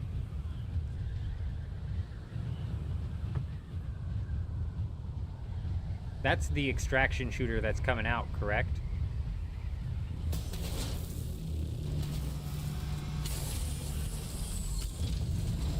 October? Oh. Yeah, we'll have to start digging into that and giving it a shot. I've yet to play an extraction shooter. Tarkov was too far developed and too far figured out by the time I would have been interested for me to jump into Tarkov, you know what I mean? Like, the game's been already figured out, and also is just a bit too complicated for something that I want to realistically deal with. October 8. Yeah, I hear a lot of good things about Arc Raiders. I don't think I've seen anybody put out a video talking bad about it. You know, another game that I was excited for, this might be a bit of a hot take here, but I was excited to play Marathon. I was excited to give Marathon a shot. I was a bit surprised when they flat out just canned the whole project.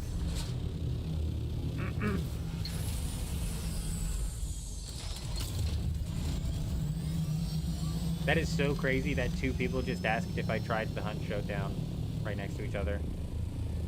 You think it's going to be the next Fortnite, huh? Even though it's an extraction shooter. You know, the extraction shooter genre is blowing up. I think that everybody complains and they're like, the battle royale genre is overused. And I'm like, we don't get a new battle royale every year. Wait, like we get a new fucking Black Ops every year. So you want to talk about an over fucking run genre that's like well lasted longer than it damn well should have. It's that multiplayer die respawn arcade shooting bullshit.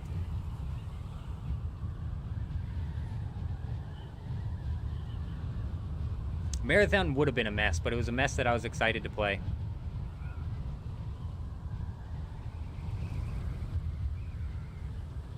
seemed like a dumbed down. It seemed like a dumbed down extraction shooter, which is what I need. But with Arc Raiders coming out, it also does kind of make sense that they backed off of developing it. Tarkov's got that wiggle. Yeah, all these games are gonna end up with a wiggle of some sort. Cheater's gonna cheat until we put him in jail.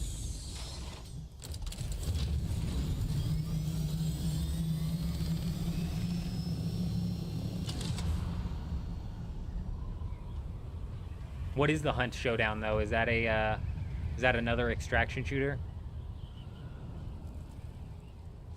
Bungie is cooked. You're right. I said it. Oh, Halo. I said it, you guys. That was another video that I made, it was another video that I made where people just were lambasting me in the comments. Turns out I was right. Fucking made a video talking about how Halo needs a battle royale. It needed a battle royale. The game still would have probably died because they have like the worst desync I've ever had to deal with. But the game needed a battle royale because the multiplayer die respawn genre is dead, bro. It's dead. Give it 4 years and they're gonna stop developing Black Ops games. I'm telling you. That's a dead-ass genre. You wanna know what's carrying Black Ops right now financially? Warzone.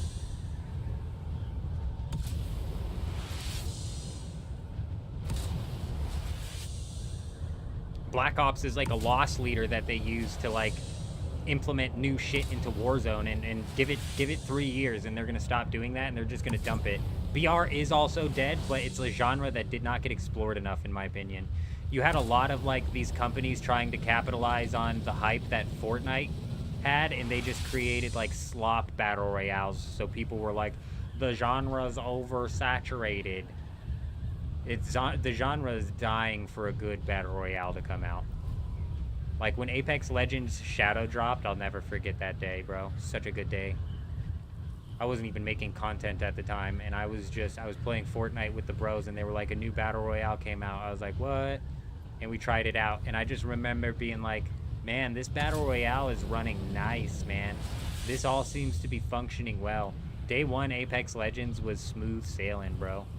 It's not so much smooth anymore, but day one Apex Legends was the shit, bro. It dropped in such a good state. That shadow drop method is something that games need to take advantage of nowadays too, because realistically, I think a marketing budget is about the biggest waste of money that you can have. I think you'd be better off shadow dropping your game with no marketing at all and then hoping that streamers pick up on it and or paying streamers to pick up on it, because honestly, that's the next generation of marketing tactics, is to have the streamers actually pull through on it. If I was developing a game, I'm telling you, I would be hitting up Asmongold and asking how much it would cost for him to play my game. That'd be like my #1 marketing budget, is how much is it going to cost to get Asmongold to play. And then the second point of contention is what do we do to make a game that he's going to react well to? Because that's going to make or break shit for a little while. I've played Delta Force? No, I haven't. The issue, in your opinion, is that the games have become slot factories just running a formula with shiny graphics. You're right, Swoosh, and that's kind of what I was getting at with the Battle Royales. They had so many trying to capitalize off of Fortnite's hype that it created like this like taste in people's mouth of just Battle Royale equals slop. Whereas if Halo Infinite dropped with a pristine, solid Battle Royale, bro, it would still be going to this day 4xing their player count numbers. Let me check their player count numbers before I say that, though. It's probably like 3,000, in which case it'd be 10xing their player count numbers. Because I bet if Halo had a Battle Royale from launch, they would still be holding 30,000 players easy. Oh my god.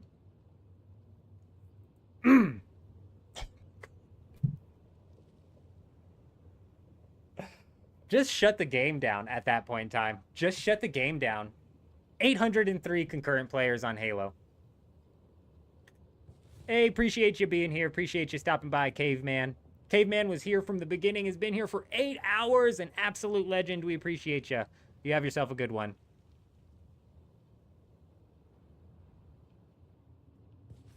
spend all of my marketing budget on VTubers.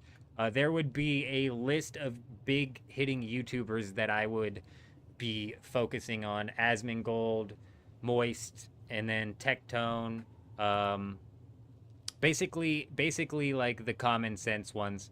I wouldn't be hitting up any of like the big propaganda machine influencers. You know what I mean? You going for the ones who actually have pull in the industry, who actually can swing their weight around. Asmongold can take a channel from 300 subscribers to over 100,000, that's weight, bro. That's pull. Not to discount that lady's content. Her content was killer. Her content was really, really good, which definitely boosted the numbers. But regardless, I've seen Asmongold react to no-name YouTubers and end up pulling them. I know, Halo's dead, bro. Dead. Dead in the water's dead. Wow, dead. Shocked. That number shook me. Just make a good game and it will sell itself. Swoosh has it right there. Swoosh has it right there. If you make a genuinely good game, you shouldn't even have to pay those people to play it and market it. They should just end up doing it for you. Correct. Absolutely correct. Still, as like, if I was developing a game, I would still have a marketing budget, and none of that budget would go into ads at all. It would all go into paying content creators to play the game.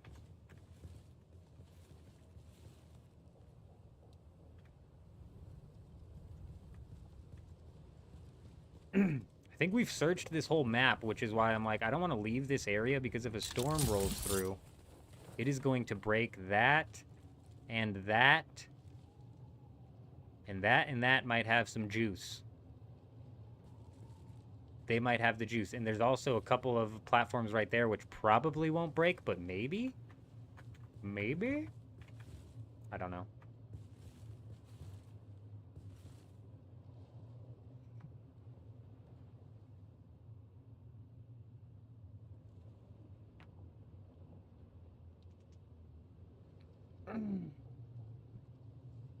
I've never played Delta Force Outer Space. My repertoire of games before I started making YouTube videos was literally RuneScape, and old school RuneScape, and then Black Ops. That was my repertoire of games. The decay mechanics are the worst. And what's going to end up happening is a storm's going to come through and hit way south or something like that. And we'll just end up bailing from this server and have wasted our time here. But the storms are supposed to come on the hour. I don't know if that's on the hour, like, at the 0 mark, or if it's, like, every 60 minutes, so maybe at 2 minutes from now it'll be the hour mark. I don't know.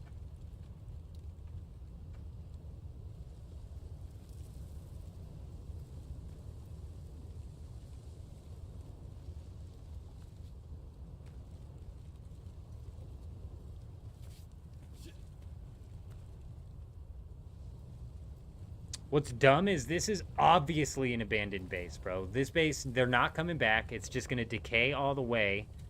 This base shouldn't be here because the people who live on this siege normally should have already been able to raid this thing.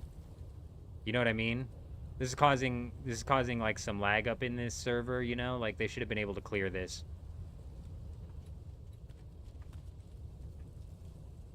Zed, you would think, but, you know, at the same time, people are... I would. Personally, if I was going to quit, I would abandon my base. So if somebody did manage to find it, they could take it. But a lot of people are... this is probably a mainly PvE base, if I had to guess. And the PvE players don't like losing their stuff. That's why they don't go to PvP. They don't like losing even the resources that they spent 15 minutes gathering, you know? Not including the possibility of losing an ornithopter, obviously.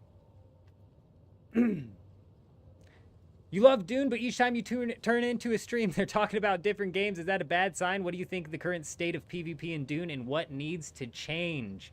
I think the current state of PvP in Dune is piss poor. What needs to change? It needs to have a fundamental rework on the incentive that they are providing players to PvP. Because right now, the only incentive for PvP is for me to go out and gank resource gatherers. That is the only PvP that I can get into where I profit from. is if I go and gank resource gatherers, that's PvP that I can profit from. There's no incentive for PvE players to fight back, because if they manage to kill me, they're going to get the vehicle fuel cell that I risk. So the whole risk versus reward and the incentive needs to be reworked entirely. This is an easy fix. They make it to where if I attack an unskulled player or even a skulled player, I become skulled, and I now will lose all of my gear if I die, except for 3 items that I personally select to specifically not lose. That makes it to where if I flag up on a PvE player and they turn around and they fight back and they kill me, they're going to get my gear, all but 3 items. So there's incentive for the PvE player to fight back. So that at least thickens up the whole PvP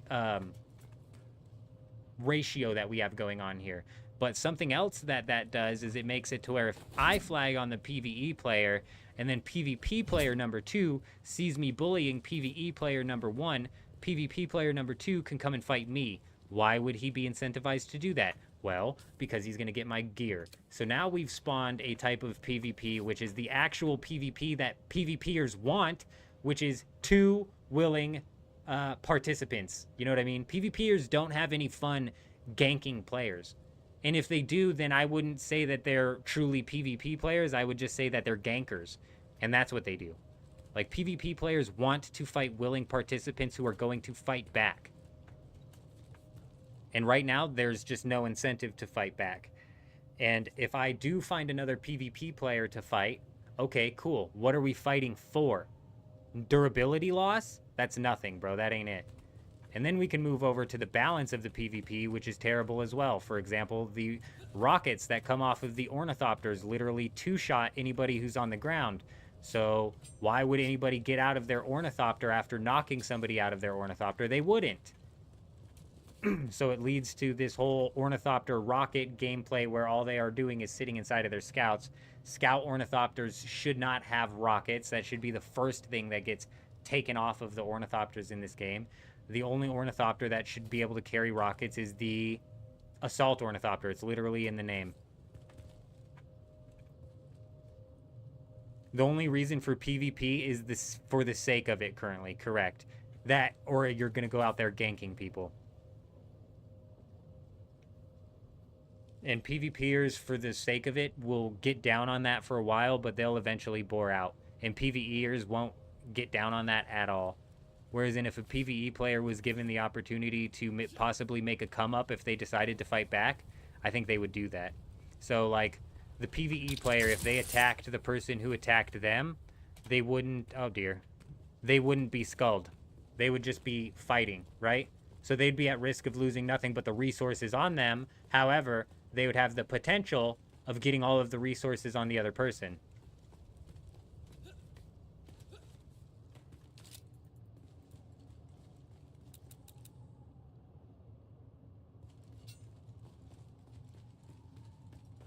Did we ever find the sub-fief at this base? Let's try and look and see if we can find the sub-fief while we're waiting on this storm here. Because if we can check out the potential of that possibly breaking. Because if the sub-fief broke, we'd have full access to this entire base.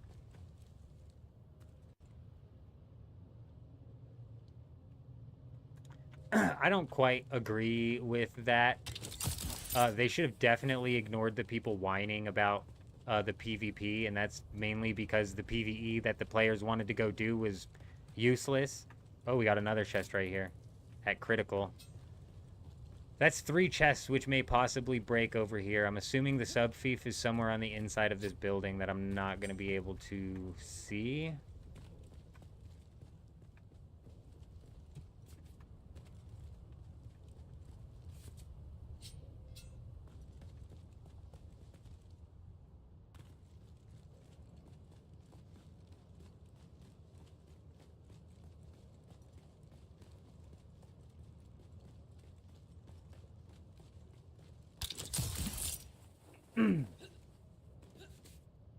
The number one thing that they need to do with PvP is properly incentivize it. After that, balancing stuff like ornithopters with rockets can all come secondhand.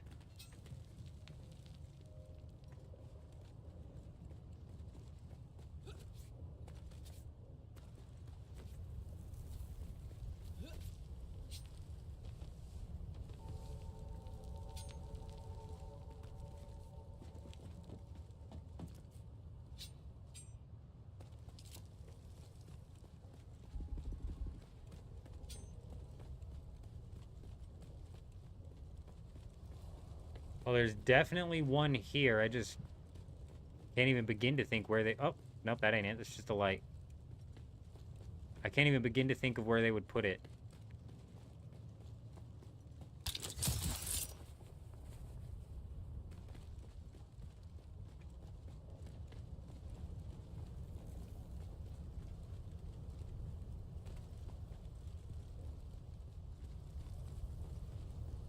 I think that would kill the game immediately.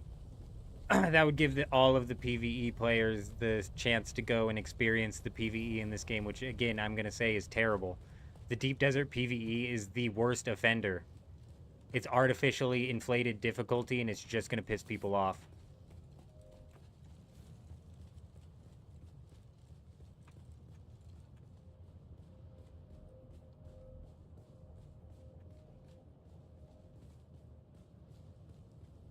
Nice, Christopher, nice. Nothing more fun than a live raid. Especially to hear him whinge about it while you're doing it. It's like, man, if you didn't want to lose your stuff to a live raid, why are you building in the PvP zone, my friend? It's hard to feel bad for you when you make such dumb decisions.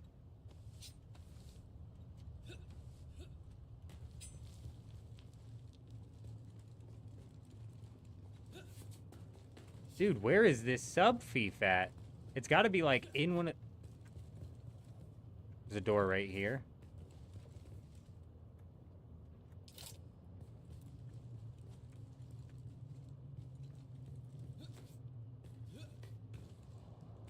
There's a door right there to an otherwise entirely closed-off location. If I had to guess, that's where it's at.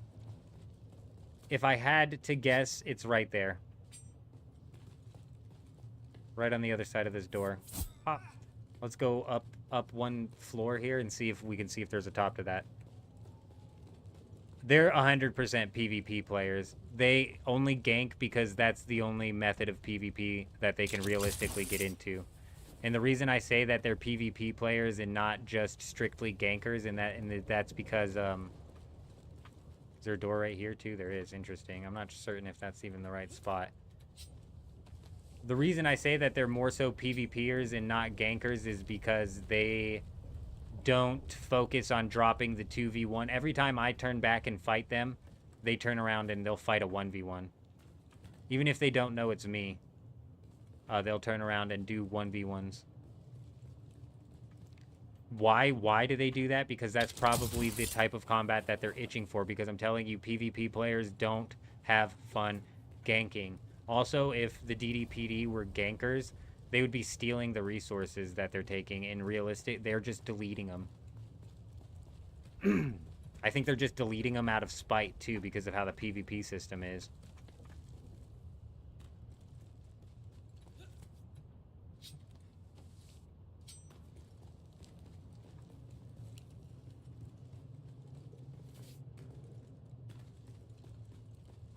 You hate that it's shared loot for the whole party? Are you talking about inside of the Deep Desert?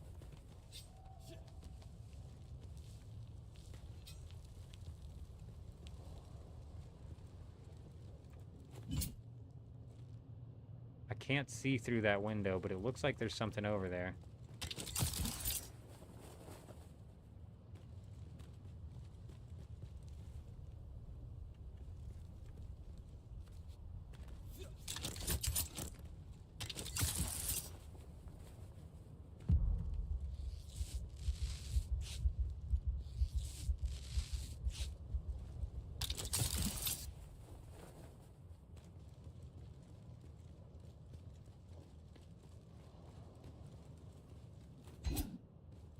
There's another door right there that might lead to a sub-thief.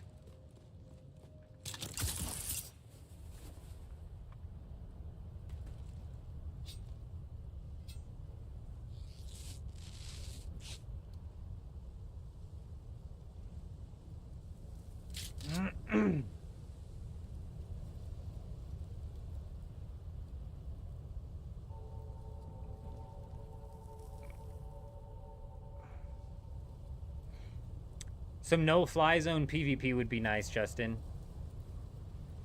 The Scout Ornithopter needs to have no rockets. There's no reason the Scout Ornithopter should have rockets.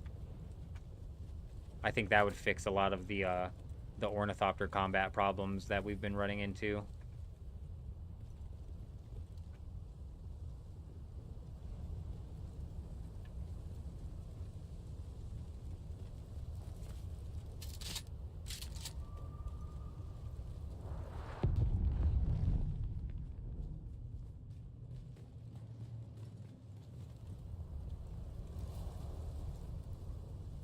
They do. You're right. It is not all of them. You're right. It's not all of them. There are some straight up just gankers on that team. You're right. Very true.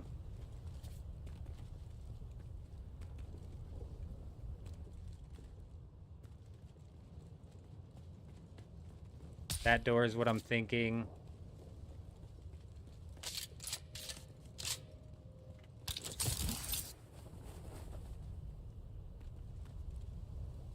That door leads to like a room under this.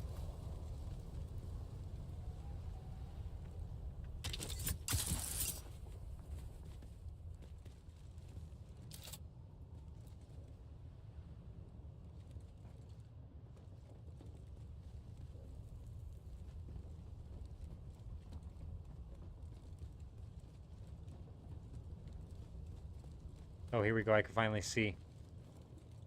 Okay, there is a whole nother room in here that I have zero access to. That might have the sub-fief in it. Can't see shit in there. Wait, why are we looking at this base? So this base right here in particular, I'm just waiting for one storm to roll through this desert. Because this base has this machine, which is literally going to break the second a storm even, like, blows a little dust onto it. This one might also break. And these I don't think will break, but it's not really possible, but maybe. Because I don't think this is... That's not Harkonnen, so that might take a good chunk of damage. I don't think it'll break. And then there is one more chest. There's one more chest just outside of this door here that is going to break as well. Right here. So we've got 3 chests that we could possibly be looting. 2 chests that we could possibly be looting, and that ore refinery. I would say one of the chests is going to for sure break, and the ore refinery is going to for sure break if it gets hit by a storm. So that's why I'm hanging here. I was going to go fly around and scout out the rest of this server for any sort of like bases, but we kind of already have. So I'm at least going to sit here for one storm to pass through this desert. At least one. Does the compact compactor clean the glass for real? You're lying.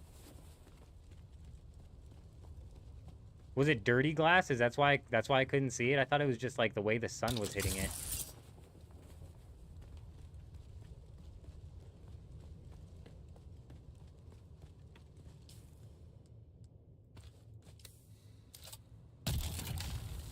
I don't know why I thought for a second that was going to work.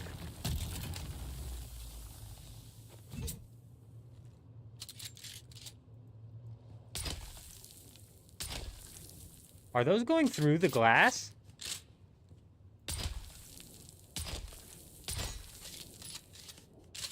The bullet is. I don't know if the effect is.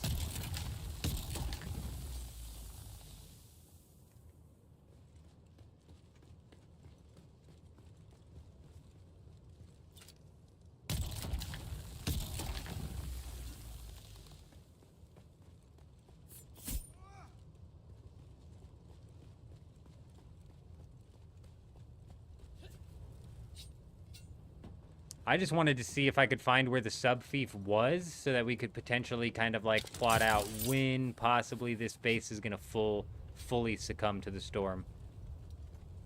And if I had to guess, the sub-fief is... no?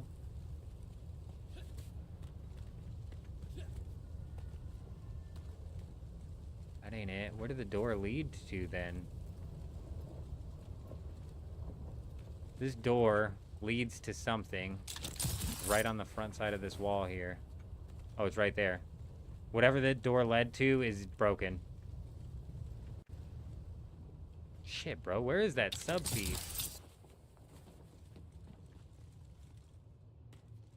What the hell just happened? Did I fall into the void? Is this a new section of the base I've never seen before? What is going on?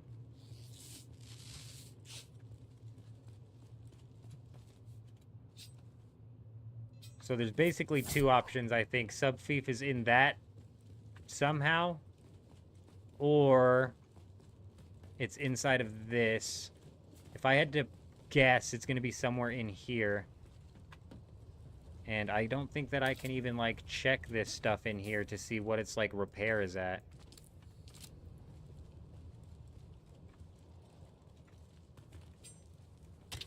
Peak rating content? Yeah. Ain't that the truth? You know, we've been a bit unlucky today with 0 bases out here inside of the Hagga Basin that are raidable. A bit unfortunate. But also somewhat predictable with the population on this server. Got Justin over there in Harmony. Not Justin Frunder, but Justin... Another Justin over in Harmony finding like 6 bases.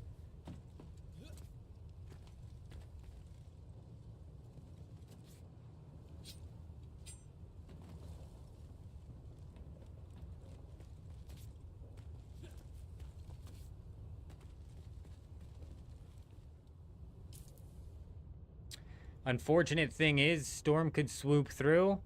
It's going to be way down here. Like, these storms are tiny, so it has to hit it right in the right spot. Otherwise, we're going to be fully shit out of luck.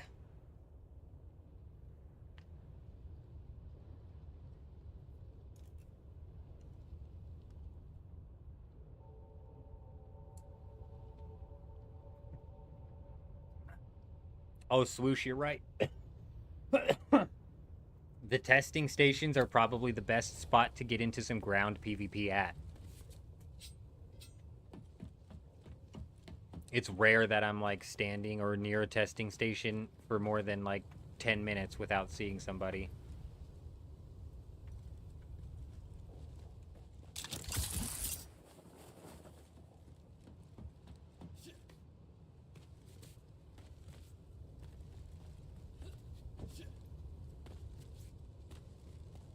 But yeah, we're rocking it solo. For now. For now. When they come up with the character transfers, we might end up popping over to whichever server is most populated at the time. And either A, trying to, like, put together some sort of guild, B, joining some sort of guild, or C, running it solo again, trying to cause mayhem in between the guilds. We'll see. We'll cross that bridge when we get there. We need the server freaking transfers to come out because I desperately don't want to quest all over again. There's so many quests that I just don't want to do all over again.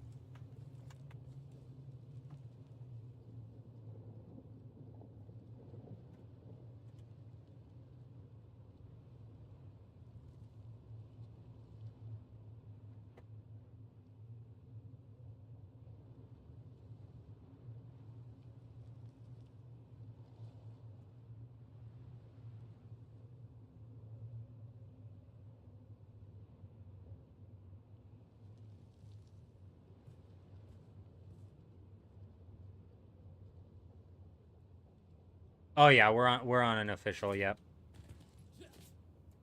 Yep, so the storms come through every hour, and it has been, I mean, we're 10 minutes away from, like, the top of the hour. I don't know if they come at the top of the hour, or if it's a little bit more spread than that, but hopefully we see a storm swoop right through this area. It'd be so perfect.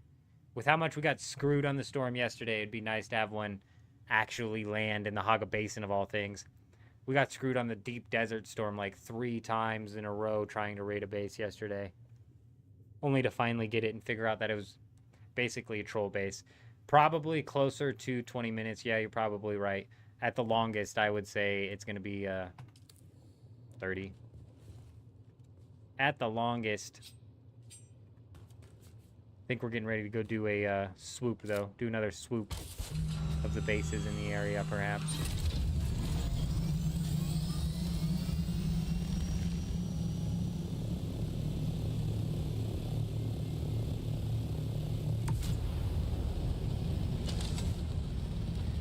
No, I'm waiting for the server.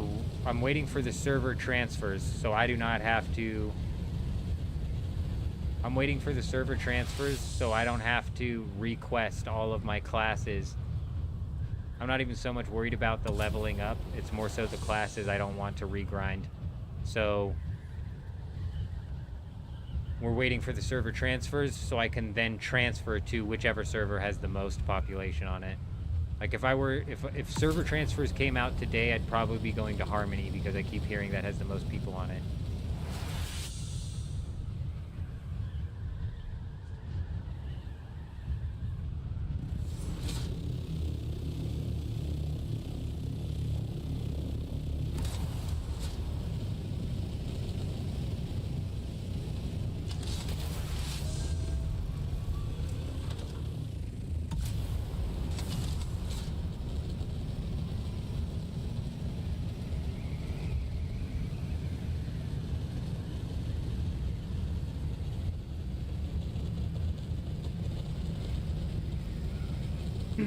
Yeah, the server we're on right now, Dugap, is the population is not so hot.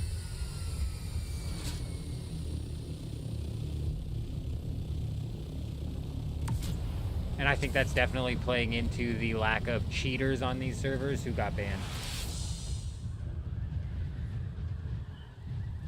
Damn, 8 carriers on one spice field, all different guilds, and they're all just minding their own business, harvesting spice together, huh? Crazy. How many cheater bases have you found? We didn't find any, unfortunately, driver. Unfortunately, we didn't find any explicitly cheater bases. We did find a couple of bases that we were able to loot. I'm assuming that because they abandoned the subfeed. And then we found one base that had a subfief that was claimable.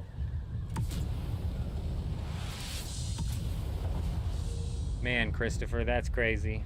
See, I want to be the solo on that server to go and throw rockets at all of the 8 carriers. So now all of the guilds are pointing fingers at each other like, who was throwing rockets? Who threw the rockets?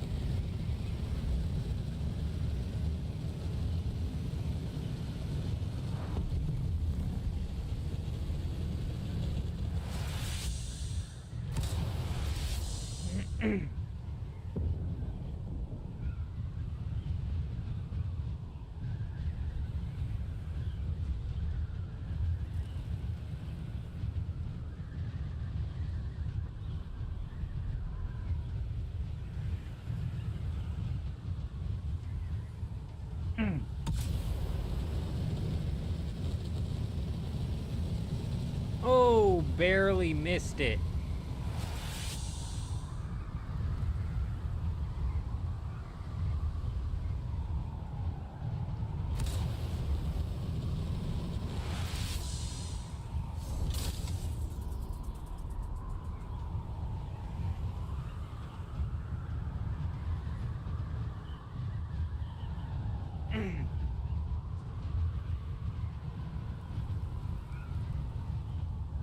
Someone did that, an air battle broke out between the scouts? Ah, so there were some scouts up there, nice. Yeah, because when the other day we rolled up on a guild that was carrying, that had 4 scouts defending, and we just went and started throwing rockets, and then they would chase me off, and then I'd fly back in and start throwing some more rockets, and they would chase me off. It was like a bit of a back and forth. Good times. Space is fine.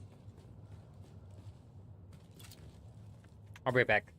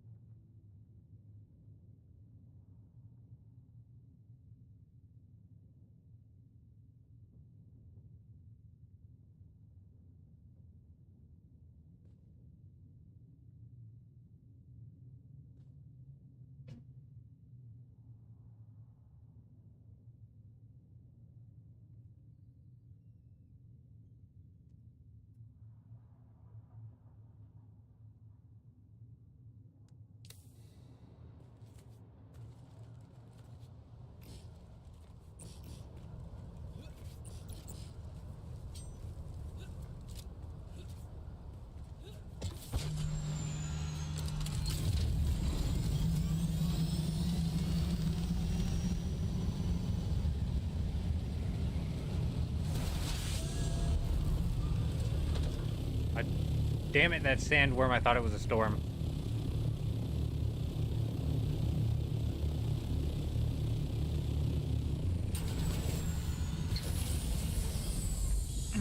Yeah, people didn't cheat on this server, driver. I swear, they just abandoned it. Who are you? Oh, crap. They just abandoned it. And if they did go and dupe, they went and duped on another server and got banned on there because they didn't get banned on here. They just abandoned the server, though. I guess, presumably, if they swapped servers and got banned over there, then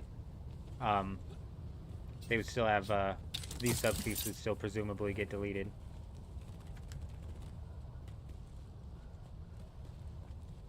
You would think. Who's there? There is everybody. Kill them all.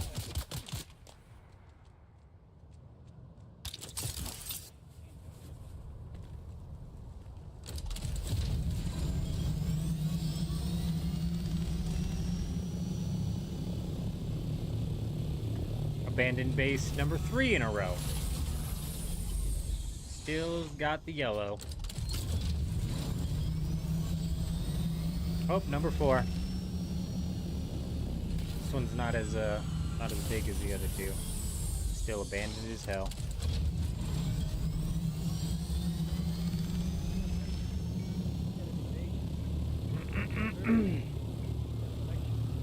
Hey, Christopher coming in with the sub over on YouTube. We appreciate ya. Hope you're doing well and welcome.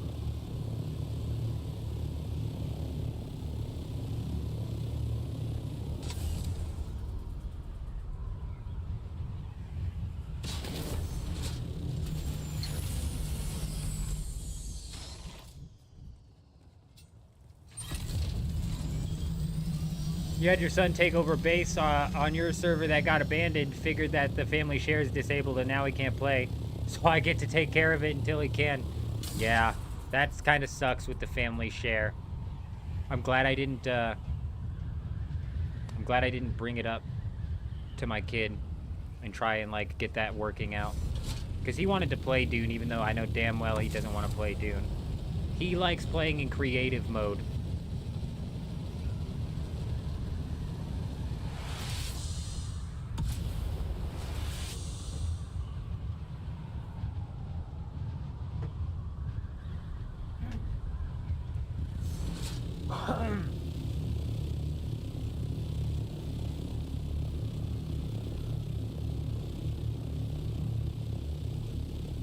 But yeah, that's brutal with the shutdown of the family. I'm assuming that somebody brought it up in the beginning of the stream that maybe... Oh, we got a storm coming. We got a storm coming. I don't know if it's going to hit where we need it to hit, but we have one coming at least. Doesn't look like it with the way it's right east of us at this point in time, but you never know. You never know.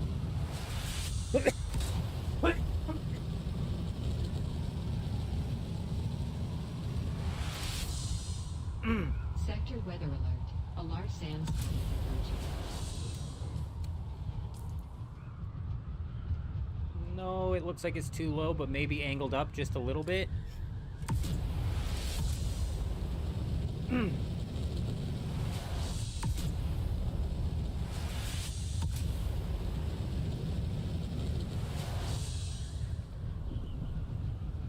Come on, north, you son of a bitch. You follow me north.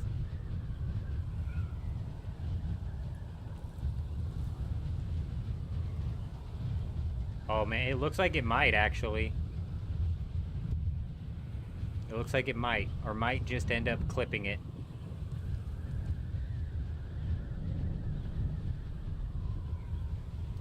It was practically on the hour. I don't know if that happens every hour, if it's on the hour every hour, but it was practically on the hour this time.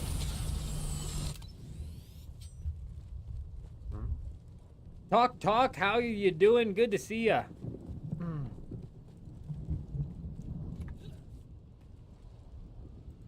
Sector weather alert. A large sandstorm is approaching. We've yet to run into any cheater bases tonight, unfortunately. Talk. None of the cheater bases. We've found a couple of abandoned bases like this with some juice that might spill out of them, huh? The storm did hit the sector, huh? Nice.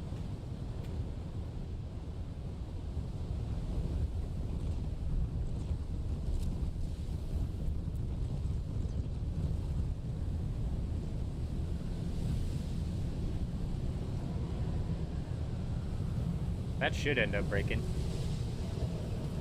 There it goes. Oh god, I jumped the gun, I jumped the gun.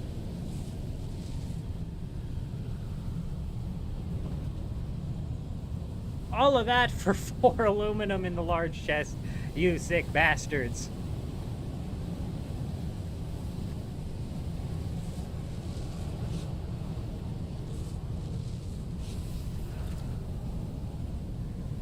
Oh, is it gonna break? I don't think it is. I think it's gonna survive. You saw there's a 1.1.7. Is there anything special? Nah, logical. There ain't nothing special going on. Oh, and it just barely survives the storm. Disgusting. Oh, let's go take a quick look around the base, though, because there was a few things that were almost broken here.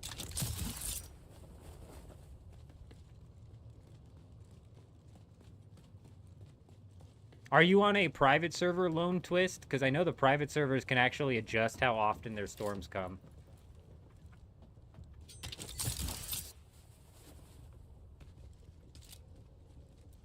Damn, both of them barely got away. They barely got away. I'm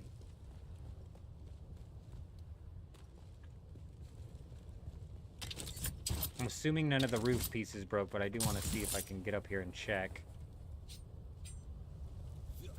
Yeah, these Atreides and Harkonnen build pieces take 2 in real life weeks to break.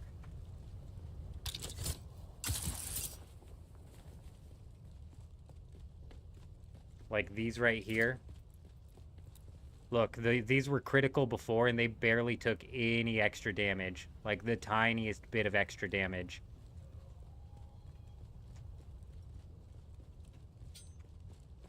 So, brutal. We'll have to come back to this one. See if,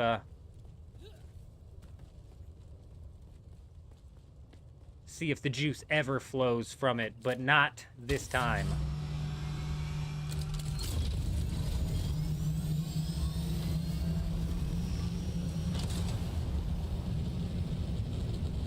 Not that time.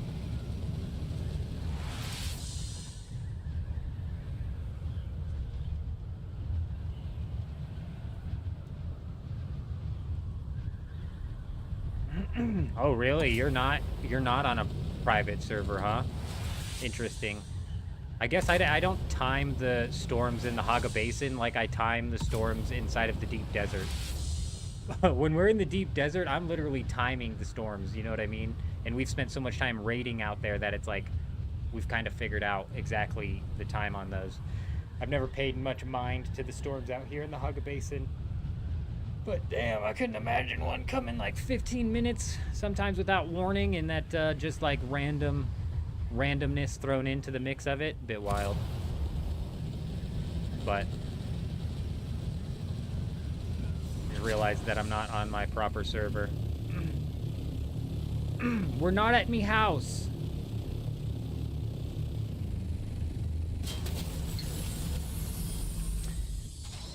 Alrighty, ladies and gentlemen, it is 5 a.m. and I did tell my wife I was going to try and knock out some yard work for her today, and it gets fracking ridiculously hot where I live. So we're going to try and knock that yard work out before the sun comes up. So we are going to be ending the stream here. I genuinely appreciate everybody stopping by. We got some new followers over on Twitch. Killed at the loading screen, TW Machine, Crazy Joe King, Gaby Jim.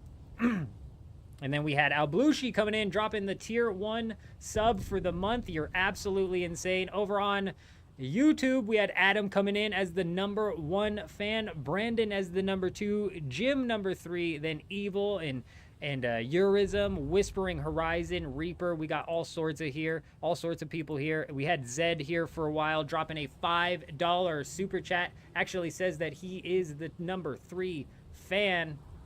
So you guys are absolutely freaking insane. I appreciate all the support that we've had on these live streams.